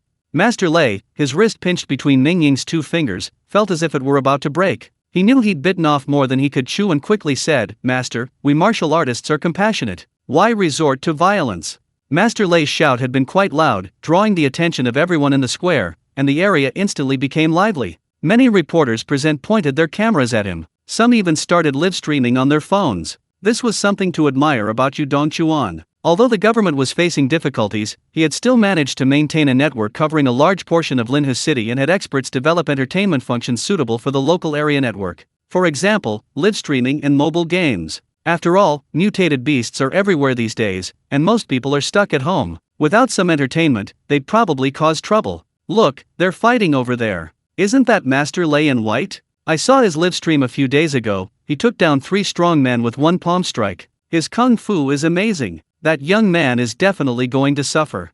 Someone commented during the live stream. "Bullshit. Are you blind? Master Lei's wrist is caught between 2 of that young man's fingers, he can't even get it free." Someone immediately retorted, "Seriously? Who has the strength to catch someone's wrist with their fingers? Is he an actor?" That person immediately countered, "Hey, that young man looks familiar. Holy crap, he's the guy who killed the giant elephant in that video the other day." Someone posted a comment. Instantly, everyone recognized Mingying, and the entire livestream screen was flooded with comments. Master Lei, who rarely checked his phone for news, hadn't recognized Mingying yet. However, he vaguely sensed that Mingying was no ordinary person and inwardly groaned, "How did I get involved with such a powerful figure?" Master Lei quickly gave a signal to the 3 tall young men beside him. "Let go of my master." The 3 young men, intending to outnumber Mingying, pushed him, only to find themselves seemingly having pushed a stone pillar that wouldn't budge. The government's money isn't so easily swindled. Seeing that the entire square's attention was focused on him, Mingying knew the time was right and coldly shouted,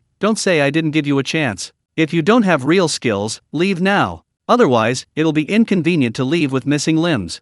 These words startled everyone in the square. Some of the masters who had been enthusiastically performing glanced around furtively, feeling uneasy, and slowly began to leave. "Master, what are you doing?" Master Lei was almost in tears. He had been publicly humiliated by Mingying's 2 fingers gripping his wrist. He had completely lost face. How could he continue his swindling and cheating? Master Lei could even see the faces of the wealthy men who had just paid their tuition turning pale, angrily beckoning their bodyguards towards him. "Oh." Mingying smiled at Master Lei and asked, "Master, where's your internal energy?" "No, the more urgent the situation, the more I need to remain calm." Master Lei, quick-wit, feigned composure and said confidently, "Master, your skill is superb, but mine isn't bad either. I just don't want to engage in any more killing. By the way, I have matters to attend to at home, so please let me go." Mingying was almost amused by Master Lei's stubbornness. Originally, he hadn't intended to do anything to Master Lei. After all, Master Lei had only swindled some money and hadn't done anything truly heinous. A simple apology would have been enough to let him go. But this guy was so stubborn, insisting on putting on a show, so Mingying couldn't be blamed. With a crack, Master Lei let out a pig-like scream, clutching his wrist as he collapsed to the ground. "Broken, broken." A collective gasp rippled through the surrounding crowd. 2 fingers snapping a person's hand bone, how much force must that have taken? In an instant, the masters who had initially intended to stay and stubbornly hold on abandoned all other plans and began to flee. Behind Mingying, Zhang Yun frowned upon seeing this, angrily saying, "You, Mingying, you've been exposed this time. You even said you didn't break Ming Yuan's arm." "Your bailiffs themselves determined that I didn't break it," Mingying said, turning around with a smile. Zhang Yun was instantly furious. Seeing that Mingying wasn't looking at him, Master Lei scrambled towards the plaza's exit. After this incident, the plaza was reduced by 70%, leaving only a mere 20 or 30 people, including a dozen or so staff members. Mingying gave a wry smile, thinking to himself, "This is terrible. The entire martial arts tournament is ruined. Yu Dongchuan, don't blame me for this." However, what Mingying didn't expect was that while the group of fake masters were leaving, many people in Linha's city had seen the scene through the news and live broadcasts. Some genuine masters, who disdained to show themselves, became interested and immediately dropped what they were doing, rushing towards the authorities. Just as Mingying was chasing away the fake masters, in the basement of a villa in the Baiyuan residential area, a handsome young man leaned back on the sofa, taking a sip of his wine. The wine in the glass was a deep, blood-red color. "Ah, the most beautiful thing in the world is the fleeting nature of life," the handsome young man sighed, yet his eyes held an unusual excitement. In the basement, display cases held 7 or 8 handsome men and women, all naked, their bodies white and sculpted, appearing exceptionally beautiful. But what was terrifying was that these beautiful men and women were already lifeless. The madness in the handsome young man's eyes grew increasingly frenzied, but his face grew increasingly calm. He murmured to himself, "Teacher, do you see? Life becomes more beautiful precisely because it gradually fades away." The scene seemed to freeze at that moment. The handsome young man's face gradually flushed, holding the final pose for a full minute before finally letting out a long breath, seemingly with immense satisfaction. "Mr. Su, Mingying has gone out," a voice came from outside the basement. Su Jun, seemingly still reeling from the earlier fervor, emerged wearily from the basement a full minute later, his eyes gleaming with an eerie light. He murmured, "Mingying, I really wanted to help you complete a great work. Unfortunately, you're just too strong, far too strong for me to comprehend." 2 minutes later, a burst of gunfire erupted around Villa 104 in the Baiyuan residential complex. Hundreds of armed men launched a surprise attack on the security team guarding Mingying's residence. Finally, Su Jun, stepping over the blood-soaked floor, gracefully sat on the sofa in Mingying's living room, smiling faintly. "Mr. Ming Yuxuan, Ms. Li Ruolan, hello. I am an artist, and I would like to invite you to complete a great work." Chapter 50 Rong Saru is shot. The moment the gunshots rang out in Baiyuan residential complex, Zhang Yun received news of the attack on the security team. Mingying was completely stunned, then a terrifying killing intent erupted within him, his eyes turning bloodshot. Beside him, Zhang Yun felt as if a mutated beast had suddenly appeared, and almost instinctively took several steps back, drawing his gun and standing ready. Whoosh! Mingying's inner force erupted, shattering the stone slabs beneath his feet, and then he transformed into a black shadow, shooting away into the distance, instantly breaking through the crowd and disappearing into the thick fog. Zhang Yun was stunned. What kind of speed was that? Who is it? Yu Dongchuan? No, he wouldn't dare. Mingying's eyes were bloodshot as he rushed towards Baiyuan residential complex. Is it Xiao Hua? No, he wouldn't, and he wouldn't dare. Is it Lu Qin? That shouldn't be possible, he doesn't have that ability. Is it Ming Qinjin? Impossible too. Suddenly, a name flashed through Mingying's mind: the Doomsday Society. You're asking for death. You're asking for death. A murderous intent surged within Mingying. He thought to himself, Su Jun, it's you, isn't it? If you dare touch my parents, I'll make you wish you were dead. The Baiyuan residential complex was only 3 or 4 kilometers from the official building, and as the crow flies, it was only about 2 kilometers. Mingying, using his full speed, rushed into the complex in 2 or 3 minutes. When Mingying saw the dead and wounded security guards around the villa, and the dilapidated state of the villa, he froze, a chilling fear washing over him. The image of his parents' gruesome death in his past life instantly flashed through Mingying's mind. No, Mom and Dad, I won't allow anything to happen to you. Mingying roared inwardly, turning and sprinting away. The apocalypse, huh? Others may not know where your hideout is, but I do. Meanwhile, Yu Dongchuan also learned that Mingying's parents had been abducted, and he too felt a chill run down his spine. He hadn't interacted much with Mingying, but he had a very deep understanding of him. Sukadai had only detained Mingying's parents briefly, but they were killed that very night. Now, someone had actually broken through the security team's guard and kidnapped Mingying's parents. Heaven knows what Mingying might do. Captain Zhang Yun, you and Shen Jin from the 4th Brigade go with Mingying. Make sure his parents are safe, Yu Dongchuan ordered. Just then, Zhang Yun arrived at the entrance of Baiyuan residential complex and saw Mingying speeding out of the complex, faster than a pickup truck. She quickly said, Mingying, the commander sent me with men. Wait for me. City Center, Lady Underground Shopping Center, Mingying's voice came, but he had already disappeared into the thick fog. Shen Jin, take your men to the Ladies' Underground Shopping Center, Zhang Yun said through his communicator, then turned the steering wheel and sped off in pursuit of Mingying. Meanwhile, in the basement of the Ladies' Underground Shopping Center, Su Jun was smiling as he watched Ming Yuxuan, Li Ruolan, Zhou Fang, Rong Saru, and Xiao Susu. At this moment, all 5 were bound, and Xiao Susu was crying in fear, her mouth gagged with a rag. Don't panic, let me introduce myself first. Su Jun smiled elegantly and said, I invited you here for 2 reasons. First, I want to talk to Mingying about the medicine to treat the X virus. Second, I'd like to ask you to help me complete an artwork. Who are you? Ming Yuxuan shielded Li Rulin, Rong Saru, and Xiao Susu behind him, looking directly at Su Jun, and said, if you need the medicine, I can make the decision for you on Mingying's behalf. But please let us go first. Or, you can leave me here and let the 4 of them go. Oh. Su Jun seemed somewhat surprised by Ming Yuxuan's courage and laughed, that won't do. I still need them to help me complete the artwork. As he spoke, Su Jun's eyes brightened, especially lingering on Rong Saru. Beside him, Zhou Fang remained silent, lost in thought. Come on, let me show you my exhibition hall.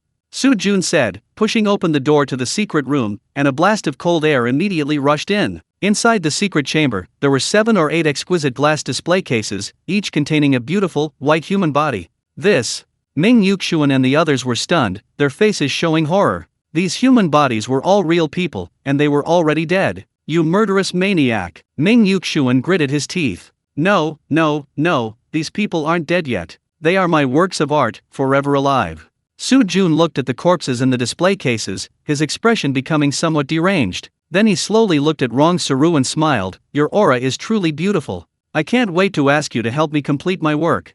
You! Ming Yuxuan was immediately shocked and shouted, you hurt us. Mingying won't give you the potion. Su Jun shook his head and said, how is it hurting you? Helping me complete my work is also an honor for you, isn't it?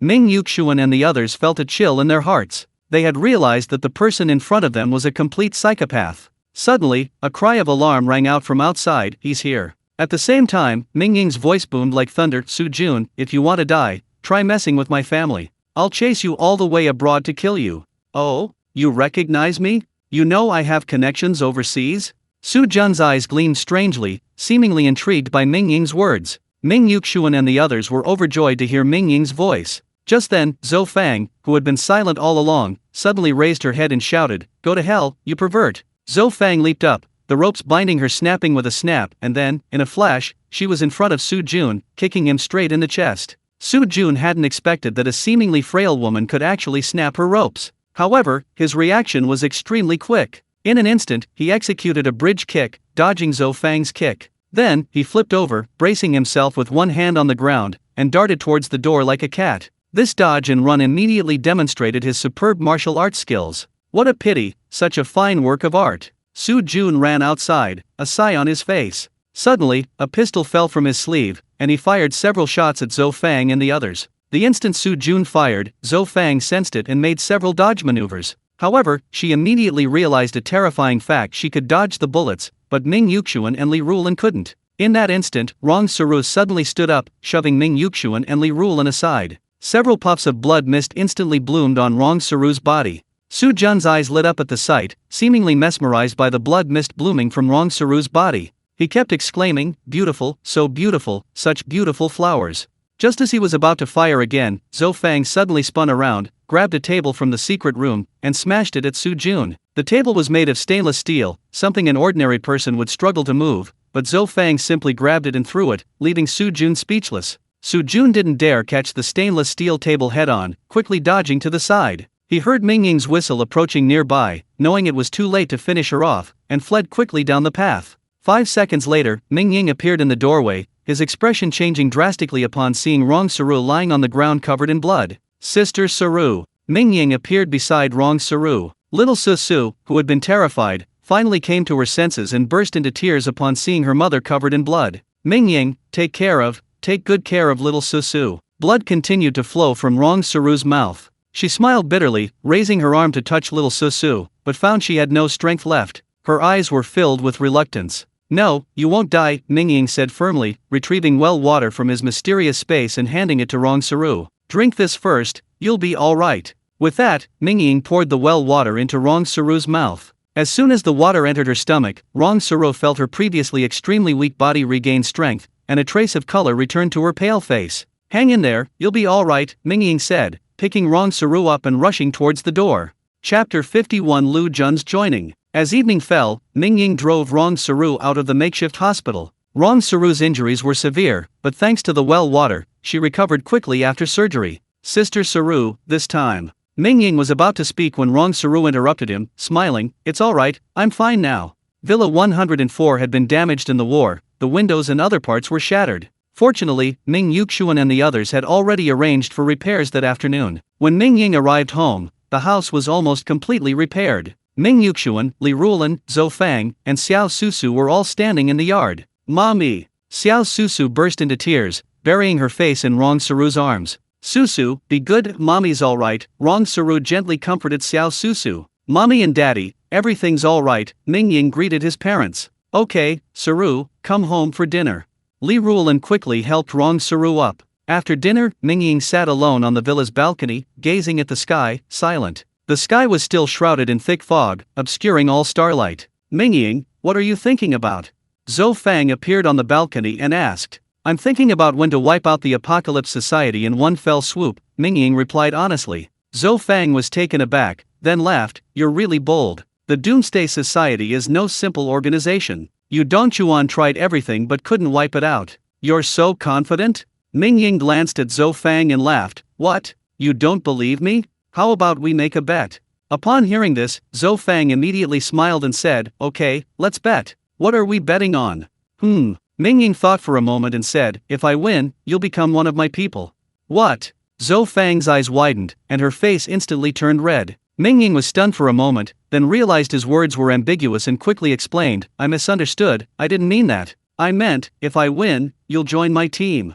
"Oh." Zhou Fang finally understood, but for some reason, after understanding Mingying's meaning, she felt a slight sense of disappointment. "How about it?" Mingying pressed. Zhou Fang thought for a moment, then smiled and said, "Sure. But what if I win? Also, we need to agree on a time. If you find yourself unable to destroy the Doomsday Society, just say you'll try again later, and then this bet can't be honored." As she spoke, Zhou Fang stuck out her tongue, revealing a smug smile. Mingying was seeing Zhou Fang display such a girlish side for the first time, and for a moment he was stunned. Zhou Fang was actually a great beauty, but she usually wore a white tracksuit and didn't show it. Now, upon closer inspection, Mingying immediately realized that Zhou Fang's beauty was in no way inferior to Rong Saru's. Seeing this, Zhou Fang blushed again. "Of course there's a time limit. Am I the kind of person who would cheat?" Mingying quickly said, 10 days, how about 10 days? "Okay. If you can't destroy the Doomsday Society within 10 days, you lose. If you lose, you must promise me one thing," Zhou Fang said with a smile.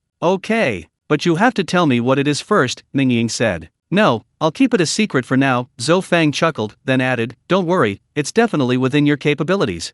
"Alright," Mingying nodded. "By the way, Mingying, this afternoon in a moment of panic, I seem to feel a surge of heat within my body," Zhou Fang suddenly said seriously. Mingying was startled and immediately stood up, asking, "You really felt a surge of heat?" Zhou Fang nodded, saying, "The heat instantly flowed from my lower abdomen throughout my entire body, then I snapped the ropes binding me, and finally the heat disappeared." Mingying was completely certain and couldn't help but laugh. "Zhou Fang, congratulations. You'll soon become the second evolved being in the world." "An evolved being? The second?" Zhou Fang's eyes widened in surprise, exclaiming, "You're the first evolved being?" Mingying nodded with a smile. "Then I can also possess your strength?" Zhou Fang pressed. "Of course, the path of evolution is long, and I've only just begun," Mingying said. Zhou Fang, however, felt a mysterious door suddenly open before her, revealing a brand new world. Mingying watched Zhou Fang's stunned expression, thinking to himself, "Zhou Fang is almost an evolved being. It seems the team building can't be delayed any longer. I'll contact Lu Jun and Nai Shu tomorrow." Just as this thought crossed Mingying's mind, his phone rang. It was Lu Jun calling. Seeing Lu Jun's caller ID, Mingying frowned. Lu Jun calling in the middle of the night gave him a bad feeling. Sure enough, as soon as Mingying answered, Lu Jun's deep voice came through. "Mingying, didn't you say you needed companions?" "I agree." "Lu Jun, what's wrong?" Mingying sensed a deathly palpable quality in Lu Jun's voice and asked anxiously. "Ruoan is dead. She was killed by those bastards from the Doomsday Society," Lu Jun said. "What?" Mingying's eyes narrowed, and he stared blankly for a long time before finally letting out a sigh. This poor woman still couldn't escape her fate. Beside him, Zhou Fang was also shocked and fell silent. "I'll follow you. Can you make me stronger? Can you help me destroy the Doomsday Society?" Lu Jun's voice was chillingly cold. Mingying hesitated for a moment, then slowly said, "Within 10 days, I'll lead you to destroy the Doomsday Society." On the other end of the phone, Lu Jun's eyes suddenly flashed with a terrifying light. "But I need a partner with a normal mind, not a twisted psychopath driven by revenge." Mingying's voice was very calm. Don't worry, I'm a normal person. Lu Jun thought for a moment and finally spoke. Okay, then come over now. I'm in building 104, by Yuan residential area. Mingying said. About 20 minutes later, two figures, one tall and one short, emerged from the thick fog and appeared outside Mingying's courtyard. Mingying breathed a sigh of relief upon seeing that there were two of them. Lu Jun's daughter was still alive, so for her sake, Lu Jun would eventually become a normal person, instead of a mentally twisted one. Junzi. Mingying opened the door, wanting to comfort Lu Jun, but found that words of comfort seemed useless at this moment. Come on, I'll get you a couple of drinks, Mingying said. Lu Jun nodded, and Zhou Fang led his youngest daughter into the villa. Lu Jun's little girl was even younger than Rong Saru's daughter, completely unaware that her mother was gone. She wasn't crying or making a fuss, just a little scared, a sight that broke one's heart. Rong Saru also came out at this moment. She had already learned what had happened. Seeing the little girl, she couldn't hold back her tears. She quickly picked up the little girl and said, "Come on, Auntie will take you to get something to eat, and then we'll find a sister to play with." That night, Lu Jun and Mingying drank themselves into a stupor on the rooftop. Lu Jun drank more and more, eventually drinking and crying like a child, curling up on the floor and slowly falling asleep. Sigh. Mingying looked at Lu Jun, who was still crying in his sleep, and couldn't help but sigh. This was a man of deep feelings, and also a tragic one. Everything will be all right. Mingying helped Lu Jun up and walked towards the guest room. Not far away, Zhou Fang was also there. She silently watched Mingying help Lu Jun, her eyes gleaming with an inscrutable light. Suddenly, she spoke up, "Mingying, in 10 days we're going to destroy the Doomsday Society. I'll go with you." "Okay, then you need to start cultivating quickly," Mingying said without turning his head, still supporting Lu Jun. Chapter 52 Evolver Zhou Fang. After escorting Lu Jun back to his guest room, Mingying returned to his bedroom alone, still unable to suppress a sigh. The death of Lu Jun's wife was, in a way, related to Mingying. During the day, the Doomsday Society had kidnapped Ming Yuxuan and Li Rulan, allowing Mingying to locate their hideout. This exposed the Doomsday Society's base near the safe zone. Therefore, in the afternoon, the Doomsday Society began to relocate. Before the relocation, they had already caused widespread destruction, and Lu Jun's wife died in their pre-relocation vengeance. The Doomsday Society's base outside the city has heavy machine guns, which I can't handle right now. Yudongchuan's security team is currently exhausted fighting off the mutated beasts, and they probably can't spare any manpower to wipe out the Doomsday Society, Mingying pondered, finally making up his mind he would rely on himself. Increase the well water usage these next few days. Starting tomorrow, we'll go out hunting high-level mutated beasts, aiming to reach level 4 within 5 days. The level 1 mutated ducks and level 2 fang meat will be left for Zhou Fang and Lu Jun. Start giving them well water now too, aiming to make them evolvers within 5 days. Mingying made up his mind, went downstairs to check on Lu Jun again, and then went back upstairs to rest. Early the next morning, Mingying entered the mysterious space as usual. The space was now 100 meters square with 400 plots, all planted with crops by Mingying. He used 4 buckets of well water daily, one for himself, one for Yudongchuan, 1.5 for irrigating the plots, and the last half was stored. Mingying chose 150 plots to plant rice, 150 plots to plant wheat, and several dozen plots to grow vegetables. A batch of grain in the mysterious space has ripened, and Mingying harvested over 10,000 kilograms. His preliminary calculations show that, with a 5-day cycle, the current grain supply can only feed 3,000 to 4,000 people, and even with the most thrift, it can only support a maximum of 5,000. Linhe City has over 2 million people, a shortage of 400 to 500 times. Every time he thinks about this, Mingying feels a chill run down his spine. He knows all too well what people will do when they're starving. I wonder what Yudongchuan's mindset is right now. His hair's probably turning white from worry, Mingying sighed inwardly. Linhe City has considerable grain reserves, but it can't sustain 2 million people daily. Mingying even speculates that Linhe City might not be able to last 3 months. Mingying is aware of this situation, and the Linhe City leadership is also aware of it, but no one dares to make it public. They can only bury themselves in thinking of solutions and take it one step at a time. Once this batch of rice and wheat is harvested, we'll start planting sweet potatoes on a large scale. If they ripen every 5 days, we can harvest hundreds of thousands of kilograms at a time, greatly reducing the shortage, Mingying thought to himself. When the mutated chicken Aji saw Mingying appear, it immediately started clucking ingratiatingly. Now, eating the food from the mysterious space every day, it's grown increasingly plump and strong, its feathers glossy and vibrant, looking full of energy. Seeing Aji, Mingying's heavy mood immediately lifted, and he smiled, "Don't worry, I'll find you a big rooster to keep you company in a couple of days." Aji seemed to understand Mingying's meaning, yet also seemed not to, making a series of incoherent coo-coo-coo sounds. After playing with Aji for a while, Mingying fetched some well water and then left the mysterious space. Downstairs, Mingying found his parents already in the yard learning martial arts from Zhou Fang. Lu Jun had also woken up and was sitting silently in the living room, lost in thought. Zhou Fang, Lu Jun, come with me, Mingying called out. Zhou Fang responded from the yard, while Lu Jun stood up like a wooden statue. These 2 bottles of water, you can drink them. Mingying tossed each of them a bottle of well water. Zhou Fang took the water, her eyes immediately lighting up. She guessed it must be well water. Lu Jun, without a word, opened the bottle and started drinking, and Zhou Fang wasn't to be outdone. Oh, right, remember to drink from the toilet first, and then prepare a change of clothes, Mingying suddenly added. What? Upon hearing Mingying's words, Zhou Fang immediately stopped drinking, coughing repeatedly from the choking noise. Lu Jun, standing beside her, remained silent. He had been drinking faster than Zhou Fang,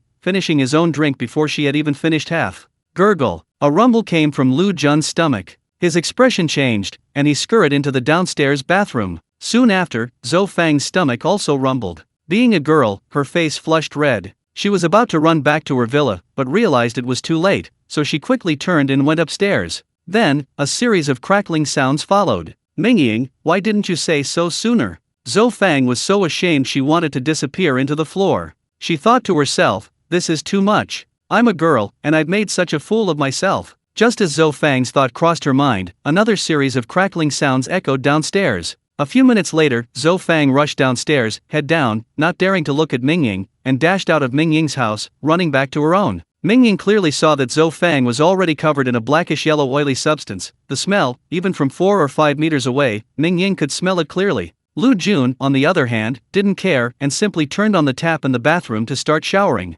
Mingying grabbed a set of his own clothes and threw them into the bathroom. Meanwhile, in Zhou Fang's villa bathroom, a graceful figure stood naked under the shoriad, letting the water wash over her, but her face was unusually flushed. So embarrassing, so incredibly embarrassing, Zhou Fang thought, her ears turning red. Recalling the scene at Mingying's house, she just wanted to disappear into the ground. That damn Mingying, why didn't he tell me sooner?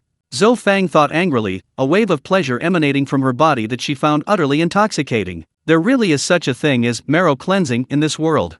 Zhou Fang looked down at the dark yellow, oily substance flowing down her fair skin with the water, and was amazed. She thought to herself, I never knew I had so many impurities on my body, I never noticed before. The marrow cleansing process between Zhou Fang and Lu Jun lasted about half an hour. Afterwards, they both showered and returned to Mingying's living room. Zhou Fang still kept her head down, her face flushed red to the roots of her ears. Mingying, I feel a surge of power within me, Lu Jun said. The deathly aura emanating from him had lessened considerably, and the light in his eyes was gradually returning. Lu Jun recalled the scene of Mingying kicking the giant stone sphere away, and it seemed as if he saw a glimmer of hope for revenge. He thought to himself, those scum of the Doomsday Society, I'll kill them all. Zhou Fang, how are you feeling?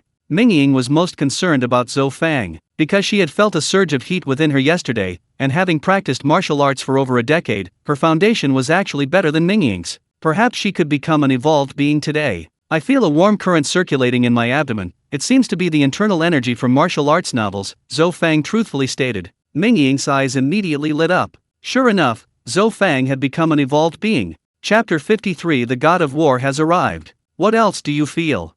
Mingying pressed. There are many types of evolved beings. Some are strong, some have excellent eyesight, some have excellent hearing, some have strong bones, and some are intelligent, and so on. In his previous life, Mingying was the type of evolved being whose physical abilities were greatly enhanced, making him extremely adept at direct, forceful attacks. His comrade in arms, Wang Yufei, was the type of evolved being exceptionally intelligent. The two of them working together were practically invincible. I feel like my coordination has improved a lot, and my strength has increased considerably, Zhou Fang said after a moment's thought. Mingying nodded. Zhou Fang was probably an evolved being of the same type as him, a direct combat type, since they shared many similarities, such as being martial artists. Lu Jun, seeing that Zhou Fang had actually cultivated the legendary internal energy, became even more excited and couldn't help but ask, Mingying, how can I cultivate the internal energy you mentioned?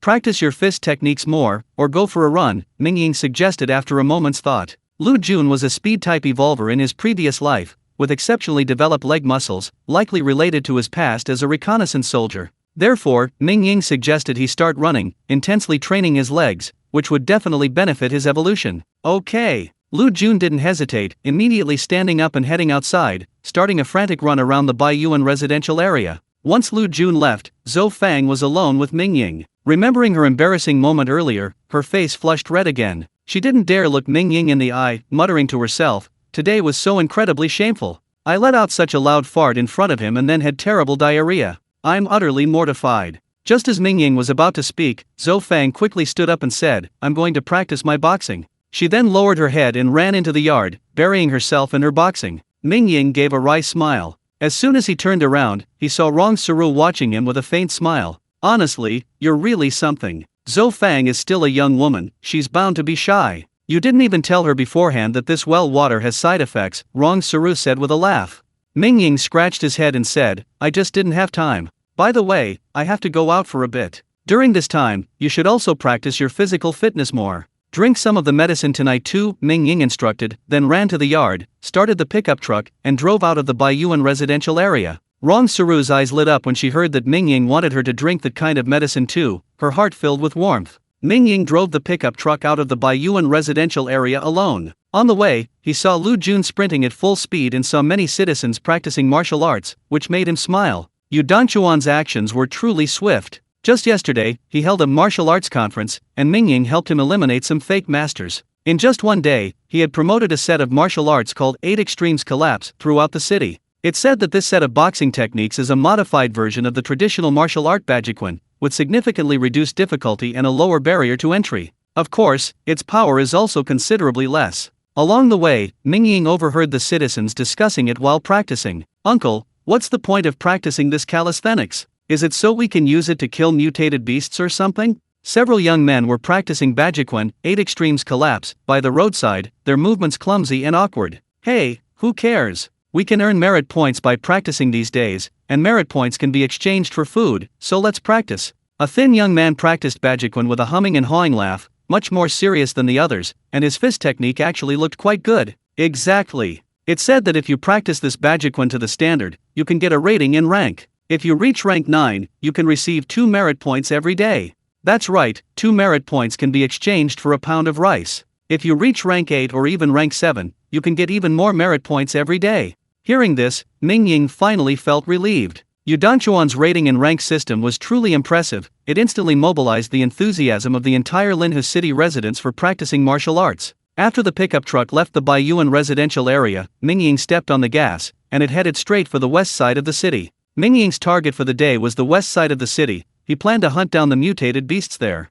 Before setting off, Mingying thought of Zhang Yun. To be honest, he really wanted to recruit this dragon flame goddess, who possessed extremely high cultivation talent, into his team. So, Mingying sent Zhang Yun a message, saying he would help her deal with the mutated beasts in the west side of the city. Zhang Yun was overjoyed and immediately led a squadron to wait in the western district. The western area used to have breeding farms, but now it was overrun by mutated beasts, making it the most fiercely contested area among the districts. Newly recruited security guards were afraid to come to the west side, which greatly worried the higher UPS in the security team. As soon as Zhang Yun spread the news of Mingying's arrival, the entire security team in the western area cheered. When Mingying met Zhang Yun, he was stunned to see a dense crowd of security guards all around him. "Ming Shen! Ming Shen is awesome!" The young security team members cheered in unison. "Zhang Yun, what's going on?" Mingying quickly asked Zhang Yun. Zhang Yun covered his mouth and laughed, saying, "It's all because your reputation as the war god Mingying is too great. Everyone admires you. Damn, we can't have so many people. With so many people, how am I supposed to hunt the mutated beasts?" Mingying said with a wry smile. "Hurry up and tell everyone to disperse, then we'll choose a small team and set off. You take me to the most troublesome mutated beast in this area." Mingying's voice wasn't loud, but the security team members heard him clearly. Upon hearing that Mingying was going to hunt the strongest mutated beast in the area, they cheered again. "Damn, Ming Shen is awesome. He goes straight for the strongest right away. God of War. God of War, mighty." Mingying looked at Zhang Yun speechlessly. Zhang Yun, seeing this, immediately put her hands on her hips and shouted, "You've seen enough. Disperse." As expected of the future dragon flame goddess, Zhang Yun's shout sent the security team members scattering in a flash. In less than a minute, only a 10-man squad remained. "This is my most elite squad, 10 people in total. This is a Mao, you know him, skilled with firearms." Zhang Yun pointed to a bald young man, the same one Mingying had encountered when he killed the boar. The former was known for his carefree personality, but now, with a bald head, he seemed much more energetic. Mao, carrying a massive anti-material sniper rifle, rubbed his hands together and chuckled when Zhang Yun introduced him. Hello, Mingying, we've met before. Mingying nodded with a smile. This is Dong Ming, skilled in frontal assaults. Zhang Yun then pointed to a tall, burly man carrying a rocket launcher, his face full of menacing features, clearly someone to be trifled with. However, when he saw Mingying, he gave a sheepish smile, more like a grimace. Tai, skilled in reconnaissance. Wang Dong, skilled in hand-to-hand combat. Zhang Yun pointed to a short-haired young man. Upon seeing Mingying, Wang Dong grinned and said, I've heard so much about you. I hope to have the opportunity to spar with war god Ming. Mingying smiled and replied, sure, I certainly will. Wang Dong's smile widened. Next, Zhang Yun introduced the other members one by one, and Mingying grew increasingly satisfied. These men each possessed a unique skill, and their combined fighting strength was not to be underestimated. Let's go, Mingying said, adjusting his belt, which was adorned with 7 or 8 steel bars and a thick-walled steel pipe. Mingying took the thick-walled steel pipe and held it in his hand, causing the surrounding security team members' eyes to light up. This steel pipe was a divine weapon. It had taken down the terrifying giant elephant with a single shot. Mingying, the most troublesome thing in the western part of the city right now is the herd of wild bulls. These bulls have thick hides and tough flesh, even axe can't kill them, but using rocket launchers is too costly. We can only rely on heavy sniper rifles, which is very troublesome, Zhang Yun sighed. The surrounding security team members all shared the same sentiment.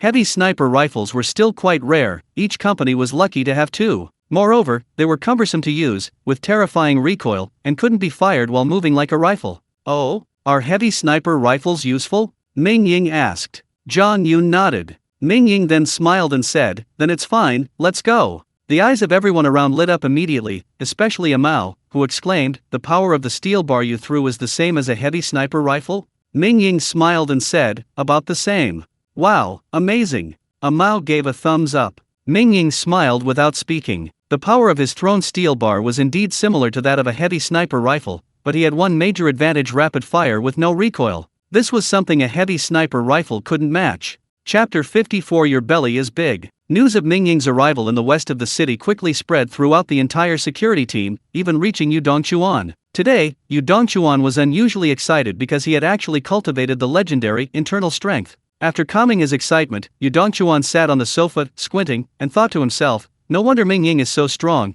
he's already cultivated internal energy. That makes sense. With so many medicinal potions, if he takes a large amount, his cultivation will definitely advance by leaps and bounds.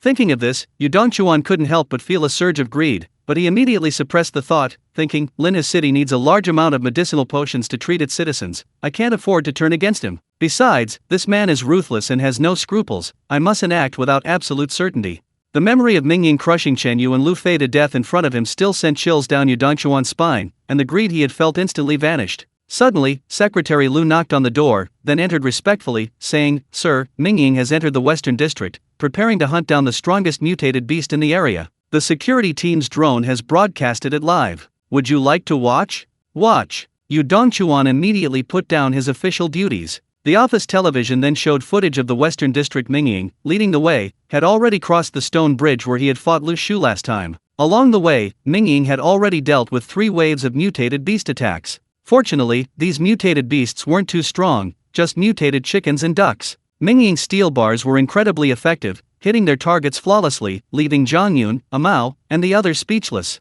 Alright, that's all for this morning. Mingying pulled the steel bar from a mutated chicken, clapped his hands, and said with a smile, I'll treat you all to a big meal today. Zhang Yun and the others were stunned. A big meal? What kind of big meal? When venturing out to fight, everyone carried only compressed biscuits, a quick bite to tide them over. There was no time for a proper meal. However, they were startled to see Mingying approaching carrying a mutated chicken, exchanging bewildered glances. This guy, is he going to eat a mutated beast? Brother, this thing is covered in viruses, you can't eat it, Mao couldn't help but say. Mingying was speechless. It's been over 10 days since the apocalypse, hasn't anyone researched whether mutated beasts are edible? Do they have to wait until their food supplies are all gone before they start researching? Who says they can't eat it? Mingying said with a smile, I'm treating you to chicken today. With that, Mingying carried the mutated chicken to the bridge, preparing to clean it up. Be careful, there's a monster in the river, Zhang Yun said urgently. Mingying nodded with a smile. The river water was still and dark, and faint shadows could be seen swimming in it. These are fish that have begun to mutate, and their size is already quite exaggerated. However, fish are not very intelligent, so they are not very aggressive yet. If we wait another year or two, these terrifying giant fish will start attacking people on the shore. Mingying gutted the mutated chicken and quickly cleaned it. Attracted by the smell of blood, many giant fish soon gathered in the area. Taking advantage of the situation, Mingying used a steel bar to skewer the fish, managing to catch 2 large fish weighing 40 or 50 pounds each. For lunch, fish, Mingying said with a smile. Half an hour later, on the grill by the river, the mutated chicken was skewered with steel bars, and 2 giant fish lay nearby. Mingying had brought smokeless coal and took out several bottles and jars of seasonings from his backpack. Zhang Yun, Mao, and the others were dumbfounded. Was this guy out to hunt mutated beasts, or was he out for a picnic? Why bring a grill when hunting mutated beasts? And what's worse, he even brought honey and cumin. Seasonings are a rare commodity these days. Soon, the aroma of roasted meat filled the air. Mingying meticulously brushed honey onto the mutated chicken, occasionally flipping the grilled fish to prevent it from burning. Mingying, are you sure you can eat mutated beasts? Mao swallowed hard, unable to contain his desire. Although the security team had the best pay these days, the overall environment was so poor that they didn't get much good food. Mao hadn't eaten meat for 5 days, eating only white rice and vegetables every day. His mouth was practically tasteless. Do you know why I'm so fierce? Mingying chuckled. Everyone was stunned. What did fierce mean? Vulgar. Zhang Yun muttered under his breath. But Mao and the others' eyes lit up at this. Holy crap, Mingying, you're so fierce because you eat mutated beasts? Mao exclaimed. Of course, the X virus is actually very weak. Once the host dies, the X virus will also die quickly, so the corpses of the mutated beasts are edible. Mingying glanced at the drone not far away and laughed. You Dongchuan, don't blame me for not reminding you. If we run out of food, we can eat mutated beasts. Inside the official building, Yu Dongchuan's hand trembled upon hearing this. He hurriedly shouted, Secretary Lu, quick, contact the research institute and see if the mutated beasts are edible. Eat mutated beasts? Secretary Lu was startled. Yu Dongchuan couldn't wait any longer and shouted, go and contact them immediately. If the mutated beasts are edible, our food crisis will be half resolved. Okay. Secretary Lu hurriedly closed the door and made a call to the research institute. 10 minutes later, Secretary Lu, beaming with joy, pushed open Yu Dongchuan's door, forgetting even to knock, and exclaimed, Sir, news from the research institute. Although the mutated beast corpses still carry the X virus, the virus has lost its activity. Yu Dongchuan's eyes lit up immediately. He dialed the number of Hua Yu, the head of the security team, and said, This is Yu Dongchuan. From now on, all mutated beast corpses that have been cleared are strictly prohibited from being burned. Collect them all and put them in cold storage. Hua Yu was taken aback, then realized his superior's intention and exclaimed in surprise, Sir, I know there's a food shortage right now, but how can mutated beasts carry the X virus? Execute the order.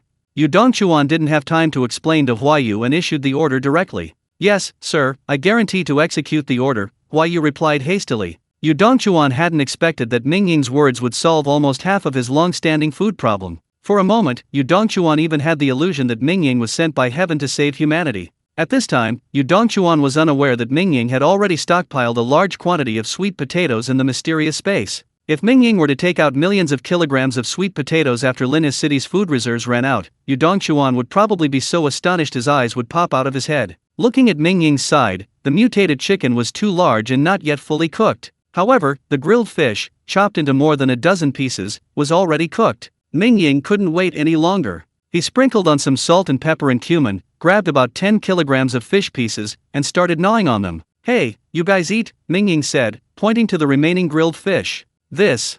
Zhang Yun hesitated, but Mao, Wang Dong, and the others gritted their teeth, took the grilled fish from the rack, and started eating. Wow, this smells so good. Mao's eyes lit up after the first bite. The others, not wanting to be outdone, rushed forward to share the fish. After gutting the 2 grilled fish, there were about 60 to 70 pounds of meat left. Each of the 10 security guards received 5 or 6 pounds. Zhang Yun also received a large piece, weighing about 5 pounds. Like Mao, this beautiful woman was initially hesitant, but when she tasted the first piece of fish, she was completely stunned. She couldn't lift her head and kept grabbing pieces of grilled fish and stuffing them into her mouth. This fish was incredibly delicious. Besides, the brothers hadn't had meat for many days. The group devoured the fish, and the 11 of them finished off all 60 to 70 pounds of grilled fish, averaging 6 pounds of fish per person, leaving them all with round bellies, especially Zhang Yun, who devoured 2 pieces of fish by herself. After finishing, she even rubbed her slightly protruding belly, completely abandoning her image as a beautiful woman. The security team members had never seen Zhang Yun like this before, and they were all dumbfounded.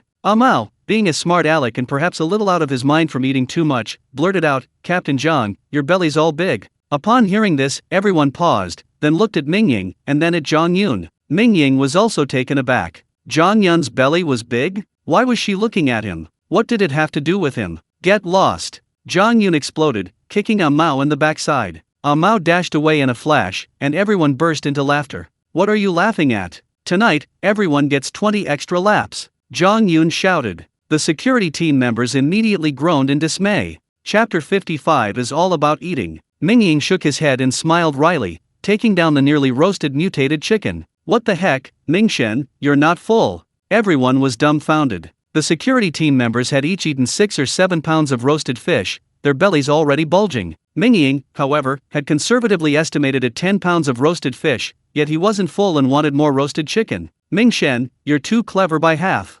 You made us eat fish first, then you ate chicken yourself." Mao ran back, yelling at the sight. "You guys are full, so it's my fault?" Mingying tore off a chicken leg thicker than an average person's arm and began to devour it. For a moment, everyone looked at Mingying with strange expressions. Is this guy a mutated beast? He can eat way too much. Alright, eat less, or your gluttonous reputation won't sound good.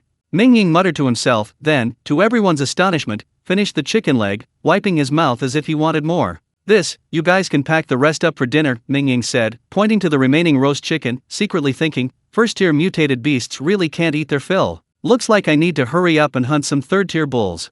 Mingying had been eyeing the cattle farm in the west of the city for a long time. He'd been preoccupied with taking down those unruly high-ranking figures like Sukadai, Chenyu, and Lu Fei, so he'd been delayed. Now that he had the time, Mingying was determined to fulfill his long-held wish. In his previous life, Mingying's evolution speed lagged behind these bulls. He always ran for his life whenever he encountered a herd, never daring to even think about beef. The mysterious space also has lots of potatoes growing. Potato and beef taste pretty good. There's also a dairy farm in the west of the city. If we could capture a cow, we could have milk every day. Mingying planned in his mind, also thinking about the mutated chicken Aji, and figuring out how to find Aji a companion. After all, without a rooster, Aji wouldn't lay eggs, and Mingying wouldn't have any eggs to eat. Eggs? Such a high-end ingredient, how could he be without them? Let's go, let's set off. Mingying clapped his hands, wiped his mouth, and strode off, leading the way across the stone bridge. The group of security guards quickly packed up the roasted chicken, grabbed their tools, and followed closely behind.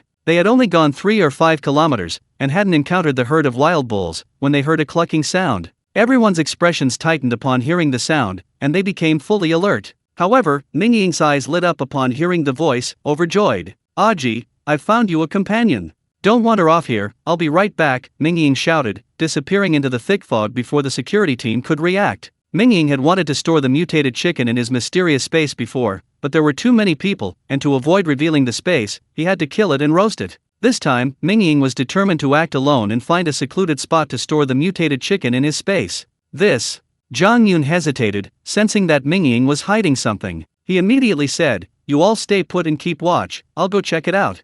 "Hey, Captain Zhang, be careful," Mao and the others exclaimed. Zhang Yun's figure disappeared into the thick fog along with Mingying, but she was no match for him. She only ran a few dozen meters before losing track of him. "Chase!" Zhang Yun gritted her teeth and continued the chase, running several hundred meters more, but this time she got completely lost. A moment later, a mournful clucking sound rang out. Mingying clapped his hands, tossed the 2 mutated chickens into his mysterious space, then found an abandoned hut and entered the space himself. "Aji, I found you a companion," Mingying chuckled. Now Aji no longer needed to be tied to the apple tree. Mingying had founded a large iron cage. Upon hearing Mingying's voice, Aji immediately began to cluck, sounding rather plaintive, as if pleading, "Let me out." But when Aji saw the 2 dead chickens on the ground, it immediately shrank back, no longer daring to cluck. Mingying chuckled, "I've found you 2 companions." With that, he picked up 2 nearly dead mutated chickens and walked to the well, grabbing them by the necks and pouring 2 portions of well water down their throats. A moment later, both mutated chickens were alive and quite docile, lying motionless on the ground. Mingying's eyes lit up. He thought to himself, well, water really contained mutated beasts. However, these 2 mutated roosters didn't seem as clever as Aji. They seemed only capable of lying on the ground, motionless as if dumbfounded. Mingying simply tossed the 2 mutated chickens into Aji's cage, whereupon Aji immediately protested with a series of clucks, but Mingying completely ignored it, flashing out of the mysterious space. Having caught 2 roosters and found companions for Aji, Mingying's mood improved considerably, wondering if he'd get eggs tomorrow. Unbeknownst to Mingying, the moment he left the mysterious space, Aji suddenly bristled, leaping onto one of the roosters. Moments later, feathers flew everywhere in the cage, and both roosters lay motionless on the ground. Finally, Aji wriggled its rear, walked to the edge of the cage, squatted down, and with a thud, laid an egg. So, hens don't need roosters to lay eggs. Mingying, now outside the abandoned hut, saw Zhang Yun approaching. Finished the fight? Zhang Yun was taken aback to see Mingying empty-handed. Has this guy changed his ways? Killed a mutated beast but didn't bring it back for barbecue? Seeing Zhang Yun's strange look, Mingying asked, "Why are you looking at me like that?" "Nothing, I was just thinking, you glutton, killed a mutated beast and didn't bring it back?" Zhang Yun said with a smile. Mingying was speechless. Just as he was about to speak, he suddenly heard a low moo, followed by a series of rapid footsteps. The two men's expressions changed instantly. Zhang Yun exclaimed, "A herd of wild bulls. Go back and call for help. I'll go check it out first."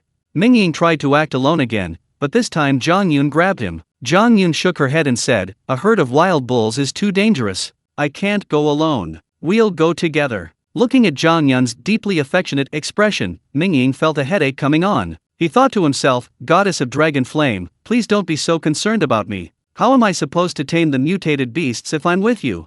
This time, Zhang Yun was determined to go with Mingying, and then they heard a Mao and the others calling out from nearby. Mingying sighed and said, "All right, let's go together then." However, it seemed the herd of wild bulls was just passing through. The group chased after them but couldn't catch them. Mingying sighed inwardly in regret, while Zhang Yun looked worried. Mingying had come today, but they hadn't been able to eliminate this major threat, the wild bull herd, which remained a persistent problem. At this moment, Zhang Yun's communicator sent a message to call back. Zhang Yun sighed and said, "Fellow team members, that's enough for today. Headquarters wants us to return."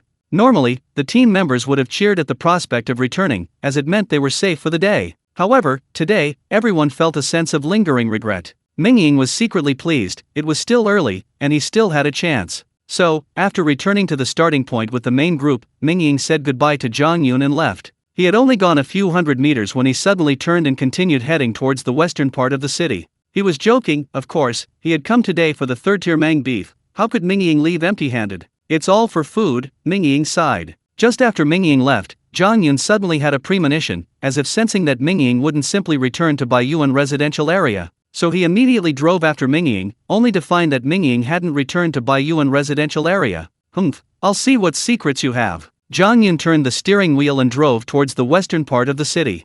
Chapter 56. The harvest is too abundant. Beef. Beef. Mingying's mind was filled with thoughts of beef. Potato and beef, black pepper steak, cabbage and beef dumplings, spicy beef jerky. The more he thought about it, the more excited he became. Mingying ran faster and faster, covering 7 or 8 kilometers before finally reaching the outskirts of the city. Here, the cattle farm was only a kilometer away, and the roars of mutated beasts echoed from all around. "Let's go!" Mingying, carrying a steel pipe, headed straight for the cattle farm. 2 kilometers away, Zhang Yun stopped his vehicle, then, rifle in hand, cautiously approached the cattle farm. Suddenly, a low moo came from the cow, followed by a series of rapid moos. Zhang Yun was startled, thinking, a fight has broken out.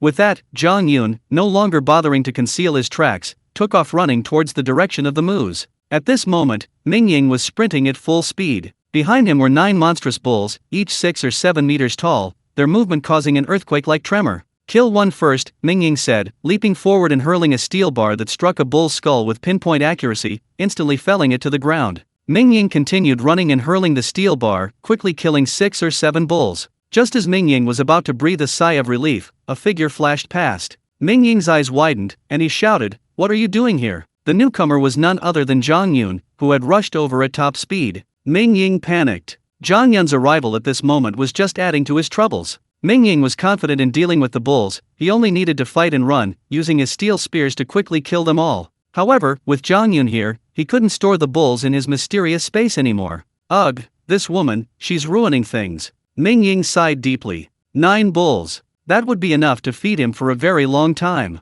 At that moment, Zhang Yun also saw Mingying. She was initially overjoyed, but then she saw the bulls chasing after him and cried out in alarm, getting in the way. Mingying instantly hurled 2 steel spears, striking the bulls' heads with pinpoint accuracy. Both bulls immediately collapsed and died. "Hey beautiful, what are you doing here?" Mingying said irritably, inwardly filled with regret. He thought to himself, it's all my fault for being so talkative. Why did I agree to help her exterminate the mutated beasts?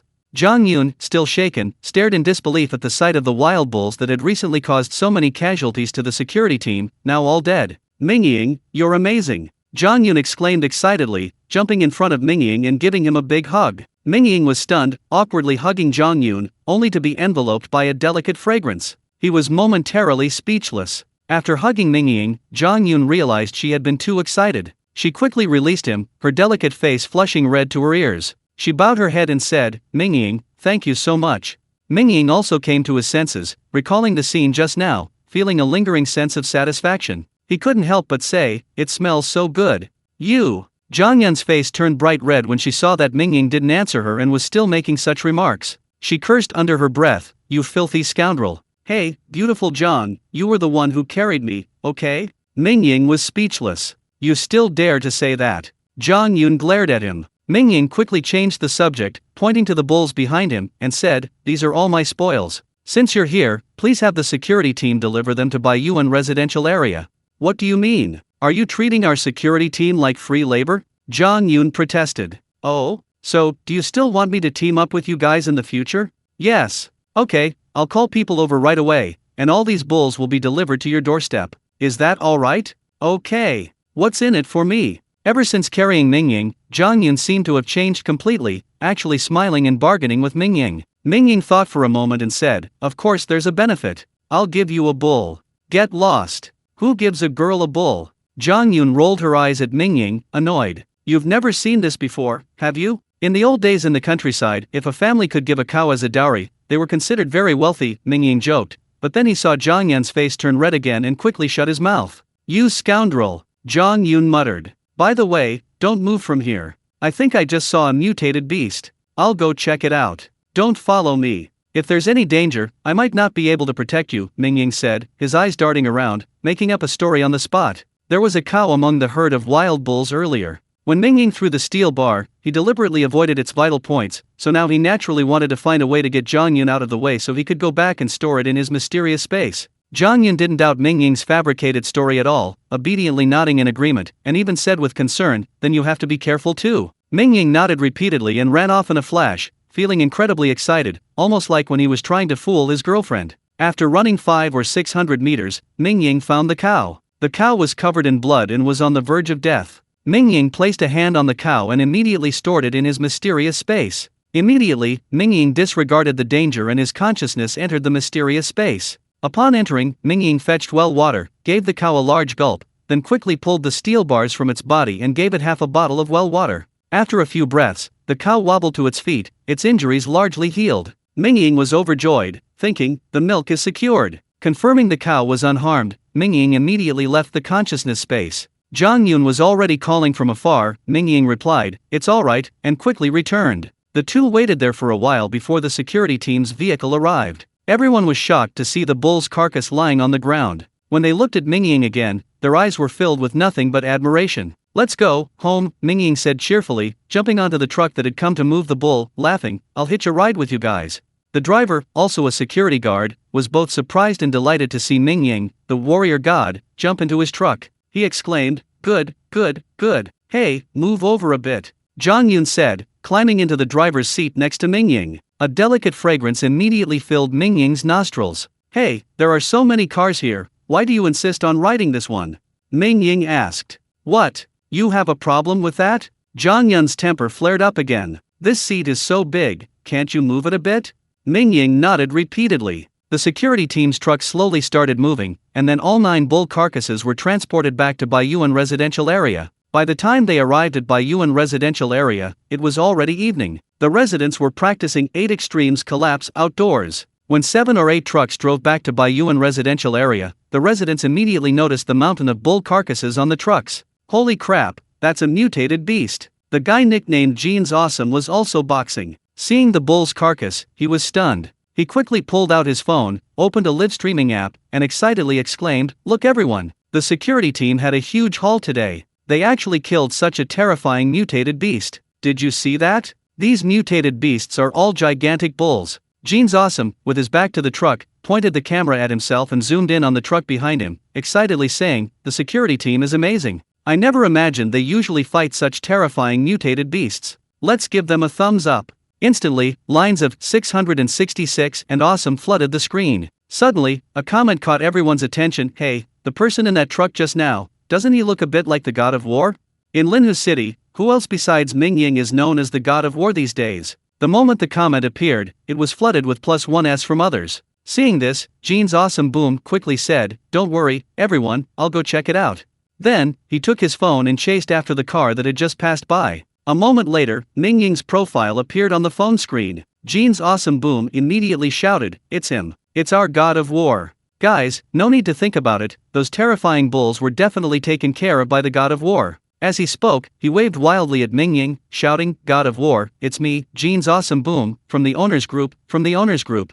Mingying smiled upon hearing this, waved back, and said with a smile, "I remember you." Wow, the god of war actually waved to me, and he even said, "I remember you." Jean's awesome boom was stunned, then excitedly roared to the sky. Chapter 57. Let's have a hot pot. Mingying's return with 9 mutated bulls caused a stir throughout the entire Baiyuan residential area. Meanwhile, Linhu City released a news announcement. After a mutated beast dies, the X virus within its body will lose its activity after just 1 minute, making its meat edible and extremely nutritious. This news sent Linhu City into a frenzy. Humans, after all, still prefer meat. During this period, humans dared not eat mutated beast meat, and meat reserves were dwindling, so many people hadn't tasted meat in a long time. Now that Linhu City had released this news, everyone cheered. Haha, mutated beasts, tremble. In front of the foodies of my great China, you will soon become rare animals. Someone posted on WeChat Moments. In peacetime, the foodies of China are renowned for their formidable strength. Even some highly prolific invasive species, once introduced to China, quickly find themselves reduced to a state where they can only survive by artificial breeding. Today, Linhu City released this message, followed by another tomorrow's food rations, 1 piece of mutated beast meat for everyone. This news sent Linhu City into an even more frenzied frenzy of cheers. Many people couldn't help but swallow hard as they looked at the mutated bull carcass Mingying had brought back. "Mingying, I want to eat beef." Someone posted in the residents' group chat, along with a drooling emoji and a pitiful expression. "Yeah, we're all from the same neighborhood. You can't eat all this meat by yourself, why not share some with us?" The user building for I'm the tallest actually posted this message. Mingying, having nothing better to do, was also looking at the residents' group chat and immediately laughed. This guy, he's really shameless. Before, when he was criticizing Mingying, he'd say all sorts of vicious things. Now that he wants beef, he actually has the nerve to ask, and he even acts like, "We're all neighbors, you should give me some meat." In response to this idiotic behavior, Mingying simply replied in the group chat, "I have plenty of beef, but I'll just throw away what I can't finish, and I won't give it to you. As for the others, everyone gets a pound of beef today." Mingying is awesome. Resident Jean's awesome boom was the first to cheer. There were only about 200 longtime residents in the entire Baiyuan resident group, so it was only a little over 200 pounds of beef, a drop in the ocean for Mingying. Seeing Jean's awesome boom's message, Mingying remembered him and immediately replied with a smile, "Jean's awesome boom, you can claim 2 pounds of beef." "Mingying, you're my idol." Resident Jean's awesome boom sent a heart emoji, which gave Mingying goosebumps. "I'm not convinced, this isn't fair." Resident building for I'm the highest was still unconvinced and posted a message in the group chat. The moment this guy posted a message in the group chat, the entire group fell silent for a moment, then everyone erupted, fearing that this guy would anger Mingying and cause everyone to lose their meat. "Damn it, are you an idiot? This beef originally belonged to Ming Shen, he can give it to whomever he wants." Someone started trolling. "Get lost, you moron." The zombie opened I'm the tallest in 4 buildings' brain, left disappointed, and the dung beetle next to it lit up. "This guy's a moron, Ming Shen, don't bother with him. You bunch of idiots, someone just gave you a pound of beef and you're done for? Are you dogs?" This I'm the tallest in 4 buildings is a real troublemaker, offending everyone in the residence group with just 1 sentence. This guy, how did he survive until now? Mingying looked at the messages in the group and was speechless. It seemed incredibly lucky that I'm the tallest in 4 buildings hadn't been killed yet. The group chat was still filled with insults, while the security team's carcasses had already pulled up in front of Mingying's house, with 9 mutated bull carcasses, each almost as tall as a house, piled up on the roadside. Mingying stared at the 9 mutated bull carcasses, suddenly dumbfounded. With so many people present, Mingying couldn't put these mutated bulls into his mysterious space. What was he going to do? Beside him, Zhang Yun watched Mingying with schadenfreude, laughing, "Stunned now? I'd like to see what war god Ming does. What else can I do?" "Treat your security team to beef," Mingying said speechlessly, his heart aching. He had planned everything perfectly, but this was unexpected. On behalf of the entire security team, I thank War God Ming, Zhang Yun said with a smile, suddenly finding Mingying, the serial killer, not so bad after all. Zhang Yun immediately took out his communicator and said, "Logistics? Come to Baiyuan residential area quickly." "Yes, arrange 3 trucks." Hearing Zhang Yun excitedly assigning tasks to logistics, Mingying felt his heart bleed. He quickly said, "You can only take 8 head of cattle. Leave 1 cow for me, and make sure it's already butchered." "Okay, no problem." Zhang Yun readily agreed. Mingying was relieved, he couldn't possibly eat that much beef by himself anyway. Then, to Zhang Yunjin's astonishment, Mingying dragged a large iron pot out of the villa and set up a makeshift stove by the roadside. "What are you doing?" Zhang Yunjin asked curiously. "Making hot pot." Mingying put the large iron pot down, went back to the villa to fetch water, and then lit a smokeless coal stove. "Mingying is awesome. He took us out for grilled fish and chicken during the day, and now he's taking us out for hot pot." Nearby, Amao shamelessly chimed in, grinning, "Mingying, you rest, I'll cut the meat." "Oh, so thoughtful." Mingying glanced at Zhang Yunjin, beaming with pride, and laughed. "Amao, come on, invite the other brothers to join us for hot pot. I have 2 more large iron pots in my villa, and there are vegetables, pork, and duck in the fridge. Let's get them all." "Okay." Amao was overjoyed and dashed towards Mingying's villa. "Ah Mao." Zhang Yun glared at Ah Mao, her gaze conveying an "I'm a traitor" attitude. Ah Mao chuckled, "Captain John, let's join in. We haven't had hot pot in over a month." "Humph." Zhang Yun snorted coldly, rolling her eyes at Mingying. Mingying thought Zhang Yun was going to firmly refuse, but who knew this beautiful woman would simply walk over, plop down next to him, glance at the other security team members, and shout, "What are you looking at? Hurry up and chop the vegetables and wash the meat." "Okay, okay, okay." The other security guards nodded repeatedly, barely suppressing their laughter. "What? Not welcome?" Zhang Yun glanced at Mingying, giving him a "You dare not welcome me." "Look, welcome, welcome," Mingying replied quickly. You see, in her previous life, Zhang Yun was known as the Dragon Flame Goddess, famously hot-tempered. She was never one to show any shyness, her words were always laced with anger. "This woman is fierce, can't afford to mess with her, better get out of here." Mingying dashed to the villa, grabbed a cleaver, cut off a large piece of beef leg bone, gave it to Amao and the others to wash, and then threw it into a large iron pot to make soup. Then Mingying went to the kitchen to get ginger, peppercorns, 5-spice powder, and other spices. Soon, the water in the iron pot boiled, and a rich aroma of beef broth filled the air. Inside the villa, Ming Yuxuan, Li Rulan, Rong Saru, and Zhou Fang also arrived. They brought out vegetables, pork, and mutated duck meat. "Humph, you stinky Mingying, you didn't even invite me to eat hot pot, that's not nice at all." Not far away, Wan Yi snorted, angrily running to Mingying's side and shoving him aside. Zhang Yun's gaze sharpened upon seeing this, a look of surprise on her face. She glanced at Wan Yi. The 2 women stared at each other, their eyes seemingly crackling with electricity. "Amao, look, big sister's got a problem with that girl." Wang Dong nudged Amao with his elbow at the villa entrance and whispered. Amao quickly lowered his head, looking like he wanted to laugh but dared not, and could only whisper, "Wow, Captain Zhang really has a crush on Mingying." "Of course. Oh my god, our goddess actually has someone she likes. So heartbreaking." "Don't be silly. With Captain Jiang's aura, can you handle him?" No, I can't handle him." "That's settled then. Later at dinner, let's not talk too much and just eat the meat." Amao chuckled, picked up his vegetables, and slipped over to the hot pot. Chapter 58 Mingying builds a fortress. So, a group of nearly 20 people set off right there on the roadside in the Baiyuan residential area, enjoying a beef hot pot. The aroma filled the entire neighborhood. The bubbling beef broth simmered endlessly, its fragrance so rich it was almost overwhelming. Mutant bull carcasses lined the roadside, providing the freshest beef. Anyone who wanted some could simply cut a piece and toss it into the pot. This simple and straightforward way of eating was something Mingying was trying for the first time, and he thoroughly enjoyed it. The group ate until midnight, until they were completely stuffed, and then, with their bellies bulging, they went home. In the pitch-black night, Mingying placed the last large piece of beef into the pot, gazing at the thick fog in the distance, without saying a word. "Hey, you've already eaten a whole leg of beef, and you're still eating?" Zhang Yun teased Mingying. Mingying shook his head and said, "I'm waiting for someone to come back." "Waiting for someone?" Zhang Yun was taken aback. "Yes, waiting for a good brother I can entrust my life to." Mingying sighed, turning the beef over to cook it more easily. That person was Lu Jun. After waiting for about 10 minutes, Lu Jun emerged from the thick fog, appearing exhausted before Mingying. Zhang Yun was stunned when he saw Lu Jun. Lu Jun's mouth was covered in blood, his eyes were bloodshot, and he was panting heavily, his breath reeking of blood. Has this man just fought a mutated beast? Zhang Yun wondered. "Drink some water." Mingying tossed Lu Jun a bottle of well water. Lu Jun took the water and drank it down immediately. He had been running all day, his lungs were bleeding, and the well water felt incredibly refreshing. Gurgle, gurgle. Lu Jun's stomach rumbled, then he rushed into the villa without a word. What's wrong with him? Zhang Yun asked. And nothing, just diarrhea, Mingying chuckled, then his gaze shifted, thinking to himself, Zhang Yun has agreed to join my team, which will help improve her strength. But I could also play a trick on her. Thinking this, Mingying smiled slightly and said, Beautiful Zhang, I'll tell you a secret today. What secret? Do you know why I'm so strong?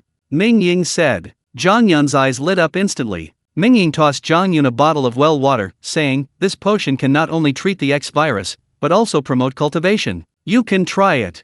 Zhang Yun took the water and was about to drink it when Zhou Fang's voice came from behind her. Captain Zhang, don't drink it yet. Hearing Zhou Fang's words, Mingying immediately realized something was wrong and quickly said, I'll go back to my room to rest. Seeing Mingying hurriedly slip away, Zhang Yun immediately realized something was amiss. Remembering Lu Jun drinking the well water earlier, she understood and scolded, You filthy scoundrel. Zhou Fang nodded in agreement, saying, He is indeed a filthy scoundrel. Mingying had already slipped back to the villa. Lu Jun came out of the bathroom, walked to the large iron pot outside, greeted Zhou Fang, and then sat down to scoop out some beef and tear into it. Zhang Yun glanced at Lu Jun, feeling that this man was like an ice block, a machine devoid of emotion. She was shocked. Originally intending to confront Mingying, she was now displeased. She helped tidy up the other pots and pans and left. The next morning, as soon as Mingying opened the villa gate, he saw Zhou Fang already practicing Tai Chi with her parents and Rong Saru in the yard. Lu Jun had already gone for a run. I feel like I've become the laziest one, Mingying said with a wry smile. Suddenly, the roar of machinery filled the air, and a large group of excavators and other construction vehicles drove into the Baiyuan residential area. Mingying's eyes lit up. He thought to himself, Wang Yufi's finally starting to move. My war fortress is under construction. A minute or two later, Wang Yufi's car pulled up in front of Mingying's house, and then the three of them, including Wang Yufi, quickly got out. Wang Yufi smiled and said, Mingying, I brought the architecture and weapons experts the chief you introduced to you. Oh. Mingying looked at the two men behind Wang Yufi. One was a middle-aged, balding man with glasses, a slight belly, and jeans, all smiles, and appearing very amiable. The other was a young man with sharp eyes. Upon seeing Mingying, he immediately smiled and said, Mr. Ming, hello. It's a pleasure to meet you. Mingying was stunned upon seeing this man. Master Chu Feng, the strongest weapons design expert in China in his previous life, extremely proficient in crafting cold weapons. Talent. We must get him. Mingying's eyes gleamed, making Chu Feng feel a chill in his heart, thinking to himself, Yu Dongchuan didn't mention Mingying's interest in this before we came. Welcome, masters. Mingying said excitedly, the design of the house will need your help. Please rest assured, Mr. Ming. Both the architecture master Hu Chun and Chu Feng nodded. Due to the time constraint, the battle fortress used existing blueprints. Mingying glanced at them and his eyes lit up. Yu Dongchuan was true to his word, it was indeed built to apocalyptic fortress standards, extending 5 levels underground, entirely constructed of poured concrete, and self-sufficient in water and electricity. What surprised Mingying even more was that this structure could actually withstand a nuclear bomb. Hu Chun and Chu Feng, both experts in their respective fields and not particularly adept at socializing, exchanged a few words with Mingying before going about their business. Wang Yufi, however, had a gleam in his eyes and smiled, Mingying, I've developed internal energy. Oh. Mingying immediately laughed, surprised that Wang Yufi was so capable, developing force so quickly. Mingying was curious whether Wang Yufi had become a brain-awakening evolver like in his previous life, and immediately asked, So how do you feel now? My strength has increased a lot, and my energy is incredibly abundant, Wang Yufi laughed. Want to spar? Mingying immediately smiled. Wang Yufi's feeling of being incredibly energetic was a sign of the initial awakening of his brain, the increased strength was just a side effect. Are you sure you want to spar with me? Mingying smiled. Wang Yufi's eyes shone brightly, and he nodded, saying, I'm also from a martial arts family, don't underestimate me. Alright, let's test our skills. Mingying stood with his hands behind his back. In this life, he wanted to recruit Wang Yufi, so he needed to demonstrate his true abilities. Wang Yufi was taken aback when he saw Mingying standing with his hands behind his back, then laughed, Don't be too arrogant. If I knock you to the ground, don't say I bullied you. As he spoke, Wang Yufi lunged forward, throwing a punch straight at Mingying's face. The punch landed instantly. This Wang Yufi looked refined, but he was a true master of Xing'ai Quan, his attacks incredibly fierce. His opening move was a central line collapsing fist, aimed directly at the vital point of the face. If an ordinary person took this punch, they would probably suffer a concussion on the spot, possibly even losing their life. However, Mingying smiled slightly. He was a frontal assault type evolved human, and had reached the 3rd tier. If he couldn't defeat a first-tier brain domain evolved human, he might as well slit his own throat. Mingying's figure blurred, seemingly splitting in two, as Wang Yufi's punch pierced through his afterimage. Such speed! Wang Yufi thought to himself, then took a step forward and threw another punch. But Mingying's figure blurred again, disappearing from Wang Yufi's sight. Wang Yufi threw 3 punches, each missing its mark, and gave up, letting out a laugh. I'm done, I'm done. Nearby, Hu Chun and Chu Feng, who had just walked a short distance away, exchanged a glance, both seeing the shock in each other's eyes. The construction of the post-apocalyptic fortress was in full swing. Yu Dongchuan had assigned 6 excavators to Mingying, who were digging frantically. On the first day, they had already dug 2 underground levels. Dump trucks came and went, the machines roared incessantly, and large amounts of steel bars and cement piled up along the roadside of the Baiyuan residential area. Everyone in the safe zone of Linhu City knew that the war god Mingying was going to build a post-apocalyptic fortress, causing a huge uproar in Linhu City and drawing envious glances from countless people. Qin Jin, have you heard? Mingying is going to build a post-apocalyptic fortress in Baiyuan residential area. They say it has 3 floors above ground and 5 floors underground, Lu Xiaomei said weakly, lying on her bed in an underground parking garage in Tianyun residential area.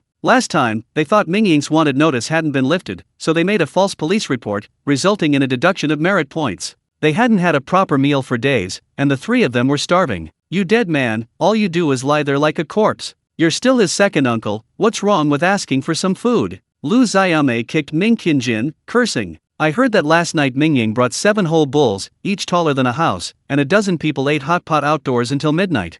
Ming Qinjin rolled over without saying a word, but his mind was far from calm. I'm going to find Yuxuan. I refuse to believe he'll just watch us starve. We're all relatives, Ming Qinjin thought to himself, uttering his famous phrase again, we're all relatives.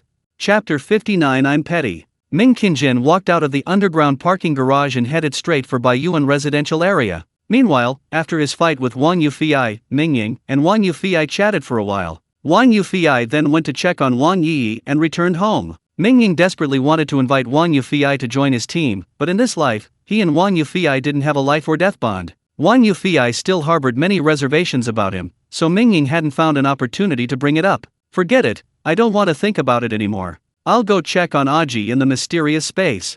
Mingying turned and returned to the villa, entering the bedroom alone and stepping into the mysterious space. Upon entering the mysterious space, Mingying was stunned. Aji stood proudly in the iron cage, while the 2 large roosters were huddled in the corner, all their feathers gone. Aji, are you crazy? Have you forgotten you're a chicken? You're acting like a tigress. Mingying was speechless. However, as Mingying approached, his eyes lit up when he saw several eggs, each the size of a bull, lying in the corner of the iron cage. Eggs. Mingying smiled immediately, finding the 2 featherless roosters in the corner much more agreeable. Good luck, Mingying said with a smile, taking the eggs and comforting the 2 featherless roosters in the corner, thinking, these 2 roosters are too weak. Should I give them some well water to strengthen their bodies? After taking the eggs, Mingying then saw the mutated cow. Now that the cow had drunk well water, the X-virus was gone from its body, and it had been tamed. It stood obediently under the apple tree, its eyes fixed intently on the apples. The apple tree, now irrigated with well water, had grown enormous, towering over 10 meters tall.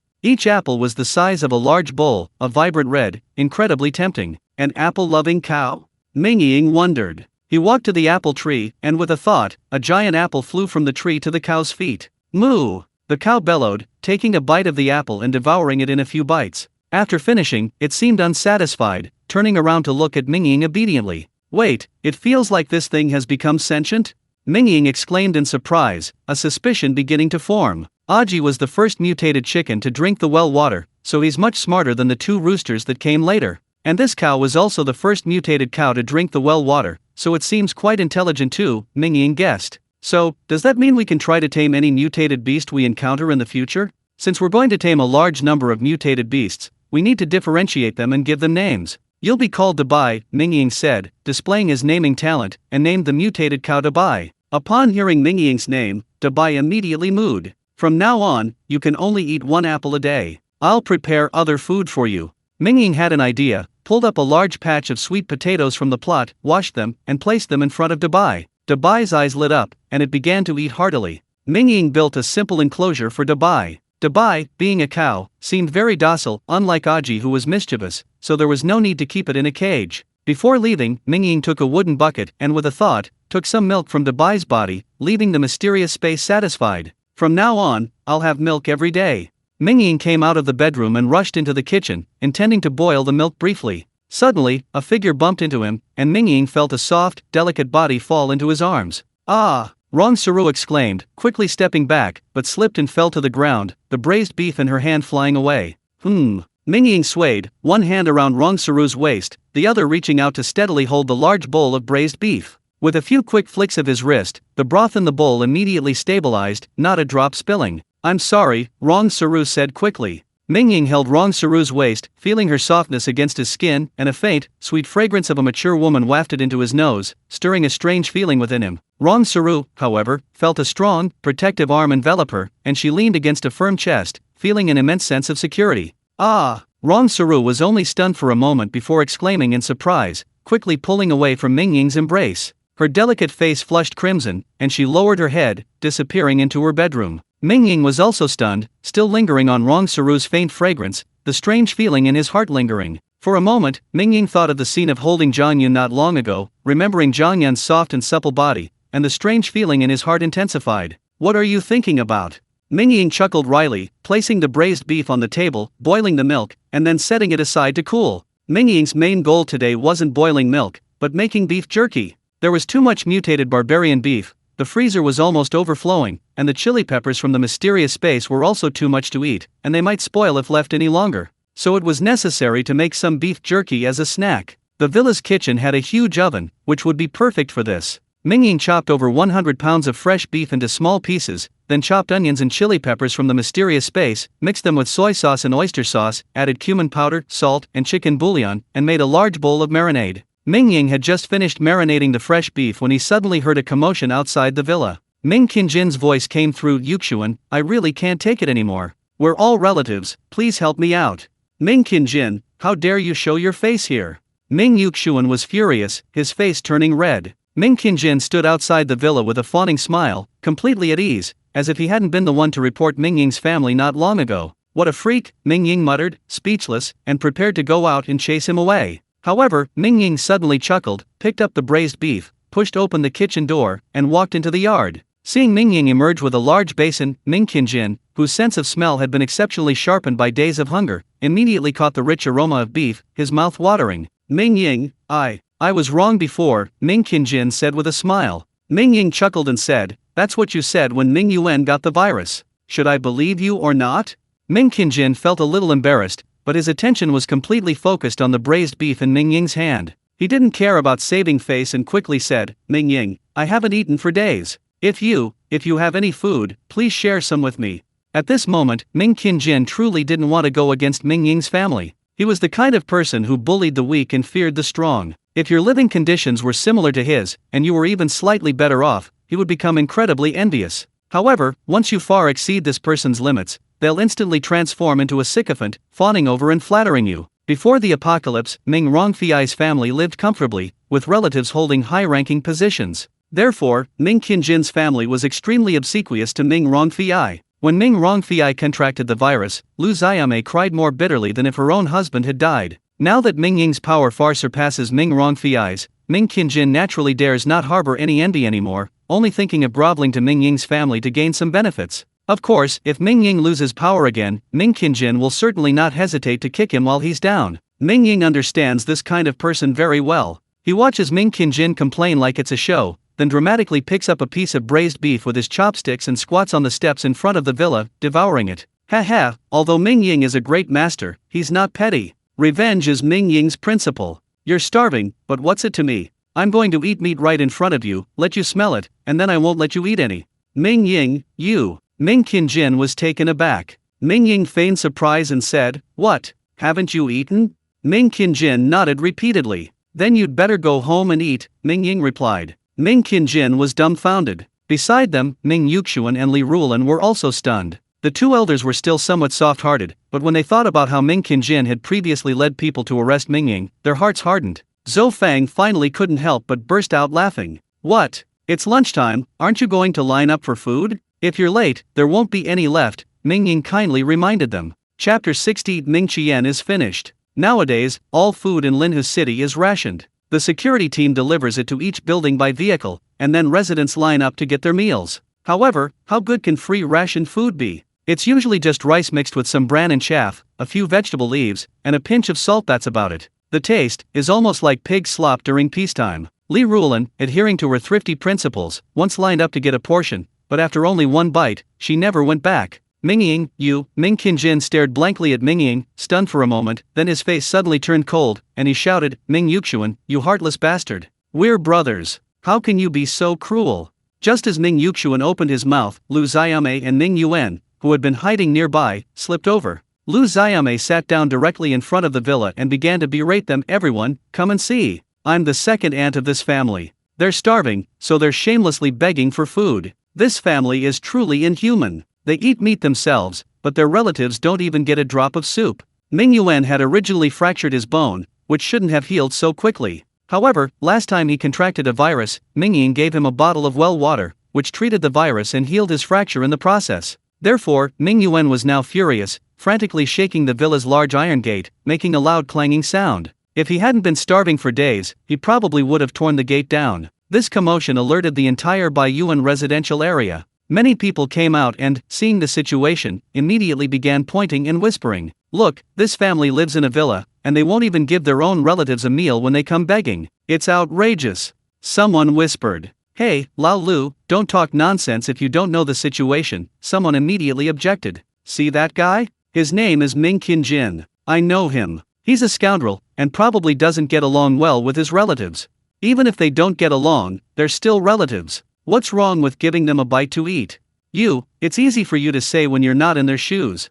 From a distance, Mingying's second uncle, Li Qiuoping, arrived and rushed over upon seeing the situation. When Lu Xiaomei saw Li Qiuoping, her jealousy intensified. She shouted, Why is our Qinjin so unlucky? His in-laws give him houses and food, but when it comes to his own brothers, he won't even give them a meal. In the end, it's because he's a useless man, only helping his wife's side. Lu Xiaomei's words directly targeted Ming Yuxuan, saying he listened to his wife completely, siding with his in-laws while refusing to help his own brother in his time of need. He was simply scum. Ming Yuxuan was indeed embarrassed, but he had long since given up on Ming Qinjin's family. He shouted, Lu Xiaomei, stop talking nonsense. If you don't leave, I'll call the police. Lu Xiaomei was overjoyed to see Ming Yuxuan speak up. She had never been afraid of anyone's insults, and immediately retorted, Ming Yuxuan, you treat your own brother like this? Do you have any conscience? Ming Yuxuan was an honest and kind man, not good at verbal sparring, and no match for a woman like Lu Xiaomei. Ming Qinjin, how dare you show your face here?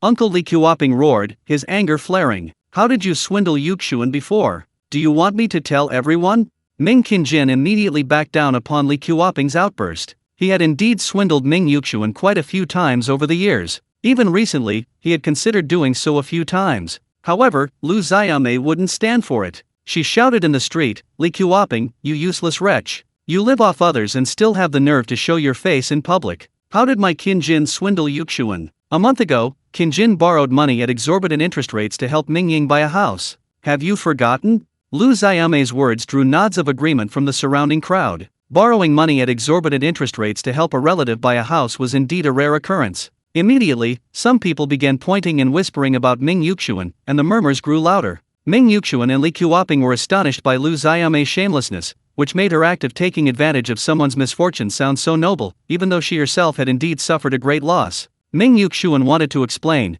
but this was a complex matter that couldn't be resolved in a few words. He was at a loss for words and was so angry he was about to call the police. You're shameless! Mingying roared, putting down the braised beef pot. He flashed forward, pushed open the courtyard gate, and grabbed Ming Yuan. Ming Yuan, his wrist gripped by Mingying, immediately remembered the time Mingying had broken his arm. He yelled, Mingying, you dare touch me. The security team is nearby. Mingying grabbed Ming Yuan like a chicken, then dragged him to Lu Xiaomei and grabbed her arm as well. Lu Xiaomei immediately screamed, murder. Mingying has murdered someone. She tried to lie down on the ground, saying, if you don't give me an explanation today, I won't get up. We're all going to die anyway. You think I wouldn't dare to lay a hand on you? Mingying didn't bother with any explanation. With a sharp crack, he snapped Ming Yuan and Lu Xiaomei's arms twice. Instantly, the two of them let out a blood-curdling scream. Then Mingying turned slightly to Mingjin and said, Mingjin, are you coming over here yourself, or should I come to you? Seeing his wife and son's arms broken by Mingying, Mingjin was too terrified to speak.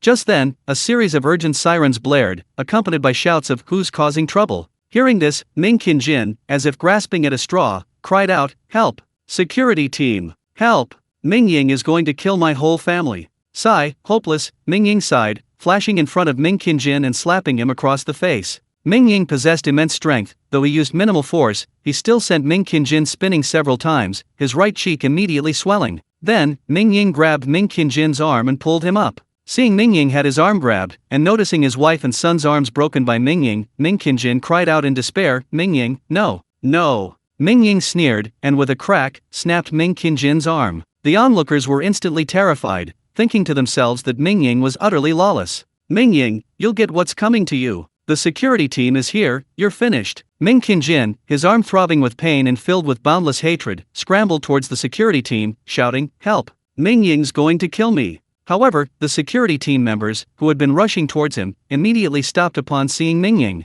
They then jogged to his side, bowed, and said, Mr. Ming, it's our fault for neglecting our duty. These idlers have disturbed you. We'll take them away immediately. Why neglect? Because according to Yu Dongchuan's instructions, the security team was supposed to have personnel on guard duty here. However, Mingjin had chosen the perfect time just when the security team was rotating shifts. As he spoke, the squad leader of the security team directly told his men, take all 3 of these men back from storming Mr. Mingying's residence. Mingjin was immediately dumbfounded and shouted, this is unfair. Your security team has taken bribes and is actually protecting the perpetrators. Humph, behave yourself. A security guard kicked Mingjin and shouted, Linha City has long been under wartime alert. Breaking into someone else's home is a serious crime, even if you get beaten to death, you deserve it. This. Mingjin was dumbfounded. Originally, he only intended to come to Ming Yuxuan's house to beg for some food. If they didn't give him any, he'd make a scene. After all, they were relatives. If Ming Yuxuan lost face, he'd naturally give him some food. Who knew it would turn out like this? For a moment, Mingjin was stunned, then looked at Ming Yuxuan and cried out, Yuxuan, help! I'm out of merit points. If I go back to the police station, I'll starve to death. Ming Yuxuan remained silent upon hearing this, turning and heading back to the villa. Seeing this, Mingjin collapsed, letting the security team drag him away. Mingying watched as the Ming family was taken away by the security team, saying nothing, and then turned and went home. Under current wartime conditions, if detained, they would most likely be forced to build fortifications. And with Mingying having broken the hands of all 3 members of the Ming family, being forced into hard labor now would be a recipe for disaster that would be severely injured, if not killed. In short, the Ming family was finished. Chapter 61 Forcibly breaking through to the 4th tier. The incident with Mingjin was just a side note. After returning to the villa, Mingying brought some more pork to his second uncle, Li Qiuping. The uncle was a little embarrassed, but seeing Mingying's refrigerator full of pork, he didn't refuse. Second uncle, come get more meat when you run out. But just eat it yourself, don't be a pushover, Mingying instructed. Li Qiuping thought of Mingjin, and then of how some people who used to ignore him had suddenly become so enthusiastic. He nodded emphatically and said, I know. After seeing his second uncle off, Mingying immediately returned to the kitchen and focused on making beef jerky. The beef jerky had been marinating for over an hour, and the spices had been almost perfectly absorbed by the beef. It was time to start making it. Mingying found a large tray, covered it with aluminum foil, spread the beef chunks evenly on the foil, and then put it in the oven to bake. Soon, the aroma of beef filled the air, a mingled scent of cumin, onions, and chili peppers, creating a mouth-watering deliciousness that permeated the entire kitchen and even wafted outside through the range hood. Wow, what's that smell? It smells amazing. Someone messaged in the residence group chat. I can't take it anymore, I'm going to open the window and smell it all. I had the beef Ming Shen delivered yesterday for lunch today, so happy. Now everyone knew that if there was a meaty smell in the neighborhood, it was definitely from Mingying's apartment in Building 104. While waiting for the beef, Mingying was also on his phone when he saw the message in the WeChat group. He couldn't help but laugh and then sent a message, if you want to eat meat, hurry up and practice your boxing. When you're strong enough, you can go out and hunt mutated beasts to eat. The people in the group were surprised that Mingying would reply, and it immediately erupted in excitement. Holy crap, Ming Shen replied to me. Don't be so narcissistic, Ming Shen replied to me. Hello Ming Shen, I'll definitely practice boxing every day and try to be like you. Ming Shen, you're so strong, is it really from practicing boxing? Mingying saw this message and replied with a smile, of course, as long as you keep exercising, you'll reap the rewards. This immediately caused an uproar in the entire residence group chat. Many people immediately put down their phones, ran downstairs, and started practicing boxing like crazy. The security team in the Baiyuan residential area was patrolling at the time and was surprised to find that there seemed to be more people practicing boxing in Baiyuan. The team leader, upon hearing the news, beamed with joy, saying, "The most important part of the assessment for each residential area is the average level of boxing practice among the residents. With this, I'm sure I'll be among the top performers in this month's assessment."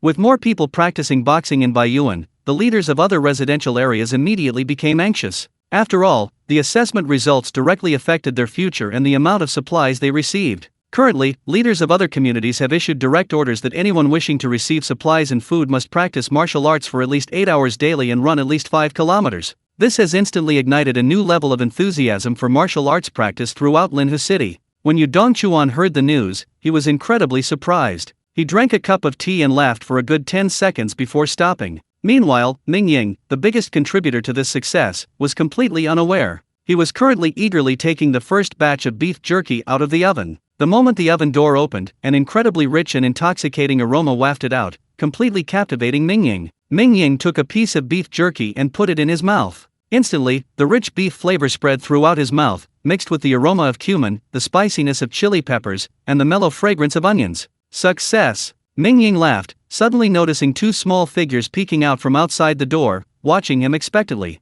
It turned out to be Su and Lu Jun's daughter, Xiao Tong, watching him from outside. Mingying scratched his head, feeling a bit strange. He, an adult, was hiding in the kitchen eating beef jerky, while two little children were peering at him expectantly from outside the door. It felt like he was fighting with the children for food. Mingying slapped his forehead, grabbed 2 handfuls of beef cubes, and gave 1 handful each to Su and Xiao Tong. The two little girls laughed happily, grabbing their beef cubes and running off. "This batch of beef cubes is too spicy, it's not suitable for children. Looks like I'll have to make some more for them," Mingying thought to himself. He also loved Su and Xiao Tong dearly. These two little girls, one without her father and the other without her mother, were both incredibly pitiful. However, they were still young. Su only grieved for a few days before recovering, while Xiao Tong didn't even know her mother was gone. But the more carefree the two little girls were, the more heartbreaking it was. Mingying cut off a large piece of fresh beef, marinated it with salt, sugar, dark soy sauce, and oyster sauce, and then added cumin, 5-spice powder, and other seasonings, making 4 or 5 kinds of beef jerky.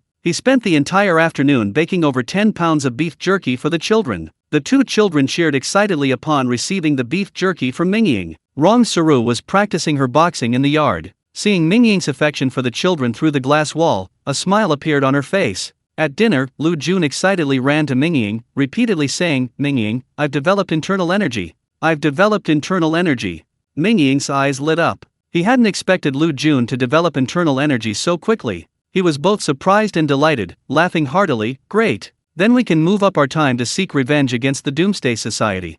Lu Jun's gaze sharpened upon hearing this. Seeing the murderous intent emanating from Lu Jun, Mingying feared he was blinded by hatred and quickly patted him on the shoulder, laughing, "What are you thinking about? Come on, let's have a good time and drink." With that, he went straight to the warehouse to get some wine. Lu Jun was also in a good mood today, drinking with Mingying until their faces were flushed, but his anticipation for revenge against the Apocalypse Society grew stronger. That night, after everyone had gone to sleep, Mingying sat alone on the balcony, took out a bottle of well water from his mysterious space, and thought to himself, "Lu Jun has become an evolved being too. I can try to break through to the 4th tier now." Now, Mingying's body was brimming with primal energy, which could be channeled to any part of his body with a thought. Based on his past life's cultivation experience, he should have reached the peak of a 3rd-tier evolver. His chances of breaking through to the 4th tier should be quite high. Mingying gulped down the well water, then felt a surge of heat within him, all his primal energy mobilized. However, after a few minutes, Mingying frowned, feeling that the breakthrough opportunity wasn't quite there yet.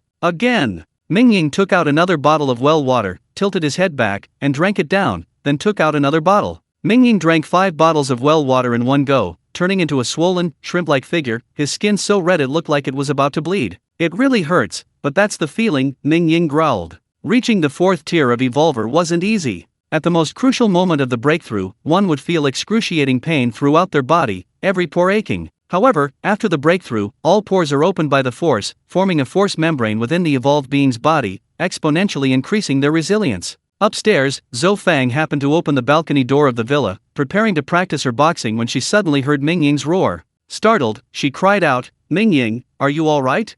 Mingying had no time to pay attention to Zhou Fang. His entire body was crimson, every pore oozing blood mixed with a dark yellow, oily substance. Seeing that Mingying didn't respond, Zhou Fang quickly jumped off the balcony, vaulted over her own yard, gave instructions to the security team guarding the area, and then vaulted over Mingying's yard again, climbing directly onto Mingying's balcony. However, just as Zhou Fang reached Mingying's balcony, Mingying let out a long howl, the sound soaring into the sky and echoing for over a minute. 4th rank, achieved. Chapter 62, sending you a big gift package. Inside the official building of Linha City, Yu Dongchuan was also cultivating when he suddenly heard a long, drawn-out howl from outside. He immediately recognized it as Mingying's voice and was deeply shaken, thinking, could it be that he has broken through again? These past few days, Yu Dongchuan had been practicing his fist techniques daily and consistently drinking well water, his cultivation progressing rapidly. However, other thoughts had also begun to surface in his mind. As a ruler, it was impossible to willingly tolerate the existence of someone beyond his control, someone who could threaten him at any moment. But at this moment, when Yu Dongchuan heard Mingying's long howl, his previous lingering thoughts vanished instantly, or rather, were deeply buried in his heart. At that moment, after Mingying finished his howl, his internal primal force surged, forming a dense air film covering his entire body. Then, the primal force was released from every pore, creating visible ripples in the air. Zhou Fang, standing nearby, felt a surge of energy erupt from Mingying's body. Immediately, countless droplets of liquid splattered from his skin, raining down on her. Mingying, you. Zhou Fang's face, hair, and even her pristine white tracksuit were covered in droplets, emitting a foul, fishy odor. Mingying stammered, scratching his head sheepishly. Zhou Fang gave Mingying a disapproving look, then jumped off the balcony and ran towards her villa. Mingying felt a familiar sensation within his body, a surge of excitement welling up inside him. In this life, thanks to his past life's experience and the mysterious well water, his cultivation speed was astounding. In his previous life, he only became a 4th-tier evolver in the 3rd year of the apocalypse. In this life, he achieved it in less than 20 days. The Apocalypse Society, you're finished. Mingying's gaze was icy. After reaching the 4th tier, Mingying took a long, refreshing shower in the bathroom, then returned to his bedroom and entered the mysterious space. Before his eyes was a vast space, 1 kilometer in length and width, densely packed with over 40,000 plots of land, appearing incredibly expansive. Seeing the mysterious space evolve once more, Mingying finally made up his mind. With this 1 kilometer long mysterious space, if he could materialize it in the real world, he could begin to build a small city. Standing on the land of the mysterious space, Mingying began to plan rapidly in his mind. In this 1 kilometer long and 1 kilometer wide area, I can first build a city wall 50 meters high and 80 meters wide. I need to leave a quarter of the space for farming, which is about 200,000 square meters, or about 300 mu. Sweet potatoes yield 10,000 jin per mu, and with a harvest every 5 days, that's 3 million jin, enough to feed 200,000 people. 200,000 people living within a 1 kilometer long and 1 kilometer wide area is entirely feasible. After all, this is the apocalypse now. When building residential buildings, things like building spacing and sunlight are certainly not a consideration. Mingying's idea was simple: use a quarter of the land to build buildings, each 20 stories high, totaling 5 million square meters in floor area. Even after deducting common areas, the total area would still be 3 to 4 million square meters. This would allow for 15 square meters of living space per person, fully meeting the demand. Just as Mingying became a 4th-tier evolver, 37 villas were scattered on an island next to the Baiyuan residential area. This was now the most upscale residence in Linhu City. The Liu family, a super powerful family in Linhu City, owned one of these villas. At this moment, a jet-black sedan slowly drove into the villa area, passing through more than a dozen checkpoints without hindrance. Inside the car, a handsome man smiled, his expression relaxed. This man was none other than Su Jun from the Doomsday Society. The black sedan finally stopped in front of a villa in the northwest corner of the island. Then, escorted by a group of bodyguards, Su Jun quickly entered the villa. "Mr. Liu, what brings you here?" Su Jun sat elegantly in the villa's living room, his expression relaxed, seemingly unconcerned about the dozen or so heavily armed bodyguards surrounding him, who were staring at him with hostile expressions. Across from Su Jun, Lu Qin stared at him with a gloomy expression. The atmosphere was unusually tense. Suddenly, Lu Qin laughed and said, "Mr. Su, you certainly have a good attitude. Yu Dongchuan is hunting you down throughout the city, and I just extended an invitation, yet you came alone. Do you know that Yu Dongchuan's villa is only 200 meters away from mine?" Su Jun still smiled, his eyes flashing with an eerie light. He chuckled, "Mr. Lu Qin, please don't flatter me. You know, an artist's life is very precious." Lu Qin laughed heartily and said, "All right, I'll get straight to the point. I need your power to kill Mingying." Su Jun shook his head and laughed, saying, "Mr. Liu, you're joking. That Mingying's strength has already transcended the human realm. I'm avoiding him like the plague. If I told you that as long as you persist in practicing your fist techniques and drinking the potion, reaching his level is absolutely no problem, Lu Qin said, staring intently at Su Jun. Su Jun still smiled faintly, but Lu Qin clearly sensed a flash of madness emanating from Su Jun's body. At this moment, Lu Qin visibly smiled, knowing he had achieved his goal. He clapped his hands, and a butler-like figure brought in a bottle of clear liquid. Mr. Su, you and your backers need this. And I need your power. We should be a perfect combination, Lu Qin said with a smile, seemingly gaining control of the situation. Is that so? Su Jun slowly raised his head, revealing eyes that were completely inhuman. Upon seeing this look, Lu Qin felt a slight heaviness in his head, then stood up blankly, saying to the surrounding bodyguards, "You may all leave. Mr. Su and I have something to discuss." A moment later, Su Jun emerged from Lu Qin's villa with a smile on his face. Behind him lay more than a dozen security guards lying haphazardly. Even more terrifying, the entire villa was now deserted, not a single person remained alive. "Mr. Lu, don't worry, I will definitely help you with your matter." Su Jun looked relaxed, and even turned around to look at the surveillance camera not far away, exposing his face. He said a few words with a smile before getting into the black car and leaving the villa. 5 minutes later, sirens blared throughout the safe zone as shocking news broke. The Lu family of Linhu City, over 20 members, had all perished in their island villa within the core safe zone. Even more infuriating was the fact that the murderer was Su Jun, the leader of the Doomsday Society. After committing the crime, he even deliberately left his face on the surveillance footage. Instantly, fear gripped the entire safe zone, and the Doomsday Society's arrogance reached its peak. It's important to understand that the island villa was the residence of Linhu City's most elite figures, its security so tight that even a fly couldn't escape. The Lu family also had over 10 heavily armed bodyguards. To kill silently and leave unscathed was simply a pipe dream, but the Doomsday Society had done it. In an instant, rumors about Su Jun became even more exaggerated than those about Mingying, with many believing that Su Jun's strength had completely surpassed Mingying's. After all, given Mingying's demonstrated combat prowess, it was highly unlikely he could have silently killed over 20 members of the Lu family, let alone had all 10-odd bodyguards die without firing a single shot. In the Linhu City building, Yu Dongchuan's face was ashen, his mood extremely sour. Previously, through a series of ruthless measures, the security situation in Linhu City's safe zone had improved considerably. Many individuals harboring evil intentions had become much more restrained due to the terrifying power of the authorities. However, the Doomsday Society's actions were undoubtedly a severe slap in the face to the authorities. The government's credibility had plummeted, and security in many residential areas was declining sharply. Some former gangsters had even left the safe zone, preparing to seek refuge with the Doomsday Society elsewhere. Mingying, completely above the official authorities, has already hampered my actions, and now Su Jun has appeared. Yu Dongchuan rubbed his temples, feeling utterly overwhelmed. He couldn't help but smile bitterly. No wonder rulers in feudal times hated wandering knights and assassins.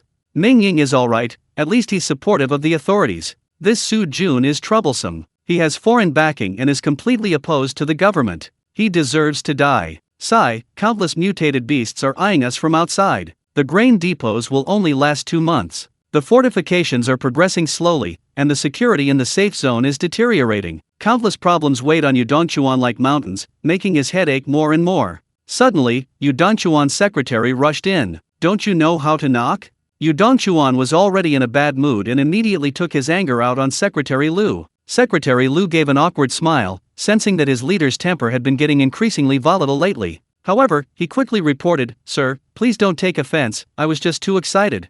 "Oh." Yu Dongchuan was taken aback. "It's Mingying on the phone." Secretary Lu handed the phone to Yu Dongchuan. "Sir, I have a big gift for you. In 2 days, I'll wipe out the Doomsday Society." Mingying's voice came through the phone. Yu Dongchuan was completely stunned upon hearing this. Chapter 63 Mingying becomes an internet celebrity. After speaking with Yu Dongchuan, Mingying thought for a moment and logged into an app called Linhu Home on his phone. This app, designed by someone arranged by Yu Dongchuan, was designed for the current localized network and was originally intended to be a platform for Linhu City residents to gather and chat, while also facilitating public opinion control. Mingying quickly registered an account using his own name and posted a status. 2 days later, "I'm going to wipe out the Doomsday Society." Meanwhile, in the Linhu City official network technology department, Xiao Wu, who was on duty today, opened the back-end management software as usual, preparing to delete some useless posts, when suddenly a red cursor appeared in the lower left corner of the computer screen. "Oh, an important person has registered an account?" Xiao Wu immediately perked up. The information of some important figures in Linhu City, such as government officials and major entrepreneurs, is controlled by the network department. As soon as these people register an account, it immediately appears in the backend. Xiao Wu quickly clicked on the red cursor, paused for a moment, then exclaimed excitedly, "It's him. He actually registered a user." When Xiao Wu casually clicked on the newly registered account, he immediately saw Mingying's status update. 2 days later, I'm going to wipe out the Doomsday Society. Big news! Big news! Report to the minister immediately. Xiao Wu rushed to the minister's office. Minister Lu of the Internet Department was currently having a headache. Chief Yu Dongchuan had given him the task of building an online public opinion platform and attracting as many people as possible to register with their real names. However, the public generally doesn't buy into official software. In fact, just from the cliched name Linhu Home, one could guess that this software wouldn't last long, and that was indeed the case. Linhu Home had been open for 15 days, and the backend showed only a little over 100,000 registered users, far fewer than other private software, such as live streaming platforms. Moreover, some of these 100,000 plus were mandatory quotas, mostly registered by people within the system. There was practically no activity on a regular basis. So, Minister Lu had been extremely troubled lately. His already sparse hair had become even thinner. Suddenly, a knock came at the door. "Minister, that Mingying has registered an account with us," Xiao Wu exclaimed excitedly. "Mingying? Which Mingying?" Minister Lu was taken aback, then his eyes widened, and he exclaimed excitedly, "The Mingying who killed the giant elephant." Xiao Wu nodded emphatically and dropped another bombshell. "Mingying said he's going to wipe out the Doomsday Society in 2 days. Minister Liu's mind went blank for a moment, then he trembled with excitement, repeatedly muttering, "The opportunity has come! The opportunity has come!" Moments later, a striking message appeared on the homepage of the Linhu Home forum. Ming War God declares war on the Doomsday Society, and Linhu Home will exclusively broadcast the entire event live. Xiao Wu, make a simple promotional poster, print it out, and post it at the main entrances of each residential building. Remember to include the download code for our lakeside home on the poster. Oh, and make a shareable post on WeChat Moments. Get the government employees to share it first. We'll work both online and offline simultaneously. Minister Lu felt a fire burning within him at that moment. Beside him, Xiao Wu nodded repeatedly, quickly jotting down Minister Liu's instructions in his notebook. "Xiao Wu, you must handle this matter carefully. If you succeed, your year-end performance review will be much better." Minister Lu patted Xiao Wu's shoulder earnestly at the end. Instantly, Xiao Wu's eyes lit up, and he straightened up. 3 hours later, people began lining up to receive food outside various buildings in the safe zone of Linhu City. Today, Linhu City was distributing mutated beast meat for the first time, and the streets were filled with its enticing aroma. With meat to eat, everyone was still incredibly excited, chatting and laughing among themselves. As for the threat from the Doomsday Society, nothing was more important than eating meat. Suddenly, a young man who was looking down at his phone exclaimed, "The god of war Ming has declared war on the Doomsday Society." What? The surrounding crowd was immediately drawn to his words. Linhu Home is going to do a live stream across the entire internet? What the heck is Linhu Home? It's the official website. I've already downloaded it. It's pretty useful. How come I never discovered this app before?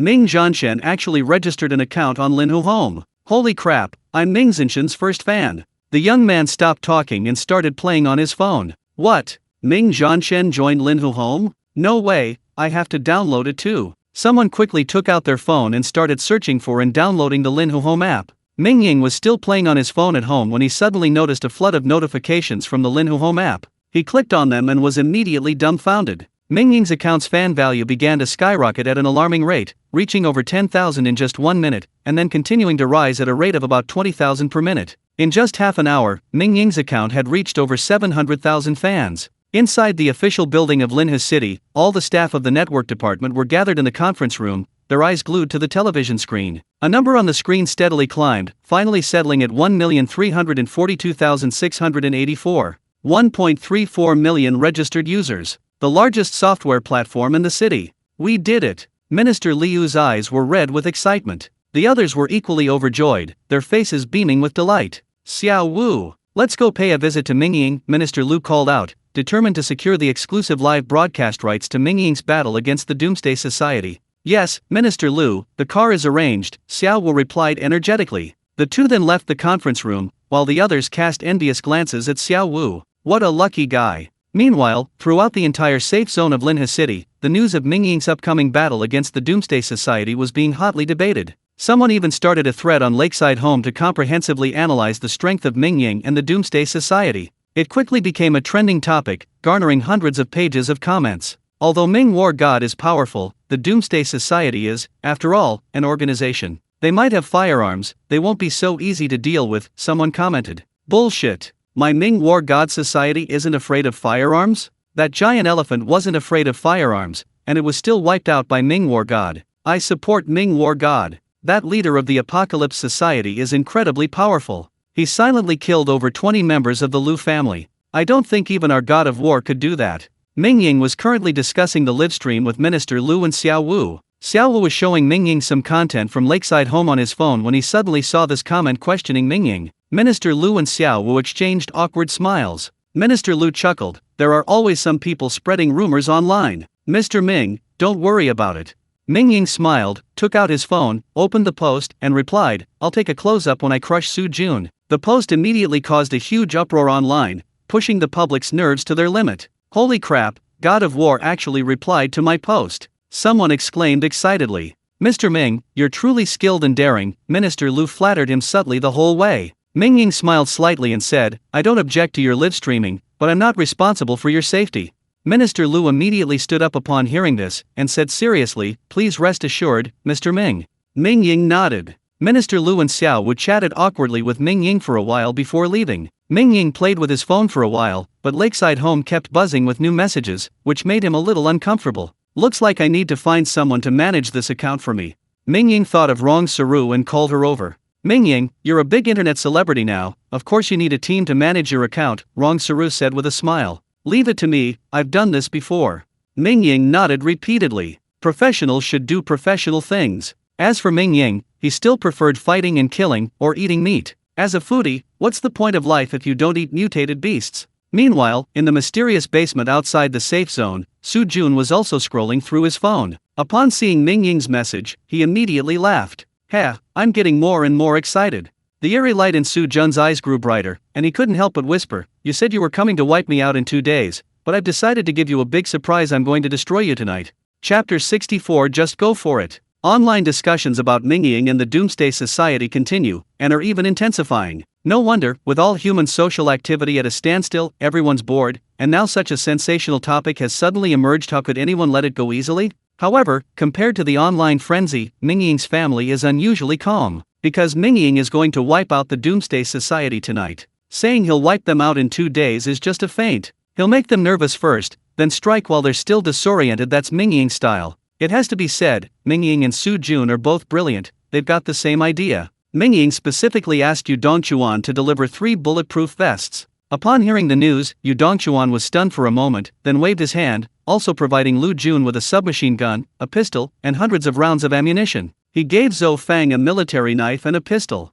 As for Mingying, Yu Dongchuan specially delivered a large alloy iron spear and over a dozen alloy short spears. According to Yu Dongchuan, these spears and short spears were crafted from special alloys, almost reaching the limits of current human technology, and were extremely valuable. The iron spear was 1.78 meters long, weighed 70 to 80 kilograms, and had fine, non-slip grooves all over its surface. One end was sharpened to an unparalleled edge and bore numerous blood grooves. The short spears were simpler, but also incredibly sharp, many times stronger than the steel bars they had previously used. Mingying was immediately captivated by these 2 weapons. They seemed tailor-made for him. Lu Jun, Zhou Fang, tonight we will wipe out the Doomsday Society, Mingying said. Upon hearing this, Lu Jun's eyes lit up, a strong killing intent gradually rising in them. He whispered, all right. Although Zhou Fang was somewhat puzzled by Mingying's sudden decision to leave early to eliminate the Apocalypse Society, she didn't say much. After changing into her bulletproof vest, she tested her military knife, finding it exceptionally easy to handle, and smiled. Shall we set off now?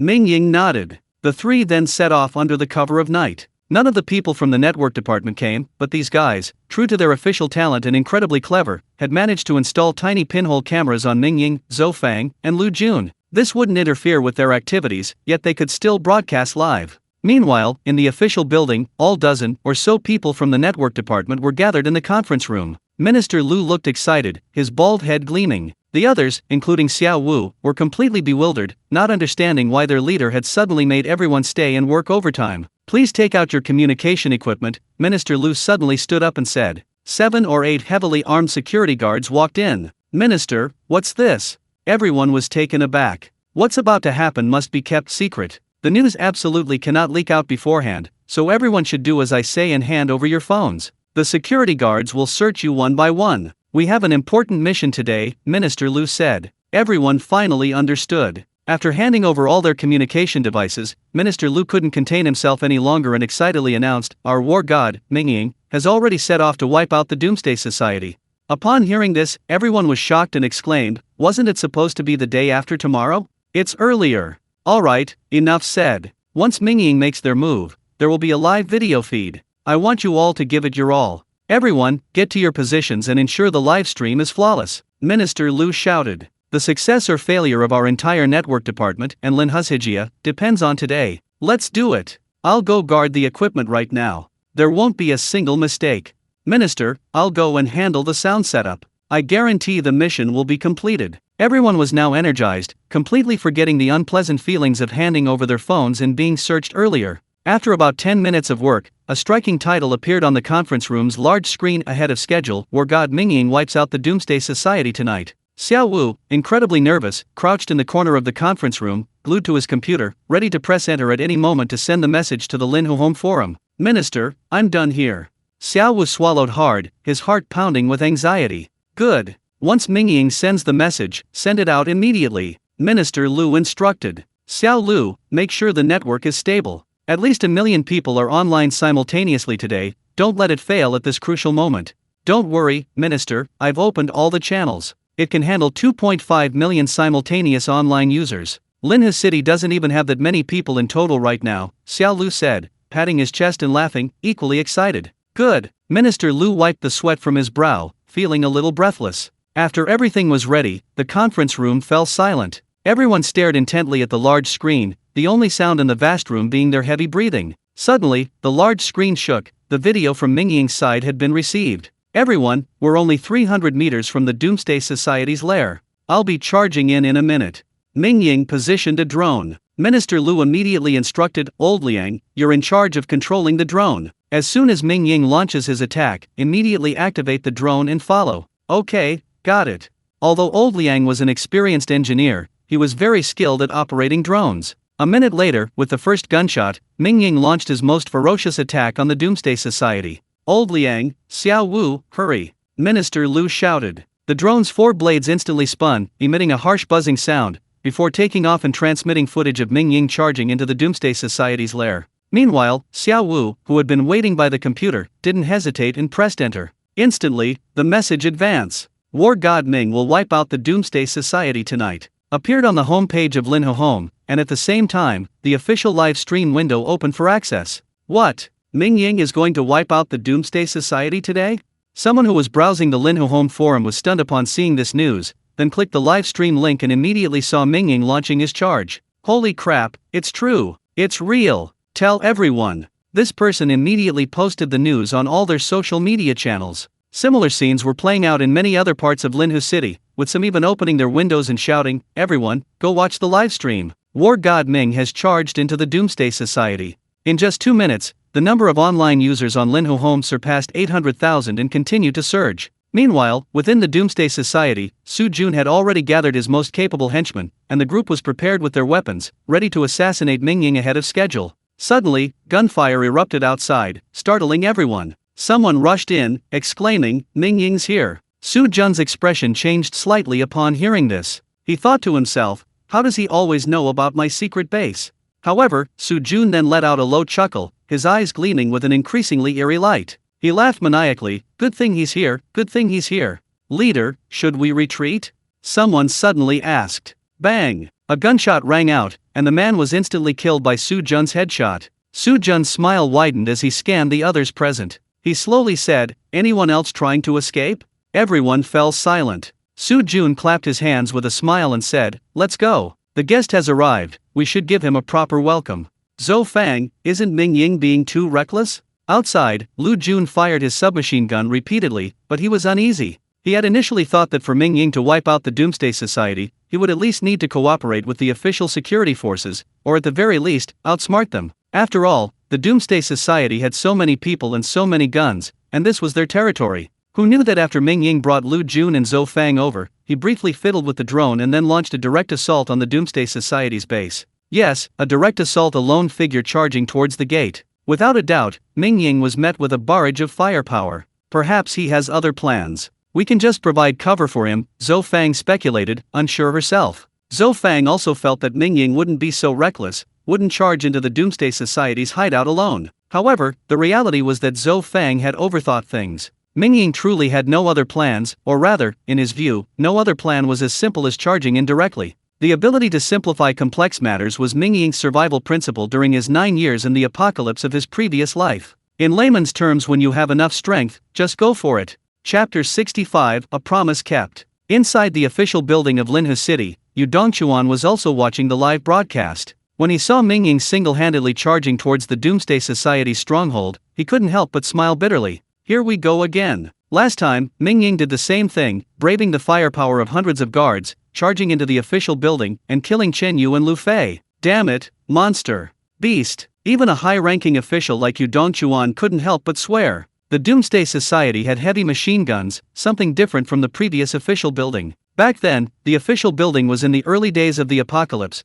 and no one expected someone to be so crazy as to charge into the building alone and kill people. Its defenses weren't particularly strong, which allowed Mingying to succeed. Now, the official building's defenses were upgraded countless times, even Mingying wouldn't dare to try again. The same was true for the Doomsday Society. This was the organization's last stronghold. While its defenses weren't as strong as the current official building, it certainly still had heavy machine guns and sniper rifles. Mingying hadn't confronted the Apocalypse Society yet, waiting until he reached the 4th rank. Without the force membrane, even with the super bulletproof vest, Mingying wouldn't dare to take the bullets head-on. After all, the impact of bullets is no joke. But now, Mingying, wearing the super bulletproof vest and holding 2 heavy iron plates, his force surging within him, was even more ferocious than a mutated beast, charging straight into the Apocalypse Society's torrent of bullets. In the distance, Lu Jun and Zhou Fang were stunned. Cover him! Lu Jun shouted, moving quickly while firing rapidly, throwing 4 or 5 smoke grenades in quick succession to provide cover for Mingying.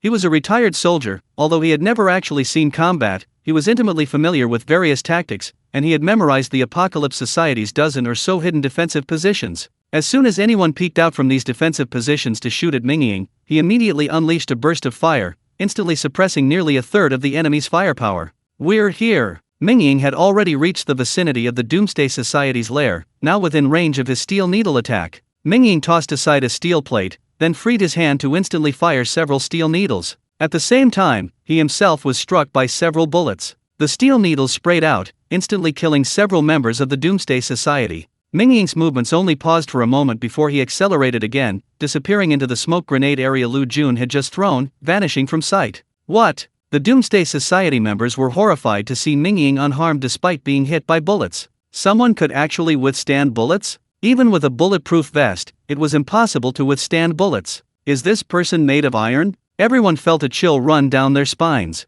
Die! Mingying emerged from the smoke, and while the Doomsday Society members were still stunned, he unleashed a barrage of steel needles, mixed with hand grenades. Hand grenades were far more effective at killing than steel needles. In an instant, explosions erupted, and Mingying had wiped out more than half of the Doomsday Society's dozen or so outposts, totaling 70 or 80 members. The remaining 20 or 30 men, terrified by Mingying's terrifying presence, were completely stunned, forgetting even to fire their guns, and scattered like birds. This was a motley crew. It was all Su Jun's fault for calling away his most elite personnel to plan the tactics in order to assassinate Mingying ahead of time, leaving only a few ragtag individuals on the outer perimeter, which Mingying dealt with in a few moves. Hua Yu, send 2 squadrons to surround the Doomsday Society's hideout. Don't let a single one escape. Yu Dongchuan answered the phone with the head of the security team. Roger that. Squadrons Zhang Yun and Shen Jin have already led their teams there. They can surround the Doomsday Society's hideout within 5 minutes. Hua Yu was also very decisive, starting the operation even before receiving Yu Dongchuan's call. Excellent! Yu Dongchuan smiled, overjoyed. The Doomsday Society, a major concern for Yu Dongchuan, was finally about to be eliminated. Meanwhile, inside the headquarters of the Doomsday Society, Su Jun stood before the Society's core 34 members. These men possessed exceptional combat skills, each, leading 10 ordinary people, could form a formidable fighting force. This was the backbone of the Doomsday Society's long-standing struggle against the official security forces. Unfortunately, Su Jun had summoned them today to strategize, allowing Mingying to reap a huge advantage and eliminate most of the Doomsday Society's fighting force. Leader, the gunfire outside has lessened. Mingying might have already stormed in. One of them, hearing the sudden cessation of gunfire, immediately changed his expression and urgently shouted, "Everyone, scatter!" This man's reaction was incredibly fast. The other 30-odd men reacted instantly, scattering in all directions, displaying extraordinary combat capabilities. However, at that moment, at the end of the corridor, Mingying's figure blurred, and he had already arrived. "He's too fast. Fire! Fire!" Someone instantly raised their gun and fired. Unfortunately, before he could fire, Mingying had already thrown 2 high-explosive grenades. Boom! Boom! Flames shot into the sky, shattering the entire corridor. Mingying used the last steel plate to shield himself, but the terrifying shockwave sent him flying backward, crashing heavily into the corridor wall, his blood churning. In the epicenter of the explosion, the elite members of the Doomsday Society suffered heavy casualties. Limbs and mutilated bodies were everywhere, almost all lifeless. Mingying casually tossed aside the completely deformed steel plate, then stood up, coldly staring at the Doomsday Society members about 30 meters away. Outside, the gunfire gradually subsided. The network department's drone, surprisingly intact, buzzed over, instantly broadcasting the scene. The footage showed the ground littered with corpses, blood almost submerging Mingying's shoes. Holy crap, War God Ming won. Over 100 members of the Doomsday Society were all wiped out by Mingying alone. War God Ming, you're awesome. War God Ming, I want to have your babies. In an instant, the live stream was flooded with comments. In the network department's technical room, Xiao Lu was sweating bullets. At that moment, over 3 million comments were being sent per second, almost reaching the network's capacity limit. Please stop sending comments. Please don't crash, please don't crash. Xiao Lu was almost crying. He didn't even want to think about what would happen if the network crashed now. The wrath of bald Minister Lu would probably burn him instantly. Su Jun, leader of the Doomsday Society, the youngest Grand Elder of the American Spiritual Cultivation Society, I've finally met you. Mingying said, stepping over the severed limbs scattered on the ground, slowly approaching Su Jun. "Heh." Su Jun also collapsed to the ground, blood flowing from his eyes, ears, nose, and mouth, but he laughed maniacally, a strange light flashing in his bloodshot eyes. "Teacher, I feel my life slipping away. This weakness, this tenderness, is something I've never experienced before." "You're wrong, I was right." Su Jun's eyes grew brighter, and he kept muttering to himself. The scene before him seemed to be blurring, as if he had returned to many years ago. It was a spacious classroom, bright sunlight streaming generously through the windows, illuminating the young, focused faces. On the podium, a young and beautiful woman, wearing glasses and with waist-length hair, was earnestly lecturing. Below the podium, 17-year-old Su Jun sat in the first row, his youthful face brimming with vitality, his bright eyes brimming with intelligence and talent. The young and beautiful teacher noticed her exceptionally bright student and couldn't help but smile, her eyes filled with satisfaction. The scene seemed to freeze in that instant. "Heh," Su Jun chuckled, covered in blood. "What a madman," Mingying thought to himself, watching Su Jun's insane laughter. In his past life, Su Jun, like Wang Yufei, was a terrifying brain domain evolver, and an expert in hypnosis, adept at manipulating minds and brainwashing. This kind of person is incredibly talented, but unfortunately, they went astray, so they have to die. "Su Jun, I'm going to strangle you." Mingying grabbed Su Jun by the neck, glanced at the drone camera outside, and smiled. Then, with a crack, he snapped Su Jun's neck. Chapter 66: A huge crisis. Su Jun is dead. Mingying strangled him to death in front of over 1 million residents of Linhu City. The live stream fell into an eerie silence, even the subtitles were cleared. In the network department's technical room, Xiao Lu, who had been sweating profusely with anxiety, suddenly noticed that the red alarm light was off and the internet connection was stable. In the villa in Baiyuan residential area, Ming Yuxuan, Li Rulan, Rong Saru, and Wang Yi were all stunned. At the villa in Linhu City, in the Wang family hall, Wang Chang's son and Wang Yufei exchanged glances, remaining silent. Outside the Doomsday Society's stronghold, Zhang Yun also witnessed the scene, especially when she saw Su Jun's head, the man she had clashed with 7 or 8 times, each time leaving her defeated, lying limply to one side. A sense of loss rose within her. Inside the official building, Yu Dongchuan was stunned. He jumped up from his chair and rushed out the door, saying, "Secretary Lu, to the Doomsday Fortress." Secretary Lu followed closely behind, anxiously saying, "But the Doomsday Fortress is newly completed, it's not even finished being decorated yet. Use it while it's being decorated." Yu Dongchuan continued quickly, "Have the security team bring over 2 anti-aircraft machine guns, and assign 5 rocket launchers for guard duty." Anti-aircraft machine guns? Those things are for shooting down aircraft. Their bullets are longer than a human hand. Even a glancing blow from one would probably blow someone up. "Yes, sir." Instantly, Secretary Lu realized. because he had also been watching the live stream. To be honest, when he saw Mingying crush Su Jun with one hand, Secretary Lu suddenly felt a sharp pain in his neck, and even his crotch became slightly wet. If he were Yu Dongchuan, his reaction would probably have been even more intense. After a brief silence, the live streaming platform erupted with an overwhelming reaction. Ming Shen! Ming Shen! The comments flooded the screen like snowflakes. Then, everyone's live stream stopped. The network had crashed. Damn it, what kind of lousy network is this? It crashed. One viewer immediately cursed. The official support is really trash. If it were DouYu Live, this definitely wouldn't have happened. The internet was instantly filled with curses. In the network department's technical room, Xiao Lu screamed and slumped into a chair, soaked in sweat. The bald-headed minister Lu stormed into the technical room, roaring, "Go to hell, Lu Yifei, you've lost your merit points for this month." Meanwhile, Mingying had already abandoned Su Jun's corpse and was preparing to finish off the remaining few. These guys were no pushovers, letting them catch their breath was a huge problem. However, as Su Jun's body fell to the ground, a button the size of a thumb suddenly fell from his sleeve, spun around once, and finally stopped pointing upwards. The button had been pressed. Mingying, Lu Jun and Zhou Fang arrived at this moment. Lu Jun was stunned when he saw Su Jun. He didn't recognize Su Jun, and Su Jun hadn't killed his wife. But when his gaze shifted to a high-ranking member of the Doomsday Society still panting beside Su Jun, a terrifying ferocity flashed in his eyes. "It's you!" Lu Jun flashed to the man's side. The man's eyes widened in surprise upon seeing Lu Jun, then he grinned and growled, haha, it's you, so it's you. Fuck you." Lu Jun pulled the trigger, bullets raining down, blood and flesh splattering, the man's face instantly disfigured. "The Apocalypse Society really doesn't have a single normal person," Mingying muttered. Beside him, Zhou Fang shared the same sentiment. However, she gave Mingying a strange look, as if to say, "You're the normal one." Mingying saw Zhou Fang's gaze and was speechless. He said, "Beautiful lady, what's with that expression?"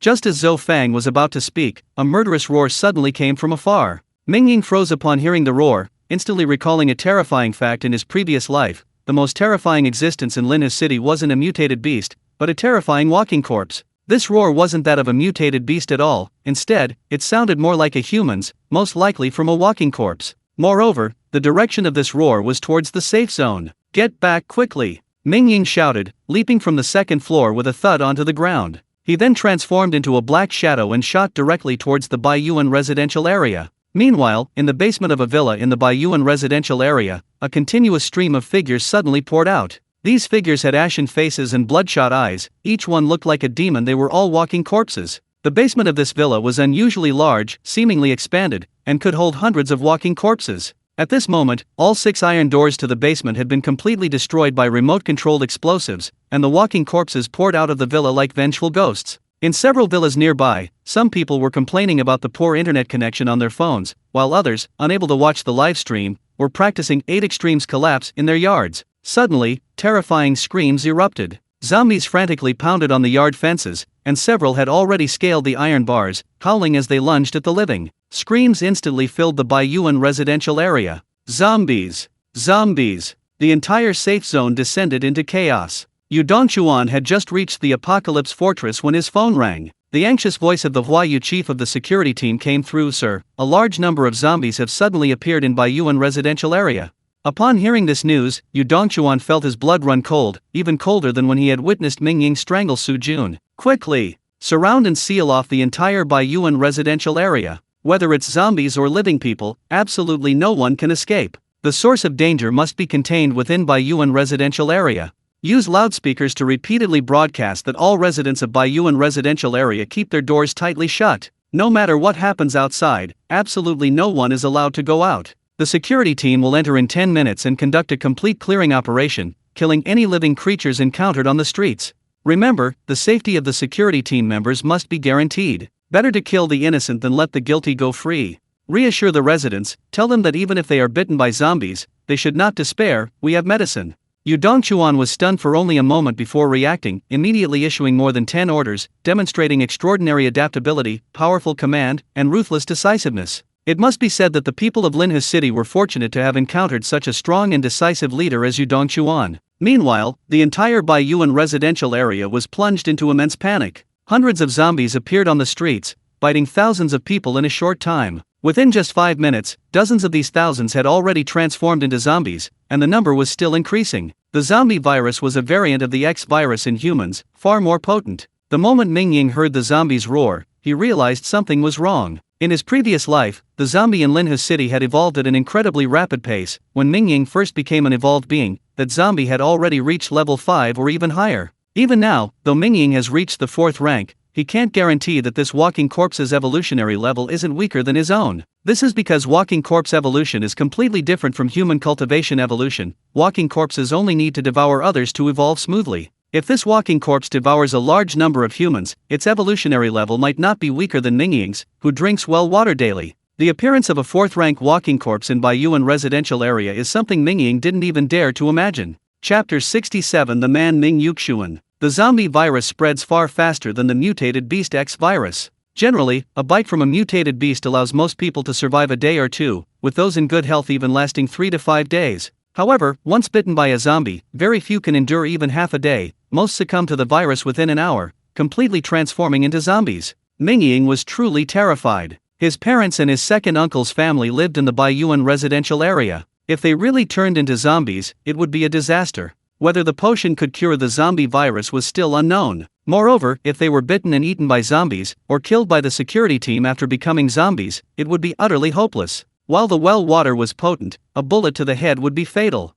That's Su Jun, he actually hid so many zombies in the safe zone. Mingying couldn't help but curse, increasing his speed even further, almost becoming a black shadow as he sped across the empty street, making a series of whooshing sounds. In the distance, Zhang Yun had already driven up, but she didn't dare to drive too fast and couldn't catch up with Mingying for a while. Meanwhile, at Building 104, Baiyuan Residential Complex, Rulin, go to the 2nd and 3rd floors and lock all the windows from the inside, then hide in the basement. Saru, take Xiaosu and Xiaotong to the basement first. I'll go lock the gate, Mingying said urgently, then quickly turned off all the lights in the villa, pushed open the door, and rushed outside to lock the gate. The pressure on the security team to fight the mutated beasts has been immense lately. After much deliberation, and considering that the Doomsday Society had been expelled and the security in Baiyuan community was relatively good, Yu Dongchuan had withdrawn the security team guarding Mingying's house during the day and deployed them to the front lines. Unexpectedly, this one-day gap created a huge hidden danger. The villa was currently unguarded. Nobody's around, thank goodness. Mingying was secretly pleased to see that there seemed to be no major disturbance around his yard and quickly ran to lock the door. Just as Mingying bent down to get his keys, a zombie suddenly burst out of the thick fog and immediately spotted Mingying with his head down. The zombie's eyes instantly turned red, and with a roar, it pounced on Mingying. What? Mingying was startled by the roar, his hand trembled, and the keys fell to the ground. The zombie was already 7 or 8 meters away. Mingying quickly bent down to pick up the key, locked the door with a click, and was about to back away when the zombie pounced, its withered hand passing right through the iron bars and grabbing him. Get out! Mingying roared, forcefully pulling his hand away and breaking free. He then ran back to the villa without looking back and immediately locked the door from the inside. Yuxuan, what happened outside? Li Ruolin asked anxiously as she ran downstairs. Come on, it's all right. Mingying pulled Li Ruolin and hurriedly ran to the basement. Rong Saru was already waiting anxiously at the basement door. After Mingying and Li Ruolin went inside, the three of them worked together to push the large iron door shut and immediately locked it from the inside, only then letting out a long sigh of relief. After locking the door, Mingying finally relaxed, but then he felt a slight pain in his right arm. Looking down, he saw that his clothes were torn, revealing a gruesome claw mark that was still bleeding. This. Mingying's face paled, realizing he had been scratched by a zombie. Yuxuan, you. Li Ruolin exclaimed in shock, you were scratched by a zombie? Mingying nodded with difficulty, then forced a smile and said, it's alright, Mingying left some medicine at home. But Mingying immediately realized that the medicine was in the living room, there was none in the basement. Just as Mingying was considering whether to open the basement iron door to get the medicine, a loud bang came from outside. The zombies have destroyed the gate. Everyone's expression changed. Then came another loud bang, the villa's gate had been destroyed, followed by the sound of debris falling to the ground. The zombies had stormed in. Don't make a sound. Mingying whispered urgently. Take care of the children, don't frighten them. Li Ruolin and Rong Saru both nodded quickly. Rong Saru rushed to hug Susu and Xiaotong, whispering, Susu, Xiaotong, no matter what happens later, don't make a sound, and don't cry, understand? Little Susu's big eyes were filled with fear, but she still nodded repeatedly. Xiaotong was too young and was already stunned. The noise outside has subsided, the zombie must have left. Ming Yuxian suddenly heard the noise outside had lessened considerably and felt a surge of secret joy.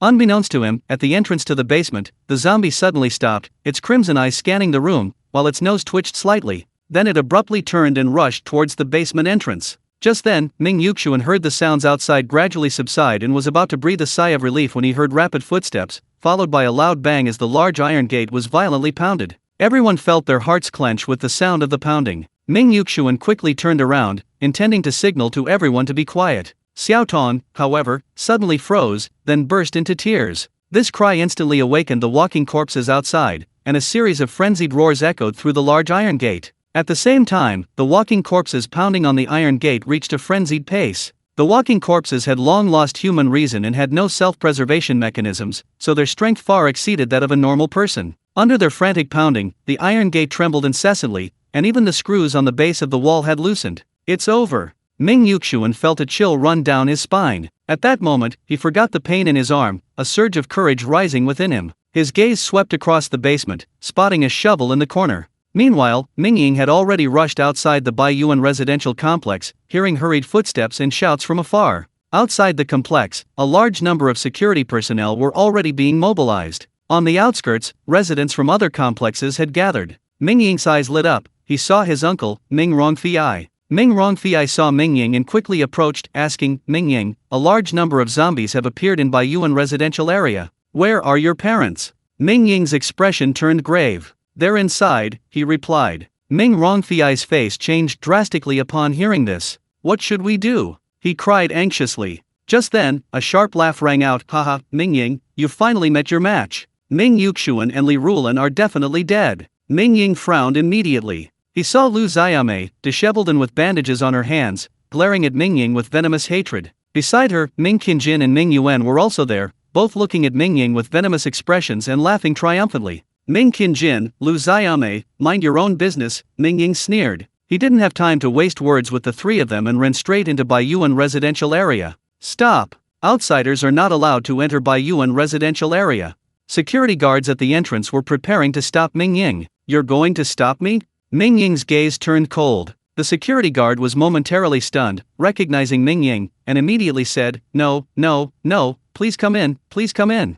Mingying flashed into the Baiyuan residential complex. Behind him, several security guards immediately picked up their communicators and shouted, "Headquarters, headquarters, Mingying has entered the Baiyuan residential complex. Mom and Dad, you must be all right." Mingying rushed forward. In Villa 104, Ming Yuxian was panting heavily, the shovel in his hand firmly planted in the forehead of the zombie. "It's all right now." Ming Yuxian smiled, just about to breathe a sigh of relief, when suddenly a series of roars and howls came from outside. More zombies had entered the villa. "You all hide!" Ming Yuxian suddenly shouted, abruptly turning to look at Li Rulan, then rushing out of the basement stairs without looking back. "Yuxian!" Li Rulan saw Ming Yuxian's last glance and felt completely stunned. That was a complex look in her eyes. It contained resolve, fear, reluctance, love, and familial affection. Li Rulan suddenly felt a surge of dread, as if she were about to lose the most important thing in her life. In that instant, without thinking, she rushed out after Ming Yuxian. Her man was a true man, she would die with him. Chapter 68: The Terrifying Walking Corpse King. "We're here." Mingying was now very close to Building 104, but the closer he got, the more his heart pounded with dread, a shadow hanging over his soul. This feeling made Mingying anxious. Suddenly, Mingying's ears twitched, and his expression changed drastically. He clearly heard the roars of zombies coming from the direction of his home, and there was more than one. "Mom and Dad!" Mingying cried out in alarm, throwing his head back and letting out a long, piercing howl that seemed to shatter stone and reach the heavens, echoing outside the Baiyuan residential complex. "Haha, look at him," Mingying's yelling in such a panic. "Maybe those two bitches, Ming Yuxian and Li Rulan, are dead." "Ha ha ha," Lu Xiaomei cursed viciously. "Xiaomei, what nonsense are you spouting?" His uncle, Ming Rongfei, roared angrily. Lu Xiaomei was taken aback, then cursed, "Idiot, what I say is none of your business." Ming Rongfei was also surprised. Lu Xiaomei used to be very respectful to his family. A while ago, when Ming Qingjin's family ran out of food, it was Ming Rongfei who had helped them.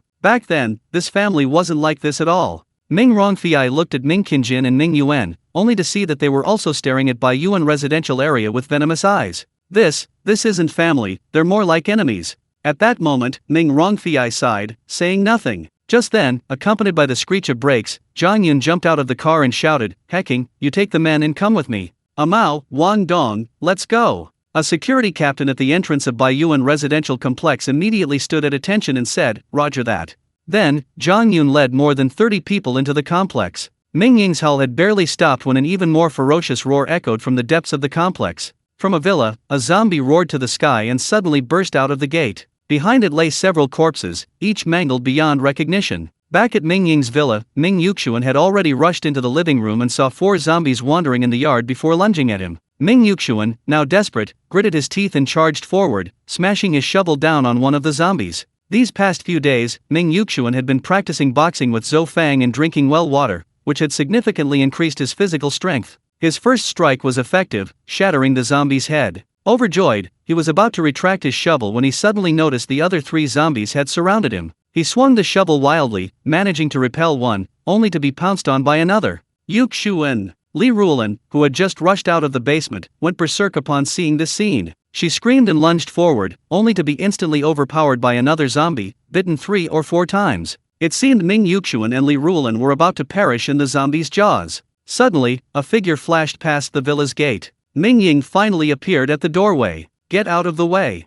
Mingying's eyes widened in fury at the sight. He flashed to Ming Yuxian's side, punching the zombie's head off, then kicking the head of the zombie, pinning Li Rulan down. Then, with a flick of his wrist, Mingying sent a steel needle flying, pinning the last zombie to its death. "Mom and Dad, are you alright?" Mingying panicked when he saw his parents covered in blood. "Don't resist. When we get to the place we went to last time, soak your whole body in the medicine from the white bucket to clean your wounds, then drink a few sips of clean medicine."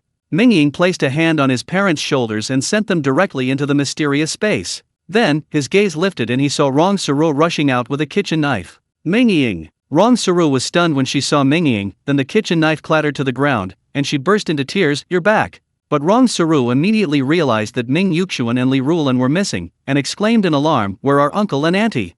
"They went for treatment." "Come on, take Xiao Susu and Xiao Tong away," Mingying said. Rong Suru quickly led Mingying into the basement. She hid the 2 little girls in a closet in the basement. When the closet door opened, Xiao Susu was standing in front of Xiao Tong with a terrified expression. "Susu is such a good girl." Mingying smiled, recalling the time Rong Suru sacrificed herself to shield her parents from a bullet. What a kind child, just like her mother, both becoming incredibly brave to protect others. Mingying sent Rong Suru, little Susu, and Xiao Tong into the mysterious space, then rushed out of the basement. He still needed to deal with the strongest zombie. If he allowed this zombie to devour humans in Baiyuan residential area, he feared he wouldn't be able to suppress it for long. Moreover, once a zombie reaches the 5th rank, it will develop sentience, making it even more difficult to deal with. "I have to find it quickly." Mingying stood in the courtyard and let out another long howl. Zombies are extremely sensitive to sound, and his energetic howl was its favorite. Sure enough, after only a dozen breaths, a zombie roared and charged forward. However, it was just an ordinary zombie. Mingying's figure blurred, appearing beside the zombie. He pressed down on its head and poured a bottle of well water into its body. The zombie roared to the sky, then collapsed to the ground, its body rapidly turning black and emitting a foul stench. It was completely dead. Well water is useless against someone who has completely turned into a zombie. Mingying's heart sank. This was the first time the well water had failed. Thank goodness, Mom and Dad hadn't turned into zombies yet. Mingying felt incredibly relieved. Luckily, he arrived in time. If he had been even a moment later, his parents would have already turned into zombies, and that would have been utterly fatal. A few seconds later, Mingying saw another zombie burst out of the thick fog and lunge at him. This time, Mingying didn't even move, simply impaling it with a steel needle. Mingying howled again, continuously attracting the zombies before killing them with his steel needles. During his 5th howl, Mingying clearly heard an extremely ferocious roar approaching rapidly from nearby. However, this was immediately followed by a burst of gunfire. Mingying's expression changed slightly. He thought to himself, "Damn it, that zombie king has encountered the security team." Thinking this, Mingying dared not linger. He darted towards the direction of the gunfire. He saw, about 400 meters away, a zombie charging directly into the security team. It was like a wolf among sheep. Instantly, the security team was a scene of carnage, with severed limbs and mangled flesh strewn everywhere. The zombie king pinned a young security guard to the ground, its gaping maw ready to tear him apart. Suddenly, a sharp cry rang out. Zhang Yun moved closer, his rifle pressed against the zombie king's forehead, and he pulled the trigger. However, the zombie king let out a low growl and vanished instantly from Zhang Yun's sight. Immediately, Zhang Yun felt a sharp pain in his abdomen and was sent flying backward, coughing up blood. Then, a withered, grotesque face appeared in his vision, lunging at him. Captain Zhang. Not far away, another group of security personnel emerged from the thick fog. Zhang Yun's elite squad, led by Amao. Amao immediately raised a heavy sniper rifle and, without hesitation, pulled the trigger. With a deafening gunshot, a long bullet shot out, locking onto the zombie king's head. However, the zombie king dodged with a flash, then roared and charged towards Amao in a dark shadow. The heavy sniper rifle bullets blasted a large crater in the ground, pushing Zhang Yun aside. But she was frantic, shouting, "Amao, run!" Before she finished speaking, the zombie king had already covered 30 to 50 meters. Its withered hands plunged into Amao's chest with a thud, then with a sudden burst of strength, ripped out Amao's entire heart. Ugh! Amao looked down at his shattered chest, an expression of disbelief on his face. He then grabbed the zombie and roared, "Everyone, run! Amao!" Wang Dong roared, instantly appearing beside Amao. A flash of black light appeared in his hand as a dagger plunged directly into the zombie's head. The zombie roared, and with a thud, it shattered both of Amao's arms, then swung its claw at Wang Dong. So fast! Wang Dong only saw a flash of claws before feeling a sharp pain in his head and losing consciousness completely. His entire head had been ripped open by the zombie, blood gushed out instantly, and he collapsed dead. Dongzi! Zhang Yun, lying on the ground, saw this gruesome scene and his eyes widened in horror. In his desperation, his internal injuries worsened, and he coughed up blood mixed with fragments of internal organs. Finally, at that moment, Mingying burst out of the thick fog. He immediately saw Zhang Yun lying on the ground, coughing up blood, and then he saw the gruesome bodies of Amao and Wang Dong not far away. Chapter 69. Having finished his business, he left. Final chapter of this volume. You're asking for death. Mingying pulled a short alloy spear from his belt and hurled it angrily. The zombie king saw Mingying, his crimson eyes flashing with bloodlust. The black spear moved like lightning, piercing past in a flash. Even though the zombie king reacted quickly and dodged a vital spot, it still pierced his shoulder. Die! Mingying drew an alloy spear from behind his back and lunged at the zombie king. The zombie king saw Mingying, howling, ripped the short spear from its shoulder, grabbed it, and then counterattacked. Mingying's powerful physique was far too attractive to the walking corpses. Mingying, on the other hand, felt incredibly cheated. The reason was simple: walking corpses couldn't be eaten, and they required a life-or-death struggle. Not far away, Zhang Yun lay on the ground, writhing in pain in his abdomen, blood still gushing from his mouth. Slowly, Zhang Yun felt his eyelids grow heavy, and the abdominal pain seemed to lessen. Am I going to die? A thought crossed Zhang Yun's mind. He glanced at Mingying not far away, and a flood of words suddenly came to mind to describe him. For example, lawless, bloodthirsty and cruel, filthy-minded, lecherous, and shameless. But then she sensed that Mingying was still a noble, righteous, and principled person, and very warm towards those around him. He's such a complex person. I'd rather know him better. Zhang Yun even felt a pang of reluctance towards Mingying, but her growing coldness made this feeling weaker. No, we have to deal with the zombie king quickly. Zhang Yun won't last much longer. Mingying noticed Zhang Yun's abnormality. He slammed his spear into the zombie king, sending it flying. Then, disregarding the need to conceal his mysterious space, he grabbed a bottle of well water and threw it at the other security team members, shouting, "Save Zhang Yun." Before he finished speaking, the zombie king, which had just been knocked away, charged back, completely unharmed, and thrust its spear straight at Mingying. A fourth-tier zombie king already possesses fighting instincts, instead of just randomly scratching and biting. Mingying and the zombie king quickly engaged in battle. Both were fourth-tier beings, and the power they possessed was beyond human comprehension. Mingying swung his spear vertically, but the zombie king dodged it. The alloy spear slammed into the ground, tearing a deep crack in the asphalt that stretched 7 or 8 meters. The zombie king then swung its claw at Mingying, who blocked it with his spear. The terrifying impact sent Mingying flying, crashing into a villa and collapsing it. However, Mingying immediately leaped out of the villa's ruins, seemingly unharmed, and kicked the zombie king away, overturning 3 or 4 cars parked nearby. This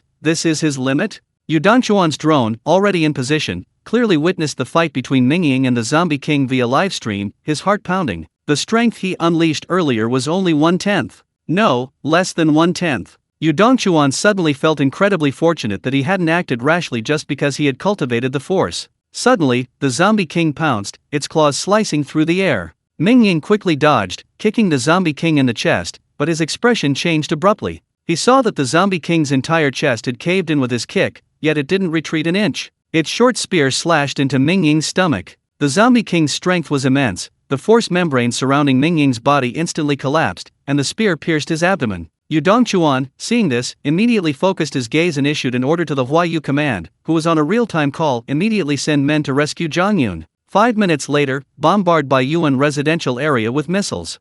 But, no buts, execute the order. Yu Dongchuan roared. Roger. Huayu's voice immediately became firm. At that moment, Mingying felt a sharp pain in his abdomen and immediately realized something was wrong. How could a fourth-tier zombie understand the art of trading injury for injury?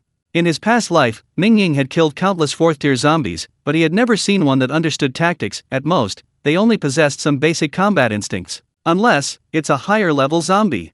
Mingying's eyes widened instantly. Higher-level zombies were terrifying creatures a level above the zombie king, their most prominent characteristic being intelligence. However, generally speaking, only 7th-tier zombies could potentially become higher-level zombies. How could this 4th-tier zombie possibly possess intelligence? The zombie king wouldn't let Mingying think that far ahead. He pierced Mingying's abdomen with his spear, then punched him in the shoulder, instantly eliciting the sound of bones shattering. No, I can't worry about that now, I have to kill him. Mingying gritted his teeth, flicked his wrist, and shot down the distant drone. Then, with a thought, he roared, "Mysterious space, descend." A dazzling light shot into the sky, and a massive phantom world appeared out of thin air, enveloping an area of about 1 kilometer in radius, roughly covering 2/3 of the Baiyuan residential complex. In that instant, the security team members beside him felt the asphalt road beneath their feet disappear, turning into dark yellow dirt. In the distance were endless heavens and earth, and a giant apple tree laden with enormous, bright red fruit. Go! Mingying roared, instantly withdrawing the mysterious space after enveloping the Baiyuan residential complex.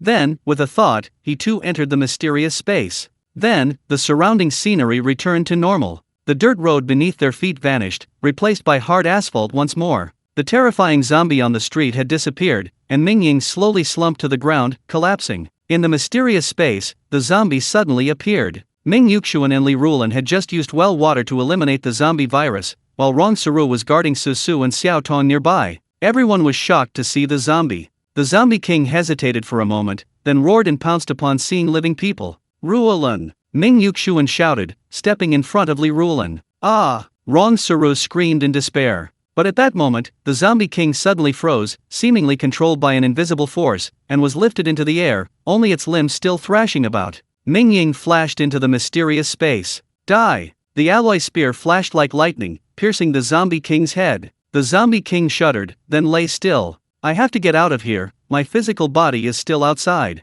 Mingying quickly left the mysterious space, moving the zombie king out with him. However, Mingying was overthinking it. The security team members were all focused on Zhang Yun, no one cared about him. At this moment, Mingying's right arm was broken, and his abdomen was pierced by a short spear. Despite such severe injuries, no one paid him any attention. He lay on the ground like a dead dog, looking utterly miserable. Damn it, these guys, they're always calling me Godming, but when something really happens, they all go to see Zhang Yun. Mingying cursed, fumbling to reattach his broken right arm. Then, he grabbed the short spear with his left hand and pulled it out forcefully, blood gushing out immediately. Mingying quickly drank a bottle of well water, finally recovering. Beside him, with the help of the others, Zhang Yun also drank a bottle of well water. His complexion immediately became much rosier, and he slowly opened his eyes. Captain Zhang, you're finally awake. The security team members were overjoyed. Are you all right? Where are Mingying and the zombie?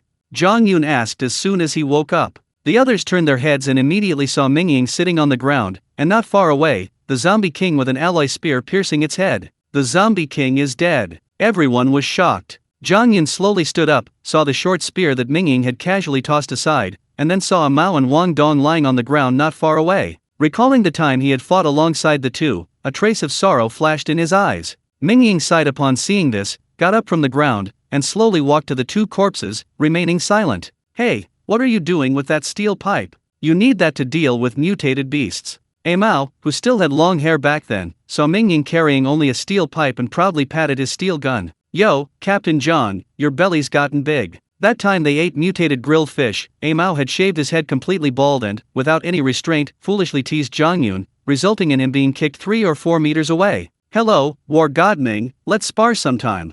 When they first met, Wang Dong shook hands with Mingying with a bright, sunny smile. Mingying looked at the two lying on the ground, recalling their first meeting, then slowly squatted down and said softly, "You're both great. I, Mingying, am deeply honored to fight alongside you." The other security team members remained silent. Zhang Yun's joy at being rescued vanished instantly. Just then, a buzzing sound came from behind. It turned out Yu Dongchuan had sent another drone. When the drone's camera focused on the zombie king, Yu Dongchuan's eyes lit up, and he smiled. He immediately contacted the Huayu brigade to cancel the fire coverage order. Mingying also saw the drone, but began to ponder, this exposure of the mysterious space is a blessing in disguise. I also need to go to Huashan to retrieve stones, it's better to leave for a while. Thinking of this, Mingying smiled and said, "Beautiful Zhang, I'm glad you're alright. Things are almost resolved, and I'm leaving now." Zhang Yun was taken aback, then asked, "Where are you going?" Mingying thought for a moment and said, "I need to go out of town for a while, there's something important to do." Ah! For some reason, knowing Mingying was leaving, Zhang Yun suddenly felt a surge of disappointment and almost blurted out, "Then I'll go with you." "What?" Mingying was dumbfounded. "What? Didn't you invite me to join your team? I've already submitted my resignation letter these past few days. You're not going back on your word, are you?" Zhang Yun's temper flared up again, her gaze unfriendly. "No, nothing like that." Seeing Zhang Yun about to explode, Mingying trembled, quickly shaking her head, then nodding. "What exactly do you mean?" Zhang Yun demanded. Agreed. Mingying had no other choice, but then he thought of Lu Jun and Zhou Fang, and thought to himself, this is a good opportunity to use this time to train the armed team. Oh right, and Naishu too. Chapter 1 Leaving Linhu City. After killing the zombie king, Yu Dongchuan, who had been preparing to bombard the Baiyuan residential area, breathed a sigh of relief. He immediately dispatched a large force to conduct a thorough search of the area, completely eliminating the threat of a zombie outbreak. The entire Baiyuan residential area returned to calm. Meanwhile, Yu Dongchuan sat silently in his office at the Apocalypse Fortress. He had learned of the strange events that had occurred in the Baiyuan residential area through various channels. The suddenly appearing phantom, the giant apple tree, countless fertile fields. Yu Dongchuan muttered to himself, his brow furrowed. At first, he didn't believe it at all, but as more and more people saw the phantom of this world, he had no choice but to believe it. At this moment, Yu Dongchuan thought of Mingying, feeling that this mysterious event seemed to have a profound connection to him. Just as Yu Dongchuan was deep in thought, Secretary Lu knocked and entered, explaining that Mingying had arrived outside the Apocalypse Fortress. Oh! Yu Dongchuan's eyes narrowed, and he quickly got up and went outside. "Sir, shouldn't we let him in?" Secretary Lu asked anxiously. Yu Dongchuan shook his head and said, "No need, he won't harm me." Meanwhile, Mingying stood outside the Doomsday Fortress, surrounded by heavily armed security teams. Mingying's eyes gleamed as he spotted the anti-aircraft machine gun in the distance. He thought to himself, this anti-aircraft machine gun is more than enough to deal with 6-tier mutant beasts, it will be a huge asset. I must get my hands on it and give it to Big Tree. Just as Mingying was pondering this, Yu Dongchuan strode out and smiled. "Mingying, we owe you a lot for what happened at Baiyuan residential area." Mingying waved his hand with a smile and said, no problem. Upon hearing Mingying's no problem, Yu Dongchuan immediately sensed something was amiss. Sure enough, before Yu Dongchuan could speak, Mingying said directly, "I've come to ask the sir for a favor." "Oh? What is it?" "If it's within my power, I'll do my best," Yu Dongchuan said with a smile. "Are you kidding? There are still over 20,000 people in Linhu City infected with the X virus, all waiting for Mingying's medicine to save their lives. Besides, he himself relies on Mingying for the medicine he needs for cultivation. What problem could Yu Dongchuan possibly refuse to solve for Mingying?" Mingying didn't stand on ceremony and said directly, "I need firearms." "You want firearms?" Yu Dongchuan was taken aback, looking at Mingying with some curiosity. This guy only uses melee weapons, why does he suddenly want weapons? "What kind of firearms do you need?" Yu Dongchuan asked. Mingying glanced at the anti-aircraft machine gun not far away, and Yu Dongchuan's eyelids twitched instantly. "Good bastard, this thing is for defending against you. And you just ask for it." "Sir, I need one of these anti-aircraft machine guns, and 100,000 rounds of ammunition. Also, I need 2 anti-materiel heavy sniper rifles, 10,000 rounds of ammunition each. Oh, and give me 100 rocket launchers." Mingying rattled off a long list. Yu Dongchuan was stunned, his face twitching. He slowly said, "Mingying, are you planning to empty my armory?" Mingying smiled and said directly, 100 kilograms of medicine. "Deal." A moment later, 2 truckloads of weapons and equipment arrived at Mingying's house. Accompanying him was Naishu. While demanding a large amount of weaponry and equipment, Mingying also poached Naishu from Yu Dongchuan. Buying weapons and giving Naishu away? Mingying felt something was off. Naishu was overjoyed to learn that Mingying had recruited him. He had wanted to join Mingying for a long time, and had even submitted his resignation to the battalion commander a few days ago, only to be ruthlessly rejected and promoted to company commander instead. Now, Yu Dongchuan had spoken directly, and his battalion commander, without saying a word, simply yelled "Get out!" and agreed. As Mingying left the official fortress, Yu Dongchuan, on a whim, suddenly asked, "Mingying, are you leaving?" "What an old fox, his sense of smell is too sharp," Mingying cursed inwardly, then smiled and shook his head, saying, "No, in this world, where could I go? I asked you for these things because I felt the villa's defenses were too weak." Yu Dongchuan felt a little embarrassed. He had promised to arrange a squadron to guard around Mingying's villa, but due to the immense pressure at the front lines, they had to withdraw. Yu Dongchuan had also heard about the zombie crisis at Baiyuan community, where Ming Yuxuan and Li Rulan were besieged by zombies. To be honest, Yu Dongchuan felt a bit embarrassed. If there had been a security team around the villa, Mingying's parents probably wouldn't have been injured. Fortunately, Mingying returned in time, preventing a tragedy. "Tomorrow, I'll arrange a small squad to guard it for you," Yu Dongchuan said apologetically. Mingying shook his head and said, "No need. There are too many mutated beasts outside the safe zone now, and you can't spare anyone. Besides, with these guys, I can guarantee my own safety." "Just kidding. I'm already planning to leave. How am I supposed to slip away if you arrange for people to guard my territory?" After returning to the villa, Mingying explained his plan to everyone. Lu Jun naturally had no objections. Now that he had avenged his great enemy, all he wanted to do for the rest of his life was take care of Xiao Tong. He also knew very well that if he wanted to live comfortably with Xiao Tong in the apocalypse, following Mingying was currently the best option. Zhou Fang had nothing better to do, and with communications cut off, she couldn't contact her father. So she also agreed to go with Mingying. As for Naishu, he had no objections either. He came to follow Mingying to improve his strength. Zhang Yun, however, hesitated for a moment, but then the dragon flame goddess's eyes lit up as she agreed, secretly delighted. He really does have a secret, he's actually leaving the safe zone alone.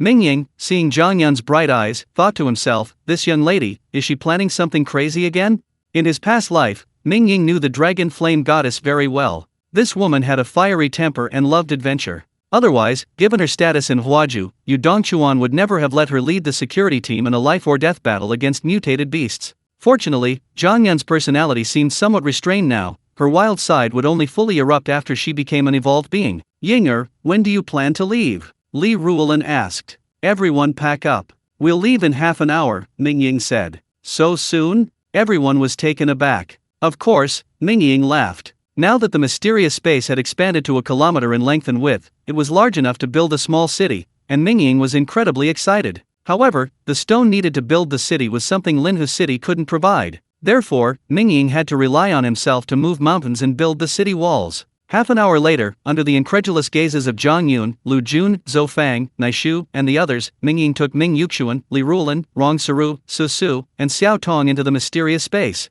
"Mingying, you," Zhang Yun's eyes widened. Mingying laughed. "How about it? Don't you think I'm getting more and more mysterious?" Zhang Yun still looked incredulous. Mingying pressed Zhang Yun's shoulder and said, "Relax, I'll take you in to see for yourself. This is my world."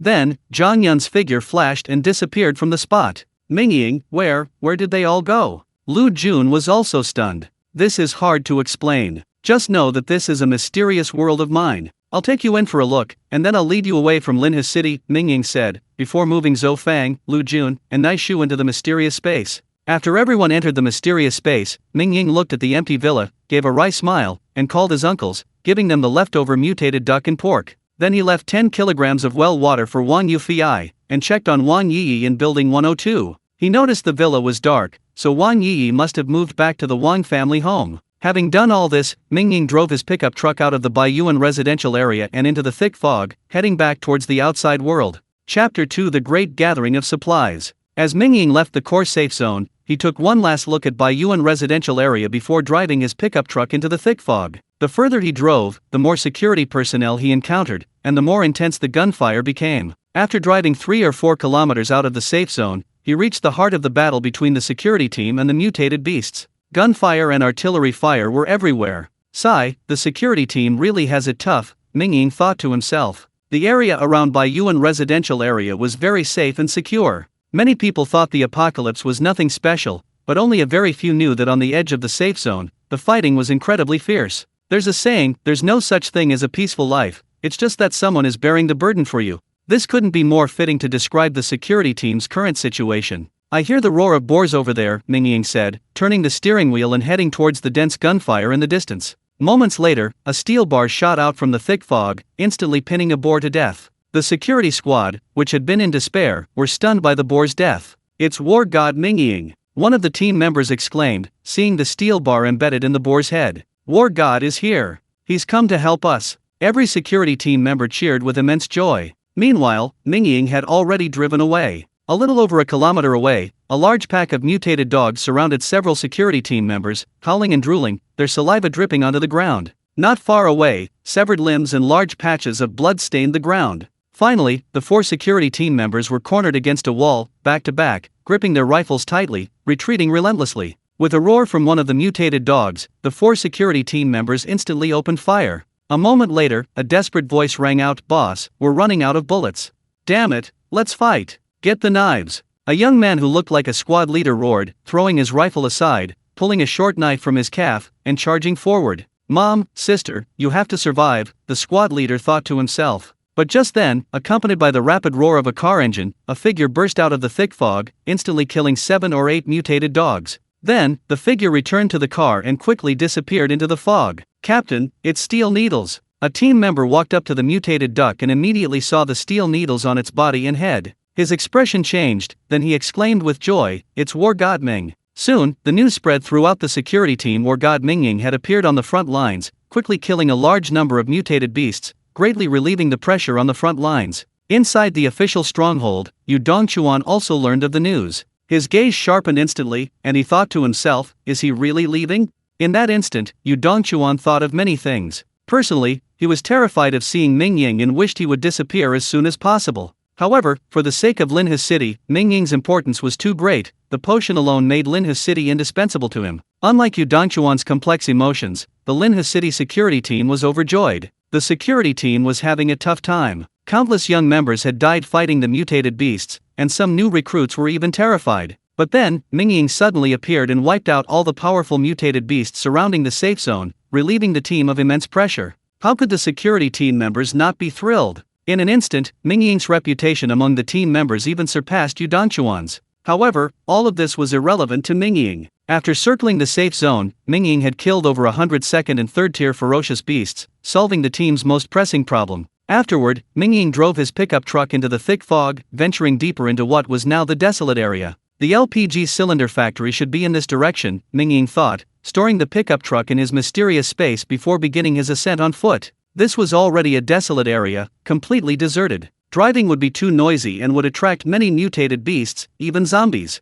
Therefore, Mingying proceeded on foot. Lu Jun, Zhou Fang, and Zhang Yun also emerged from the mysterious space. Still reeling from the experience, they were startled to suddenly appear in the real world. "Everyone be careful, we've entered the desolate area," Mingying whispered. The 4 of them immediately tensed, quickly gathering together, gripping their weapons, fully alert. "Mingying, what are you doing here?" Zhang Yun asked in a low voice. "Going to see if there's anything good," Mingying smiled. "There's a liquefied gas cylinder factory nearby, let's go check it out."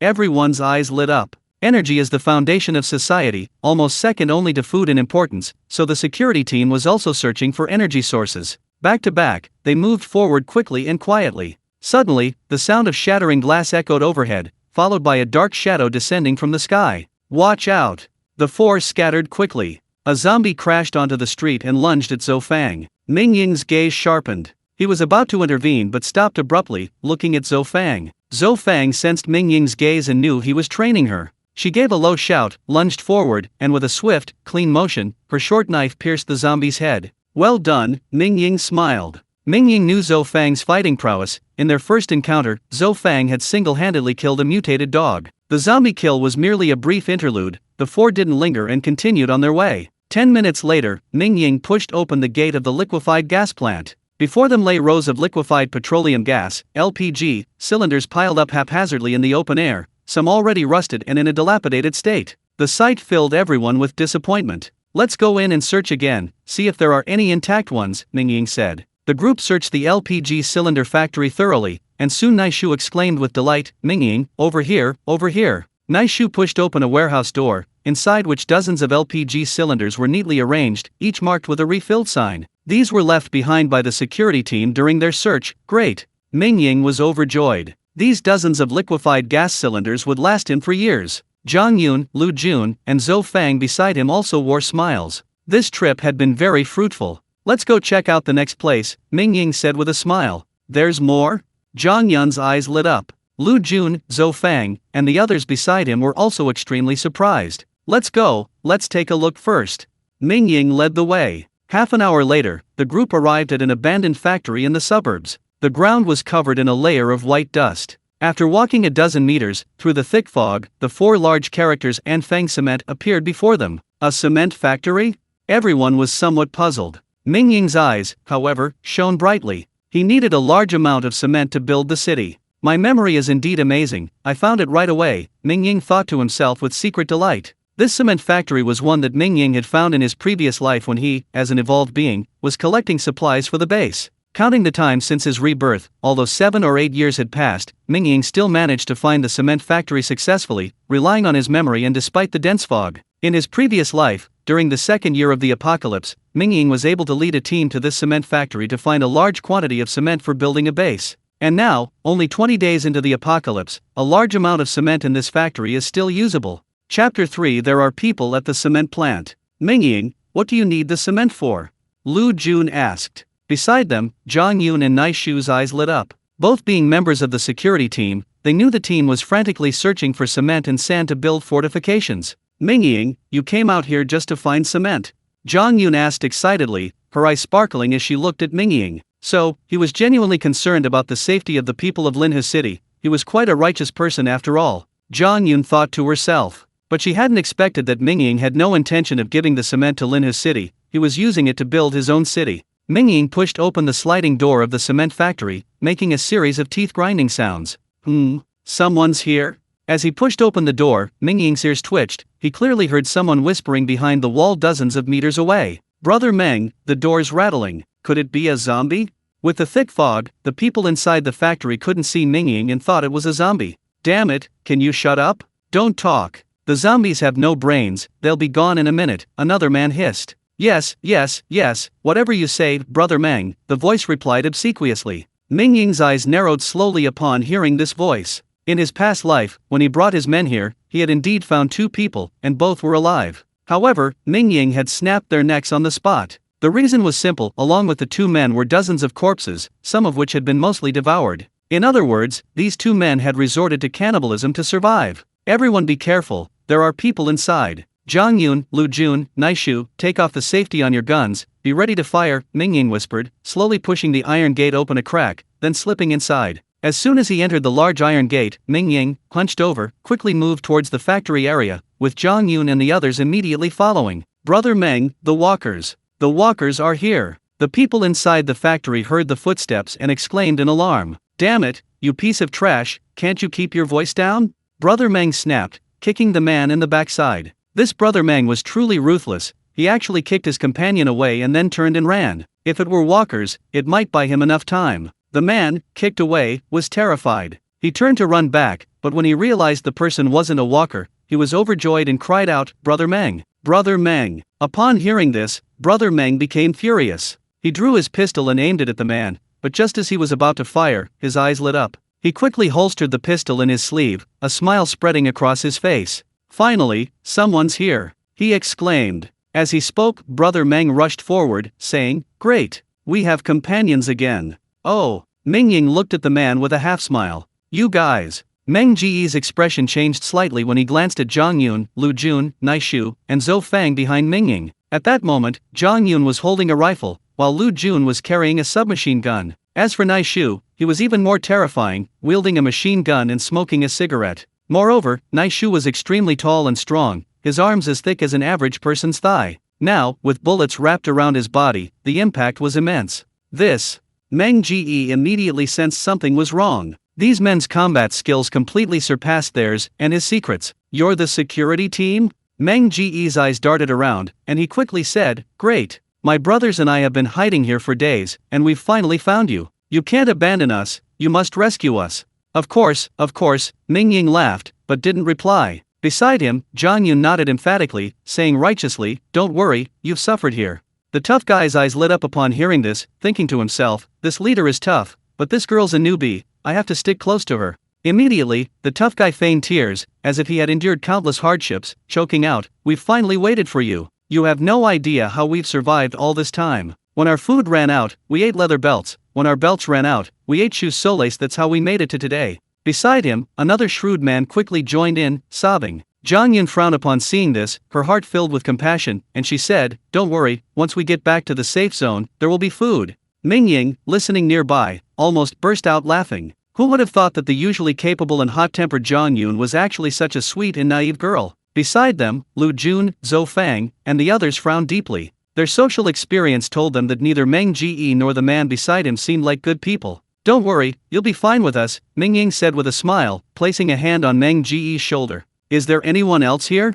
Feeling the pressure on Mingying's hand, Meng Ji quickly smiled and said, No, it's just me and my brother." "Is that so?" Mingying tightened his grip, pressing down on the man. Feeling the strength in Mingying's hand, Meng Ji quickly smiled and said, "Brother, what are you doing?" Mingying, Zhang Yun was stunned and began to speak. Beside them, Lu Jun, Naishu, and Zhou Fang watched silently. "Nothing, just wanted to take a look around." Mingying pressed Meng Ji towards a large iron gate. At this, Meng Ji's expression immediately changed. Mingying walked to the iron gate and asked, "Can this gate be opened?"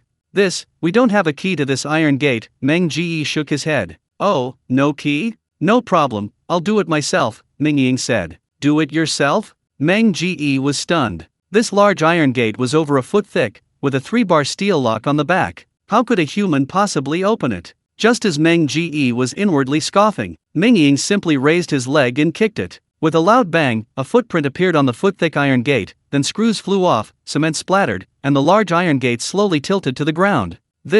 Meng Ji was completely dumbfounded. Is this even human? Damn it, we've been spotted. After a brief moment of shock, Meng Ji reacted instantly. A pistol fell from his sleeve, and he charged at Mingying, his eyes fixed on Zhang Yun, intending to knock Mingying aside and take Zhang Yun hostage. Meng Ji was ruthless and decisive. He had already realized that Mingying was not to be trifled with, but Zhang Yun seemed to be a novice. Unfortunately, Meng Ji had run into Mingying today. His sudden impact landed squarely on Mingying, but the next second he felt as if he had crashed into the large iron gate, his shoulder shattered, and he was completely stunned. Mingying's right hand flashed out like lightning, and with a snap, a hand chop struck Meng Ji's right arm, as if slicing sugarcane, bending his arm at a chilling 90-degree angle. Then Mingying dodged again, kicking another person in the chest. The man groaned and flew more than 10 meters away, lying motionless on the ground. Mingying, Zhang Yun only reacted at this moment. The crowd looked at the scene behind the iron gate, their eyes widening in horror.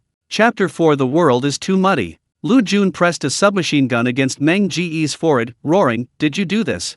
Behind the iron door, several other men, some holding knives, others guns, were stunned by Mingying's astonishing kick. Mingying seized the opportunity to slip inside, his hand flashing out steel needles that instantly impaled the 5 men holding weapons. In the secret room behind the iron door, 7 or 8 people were haphazardly bound, and several women lay on the ground, barely clothed, their eyes lifeless, seemingly oblivious to Mingying and his group's arrival. Most horrifyingly, in a corner of the room lay half a corpse, the floor stained with blood. These people, they really do eat people. "Spare me, everyone, spare me." Meng Ji panicked, immediately kneeling down. Damn it. Lu Jun's eyes turned red, and he pulled the trigger. In an instant, Meng Ji's head exploded, and he collapsed to the ground, motionless. Mingying patted Lu Jun's shoulder. Lu Jun's eyes were bloodshot, and he was panting heavily, the killing intent in his eyes growing stronger. Mingying sighed. Lu Jun's lover had been captured by low-level members of the Doomsday Society. Although Lu Jun hadn't witnessed her fate, seeing the tragic scene of the women in the secret room today felt like a needle piercing his brain.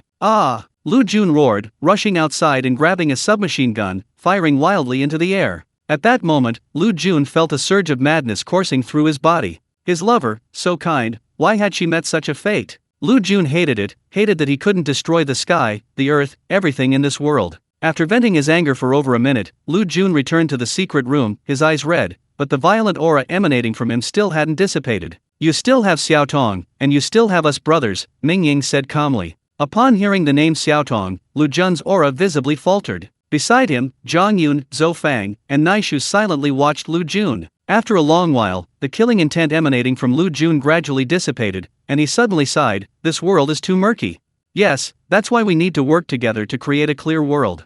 Mingying grabbed Lu Jun's hand, his eyes shining brightly as he gazed at him. Feeling Mingying's gaze, Lu Jun nodded emphatically. Zhang Yun, Zhou Fang, and Naishu, seeing this, all breathed a sigh of relief. Mingying scanned the 7 or 8 people in the secret chamber and said in a deep voice, "You are all dead. Now I will send you to another world to be reborn." The sins, filth, and suffering of this life are over. In the new world, you will begin a new life. Mingying's voice was deep and powerful. The people in the secret chamber, whose wills had been broken by torture, trembled upon hearing this, especially the two scantily clad women, whose previously empty eyes suddenly brightened. Seeing this, Mingying and the others sighed deeply. There is a saying that when a person faces unbearable pain, the brain automatically shuts down, and that person becomes insane, living in a daze, foolish and delirious. Such people only experience a temporary release of consciousness in their minds at the moment of death, allowing them to linger in this final world. And these people in the secret chamber seem to be in this situation. Perhaps, for them, washing away all suffering and being reborn in another world was a form of happiness and liberation. Mingying walked to the side of a woman barely clothed, gently knelt down, placed a hand on her forehead, and whispered, "All suffering is over. Relax. I will send you to another world. There, you will be reborn. Remember, be a kind person." After Mingying finished speaking, the woman's empty eyes gradually regained their clarity. She began to sob softly, murmuring, "Thank you, thank you." Then she closed her eyes. With a thought, Mingying sent her into the mysterious space. Inside the secret chamber, the others' gazes flickered slightly. The previously lifeless chamber slowly regained some vitality. Mingying sighed, sending the remaining people into the mysterious space one by one. Then he clapped his hands and stood up. "Mingying, I never knew you had the potential to be a charlatan," Zhang Yun suddenly said. The others' tense atmosphere was immediately broken upon hearing this. Mingying chuckled first, waving his hand and saying, "I have plenty of potential, you'll discover it for yourself later." Upon hearing this, Zhang Yun blushed and muttered, "You scoundrel." Mingying was taken aback, thinking, "Seriously? I didn't mean anything by it. Why are you blushing?" The atmosphere in the secret room became extremely awkward. Mingying quickly coughed and said, let's go see how much cement there is." With that, Mingying led the way out of the secret room, running towards the warehouse where the cement was stored. Zhang Yun watched Mingying's retreating figure, lightly stamped her foot, and followed. Beside her, Zhou Fang's eyes flashed, but she said nothing, and together with Lu Jun and Naishu, quickly caught up with Mingying. "Wow, so much." Mingying's eyes lit up as soon as he entered the warehouse. Inside a huge warehouse, about 70 to 80 meters long and 40 to 50 meters wide, were bags of cement piled densely packed, all in brand new packaging and fully usable. The city's construction is secured. Mingying couldn't help but laugh out loud. This time, Mingying had harvested a full 67 tons of cement, a total of 1,340 bags. The moment he stepped out of the cement factory, Mingying's confidence reached unprecedented heights, and he walked with much more energy. "Mingying, with this much cement we've harvested, the construction speed of Linhe City's fortifications will increase significantly," Zhang Yun said excitedly. "What? Who said I was going to give the cement to you, Dongchuan?" Mingying was stunned. Zhang Yun and the others were stunned by his words. "If you're not going to give it to you, Dongchuan, then why are you gathering so much cement?" Zhang Yun asked. "Can't I just build a city myself?" Mingying scoffed. "Build a city? You alone? Are you crazy?" Zhang Yun asked 3 times in a row. "I'm not crazy, but you guys might be." Mingying chuckled and said, "Next, we're going to Huashan to prepare to move the mountain." "Move the mountain? You really are crazy," Zhang Yun said speechlessly. Beside them, Naishu, Lu Jun, and Zhou Fang fell silent upon hearing Mingying's words. Has Mingying gone mad? He possesses a peculiar space. Who could even imagine such a thing? It's practically a myth. Therefore, when Mingying said he wanted to move mountains to build a city, Zhou Fang, Lu Jun, and Naishu initially thought he was insane, but they quickly realized Mingying wasn't mad. He might actually have the means to move mountains and build a city. After all, what happened to Mingying had completely surpassed the limits of everyone's imagination. Seeing Zhou Fang, Lu Jun, and Naishu all silent, seemingly believing Mingying, Zhang Yun, remembering what had happened to Mingying, suddenly gaped, her eyes wide with disbelief, and exclaimed, You can't really move mountains and build a city, can you?" Mingying nodded solemnly. "My God!" Zhang Yun, Zhou Fang, Lu Jun, and Naishu were all stunned. At the same time, a magnificent city suddenly appeared in the minds of all, for a city with walls as high as mountains, sheltering countless people. At the very center of the city stood a throne of glory, upon which Mingying sat, one hand supporting his chin, silently overlooking the myriad beings within the city. Chapter 5: Internal Problems. After emptying the cement plant, Mingying and the others found an office to rest, not leaving immediately. After all, everyone needed supplies and rest, and the dozen or so people they had just rescued also needed to be looked after. "Lu Jun, Zhou Fang, you two keep watch for me. Wake me up immediately if anything happens," Mingying called out, then looked at Zhang Yun and Naishu, smiling. "Want to go back into my world and take another look?" "Of course," Zhang Yun replied, his eyes shining with curiosity. Naishu nodded repeatedly. Okay, relax, don't resist, Mingying said, placing his hands on Zhang Yun and Naishu's shoulders. With a thought, he sent the two into the mysterious space. Beside them, Lu Jun and Zhou Fang, witnessing this miracle, were once again speechless with astonishment. Mingying nodded to the two, emphasizing again, "Wake me up immediately if anything happens." Lu Jun and Zhou Fang nodded emphatically. Mingying sat on the sofa, and then his consciousness entered the mysterious space. Lu Jun and Zhou Fang saw Mingying's aura falter, and he seemed to fall into a deep sleep, collapsing onto the sofa. They exchanged a surprised glance. Lu Jun asked doubtfully, "Mingying also entered the mysterious space?" Zhou Fang nodded. "He doesn't seem to be able to enter on his own. We must protect him." Lu Jun nodded as well. Instantly, both Lu Jun and Zhou Fang felt Mingying's trust and immediately ran to the door to stand guard. The mysterious space. Zhang Yun and Naishu appeared out of thin air in a flash. They looked around in amazement, their hearts still pounding. Zhang Yun exclaimed, "This is amazing. How can something so miraculous happen?" Naishu nodded repeatedly. Then Mingying also appeared in the mysterious space in a flash. Mingying. Not far away, Ming Yuxuan, Li Rulan, Rong Saru, and others were also there. "This is." Ming Yuxuan quickly walked over, pointing to the 7 or 8 ordinary people that Mingying had just rescued. The 7 or 8 people present were also utterly shocked.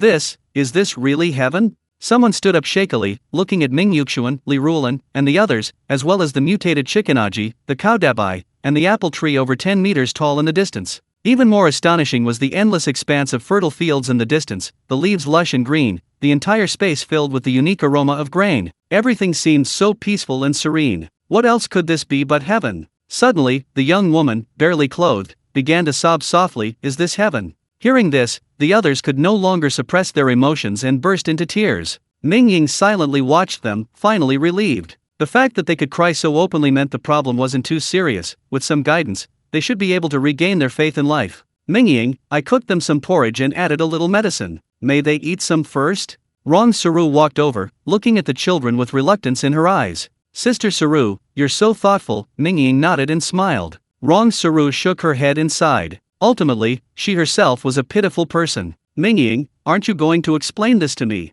At this moment, Zhang Yun walked over, her gaze fixed intently on Mingying.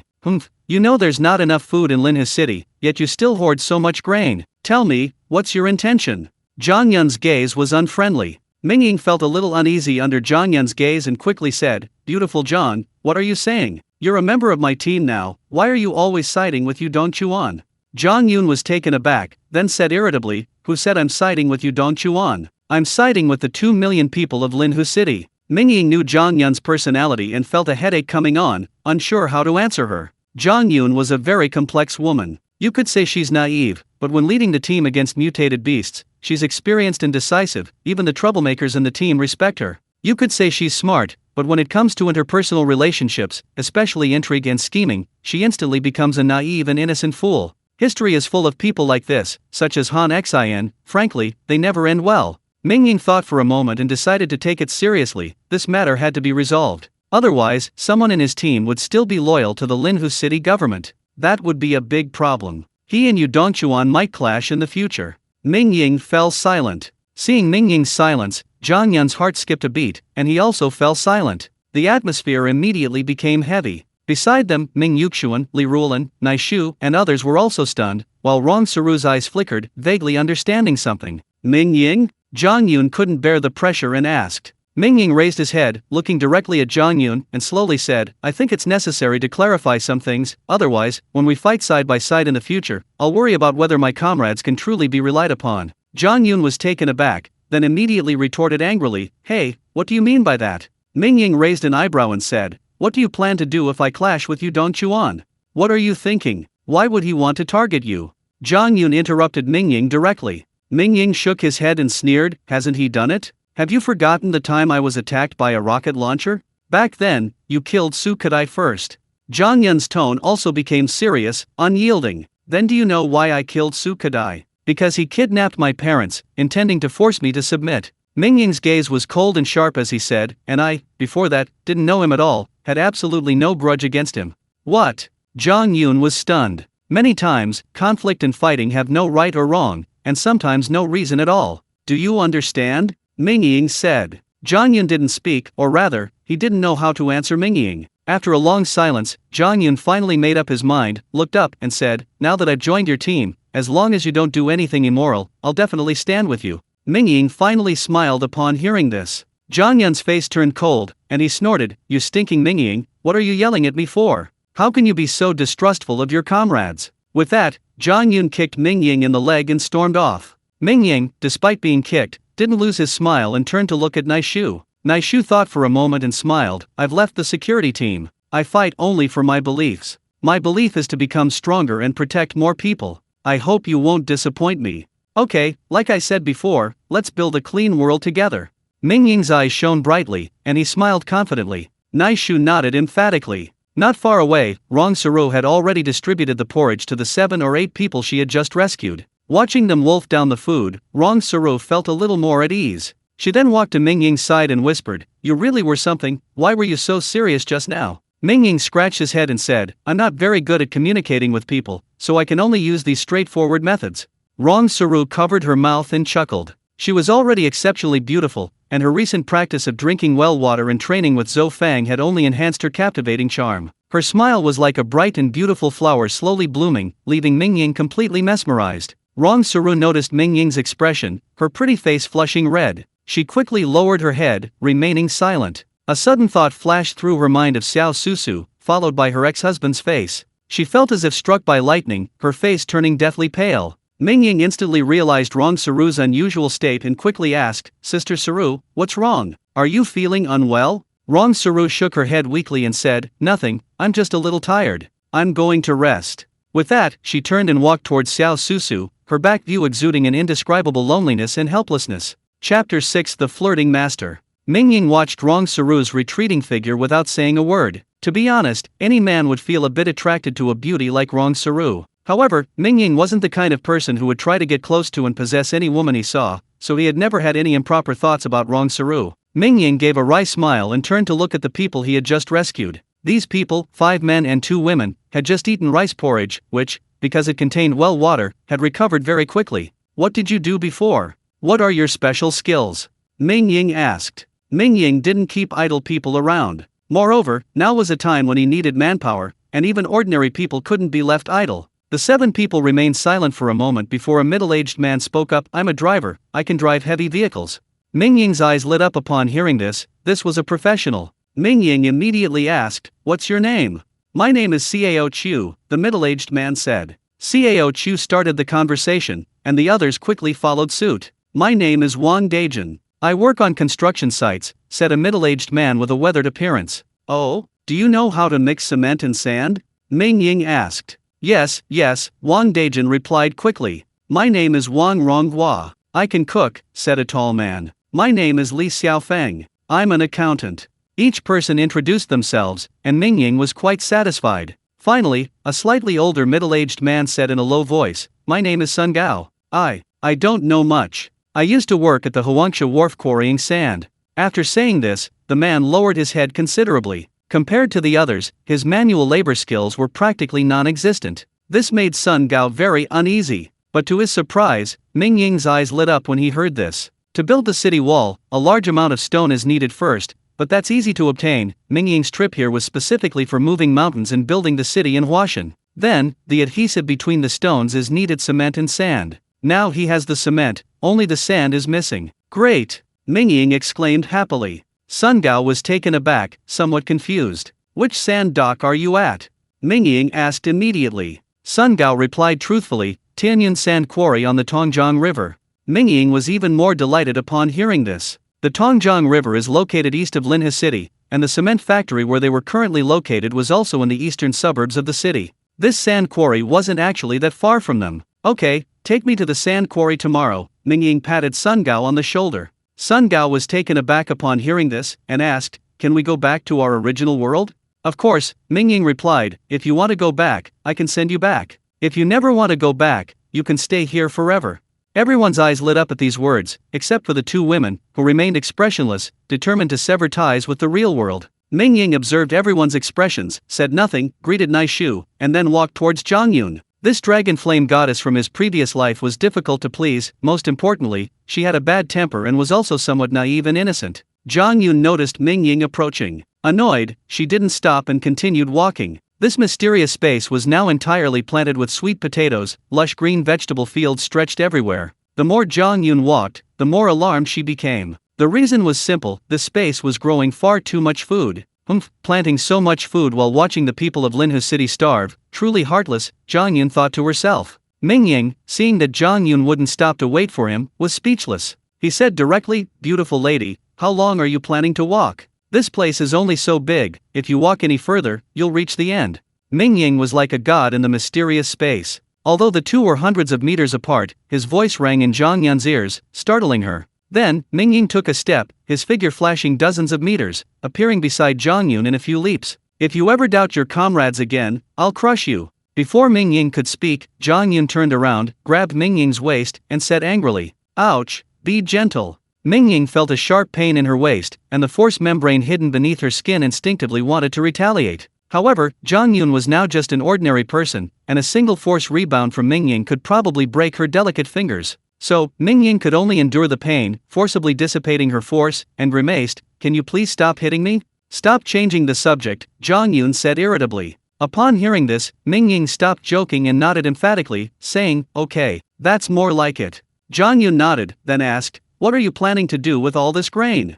Mingying thought for a moment, then decided not to hide anything, saying, "This world will only become more cruel, and things will get even harder in the future. Therefore, I plan to build a huge city to protect as many people as possible." Zhang Yun was taken aback by Mingying's words, then, seeing Mingying's solemn expression, his heart trembled. He thought to himself, "I didn't expect him to think this way. I will choose someone to be the administrator of this city, but I will never choose a politician like you Dong Chuan. He's a good official, but his ambition is too great, and he's unlikely to be on my side. I don't have the time to deal with him," Mingying said. "If I let him be the administrator of this city, one day he'll force me to kill him," Mingying added, his words tinged with helplessness. Zhang Yun, hearing Mingying's words, vaguely understood. Politicians never easily submit to others. Once they gain power, or believe they have the power to rival Mingying, conflict is inevitable. "Building a city won't be easy," Zhang Yun said, his tone softening considerably, beginning to consider Mingying's perspective. "Yes, I plan to move Huashan here, then quarry stone from the mountain to build a massive city wall to defend against mutated beasts and zombies.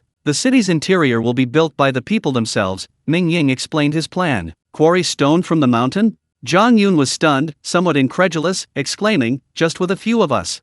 "Of course, the city wall I want to build will be 200 meters high and 80 meters wide," Mingying said with a smile. Following Mingying's description, Zhang Yun mentally conjured up a massive city wall 200 meters high and 80 meters wide, and was somewhat dumbfounded. 200 meters high, that's 60 or 70 stories high. Could humanity, with its current manpower and resources, possibly build such a wall? But Mingying wasn't finished. He added, "When this space expands further, I'll build a massive city wall 2,000 meters high and 800 meters wide."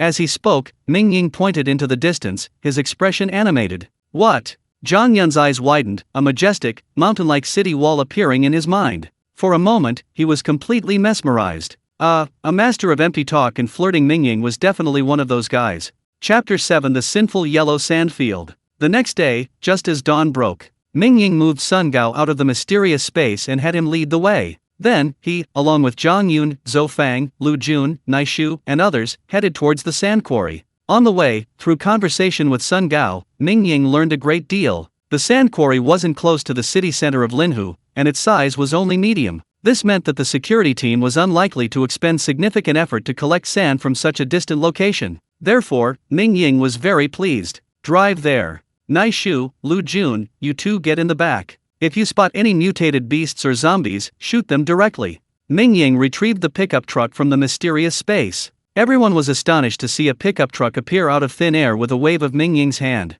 Sun Gao looked at Mingying as if he were a god. With a roar of the engine, the pickup truck plunged into the thick fog and sped along the asphalt road towards the east of the city. About half an hour later, accompanied by a burst of gunfire, the pickup truck slammed on its brakes. Naishu and Lu Jun jumped out of the pickup truck, grabbed their rifles, and rushed out, followed by a series of gunshots. Shortly afterward, the two returned, bringing back two men. They had guns, but they weren't regular troops. "We took two down, one escaped, and captured two," Naishu said in a low voice. The two men, seeing Mingying, immediately begged for mercy, saying, "Officer, I'm one of Gu Yuan's men." "Gu Yuan? Which Gu Yuan?" Mingying didn't recognize the man at all. Just then, a series of hurried footsteps approached, followed by someone cursing, "How dare you capture my men? You're tired of living." Mingying, Naishu, and Lu Jun exchanged glances. Mingying shook his head and said, "I'll handle this." With that, Mingying's figure blurred, and he dashed towards the source of the sound, disappearing into the thick fog in a few steps.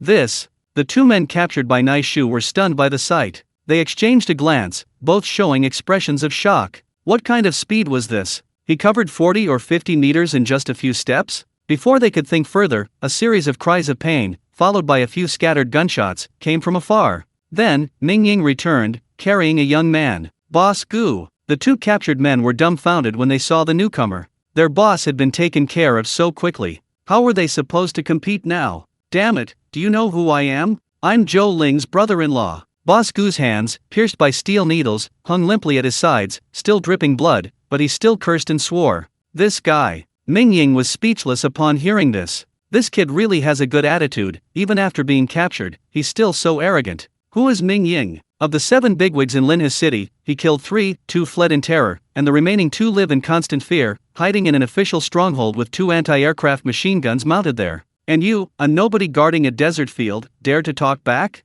As for Zhou Ling, he doesn't know him at all. Seeing Mingying and the others remain silent, Boss Gu assumed Mingying was frightened and sneered inwardly, "Damn it, now you're scared? You dare hurt me? I'll skin you alive." "Ha, there's a woman. Holy crap, so beautiful." Boss Gu looked up and saw Zhang Yun and Zhou Fang beside him, his eyes widening instantly. "We're doomed." The two who had been captured earlier saw their boss's expression and immediately knew they were in trouble. Their boss was a lecherous monster. Anyone with a bit of beauty on the construction site had been preyed upon by him. Zhang Yun and Zhou Fang also felt Boss Gu's burning gaze. Both women raised their eyebrows, and Zhang Yun was about to explode. But before Zhang Yun could lash out, Boss Gu exploded first. He glanced at the 2 girls previously captured by Naishu and barked, "These 2 girls are not bad. Take them to the shed. I'll deal with them after I've bandaged my wounds."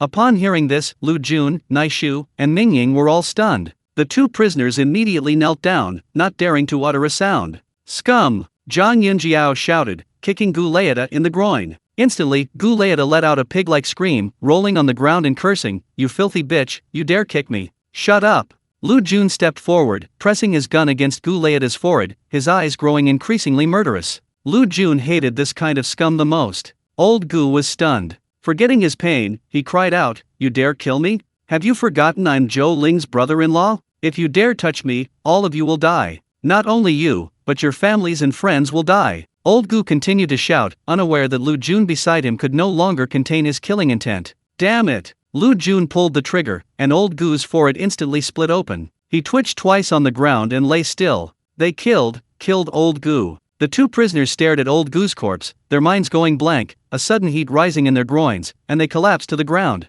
"It's over, Old Gu is dead. Chief Zhou is definitely going to be furious. It's over, it's over." The 2 were dumbfounded. "Zhou Ling is the chief of the security team?"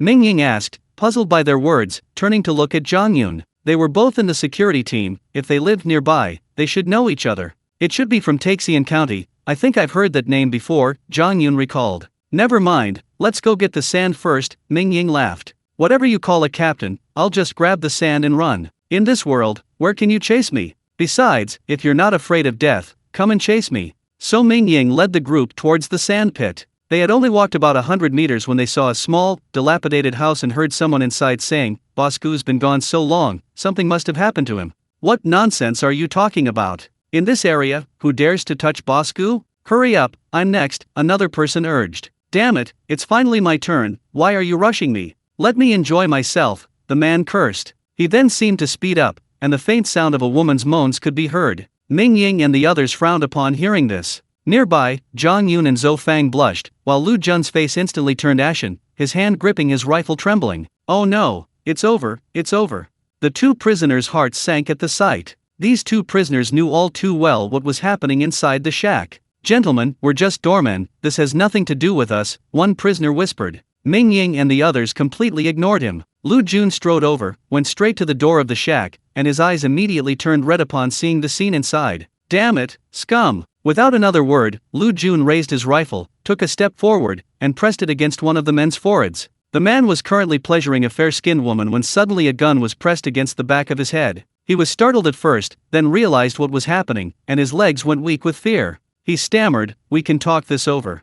With a thud, Lu Jun pulled the trigger, and the man's forehead exploded. Seeing this, the other man quickly reached for his rifle. Lu Jun nimbly leaped to his side, smashed the man's head with the butt of his rifle, and then fired another shot, finishing him off. At this moment, Mingying arrived. Seeing the situation inside, his gaze sharpened. The room was extremely sparsely furnished, containing only a long table. A fair-skinned woman, naked and bound with rope, lay sprawled on the table. "Everyone from this yellow sand dune must die," Mingying coldly sneered. Then, with a flick of his wrist, 2 steel needles shot out, instantly impaling the 2 prisoners. Then, without a word, Mingying stepped out of the small hut and headed towards the sandpit construction site. Half a minute later, sporadic gunshots rang out, followed by screams of agony. Mingying stood beside a huge pile of sand, surrounded by 7 or 8 fallen men, 2 of whom were still clutching rifles. Around the construction site were 7 or 8 emaciated workers, all crouching on the ground, too afraid to move, their eyes filled with terror. "Boss Gu is dead," Mingying said.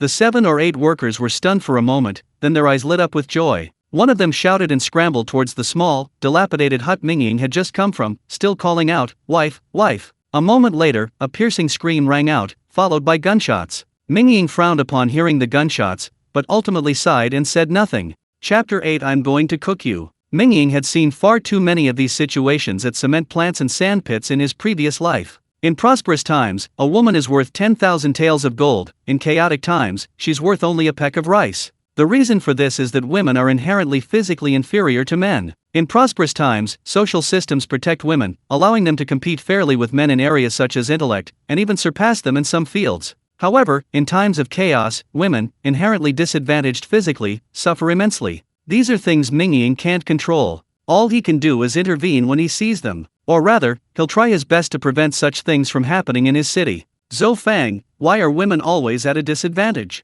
Zhang Yun asked suddenly after a long silence. Zhou Fang's eyes dimmed upon hearing this. Zhang Yun stepped forward, grabbed Zhou Fang's shoulders, and said fervently, "We have the ability, we should be able to lead more women to stand up in this hopeless world."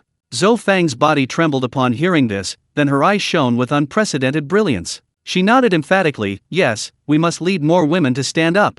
In that instant, both women achieved a great vision, and in the years that followed, they indeed devoted themselves to this vision with arduous and extraordinary efforts. Seeing this, Mingying immediately laughed and said, "Two beautiful ladies, to have such awareness. As your future city lord, I will certainly give you my full support." "Humph, at least you have some conscience." Zhang Yun rolled her eyes at Mingying, but inwardly she was quite pleased. The group walked around the sand dunes. Mingying discovered that the workers were all enslaved and mistreated. Originally, there were more than 30 people on the construction site, but now there were less than 10 left. Mingying circled the sand pit and was about to walk to the riverbank when a worker suddenly shouted, "Be careful! There are water ghosts over there. Don't go near the river." Mingying was startled, thinking, "Are fish already aggressive towards people at this age?" "Okay, I understand," Mingying said with a smile. "Everyone must be hungry today. Let's eat something right away." The workers were taken aback at the mention of food, then their faces lit up with surprise. Under their astonished gazes, Mingying took out a large iron pot and a simple stove from his mysterious space. Mingying no longer intended to hide his mysterious space. These workers rarely ate anything, and suddenly eating something hard to digest could easily cause problems. Therefore, Mingying decided to cook something easily digestible: beef noodle soup. When the workers saw Mingying magically produce a large piece of beef and clean white flour, their eyes widened,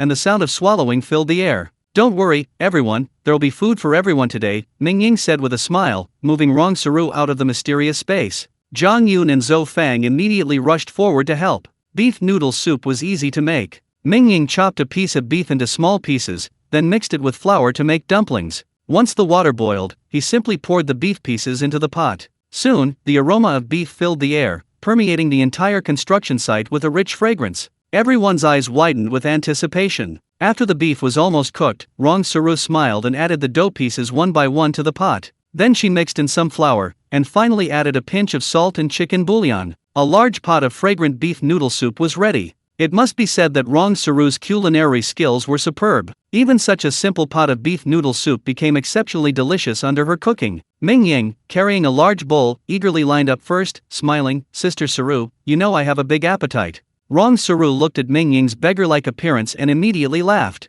She filled Mingying's bowl to the brim, and then served the others. The workers at the sand pit, who usually struggled to get enough to eat, surviving on the worst possible food, felt that this beef noodle soup was the most delicious thing they could ever eat. They ate until their heads were practically hanging up. Mingying ate the fastest. Being an evolved being, he wasn't afraid of being burned. He picked up a bowl bigger than his face and started drinking, finishing it in no time. Nearby, the dozen or so people who had just been rescued were stunned to see Mingying looking like he hadn't eaten enough. "Is this even human food?" they exclaimed, then quickly buried their heads in their food, afraid Mingying would steal theirs. Mingying was annoyed by this scene. Why were even the people he had just rescued wary of him? "I'm supposed to be the future city lord, why would I steal food from your bowls? You scoundrel, look, they're all wary of you," Zhang Yun laughed. "This city lord has plenty of beef. Cook another 10 pounds.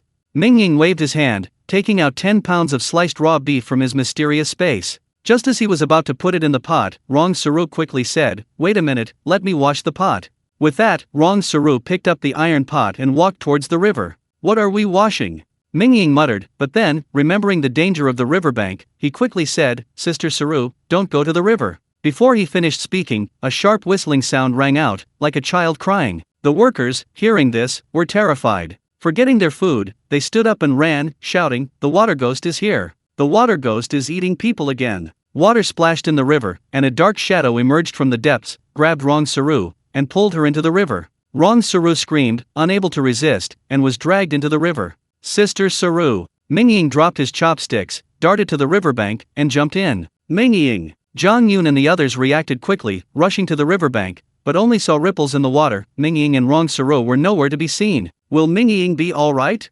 Zhang Yun was starting to panic. Zhou Fang, Naishu, Lu Jun, and the others beside her also looked worried. "Wait for me here, it's alright." Suddenly, the water churned, and Mingying surfaced, took a deep breath, said this, and then plunged back into the river. Meanwhile, at the bottom of the river, Rong Saru felt excruciating pain in her arms and legs, followed by a sensation of something gripping her neck, almost suffocating her. In desperation, Rong Saru struggled to open her eyes and immediately witnessed the most terrifying scene of her life. A hairy monkey, almost as tall as a person, stared intently at her, its scarlet eyes gleaming with a bloodthirsty light. Rong Saru was stunned, her mind went blank, and a large amount of river water began to fill her mouth. After only 10 seconds, her consciousness began to fade. In her daze, Rong Saru seemed to see her husband, dressed in a handsome suit. It was the scene from their first meeting. "Ah hui!" Rong Saru whispered, "I've come to be with you. Saru, you must live well, start a new life, and remember to take good care of Susu." Her tall, handsome husband chuckled softly, waving at Rong Saru before his figure gradually blurred. "No!" Rong Saru cried out in alarm, struggling violently to open her eyes. She immediately saw a figure rapidly approaching from underwater. This person was none other than Mingying. "Damn it, you dare touch my people? I'll boil you alive, or I'm not Ming." Mingying's anger boiled over, and he immediately retrieved his alloy spear from his mysterious space. The monkey, now holding Rong Saru, was far slower underwater than when it was alone. Mingying caught up with it in just a few strokes. Then, with a lightning-fast thrust of his spear, he precisely bypassed Rong Saru and stabbed the monkey in the shoulder. The monkey was immediately shocked, dropping Rong Saru and swimming away at several times its original speed, leaving Mingying far behind. Rong Saru, released by the monkey, felt a sudden lightness around her neck and instinctively tried to gasp for air, but instead choked on a mouthful of water and sank to the bottom of the river. Mingying quickly swam over and grabbed Rong Saru. Rong Saru, almost unconscious, felt someone grab her and instinctively clung to Mingying like a lifeline. In this critical moment, the two embraced, inevitably resulting in some intimate contact. Mingying felt a soft body wrap around him, a strange feeling rising within him. "Let's go!" Mingying didn't care about anything else at this point, carrying Rong Saru as he swam towards the surface. Mingying lifted Rong Saru, took out a bottle of well water from his mysterious space, and threw it to Zhou Fang, Lu Jun, Naishu, and the others on the shore. Then, he forcefully pushed Rong Saru to the bank. Zhou Fang and the others were both surprised and delighted to see Mingying carrying Rong Saru to the surface. Naishu caught the well water, and Zhou Fang stepped into the water to bring Rong Saru back to shore. After confirming that Rong Saru was unharmed, Mingying immediately turned and looked into the depths of the river, his eyes filled with murderous intent. He thought to himself, "Dare to touch my people, I'll boil you." Mingying dove after the hairy monkey, saying to the people on the shore, "Get the pot ready, tonight we're having salted otter with pepper sauce." Chapter 9: Frogs Gone Mad. Otters are far more agile in water than humans. Unfortunately, today it encountered the bright eagle, a terrifying being that had reached the 4th stage of evolution. Although it was on the otter's home turf, the bright eagle was completely unfazed. Relying on its terrifying stamina, it slowly but surely caught up with the otter. If the otter could speak, it would probably be cursing by now. Who exactly is the otter? Have you ever seen a human create ripples 4 or 5 meters high with a single stroke? That's right, that's exactly what the bright eagle was doing underwater. Each stroke stirred up the water, allowing it to swim rapidly with terrifying strength. This was an absolute crushing victory of strength. While otters aren't particularly intelligent, the fear of death is an instinct in every creature. At this moment, it couldn't care less about anything else and began to flee for its life. But the bright eagle was like the grim reaper, relentlessly pursuing it, and the distance between them was still closing. At this moment, many terrifyingly large fish remained at the bottom of the river, but they all kept their distance, not daring to approach. Finally, the otter darted into a dark hole at the bottom of the river. "Let's see where you run now," Mingying said, following closely behind. He sheathed his spear, then took out an alloy short spear and also went inside. As soon as he entered the hole, Mingying felt the surrounding river water seem several degrees colder, and the otter had vanished. Mingying continued forward through the hole, the light growing dimmer. After traveling about 10 meters, he suddenly felt the water surge beside him, and then a dark shadow pounced on him. "Heh, just in time," Mingying sneered, not bothering to dodge or flinch, letting the shadow pounce on him. "Trying to strangle me? It really is an otter." Mingying felt as if a pair of iron pincers were gripping his neck, and then his right hand reached out and grabbed the otter's upper limb. With a sharp crack, Mingying severed the otter's forearm. The otter let out a painful howl, no longer daring to provoke Mingying, and prepared to flee. Mingying's other hand, gripping a short spear, lashed out with lightning speed, piercing the otter's skull. A thick stench of blood instantly filled the underwater tunnel. Just as Mingying was about to retreat, he suddenly sensed dark figures appearing all around him, moving with extraordinary speed, seemingly even faster than the otter. These figures appeared highly organized, subtly blocking Mingying's path. More mutated beasts? Mingying became serious. His internal energy was currently abundant, providing temporary power, so holding his breath for an extended period wasn't a major problem. However, he was still human after all. The underwater world wasn't his home turf, and if there were too many enemies, it would be quite troublesome. Mingying, clutching the otter carcass, stored it in his mysterious spatial dimension. He then slowly retreated, using the faint underwater light to constantly monitor the movements of the surrounding shadowy figures.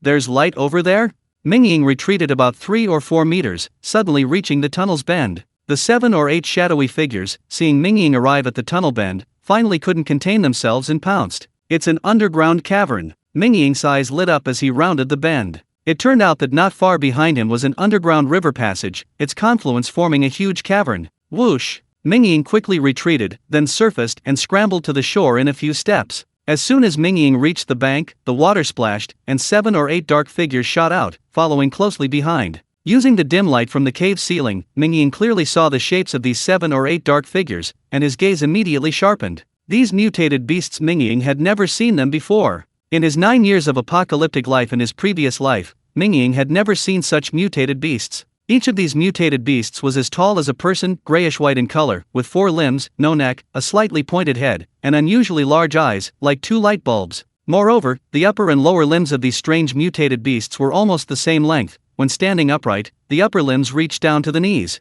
This body type was extremely adept at close combat. Aliens? Mingying's first impression upon seeing these mutated beasts was that he had encountered aliens. No, that's a frog. Mingying's gaze shifted, and he suddenly noticed that one of the mutated beasts seemed unaccustomed to standing, slowly lying down, looking just like a large frog. As if confirming Mingying's guess, the mutated beast even let out a roar. "Croak! Damn, it really is a frog that's become sentient!"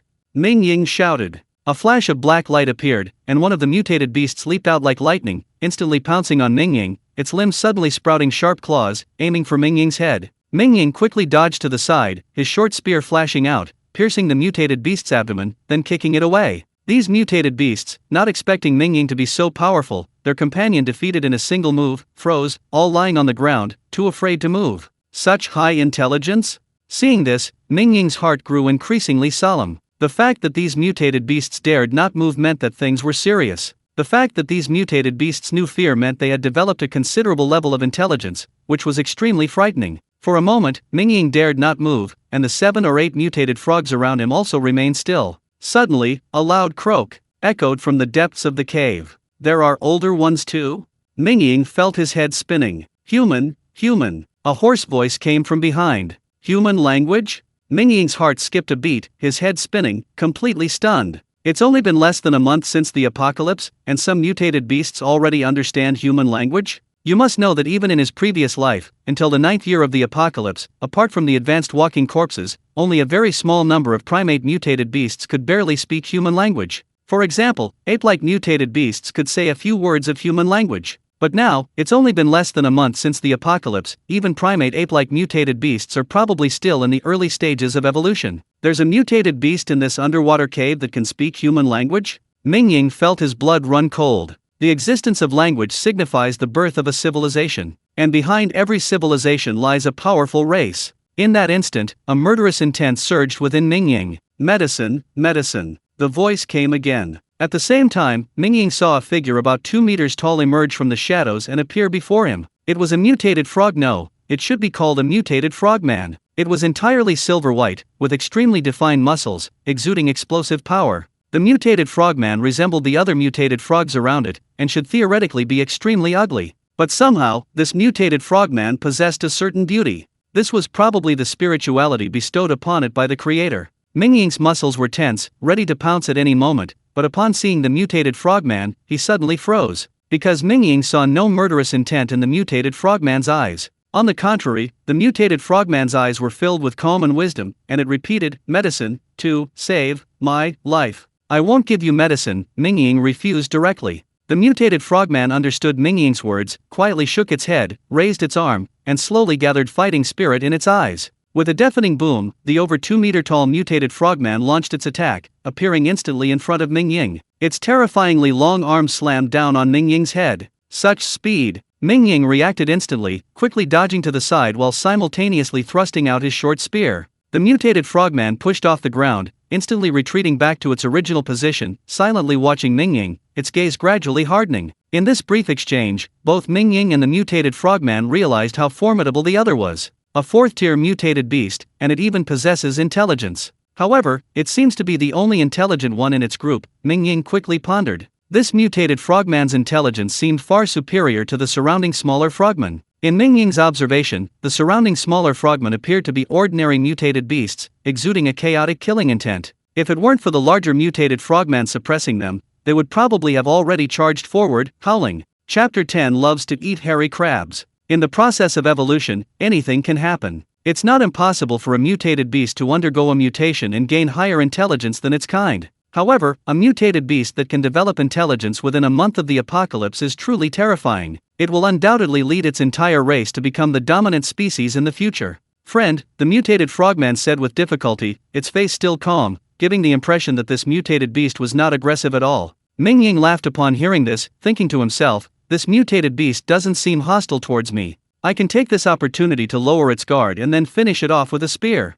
In Mingying's estimation, this mutated frogman should only have the intelligence of a 6 or 7-year-old child, and would be easy to fool. First, he would lure it into a false sense of security, then seize the opportunity to stab it to death with a spear. It must be said that Mingying, who had survived in the apocalypse for 9 years, was incredibly cunning. Thinking this, Mingying pretended to ponder for a moment and said, "I can give it medicine, but you have to let me go." The mutated frogman leader was overjoyed and nodded repeatedly. Mingying took out a small amount of well water, gesturing for the surrounding mutated frogs to step back, then slowly walked towards the mutated frog he had just wounded with his short spear. The mutated frogman leader retreated, making way for Mingying. The mutated frog in his hand was already on the verge of death. As soon as Mingying drank the well water, the frog's body trembled, and its eyes shone with an unusual light. It wouldn't be an exaggeration to call it spiritual light. Beside him, the mutated frogman leader's eyes lit up at the sight, his gaze burning as he looked at the remaining well water in Mingying's hand. The spiritual light in its eyes. This was the first sign that a mutated beast possessed intelligence. Mingying clapped his hands, stood up, and looked at the mutated frogman, saying, "Now that I've revived your companion, may I leave?" The mutated frogman leader's gaze softened, and he quickly walked towards Mingying. Mingying was eager for him to come closer so he could launch a sneak attack. However, he maintained a facade of extreme caution, raising his alloy short spear and shouting, "You can stop now." The mutated frogman leader gave a wry smile, immediately stopped, pointed to the mutated frog behind Mingying that had just been healed, and said with difficulty, "I take it away." Mingying feigned sudden understanding, stepping aside about a meter, and said, "Oh, I see. Okay, you can take it." The mutated frogman leader immediately laughed, quickly walking towards Mingying. Just as he was about to bend down and pick up the small mutated frog, his gaze suddenly sharpened, and he whirled around, kicking Mingying in the chest. At the same time, Mingying roared, thrusting his alloy short spear straight at the mutated frogman leader. These two, attacking simultaneously, both having anticipated the other's move and instantly adopting defensive stances, were indeed cunning and treacherous individuals. The mutated frogman leader gripped Mingying's short spear tightly with his upper limbs, his hard claws scraping against the spear, sparks flying. Mingying dodged the mutated frogman leader's kick by sidestepping, then spun around, placing his left hand in front of him to block the leader's view, and secretly retrieved another short spear from his mysterious spatial storage. Die! Mingying turned around, the short spear instantly appearing in his left hand, and thrusting out with lightning speed. The mutated frogman leader hadn't expected Mingying to conjure a short spear out of thin air and was immediately struck, the spear piercing through his abdomen. Ribbit! The mutated frogman leader roared, kicking out with both legs, using all its strength to stomp towards Mingying.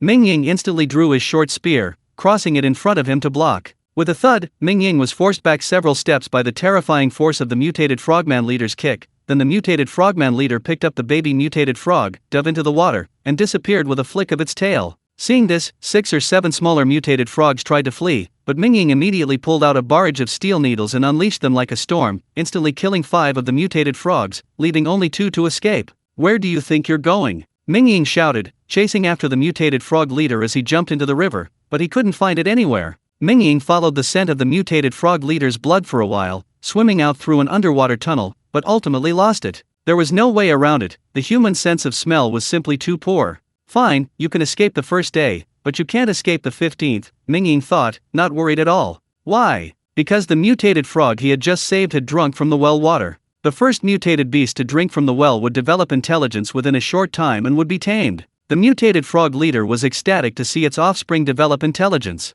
Little did it know, its offspring had become a traitor, wholeheartedly loyal to Mingying. Mingying was in a fairly good mood. He returned to the underwater cave and stored the corpses of the 5 mutated frogs in his mysterious space, then swam around on the riverbed for a while longer. The river was now teeming with enormous fish. Previously, the otter had captured Rong Saru, and these giant fish, intimidated by the otter's power, hadn't dared to approach. Now, with Mingying alone, these terrifying giant fish revealed their bloodthirsty side, charging madly at him. Unfortunately, while they feared the otter, they hadn't expected to encounter a creature even more terrifying than the otter. With puffs of blood mist blooming on the underwater surface, Mingying killed dozens of large fish, the largest over 3 meters long and the smallest over a meter. Most importantly, Mingying had actually caught 7 or 8 giant crabs today. These crabs had also mutated, their sizes becoming incredibly exaggerated. Each one was over a meter wide, each weighed over 100 kilograms, and their pincers were thicker than a person's waist. They were veritable behemoths. We'll have hairy crabs tonight.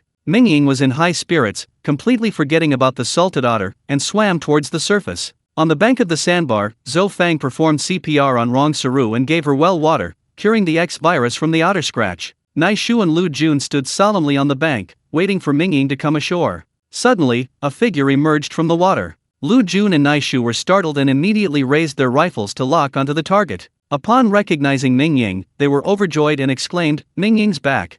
Zhou Fang and Rong Saru also rushed over, only to see Mingying, soaking wet, slowly walking towards the shore. Mingying saw Nai Shu and Lu Jun, and then Rong Saru who had come with Zhou Fang. His expression immediately relaxed, and he smiled. "Saru, are you alright?" Seeing Mingying, Rong Saru immediately recalled the scene of her clinging to him underwater, remembering their intimate contact. Her face flushed slightly, and she lowered her head, saying, "No, I'm alright." "Good, that's good. Tell everyone to rest, we'll have hairy crabs for dinner tonight." Mingying laughed. Immediately, the workers in the distance cheered. "Hairy crabs? Aren't they supposed to be salted otter meat with pepper?"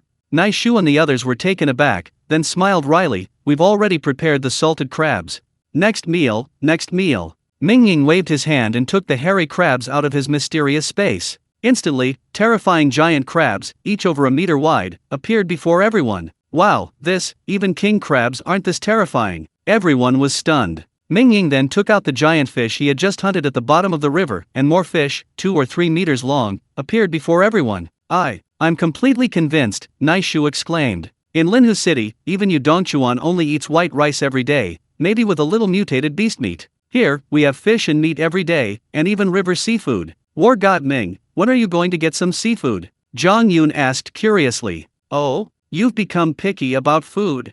Mingying laughed. "What? Something difficult? Something can actually stump our war god Ming?" Zhang Yun teased. Mingying thought for a moment, unusually not boasting, and smiled wryly. Forget about seafood for now, those things are too terrifying. In his previous life, some incredibly terrifying mutated beasts were born in the ocean and even ventured onto land. Some of them were even more exaggerated than the terrifying sea monsters in myths and legends. For example, there were terrifying sea serpents hundreds of meters long, whose appearance was almost indistinguishable from the legendary dragons. For example, there were giant sea turtles the size of islands. For example, there were terrifying sea crabs 5 stories high. Let's just eat river delicacies for now, Mingying laughed, then his eyes gleamed as he looked at the large crabs on the ground. Chapter 11 Two Great Geniuses. Fortunately, the large iron pot Mingying had prepared was big enough, otherwise, it wouldn't have been able to cook all those 100 plus kilogram crabs in one pot. Mingying took out an enormous steamer from his mysterious space, then prepared 4 large pots, steaming 4 crabs first. While steaming the crabs, Mingying also cleaned the giant fish he had caught and made a large pot of fish fillet soup for the workers. After removing the fish fillets, he used the fish broth to cook a large pot of porridge, which smelled incredibly enticing. The workers hadn't eaten properly for several days. Their last meal was beef noodle soup, and this was fish soup porridge, both the best foods, nourishing and gentle. Mingying even moved his parents, Susu and Xiaotong, out of his mysterious space. The group gathered around the large iron pot, waiting for Mingying to open the steamer. The moment the steamer was opened, everyone smelled the unique, fresh aroma of crabs. Inside the steamer, a large, bright red crab gleamed with an enticing color. Mingying immediately grabbed a huge crab claw, ignoring the heat, and smashed it open with a stone, revealing large chunks of snow-white crab meat. Mingying grabbed a large piece of crab meat and popped it into his mouth, his eyes widening with delight. He exclaimed, "So fresh." Beside him, Lu Jun and Naishu stared wide-eyed. Mingying pointed to several large pots nearby and laughed, "You two have to finish one today, no one is allowed to leave any." Lu Jun and Naishu immediately laughed, "We guarantee we'll complete the mission." Zhang Yun and Zhou Fang also brought out a large hairy crab, one for each of them. Lu Jun, Naishu, Zhang Yun, and Zhou Fang were all members of the combat team, and their physical strength had greatly increased, resulting in enormous appetites. Of the 100 plus jin, 50 kilograms, of hairy crab, only 20 to 30 jin, 10 to 15 kilograms, of crab meat and roe were actually edible. For evolved humans, 1 crab would be enough to fill 2 people up. As for Ming Yuxuan, Li Rulan, Rong Saru, Susu, and Xiao Tong, the 5 of them might not even be able to finish 1 large hairy crab. Mingying ate a few bites of crab meat, then suddenly had a brilliant idea. He slapped his thigh and exclaimed, "How can we eat hairy crab without vinegar?" The others' eyes lit up at this. Rong Saru wiped her mouth, stood up, and smiled, "You take me inside, I'll get some ginger and vinegar." Mingying nodded repeatedly and escorted Rong Saru into the mysterious space. A short while later, Rong Saru emerged from the space carrying a large bowl, distributing a portion of vinegar to everyone. "Ah, it's even more delicious with vinegar." Ming Yuxuan tasted it, his eyes immediately lighting up. Seeing this, everyone quickly dipped their crabs in vinegar and ate a few bites, praising it highly. "Mingying, come help me," Zhang Yun suddenly said, pointing to the hairy crab. "Come peel the shell open." "Ugh, needing to be served food? I'll never get married," Mingying muttered, happily devouring another crab claw. Hearing Zhang Yun's words, he reluctantly put down the claw. "So what if you don't get married? What? Are you afraid I'll eat you out of house and home?" Zhang Yun glared at Mingying. Mingying didn't dare reply. He grabbed the hairy crab's hard shell, and with a slight effort, pop. The shell opened, releasing a burst of steam and revealing bright yellow crab roe. "Wow, so much crab roe!" Su and Xiao Tong exclaimed, crowding around. Knowing the group might not have enough strength, Mingying pounced on his strength and peeled open all 4 large crabs, then buried himself in them and began to devour them. These crabs were incredibly plump and delicious, the crab roe a feast for the eyes, nose, and palate, utterly tempting. Mingying took a bite and his mouth was filled with sweetness. The meal was a resounding success for everyone. All 4 crabs were completely devoured. Even the 3 beauties, Zhang Yun, Zhou Fang, and Rong Saru, forgot all about their ladylike image, their bellies bulging, too full to move. Nearby, the workers were also enjoying fish soup porridge and tender fish slices, all so engrossed in their food that they barely had time to look up. After finishing 1 crab, Mingying was only about 6 or 7/10 full. Still not satisfied, he went to prepare the remaining giant fish, cutting off the meat and grilling it over smokeless charcoal. "Mingying, you're awesome." Naishu patted his round belly, gave Mingying a thumbs up, and laughed, "After all these years, I've finally found someone who can eat more than me." Mingying laughed heartily, "When you evolve to my level, you'll definitely eat more than me." Naishu's eyes lit up at this. He'd been in Mingying's team for a few days now and knew everyone had cultivated the legendary internal strength, and he was filled with anticipation. Mingying continued grilling the fish, laughing, "Looking at your size, if you become an evolved being, you'll definitely be a strength type." Strength-type evolved beings are all gluttons. Mingying, don't be so mean, Nai Shu shouted. Ha ha. Everyone burst into laughter. After finishing their meal, Rong Suru cleaned up the kitchen utensils, then walked up to Mingying and whispered, Mingying, I've developed origin force. Mingying was still eating his grilled fish when he suddenly heard Rong Suru's words. He didn't react for a moment, instinctively nodding, but then he was startled and exclaimed, What? You've developed origin force? Rong Suru nodded. Damn, Sister Suru's talent is amazing, Mingying thought to himself. Rong Suru had only been drinking well water for about 10 days, and she had absolutely no foundation before. Let alone martial arts, she probably didn't even train much. Her ability to develop origin force so quickly truly startled Mingying. You see, Zhang Yun, who was at the same age as her, hadn't developed origin force yet. Zhang Yun was the dragon flame goddess of her previous life, renowned for her exceptional talent in cultivation. Thinking of this, Mingying couldn't help but glance at Zhang Yun. Zhang Yun felt Mingying's gaze and immediately felt a little embarrassed, saying, I haven't cultivated my origin force yet, please don't blame me. No, I'm not blaming you, Mingying quickly shook his head. Just kidding, who would dare complain about the dragon flame goddess's slow cultivation? Besides, Mingying estimated that Zhang Yun should cultivate his origin force within the next day or two. I'm going to cultivate. Zhang Yun turned his head and walked towards a short distance away, starting to practice his punches. Me too, Naishu quickly stood up. He was currently the slowest progressing, and seeing Lu Jun and Zhou Fang cultivate their origin force made him quite anxious. Go ahead, Mingying nodded.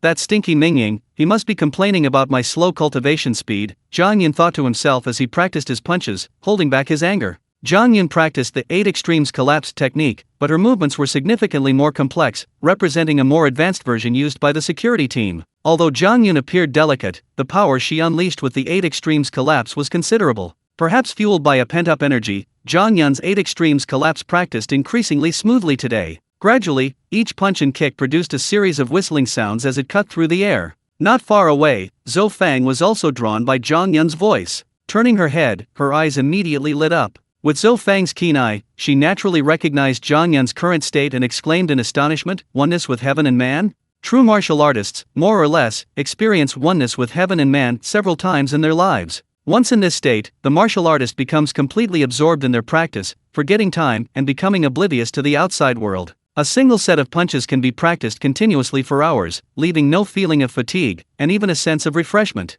And Zhang Yun was clearly in this state. Mingying also noticed Zhang Yun's condition and was shocked, thinking to himself, as expected of the dragon flame goddess. Others can only enter the oneness with heaven and man state a few times in their lifetime, but she achieved it with just a little stimulation. Mingying knew Zhang Yun's talent all too well. This woman entered the oneness with heaven and man state extremely easily. In her previous life, she had entered this state directly during battle many times. Once she entered this state in battle, she was tireless, and all sorts of incredible combat techniques flowed effortlessly from her, her combat power skyrocketing, killing countless beings whose strength was no less than hers. Moreover, every time she entered oneness with heaven and man in battle, her strength would increase significantly after she left the fight. This time, Mingying didn't even need to guess. Once Zhang Yun left the state, she would definitely have cultivated origin force, and her evolution might even surpass Lu Jun, Zhou Fang, and others, reaching the mid-stage or even late stage of the first tier. This kind of person is a born warrior. Today is a great day. Not only did I discover that Sister Suru is a cultivation genius, but I also witnessed Zhang Yun develop his origin force.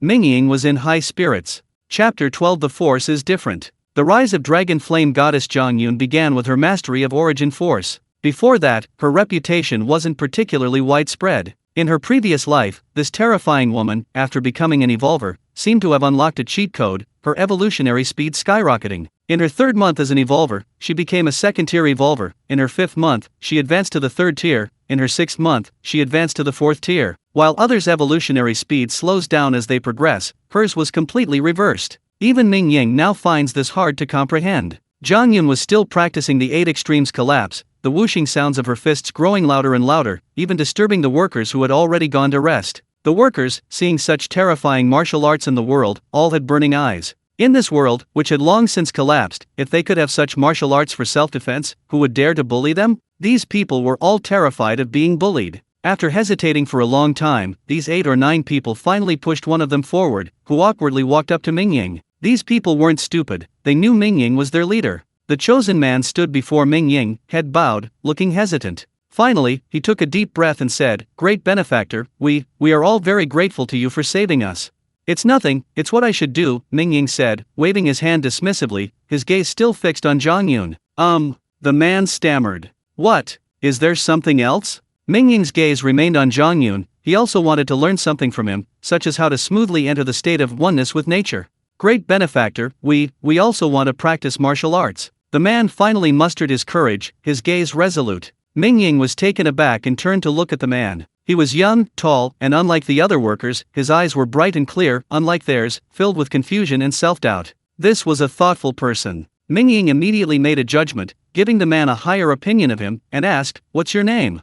"My name is Wu Peng," the man replied quickly. Mingying nodded and said, "You can practice boxing if you want. In Linhe City, everyone practices boxing now, almost everyone has a boxing manual." Mingying had obtained quite a few, so he immediately gave 9 copies to Wu Peng. Wu Peng received the manuals as if they were priceless treasures, his hands trembling as he said in a trembling voice, "Thank you so much, my benefactor. Thank you so much, my benefactor. Practice hard, learn a lot from her." Mingying pointed to Zhang Yun and said, "Her boxing style is the same as yours." Wu Peng nodded repeatedly, then ran to distribute the manuals to the workers, whispering, "Everyone must practice hard, we must not disappoint our benefactor." The others nodded emphatically, and several of them immediately began practicing, humming and laughing. Mingying was surprised by the high level of enthusiasm everyone showed for practicing their boxing techniques. A thought suddenly struck him: if I build a city in the future, I'll need an armed force. It seems I can start training them now.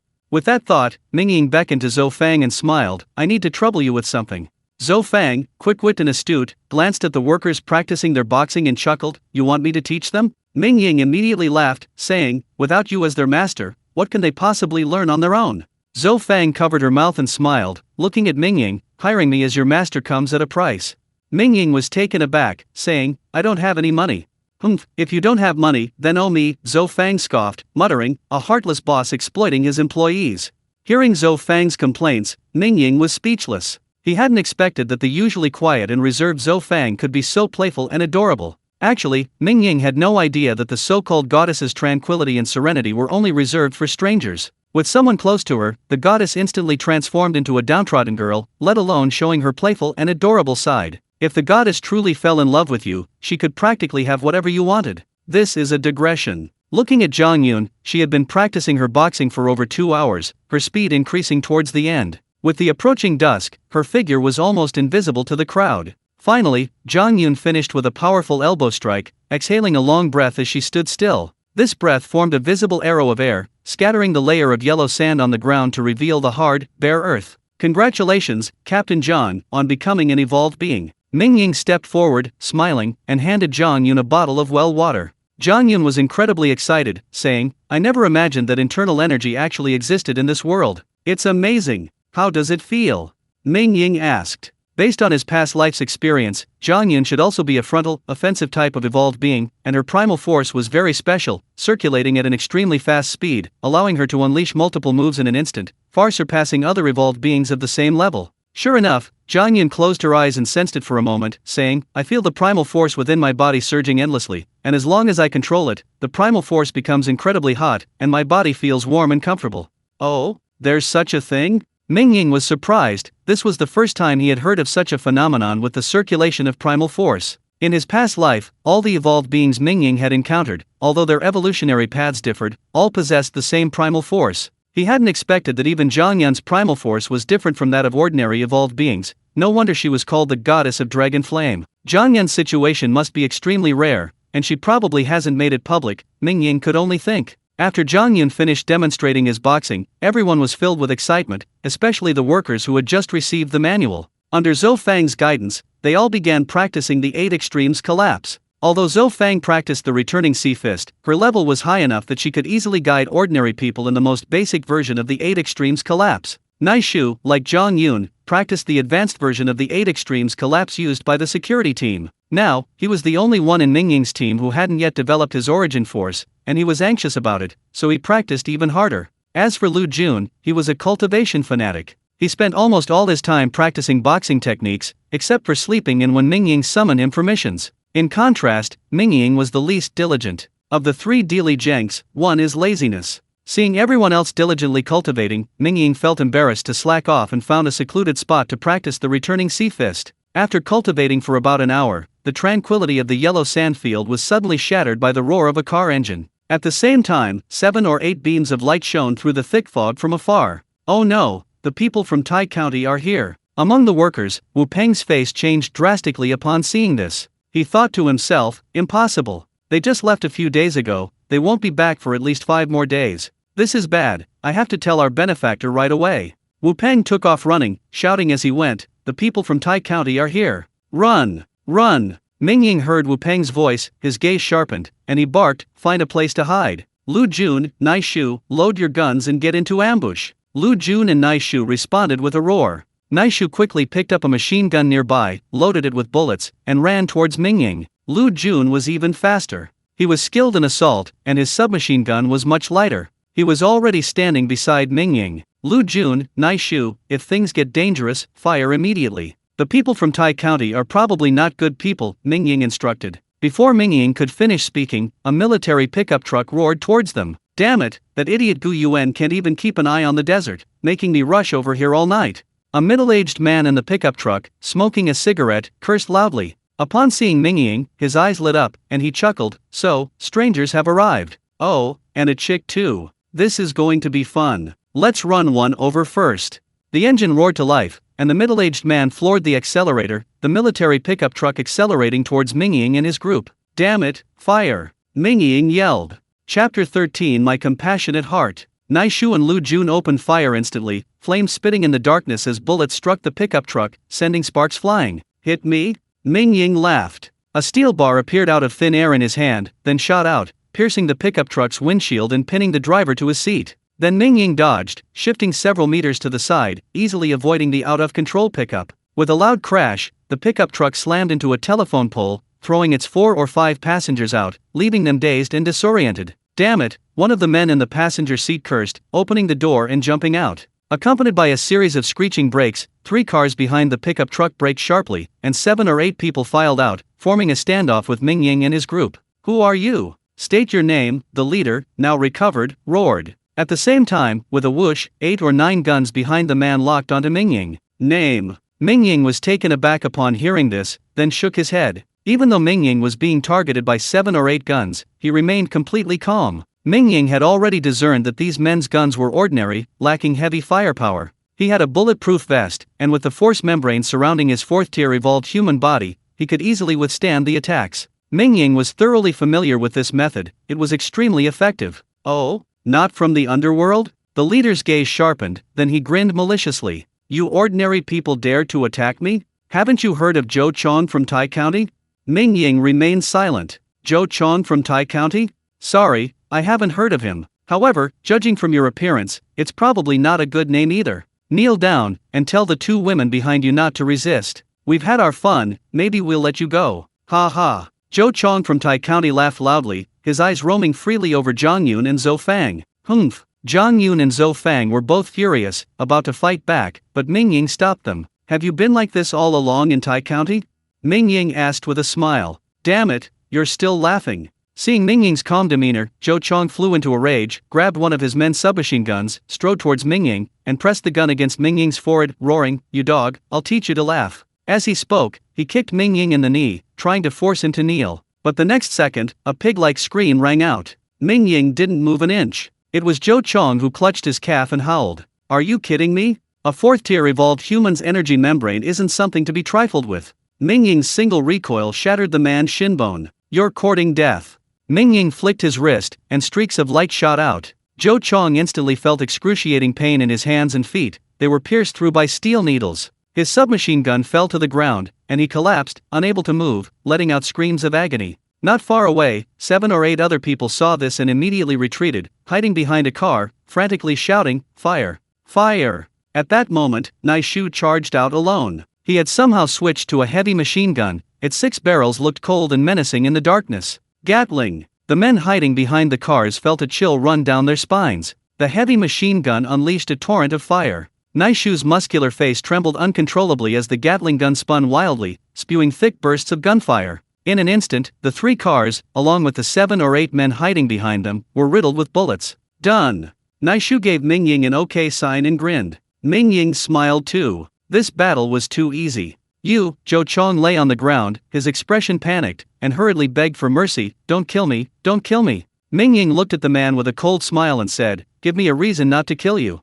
I'm Zhou Ling's second brother, you can't kill me, Zhou Chong hurriedly said, invoking his powerful backer, Zhou Ling. Mingying shook his head upon hearing this and laughed. You don't know, I've even killed high-ranking officials in Linhu City. Zhou Ling, a mere head of the security team, isn't enough. What? Zhou Chong was immediately stunned. Looks like you have no chance of survival. Mingying shook his head. Zhou Chong immediately cried out in despair, you can't kill me. My third brother won't let you get away with this. Mingying smiled and shook his head, grabbed the man's neck, and strangled him to death. Not far away, a group of workers had just run over and were stunned to see Mingying so easily kill the man. These workers were ordinary people, they had seen murder in the past few days, but they had never seen anyone kill like Mingying. Killing someone, when did it become as easy as squeezing a chick? Everyone was utterly horrified, speechless as they stared at Mingying, as if they had seen a demon. Hey, are you addicted to squeezing people to death? Zhang Yun, a former security guard, couldn't stand Mingying's indifference to human life and said irritably. Mingying was taken aback, speechless. Shouldn't he have been killed? He told you not to resist, he'd had his fun, maybe he'd let me go. You filthy scoundrel. Zhang Yun's face flushed red with anger. He certainly deserved to die, but isn't your killing too casual? What do you mean by human life? Mingying hesitated, then asked, does killing require a ritual?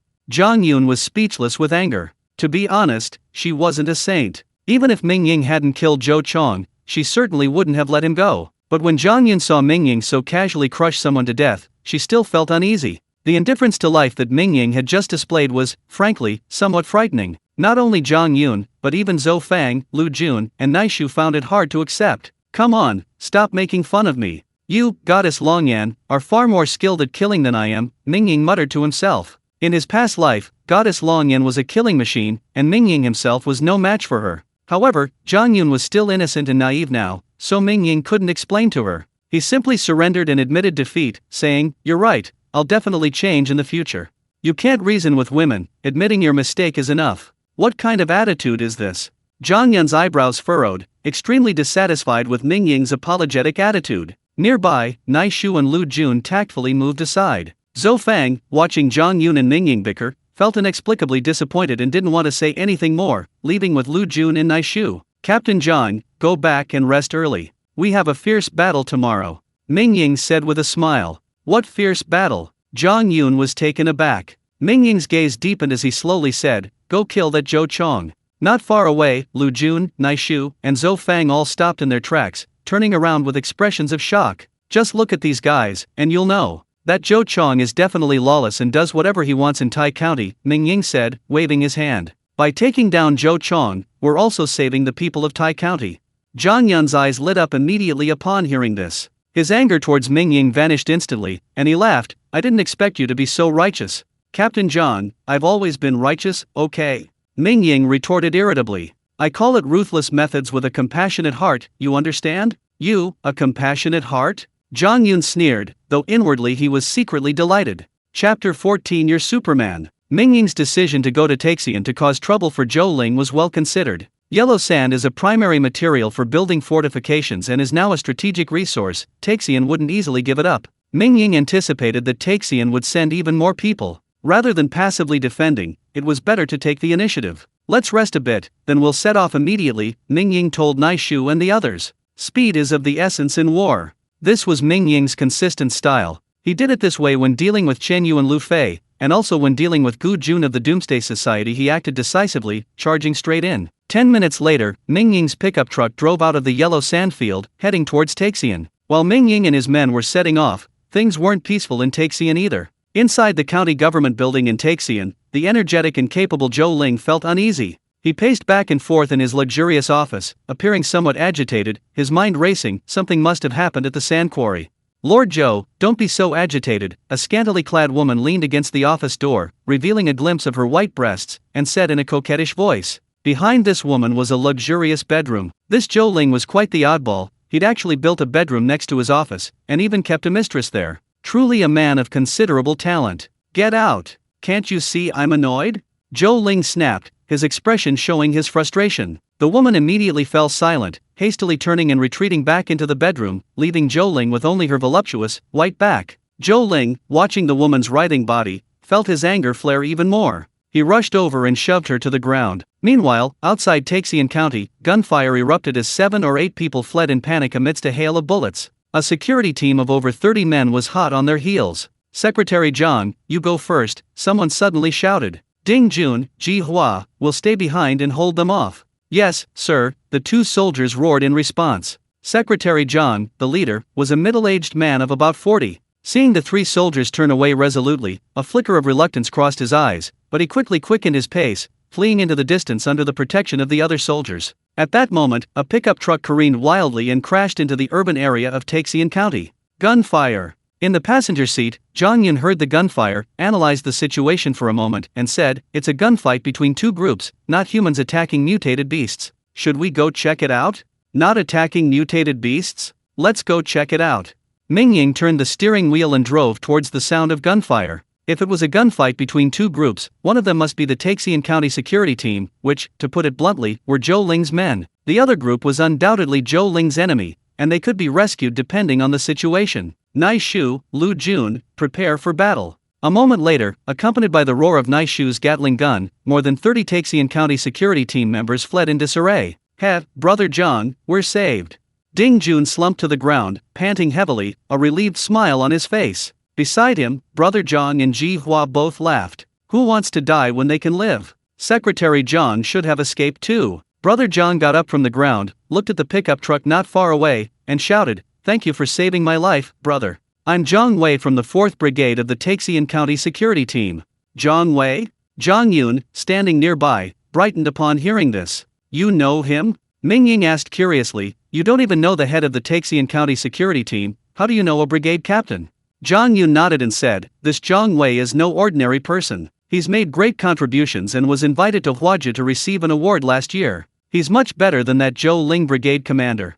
"Oh." Mingying laughed, got out of the car, and walked towards Zhang Wei, smiling. "Why is there a fight in your security team?" At this, Zhang Wei's face immediately turned indignant, cursing, "That bastard Zhou Ling not only seized power, but he also wanted to wipe us out. Instead of dealing with the mutated beasts, he sent dozens of people to hunt us down." Mingying's smile widened upon hearing this. That Zhou Ling, he truly deserved to die. Zhang Wei suddenly pleaded, saying, "You lot are all so powerful, you must help us. You don't know that bastard Zhou Ling has turned Tai County into a complete mess." Yes, in Tai County, the security team doesn't fight the mutated beasts at all, nor do they collect supplies to feed the people. Instead, they use their guns to force people to gather supplies for their own enjoyment, Ding Jun added angrily. "That beast Zhou Ling, even if he sees a woman he likes on the street, he'll forcibly take her away. If anyone dares to resist, he threatens them with their families. Now, everyone in Tai County says, Zhou Ling is a groom every night, and every family has a mother-in-law," Ji Hua roared. Beside them, Zhang Yun and Zhou Fang's faces darkened upon hearing this.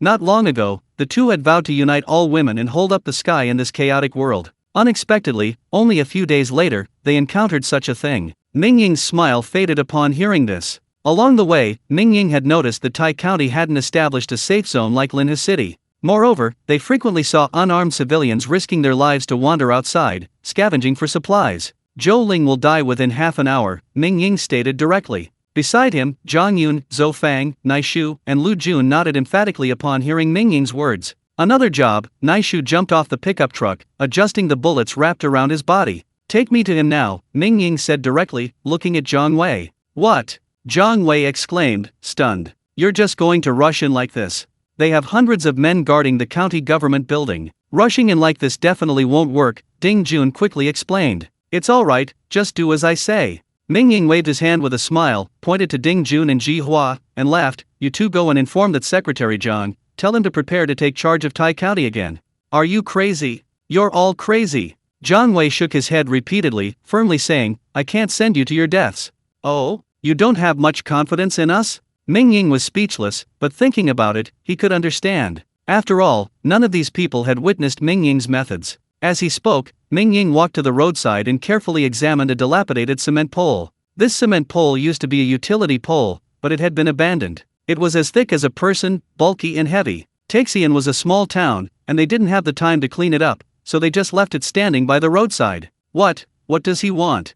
Jiang Wei, Ding Jun, and Ji Hua were all stunned. With a loud thud, Mingying kicked the cement pole. What? The three of them stared in disbelief. Stone chips flew everywhere. The massive cement pole, as thick as a person, had been half shattered by Mingying's kick, then slowly collapsed with a loud boom. Is this even human? The three of them felt their minds go blank. Now can you take me there? Mingying smiled. Jiang Wei, still not quite understanding, instinctively nodded repeatedly. Beside them, Ding Jun and Ji Hua's eyes lit up. They shouted and sprinted off into the distance, laughing as they ran. We're saved! We're saved! Mingying watched the two laugh and leave, shook his head with a smile, patted Jiang Wei on the shoulder, and said, "Let's go." Jiang Wei nodded emphatically, thinking to himself, this guy's a superhero. Chapter 15 is still the same as always. 10 minutes later, something shocking happened throughout Tai County. A mysterious man, armed with hundreds of guns, stormed into the county government building, tearing through everything in his path from the first floor to the fifth, and grabbed Zhou Ling by the head. In the luxurious bedroom, 3 naked women huddled in a corner, trembling with fear. This friend, let's talk this out," Zhou Ling pleaded, stunned. "What do you want? I'll give you anything." "What do I want?" Mingying sneered. "I want your life." "No!" Zhou Ling's eyes widened, and she screamed in despair. Mingying glanced at the restless security team outside, grinning. "Put down your guns. I can overlook those who followed Zhou Ling in committing crimes, but anyone who doesn't put down their guns, don't blame me for dealing with you later."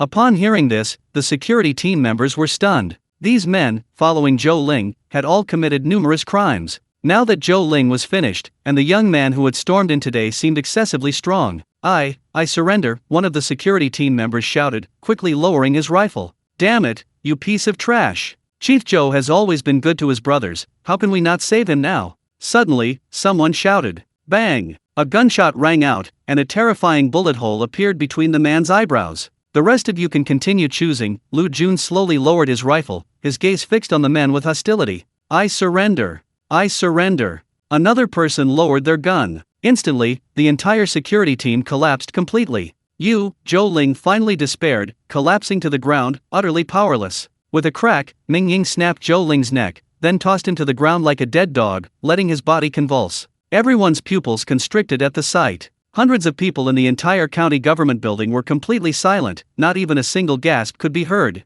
Zhou Ling, the most powerful figure in Tai County, was dead just like that. "Mingying, didn't you say you wouldn't kill people like this anymore?" Zhang Yun, standing not far away, was enraged by Mingying's casual killing and shouted, "Can you stop acting so indifferent to human life?" Mingying was taken aback, then rubbed his forehead, thinking, "I was careless, I should have been more dignified." "Don't try to reason with a woman, and don't try to explain, it will only make things worse." Faced with Zhang Yan's questioning, Mingying immediately admitted defeat, saying repeatedly, I know, I'll be more careful next time."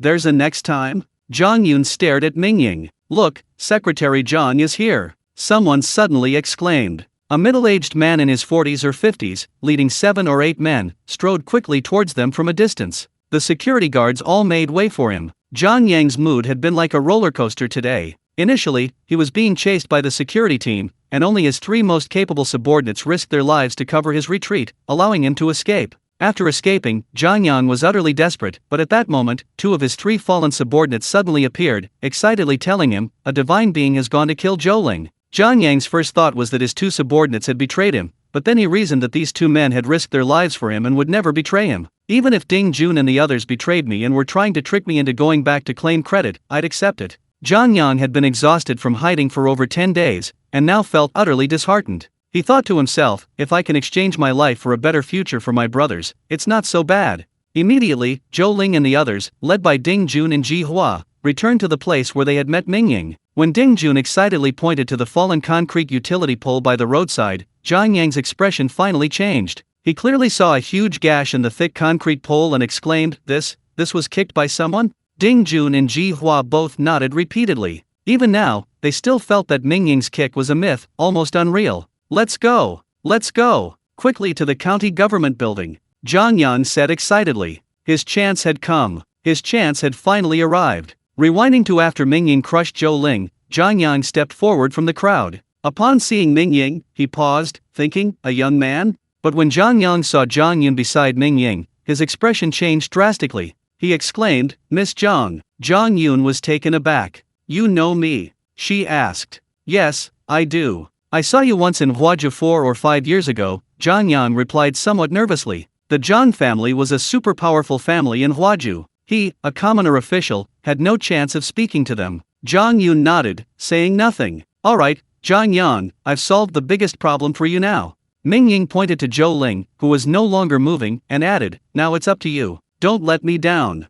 Zhang Yang was overjoyed upon hearing this, his entire demeanor radiating a different aura. His gaze swept over the assembled security team members, and he announced loudly, from this day forward, Zhang Wei will serve as the chief of the Taxian County security team. Secretary Zhang, Zhang Wei hesitated for a moment, then snapped to attention, gave a crisp military salute, and firmly stated, I guarantee to complete the mission. Good. Secretary Zhang nodded. Seeing that Zhang Yang was gradually gaining control of the situation, Mingying and the others, along with Zhang Yun, Zhou Fang, Lu Jun, Naishu, and others, strolled away. When Mingying reached Zhang Yang's side, he paused and whispered, anyone who did bad things with Zhou Ling before, once the situation is stable, clean them all up. Don't disappoint me. Zhang Yang's expression immediately turned serious, and he whispered, definitely. Beside him, Zhang Wei also heard Mingying's words and was immediately shocked, thinking to himself, this man is indeed ruthless. Just now, to appease all the security team members, he directly promised to let bygones be bygones. After the situation stabilized, he immediately ordered a purge. Watching Mingying and his men disappear into the thick fog, everyone felt a long sigh of relief, as if they had survived a catastrophe. There was no way around it, the pressure Mingying had exerted on them just now was too terrifying. There really are such superhumans in the world, Zhang Yan couldn't help but sigh, looking at the completely destroyed county government building. Meanwhile, Mingying, along with Zhang Yun and the others, was already driving a pickup truck towards the sand quarry. Mingying valued Tai County highly, even considering moving all its residents into his mysterious space, but not now. Because Mingying needed a clean and pure Tai County, not the current murky and chaotic place. Give him a month, Mingying thought to himself. He figured he should return from Huashan in a month, and then he could bring the residents of Tai County into his mysterious space. It was already past midnight when they returned to the sand quarry. The workers were still awake, huddled in a dilapidated building, their hearts filled with anxiety. When Mingying and his group returned, they were all overjoyed, and then slowly fell asleep. Everyone, get some rest. Tomorrow we'll collect all the sand here and then head to Huashan, Mingying instructed, then collapsed onto the sofa and fell asleep instantly. He's really thick-skinned, Zhang Yun muttered, still angry at Mingying's disregard for human life. Zhou Fang patted Zhang Yun's shoulder, smiling wryly, and said, don't be angry. That's just the kind of person he is. Get some rest. Humph. Zhang Yun snorted angrily at Mingying, then turned and went to the next room. The next day, at daybreak, Mingying circled the sand pit, collecting all the sand into his mysterious space. He then found the workers and explained the situation of the mysterious space. The workers, whose families had all been killed by Bosku, were both surprised and delighted to hear that Mingying had a mysterious space. They found it incredibly fantastical and readily agreed. So, to everyone's astonishment, Mingying collected them all into his mysterious space. Afterward, Mingying's pickup truck left the sand pit and headed towards Huashan. In a secluded corner far away from the sand pit, a tall, silver-white humanoid figure stood silently, watching Mingying's pickup truck drive away. This humanoid creature was none other than the mutated frogman leader. Finally gone, it murmured to itself, its gaze calm. Its human language was still not fluent, but it had improved immeasurably since its battle with Mingying yesterday. Chapter 16 Small Town Rescue. After leaving the sand pit, Mingying took 7 or 8 workers into his mysterious space. Adding to the people he'd rescued from the cement factory, there were now 15 or 16 people in the space. After a brief exchange, Mingying discovered that several of these people were quite capable, each possessing a skill that could be put to use. One named Wang Dejin could mix cement and sand, another named Xiao Chu could drive heavy vehicles, and a third named Wang Ronghua could cook. Most pleasing to Mingying was the young man from the sand pit named Wu Peng, who had previously worked as a construction site supervisor and was very familiar with the construction process. Having memorized everyone's abilities, Mingying led his 4-man armed team straight to Huashan. Huashan was about 100 kilometers from Taxian County, but that was the straight-line distance. The actual driving distance was probably over 150 kilometers. The journey wouldn't be easy, and everyone was prepared for that. The pickup truck sped along the provincial highway. Around noon, the speed decreased as they entered a small town. The town was small, its core area only 2 or 3 kilometers in diameter. As soon as the truck entered, they heard a series of animal roars, accompanied by sounds similar to human roars, but filled with madness.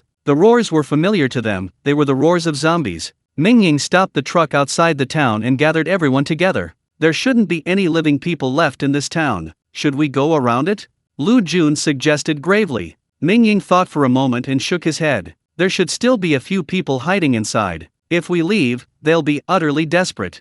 The others were startled, then nodded deeply. Zhang Yun looked at Mingying with a piercing gaze, his expression enigmatic. If this town had 10,000 people, and most were dead or had turned into zombies, then the desperate situation facing the remaining hundreds, or even dozens, was unimaginable. But with just the 5 of us, I'm afraid it won't be enough to deal with the mutated beasts and zombies in this town, Naishu frowned. Let's save as many as we can, Mingying sighed. We'll rush in, stay for only 10 minutes, and then rush out. Just as the group was discussing, a figure was seen moving quickly along a wall in the town. It was a young man, carrying a fire axe. His face was still somewhat youthful, but his gaze was incredibly resolute. Brother Jun, be careful. Behind him followed 2 other young men, also armed. The young man called Brother Jun nodded and made an okay gesture. Immediately, the other 2 men caught up. The 3 huddled together, and one of them whispered, Brother Jun, are you sure there are only 3 zombies in that supermarket? And a lot of food? Definitely, I saw them from afar yesterday, the young man, Brother Jun, said confidently.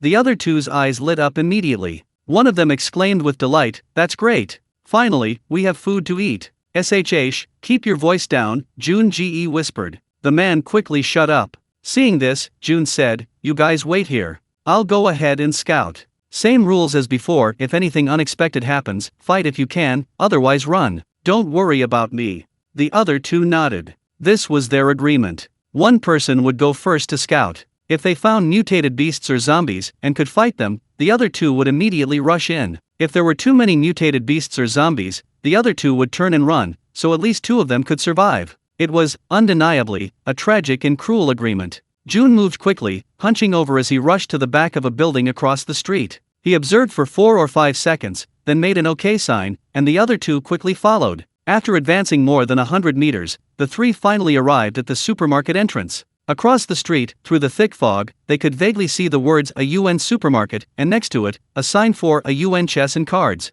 Ha! The zombies in the supermarket are gone. The 3 observed for a moment and were overjoyed to find that the zombies that had been wandering around the supermarket were gone. It must have been the commotion last night that attracted them away, one of them whispered. Be careful, let's sneak over and collect as much instant noodles, candy, and the like as possible. Be quick, once we've collected them, we're out, Jun called out. Then, crouching low, they slipped into the small supermarket. As soon as they entered, their eyes lit up. The supermarket wasn't big, but the shelves were full of goods. And the zombies that had been wandering around were definitely gone. Quick, fill a bag and we're out. Jun was also incredibly excited, rushing to the shelves, unzipping his backpack, and quickly stuffing it with things. There were noodles, sugar, pickled vegetables. The other 2 were equally excited and began a rapid sweep. But while the 3 were gathering supplies, upstairs in the supermarket was a card room with 7 or 8 mahjong tables scattered about. More than a dozen people lay sprawled on the floor, their faces ashen and devoid of color. These were all dead. Suddenly, one of them abruptly opened his eyes, revealing crimson pupils, and then sprang to his feet.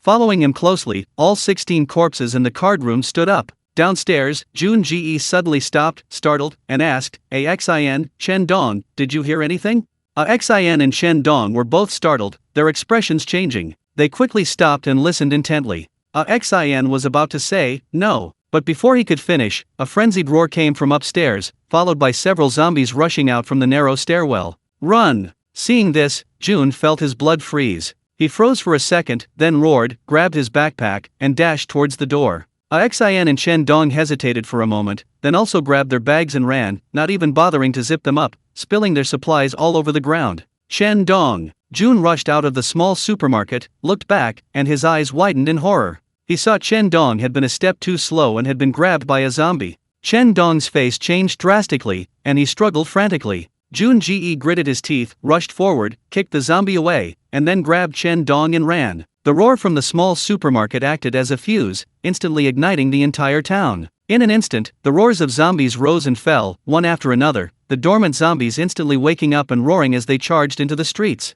It's over, it's over. Jun Ge felt a chill run through his body as he listened to the roars of zombies filling the town. Jun Ge, I. Suddenly, Chen Dong's face turned deathly pale, and he screamed. His right arm was already covered in blood, he had been scratched by a zombie. Chen Dong. Jun Ge's face changed drastically at the sight, despair filled him. Jun Ge, tears streaming down his face, suddenly shouted, throwing his backpack to Jun Ge, and then turning to block the zombies himself. Xin, let's go. Jun Ji grabbed the backpack, gritted his teeth, and turned to run. Dongzi. Xin watched Chen Dong's figure disappear into the thick fog, his face contorted in pain, and hurriedly followed Jun Ji, running after him. Outside the town, Mingying and the others also heard the sudden roars of the zombies echoing through the town, and they were all shocked. Go, the people in the town have been discovered.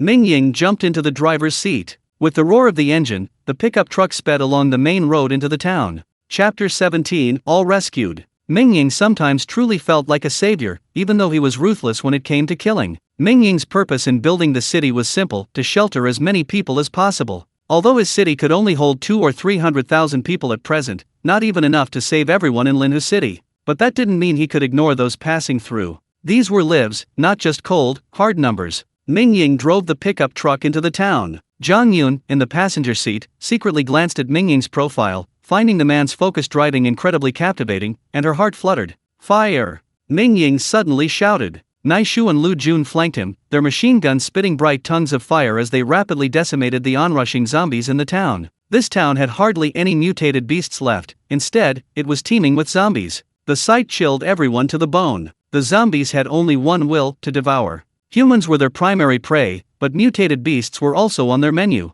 I reckon 90% of the town's inhabitants have become zombies, Mingying thought inwardly, slamming his foot on the accelerator of the pickup truck. With a deafening crash, a zombie charging at them was sent flying by the pickup, its dark brown blood splattering onto the windshield. In the driver's seat, Zhang Yun and Zhou Fang, never having witnessed anything like this before, clenched their fists, their hearts pounding. Mingying, on the other hand, remained calm and composed. After all, Mingying had done this far too many times before. Brother Jun, gunshots. Very frequent ones. Someone's coming to rescue us. The young man called Xin exclaimed joyfully upon hearing the gunfire from Naishu and the others. Brother Jun was equally overjoyed, shouting, "Charge!" The two quickened their pace, but 7 or 8 zombies had already surrounded them. The initial 7 or 8 zombies seemed to have killed Chen Dong, who was covering their retreat, and now they roared and chased after them. "It's over, we can't get out." Brother Jun's heart sank as he saw zombies all around. Just then, a blood-stained pickup truck roared out of the thick fog, directly knocking away 4 or 5 zombies in front of Brother Jun and Xin. Then, with a screeching of brakes, the pickup truck stopped just before hitting the two. "They're here!" Brother Jun and Xin were overjoyed. Mingying pushed open the car door, appeared in front of the two men in a flash, and said with a faint smile, "Kids, you're saved." Jun Ji, who had been beaming with joy, was stunned when he suddenly realized that only 5 people had come to his rescue. He exclaimed, "Just you few? What? Not enough?" Mingying laughed, brandishing his spear, and charged directly into the pursuing horde of zombies. With a flash of spear light, Mingying took a step forward, instantly killing 3 zombies with his spear. He took another step forward, instantly killing 3 more. In a few leaps, Mingying had wiped out all the zombies on the street, then returned to the pickup truck. This. Jun Ji and Xin were both dumbfounded. "What? Aren't you leaving?" Mingying climbed into the driver's seat and laughed. The two men snapped out of their daze. Jun Ji hesitated, glancing behind him. My good brother didn't catch up." Mingying's gaze sharpened. He shook his head. "Let's go, your brother can't keep up." A flicker of pain crossed Jun Ji's eyes. Mingying noticed it, but felt even more pleased. "Jun Ji, let's go." Xin patted Jun Ji's shoulder. Jun Ji sighed and, together with Xin, hurriedly climbed into the open back of the pickup truck. "Haha, this kid scared the crap out of him," Naishu laughed, seeing the wet patch on Xin's pants. No. Xin blushed and quickly denied it. "By the way, do you guys have any more companions?" Mingying called out. Jun was stunned for a moment upon hearing this, then his heart pounded with shock. He thought to himself, if this super expert could join us, he could definitely lead us to survival. Thinking this, Jun quickly said, yes, we still have over 100 people, all hiding in the underground parking garage of Manhwa residential area. Come on, I'll take you there. A moment later, Mingying's pickup truck roared into the underground parking garage of an abandoned residential area. "Who is it?" A dozen people suddenly rushed out of the underground garage. "It's me, Jun," Jun shouted hurriedly. "Junzi is back." The dozen or so people breathed a sigh of relief. The leader was a middle-aged man. The group pushed open a huge iron gate with all their might. Mingying drove directly inside, and the gate quickly closed. Soon afterward, the howls of zombies and frantic knocking could be heard outside. The group held their breath and waited for a few minutes before the zombies outside slowly dispersed. "Phew, the zombies are finally gone." Someone breathed a long sigh of relief, then looked curiously at Mingying and the others. "Junzi, who are these people?" the middle-aged man at the head of the group asked, glancing briefly at Mingying and his companions. His gaze sharpened when he saw the bullet belt wrapped around Naishu's body and the heavy machine gun in his hand. At this moment, the people in the basement also gathered around. Mingying roughly counted about 100 people. "Uncle Liang, I was only able to come back alive thanks to these people. They want to join us," Zhang Jun introduced Mingying to the crowd. "Oh." The middle-aged man at the head of the group's eyes lit up, and he nodded, "Thank you all." Mingying waved his hand and smiled, "It's nothing. Junzi, where's Chen Dong?" Suddenly, a middle-aged woman stepped forward from the crowd, exclaiming in alarm. Zhang Jun's expression froze upon hearing this. He paused for a moment, then whispered, "Chen Dong, he was killed by the zombies." "What?" The middle-aged woman was struck dumb, crying out, "Danzi," before fainting. Mingying observed all this but said nothing. Sigh. Uncle Liang sighed, then looked at Mingying and the others, his eyes lighting up especially when he saw the heavy machine gun in Naishu's hand. He smiled and said, "Welcome, everyone." Mingying waved his hand and smiled, "We've come today to take you away." "What?" Everyone was stunned, including Junzi and Axon. "Take us away? More than 100 of us, you think you can take us all?" At that moment, this thought crossed everyone's mind. "Brother, there are thousands of zombies outside. With just this car, I doubt you can get us out." Uncle Liang hesitated. To be honest, if it were possible, Uncle Liang would definitely want to get out. But with Mingying and his 5 companions in just one car, Uncle Liang didn't quite trust them. "Don't worry about that. We have a plan, and we guarantee you won't be in any danger," Mingying said with a smile. "What plan?" Uncle Liang pressed. "I'll send you to another dimension," Mingying said. "What?" Uncle Liang was stunned, and the others were also stunned, then burst into laughter. "Are you crazy?" someone said, speechless. "Are you kidding us? These guys aren't running a pyramid scheme to scam food, are they?" Someone's expression suddenly turned serious, a hint of hostility creeping in. Zhang Jun and Axin were also stunned, unsure what to say. Although Mingying and the others had saved them, what Mingying was saying now seemed incredibly unreliable. "Brother, you're quite the humorist," Uncle Liang said with a wry smile. Mingying chuckled, stepping forward to appear beside Uncle Liang. "Don't resist," he said. Uncle Liang was startled by Mingying's sudden appearance. He was about to retaliate when he heard Mingying's words. He paused for a moment, then laughed, "All right, I'll see what you have to do." As he spoke, Uncle Liang relaxed. Mingying pressed down on Uncle Liang, and Uncle Liang vanished instantly. "What? Where's Uncle Liang?" The others were shocked. In an instant, more than a dozen people surrounded him, shouting, "Where did you take Uncle Liang?" Mingying moved Uncle Liang out of the mysterious space with a thought. This. Uncle Liang's eyes widened, his breath catching in his throat. Suddenly, he slapped his thigh, bursting with unprecedented joy, and knelt before Mingying, repeatedly saying, "A god. You're a god. Now you believe me?" Mingying smiled. "I'm not a god, but I can help you." Uncle Liang nodded repeatedly, then looked at the 100+ people around him and shouted, "Fellow villagers, we're saved. We're saved. That world has endless food, and no mutated beasts or zombies." He excitedly said to Mingying, "Come on, we're willing to go with you." "Good." Mingying smiled. A moment later, Mingying's pickup truck sped out of the basement and into the town. Naishu and Lu Jun opened fire with all their might, and a deafening roar of gunfire erupted. Half an hour later, Mingying's truck drove onto the black asphalt provincial highway, leaving all the zombies behind. "Let's go, keep going."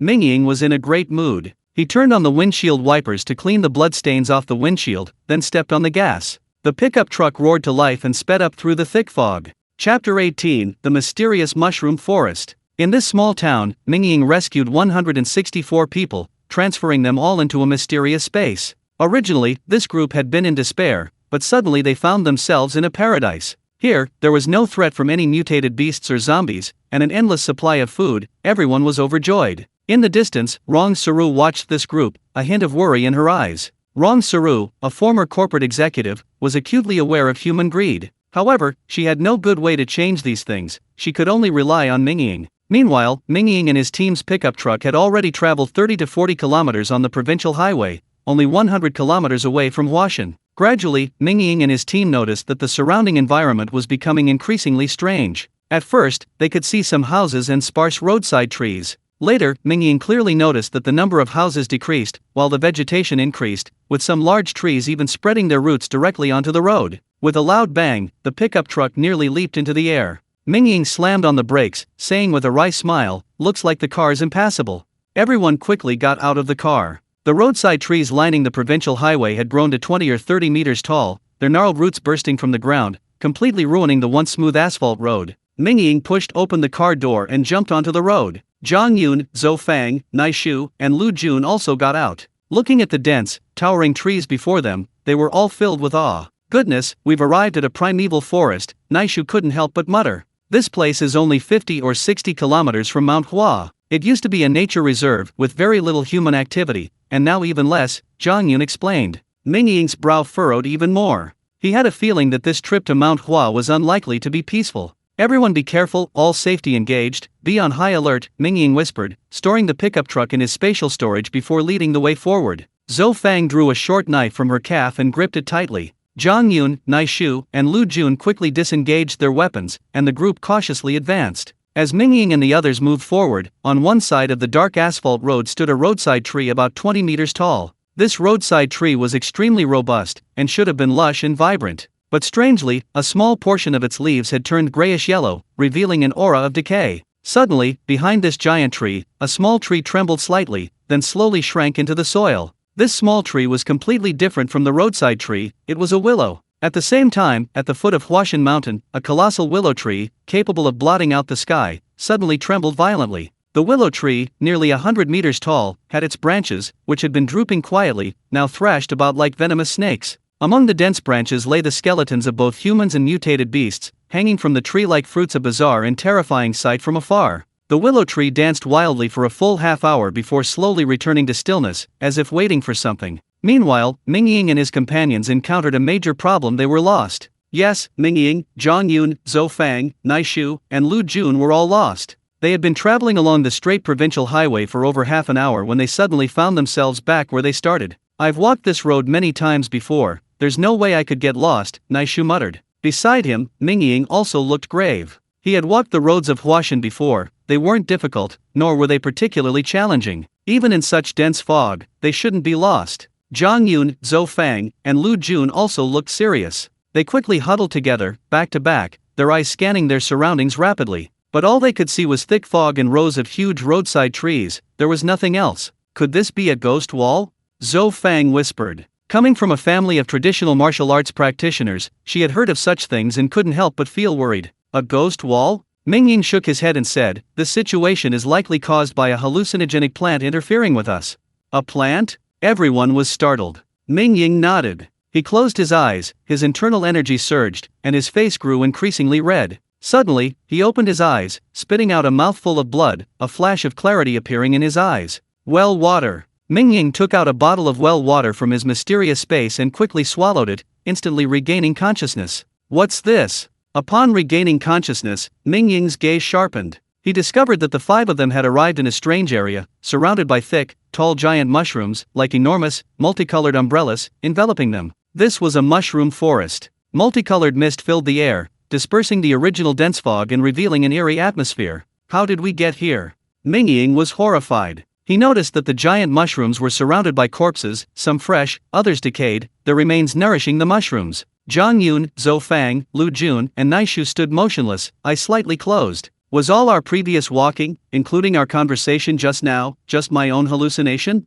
Mingying was startled, vaguely understanding the horror of this place. These mushrooms released a hallucinogenic toxin, attracting anyone or any mutated beast that came into contact with them, plunging them into endless hallucinations until they starved, thirst, and finally became nutrients. "Luckily I had well water, otherwise we would be dead for sure," Mingying thought with relief, quickly fetching water for Zhang Yun, Zhou Fang, Nai Shu, and Lu Jun. After regaining consciousness, the four of them seemed to be in a dream. "Where is this? Weren't we already at Flower Mountain?" Zhang Yun exclaimed. "Ha! Weren't we surrounded by zombies?" Lu Jun asked, still shaken. Zhou Fang and Nai Shu also stared intently, clearly trapped in different illusions. "Now that everyone's awake, we need to find a way out," Mingying said in a deep voice, quickly surveying his surroundings. But all they could see were giant mushrooms, there was no way to find an exit. "Then let's destroy it."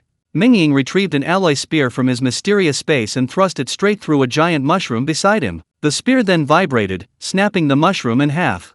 Dark green liquid gushed down the broken stem, quickly soaking the ground and emitting a captivating fragrance. "Careful, put some of this medicine in your mouth." Mingying handed each person a bottle of well water before leading the way. But just then, a series of sharp screeching sounds rang out. Everyone turned to look and their scalps tingled with fear. Through the towering giant mushrooms, they saw white figures rapidly moving through the mushroom forest, charging towards them. What? Rabbits! The group froze, stunned when they recognized the white figures. These white figures were actually enormous rabbits, though their appearance was truly terrifying. These rabbits, each as tall as a person, were covered in white fur, with terrifyingly bloodshot eyes. Most terrifyingly, they possessed fangs. Prepare for battle. Tonight's dinner is spicy rabbit. Mingying shouted, grabbing his alloy spear and charging forward. The others, initially tense, burst into laughter upon hearing Mingying's words. Click! Naishu raised his heavy rifle, laughing loudly, "You little rascals, Grandpa's here." Zhang Yun and Zhou Fang smiled wryly, while Lu Jun, the fastest, had already followed Mingying into the fray. Chapter 19, The Fall of a Comrade. The group of rabbits numbered about 16 or 17, far outnumbering Mingying and his group of 5. However, everyone felt incredibly confident, simply because Mingying was at the forefront. With Mingying there, they felt completely at ease facing even the strongest enemy. In fact, Mingying did not disappoint. Wielding an alloy spear, he charged headlong into the rabbit horde. A hazy spear shadow soared into the sky, and Mingying instantly killed 3 rabbits. Then, a short alloy spear suddenly appeared in his hand, swiftly piercing the body of another rabbit. In an instant, Mingying had killed 4 mutated rabbits. However, there were still 16 rabbits in total, and more than 10 bypassed Mingying, lunging at Lu Jun and Zhou Fang who were close behind. Come on! Lu Jun's eyes sharpened. His legs were strong and powerful, and he moved with incredible speed, leaping and dodging through the rabbit horde, skillfully avoiding the attacks of several rabbits. Lu Jun, wielding a short alloy spear, darted to the side of a rabbit, forcefully thrusting the spear into its body before delivering a powerful kick. With a resounding thud, the rabbit, as tall as a person, was sent flying through the air by Lu Jun's kick, letting out a mournful cry before crashing to the ground motionless. Meanwhile, Zhou Fang, not to be outdone, moved with lightning speed, transforming into a black shadow. Her alloy short knife slashed across the neck of a rabbit, its head flying into the air. Good! Mingying's eyes lit up, and he smiled. In terms of combat skills, Lu Jun and Zhou Fang were the strongest. At the same time, gunfire erupted. Naishu and Zhang Yun opened fire. Naishu, wielding a heavy machine gun, sprayed bullets at several mutated rabbits nearby, while Zhang Yun, carrying a heavy sniper rifle, fired a mutated rabbit through the air with a thud. Mingying, not idle for a moment, transformed his alloy spear into a scythe of death. The 16 mutated rabbits were annihilated in an instant. Afterward, Mingying clapped his hands, sending all the rabbits into the mysterious space. Just as he was about to speak, he suddenly heard a series of whistling sounds. Mingying felt the whistling sound was strangely familiar, but he couldn't immediately recall where he had heard it before. However, when Naishu heard the whistling sound, his expression changed drastically, and he exclaimed, "Willow Tree! It's Willow Tree's voice!" What? Mingying was shocked, his mind reeling. Willow Tree? Wasn't Willow Tree burned to death? Is there still one? Before Mingying could think further, countless willow branches spread through the thick fog, instantly enveloping everyone. What? Branches this thick? 4th or 5th rank. Mingying felt a chill run down his spine upon seeing the branches, each as thick as a human arm. Even the tips of the branches were as thick as a human arm. Just how enormous must this willow tree be? It was definitely far larger than the one Mingying had killed in Linhu City that day. Gather together. Gather together. Mingying shouted urgently. If it was a 4th or even 5th rank willow tree, the others might not be of much help here. It would be safer to enter the mysterious space as soon as possible. However, in fact, this willow tree was the very one Mingying had burned to death in Linhu City. As the saying goes, enemies are especially hostile when they meet. This willow tree, having moved from 40 or 50 kilometers away to this mushroom forest, was unlikely to let Mingying off easily. Countless willow branches rained down on the group like a storm, like countless spears, blocking all their escape routes. Enter the mysterious space. Mingying flashed to Lu Jun's side, directly taking him into the mysterious space, then instantly appeared beside Zhou Fang, moving her in as well. However, due to the need for long-range shooting, Zhang Yun and Naishu were now more than 20 meters away from Mingying, making it too late to rush to their aid. This is troublesome. Mingying was extremely anxious, but the willow branches had already arrived. Mingying's alloy spear danced wildly, transforming into countless spear shadows, snapping countless branches, which fell like rain. Fuck you. At this moment, Naishu had also gone mad, his heavy machine gun transforming into a fiery dragon, unleashing a deluge of fire upon the willow branches in front of him. Good. Mingying's face lit up upon seeing this. Heavy firepower was effective against these willow branches. If he could hold out for even a second, Mingying would be able to get there. However, the next second, Mingying was horrified to discover that Zhang Yun didn't have a heavy machine gun. She only had a heavy sniper rifle, completely incapable of dealing with the overwhelming swarm of willow branches. Run backwards. Mingying shouted. Zhang Yun had already turned and run, but having just become an evolved being, her running speed was no match for the speed of the willow branches flying towards her.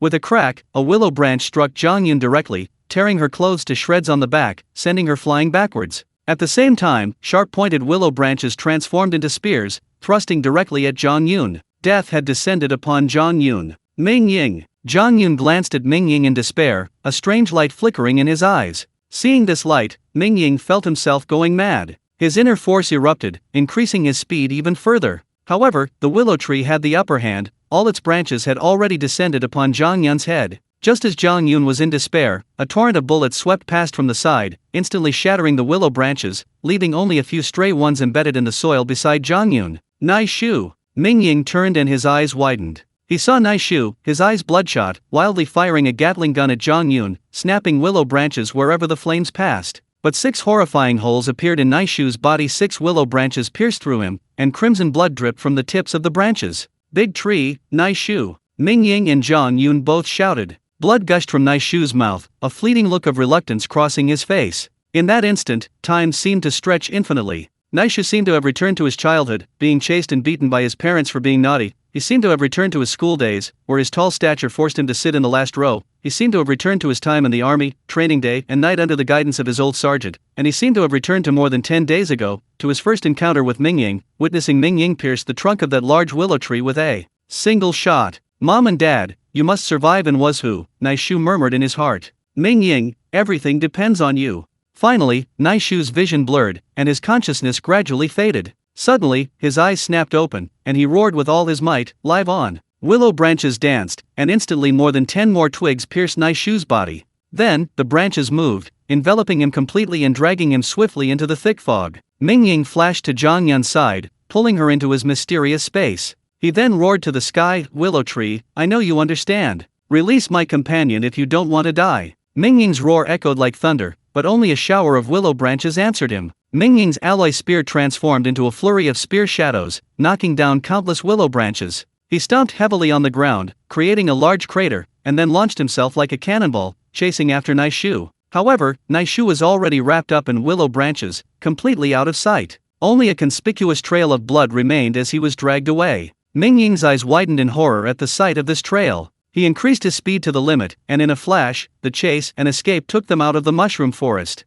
Mingying was closing the distance between himself and Naishu, now only 10 meters away, and he was about to catch up. Suddenly, the willow branch cocoon enveloping Naishu shattered with a deafening roar, sending large chunks of flesh and blood flying. Then, countless willow branches quickly retreated, disappearing without a trace, leaving Mingying standing there dumbfounded, staring blankly at the scattered flesh and blood before him. Naishu. Mingying felt a buzzing in his head. Memories of his past and present lives flooded back. That seemingly fierce and domineering man, but actually lively and carefree at heart, that comrade who sacrificed his life to save his companions, he would never return. Chapter 20 Zhang Yun's changes. Naishu was dead, a death Mingying hadn't anticipated. In his past life, this tall, strong man had fought alongside him for 9 years, always alive and well. In this life, Mingying had foreseen the apocalypse, mastered martial arts ahead of time, and possessed extraordinary treasures like a mysterious space and well water. Yet, even with all these advantages, Naishu still died, and several years earlier than in his previous life.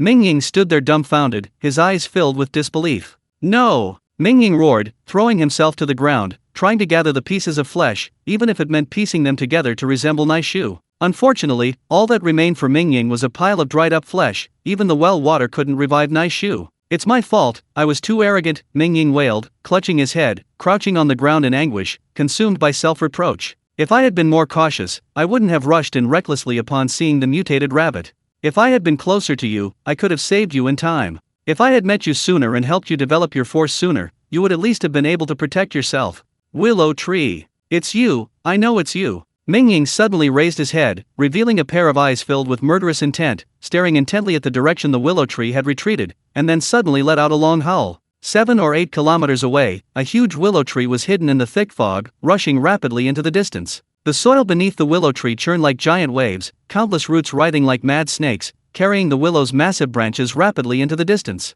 After Mingying's howl, the willow tree increased its speed even further, rushing towards Flower Mountain without looking back. This person's strength has improved too quickly. If he catches up, it will likely end the same way as last time. A voice actually came from within the willow tree. The willow tree spoke. Mingying howled for over 2 minutes, seemingly trying to release all the regret pent up in his chest, but finally, exhausted, he collapsed to the ground. Mingying thought for a moment, then moved Zhang Yun, Zhou Fang, Lu Jun, and the others out of the mysterious space. The three of them, as soon as they emerged, asked anxiously, Mingying, what happened? Zhang Yun, in particular, immediately looked around. Mingying, where's Naishu? Zhang Yun asked urgently. She was the last to enter the mysterious space. In the last second, she clearly saw Naishu pierced through the body by several willow branches, but after returning to the mysterious space, she couldn't find him for a long time, and she already had a bad feeling. Mingying didn't answer her. What's this? Zhou Fang, with her keen eye, immediately noticed the pieces of flesh on the ground.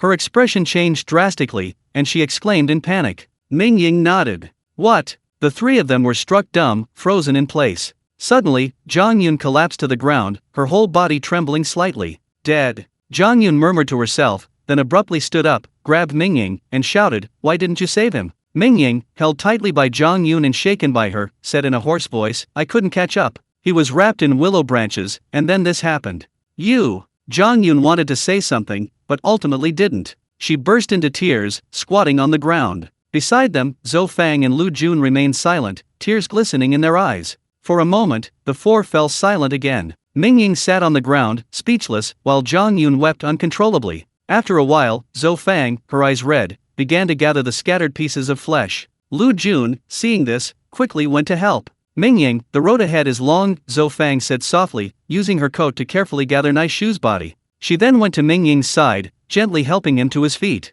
Mingying nodded. I know. In his past life, Mingying had experienced many separations and deaths. After venting his emotions, he forced himself to suppress his grief and calm himself down. Zhang Yun, you? Suddenly, Lu Jun exclaimed in surprise. Zhang Yun, her eyes bloodshot, stood up, radiating a violent aura. Harmony between heaven and man? Mingying was taken aback. Can we kill that strange tree if we go after it now? Zhang Yun asked, her eyes filled with a crazed killing intent. Mingying thought for a moment, then shook his head, saying, even if we catch up, we probably won't be able to kill it. Okay. Zhang Yun nodded, then walked to the side and sat down quietly. About 10 minutes later, Zhang Yun let out a long breath, stood up, and had returned to normal. However, Mingying keenly sensed that Zhang Yun's evolution had improved again, even reaching the second tier. But the Zhang Yun at this moment was clearly different from the Zhang Yun before. The Zhang Yun of the past was a capable, decisive, carefree, and somewhat naive young lady. Now, however, Zhang Yun had a deep-seated resentment, and her whole demeanor was much more gloomy. Perhaps, Naishu's death to save her had given her too much of a shock. We'll burn this mushroom forest down and then continue. Mingying tried to change the subject. He took out a bottle of well water, drank some, then retrieved gasoline from his mysterious space and stepped into the mushroom forest. Moments later, a massive fire erupted, accompanied by sharp, piercing screams that seemed like demonic wraiths. Countless giant mushrooms rapidly withered, turning charred black. The fire raged for over an hour before slowly dying down. Once the mushroom forest was completely destroyed, Mingying and his companions resolutely turned and strode towards Huashan Mountain. Just as Mingying and his group left the burned mushroom forest, in the official fortress of Linhe City, Yu Dongchuan leaned back in his chair, looking exhausted, and rubbed his eyes. He hadn't rested for 3 whole days. After Mingying left, he had initially felt a secret joy and a sense of relief. But within 2 days, Yu Dongchuan discovered with despair that the mutated beasts surrounding Linhe City had become even stronger. These mutated beasts were evolving rapidly, changing almost daily. Initially, the security team's submachine guns were effective at killing them, but later, only rifles could keep up. Later still, even the most common mutated creatures, transformed from house cats and dogs, required heavy machine guns to kill, and some with thick hides even required heavy sniper rifles and armor-piercing rounds. However, these 2 weapons weren't easily obtained. On average, a security squad only had 1 heavy sniper rifle. In the past 2 days, the number of casualties among the security squad had skyrocketed. Of the more than 100 kilograms of medicine Mingying had left behind, over 10 kilograms had already been used. At this rate, the medicine would run out in less than 10 days. And at this time, Mingying had vanished without a trace. Only now did Yu Dongchuan fully realize how shallow his previous ulterior motives towards Mingying had been. In fact, it wasn't that Mingying couldn't live without Linhe City, but rather that Linhe City couldn't live without Mingying. Secretary Lu, have Huayu come over, Yu Dongchuan called out, his voice filled with exhaustion. A moment later, Huayu, looking equally haggard, pushed open the door and entered. As soon as he stepped inside, he said directly, Commander, let's tighten the defenses. We can't hold them any longer. Yu Dongchuan smiled bitterly and nodded, saying, let's tighten them, but that means we won't be able to gather supplies in Linhu City. Food rations will have to be reduced further, and the security situation in the safe zone will likely deteriorate rapidly. Hua Yu nodded and said, we've already prepared a contingency plan. We're ready to launch a swift and decisive crackdown. You arrange that, Yu Dongchuan nodded. Just as the two were talking, a loud explosion suddenly rang out. Both men's expressions changed drastically upon hearing the sound. Commander, 4 giant elephants have been spotted in the southern area of the city. Our tanks have opened fire. Secretary Lu pushed open the door and quickly turned on the office television, broadcasting the live footage. 4 giant elephants? Yu Dongchuan felt his heart skip a beat. Chapter 21 Where is the God of Light? 1 giant elephant nearly destroyed half of the southern part of the city, and now 4 have appeared at once? The television screen flickered a few times, then showed images of the southern part of the city. On the screen, 4 jet black, long-haired elephants were rampaging through the dense buildings. Not far away, a tank had been crushed, lying flat on the roadside, reduced to a pile of scrap metal. Yu Dongchuan and Hua Yu's eyes narrowed at the sight. They exchanged a glance, both seeing shock and worry in each other's eyes. Meanwhile, on Linhuzhijia, a Chinese online forum, a post quickly rose to the top of the home page. What was that loud noise? It sounded like artillery fire.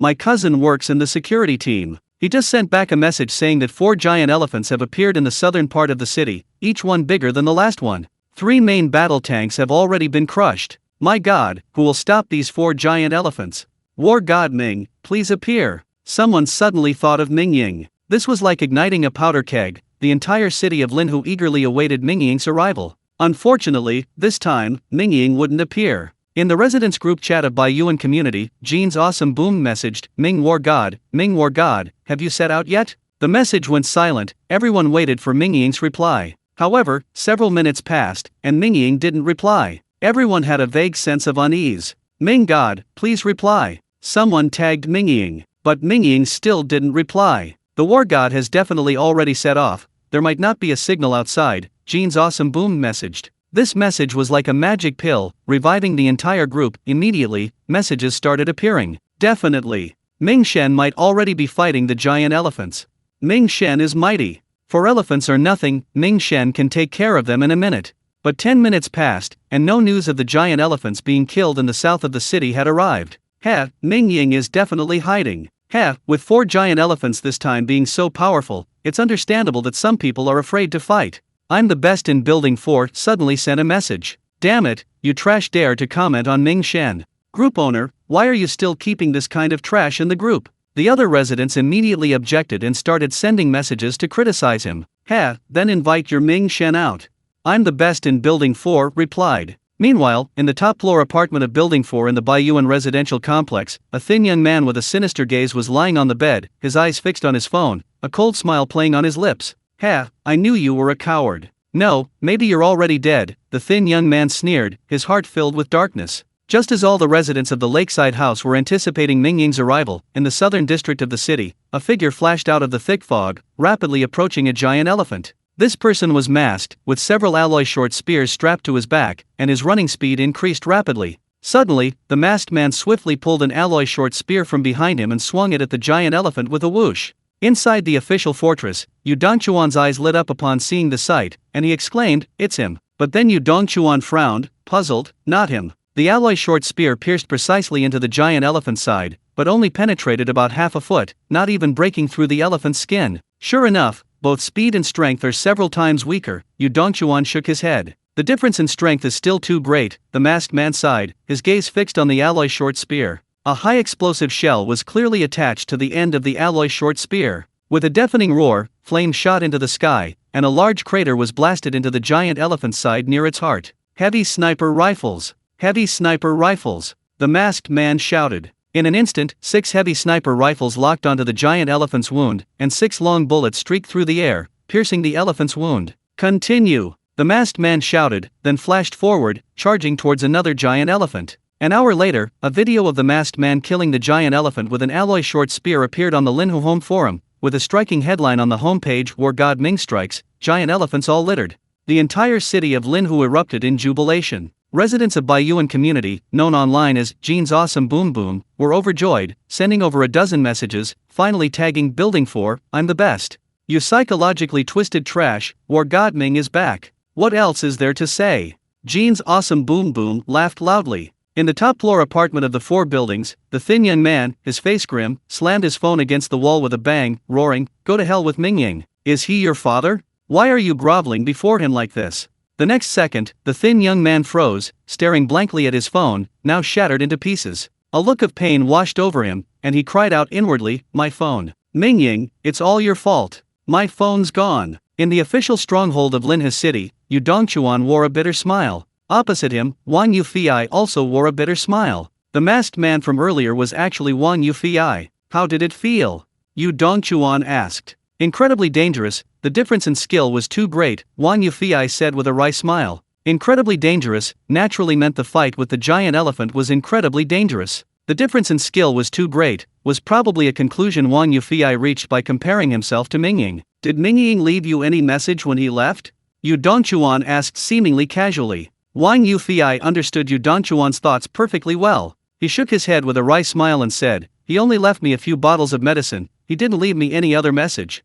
Oh. Yu Dongchuan nodded without saying anything. Wang Yufei chatted with Yu Dongchuan for a few moments, then got up to leave. Yu Dongchuan remained silent for a long time, pondering several questions. Wang Yufei has been cultivating internal energy for over 10 days, but judging from his performance today, he's still far from being as strong as when Mingying first dealt with the giant elephant, let alone compared to Mingying later on. It seems the Special Forces team's development needs to be accelerated. Sigh, we don't have enough medicine.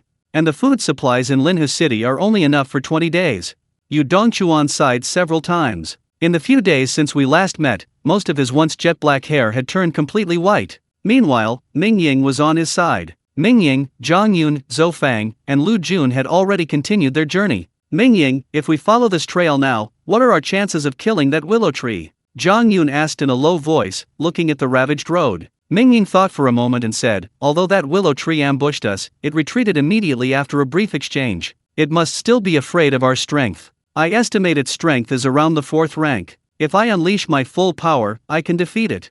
Zhang Yun, Zhou Fang, and Lu Jun's eyes lit up upon hearing this. However, Mingying's next words chilled them to the bone. Mingying said, "Defeating it is easy, but completely annihilating it is beyond my current capabilities." "Why?" Zhang Yun pressed. "Last time I defeated it, and even set it on fire with gasoline. Later, the security team even used Molotov cocktails, but it still managed to escape," Mingying said, shaking his head. "Then there's nothing we can do about it?" Zhang Yun, Zhou Fang, and Lu Jun all looked grim. "No," Mingying shook his head. The 3 of them immediately brightened up. "Once I become a 6th-tier evolver, it will be dead for sure." Mingying's gaze was icy. Naishu's death was a huge pain in Mingying's heart. If he couldn't get revenge, Mingying would feel a burning resentment. "So you're not going to get revenge now?" Zhang Yun asked coldly. "Revenge? Why wouldn't I? Let's collect some interest first," Mingying said coldly, then sped up, running wildly along the tracks left by the willow tree. Zhang Yun's eyes shone brightly, his inner energy surged, and he exuded an astonishing aura, instantly increasing his speed several notches. Zhou Fang and Lu Jun were also full of fighting spirit, closely following Mingying as he ran.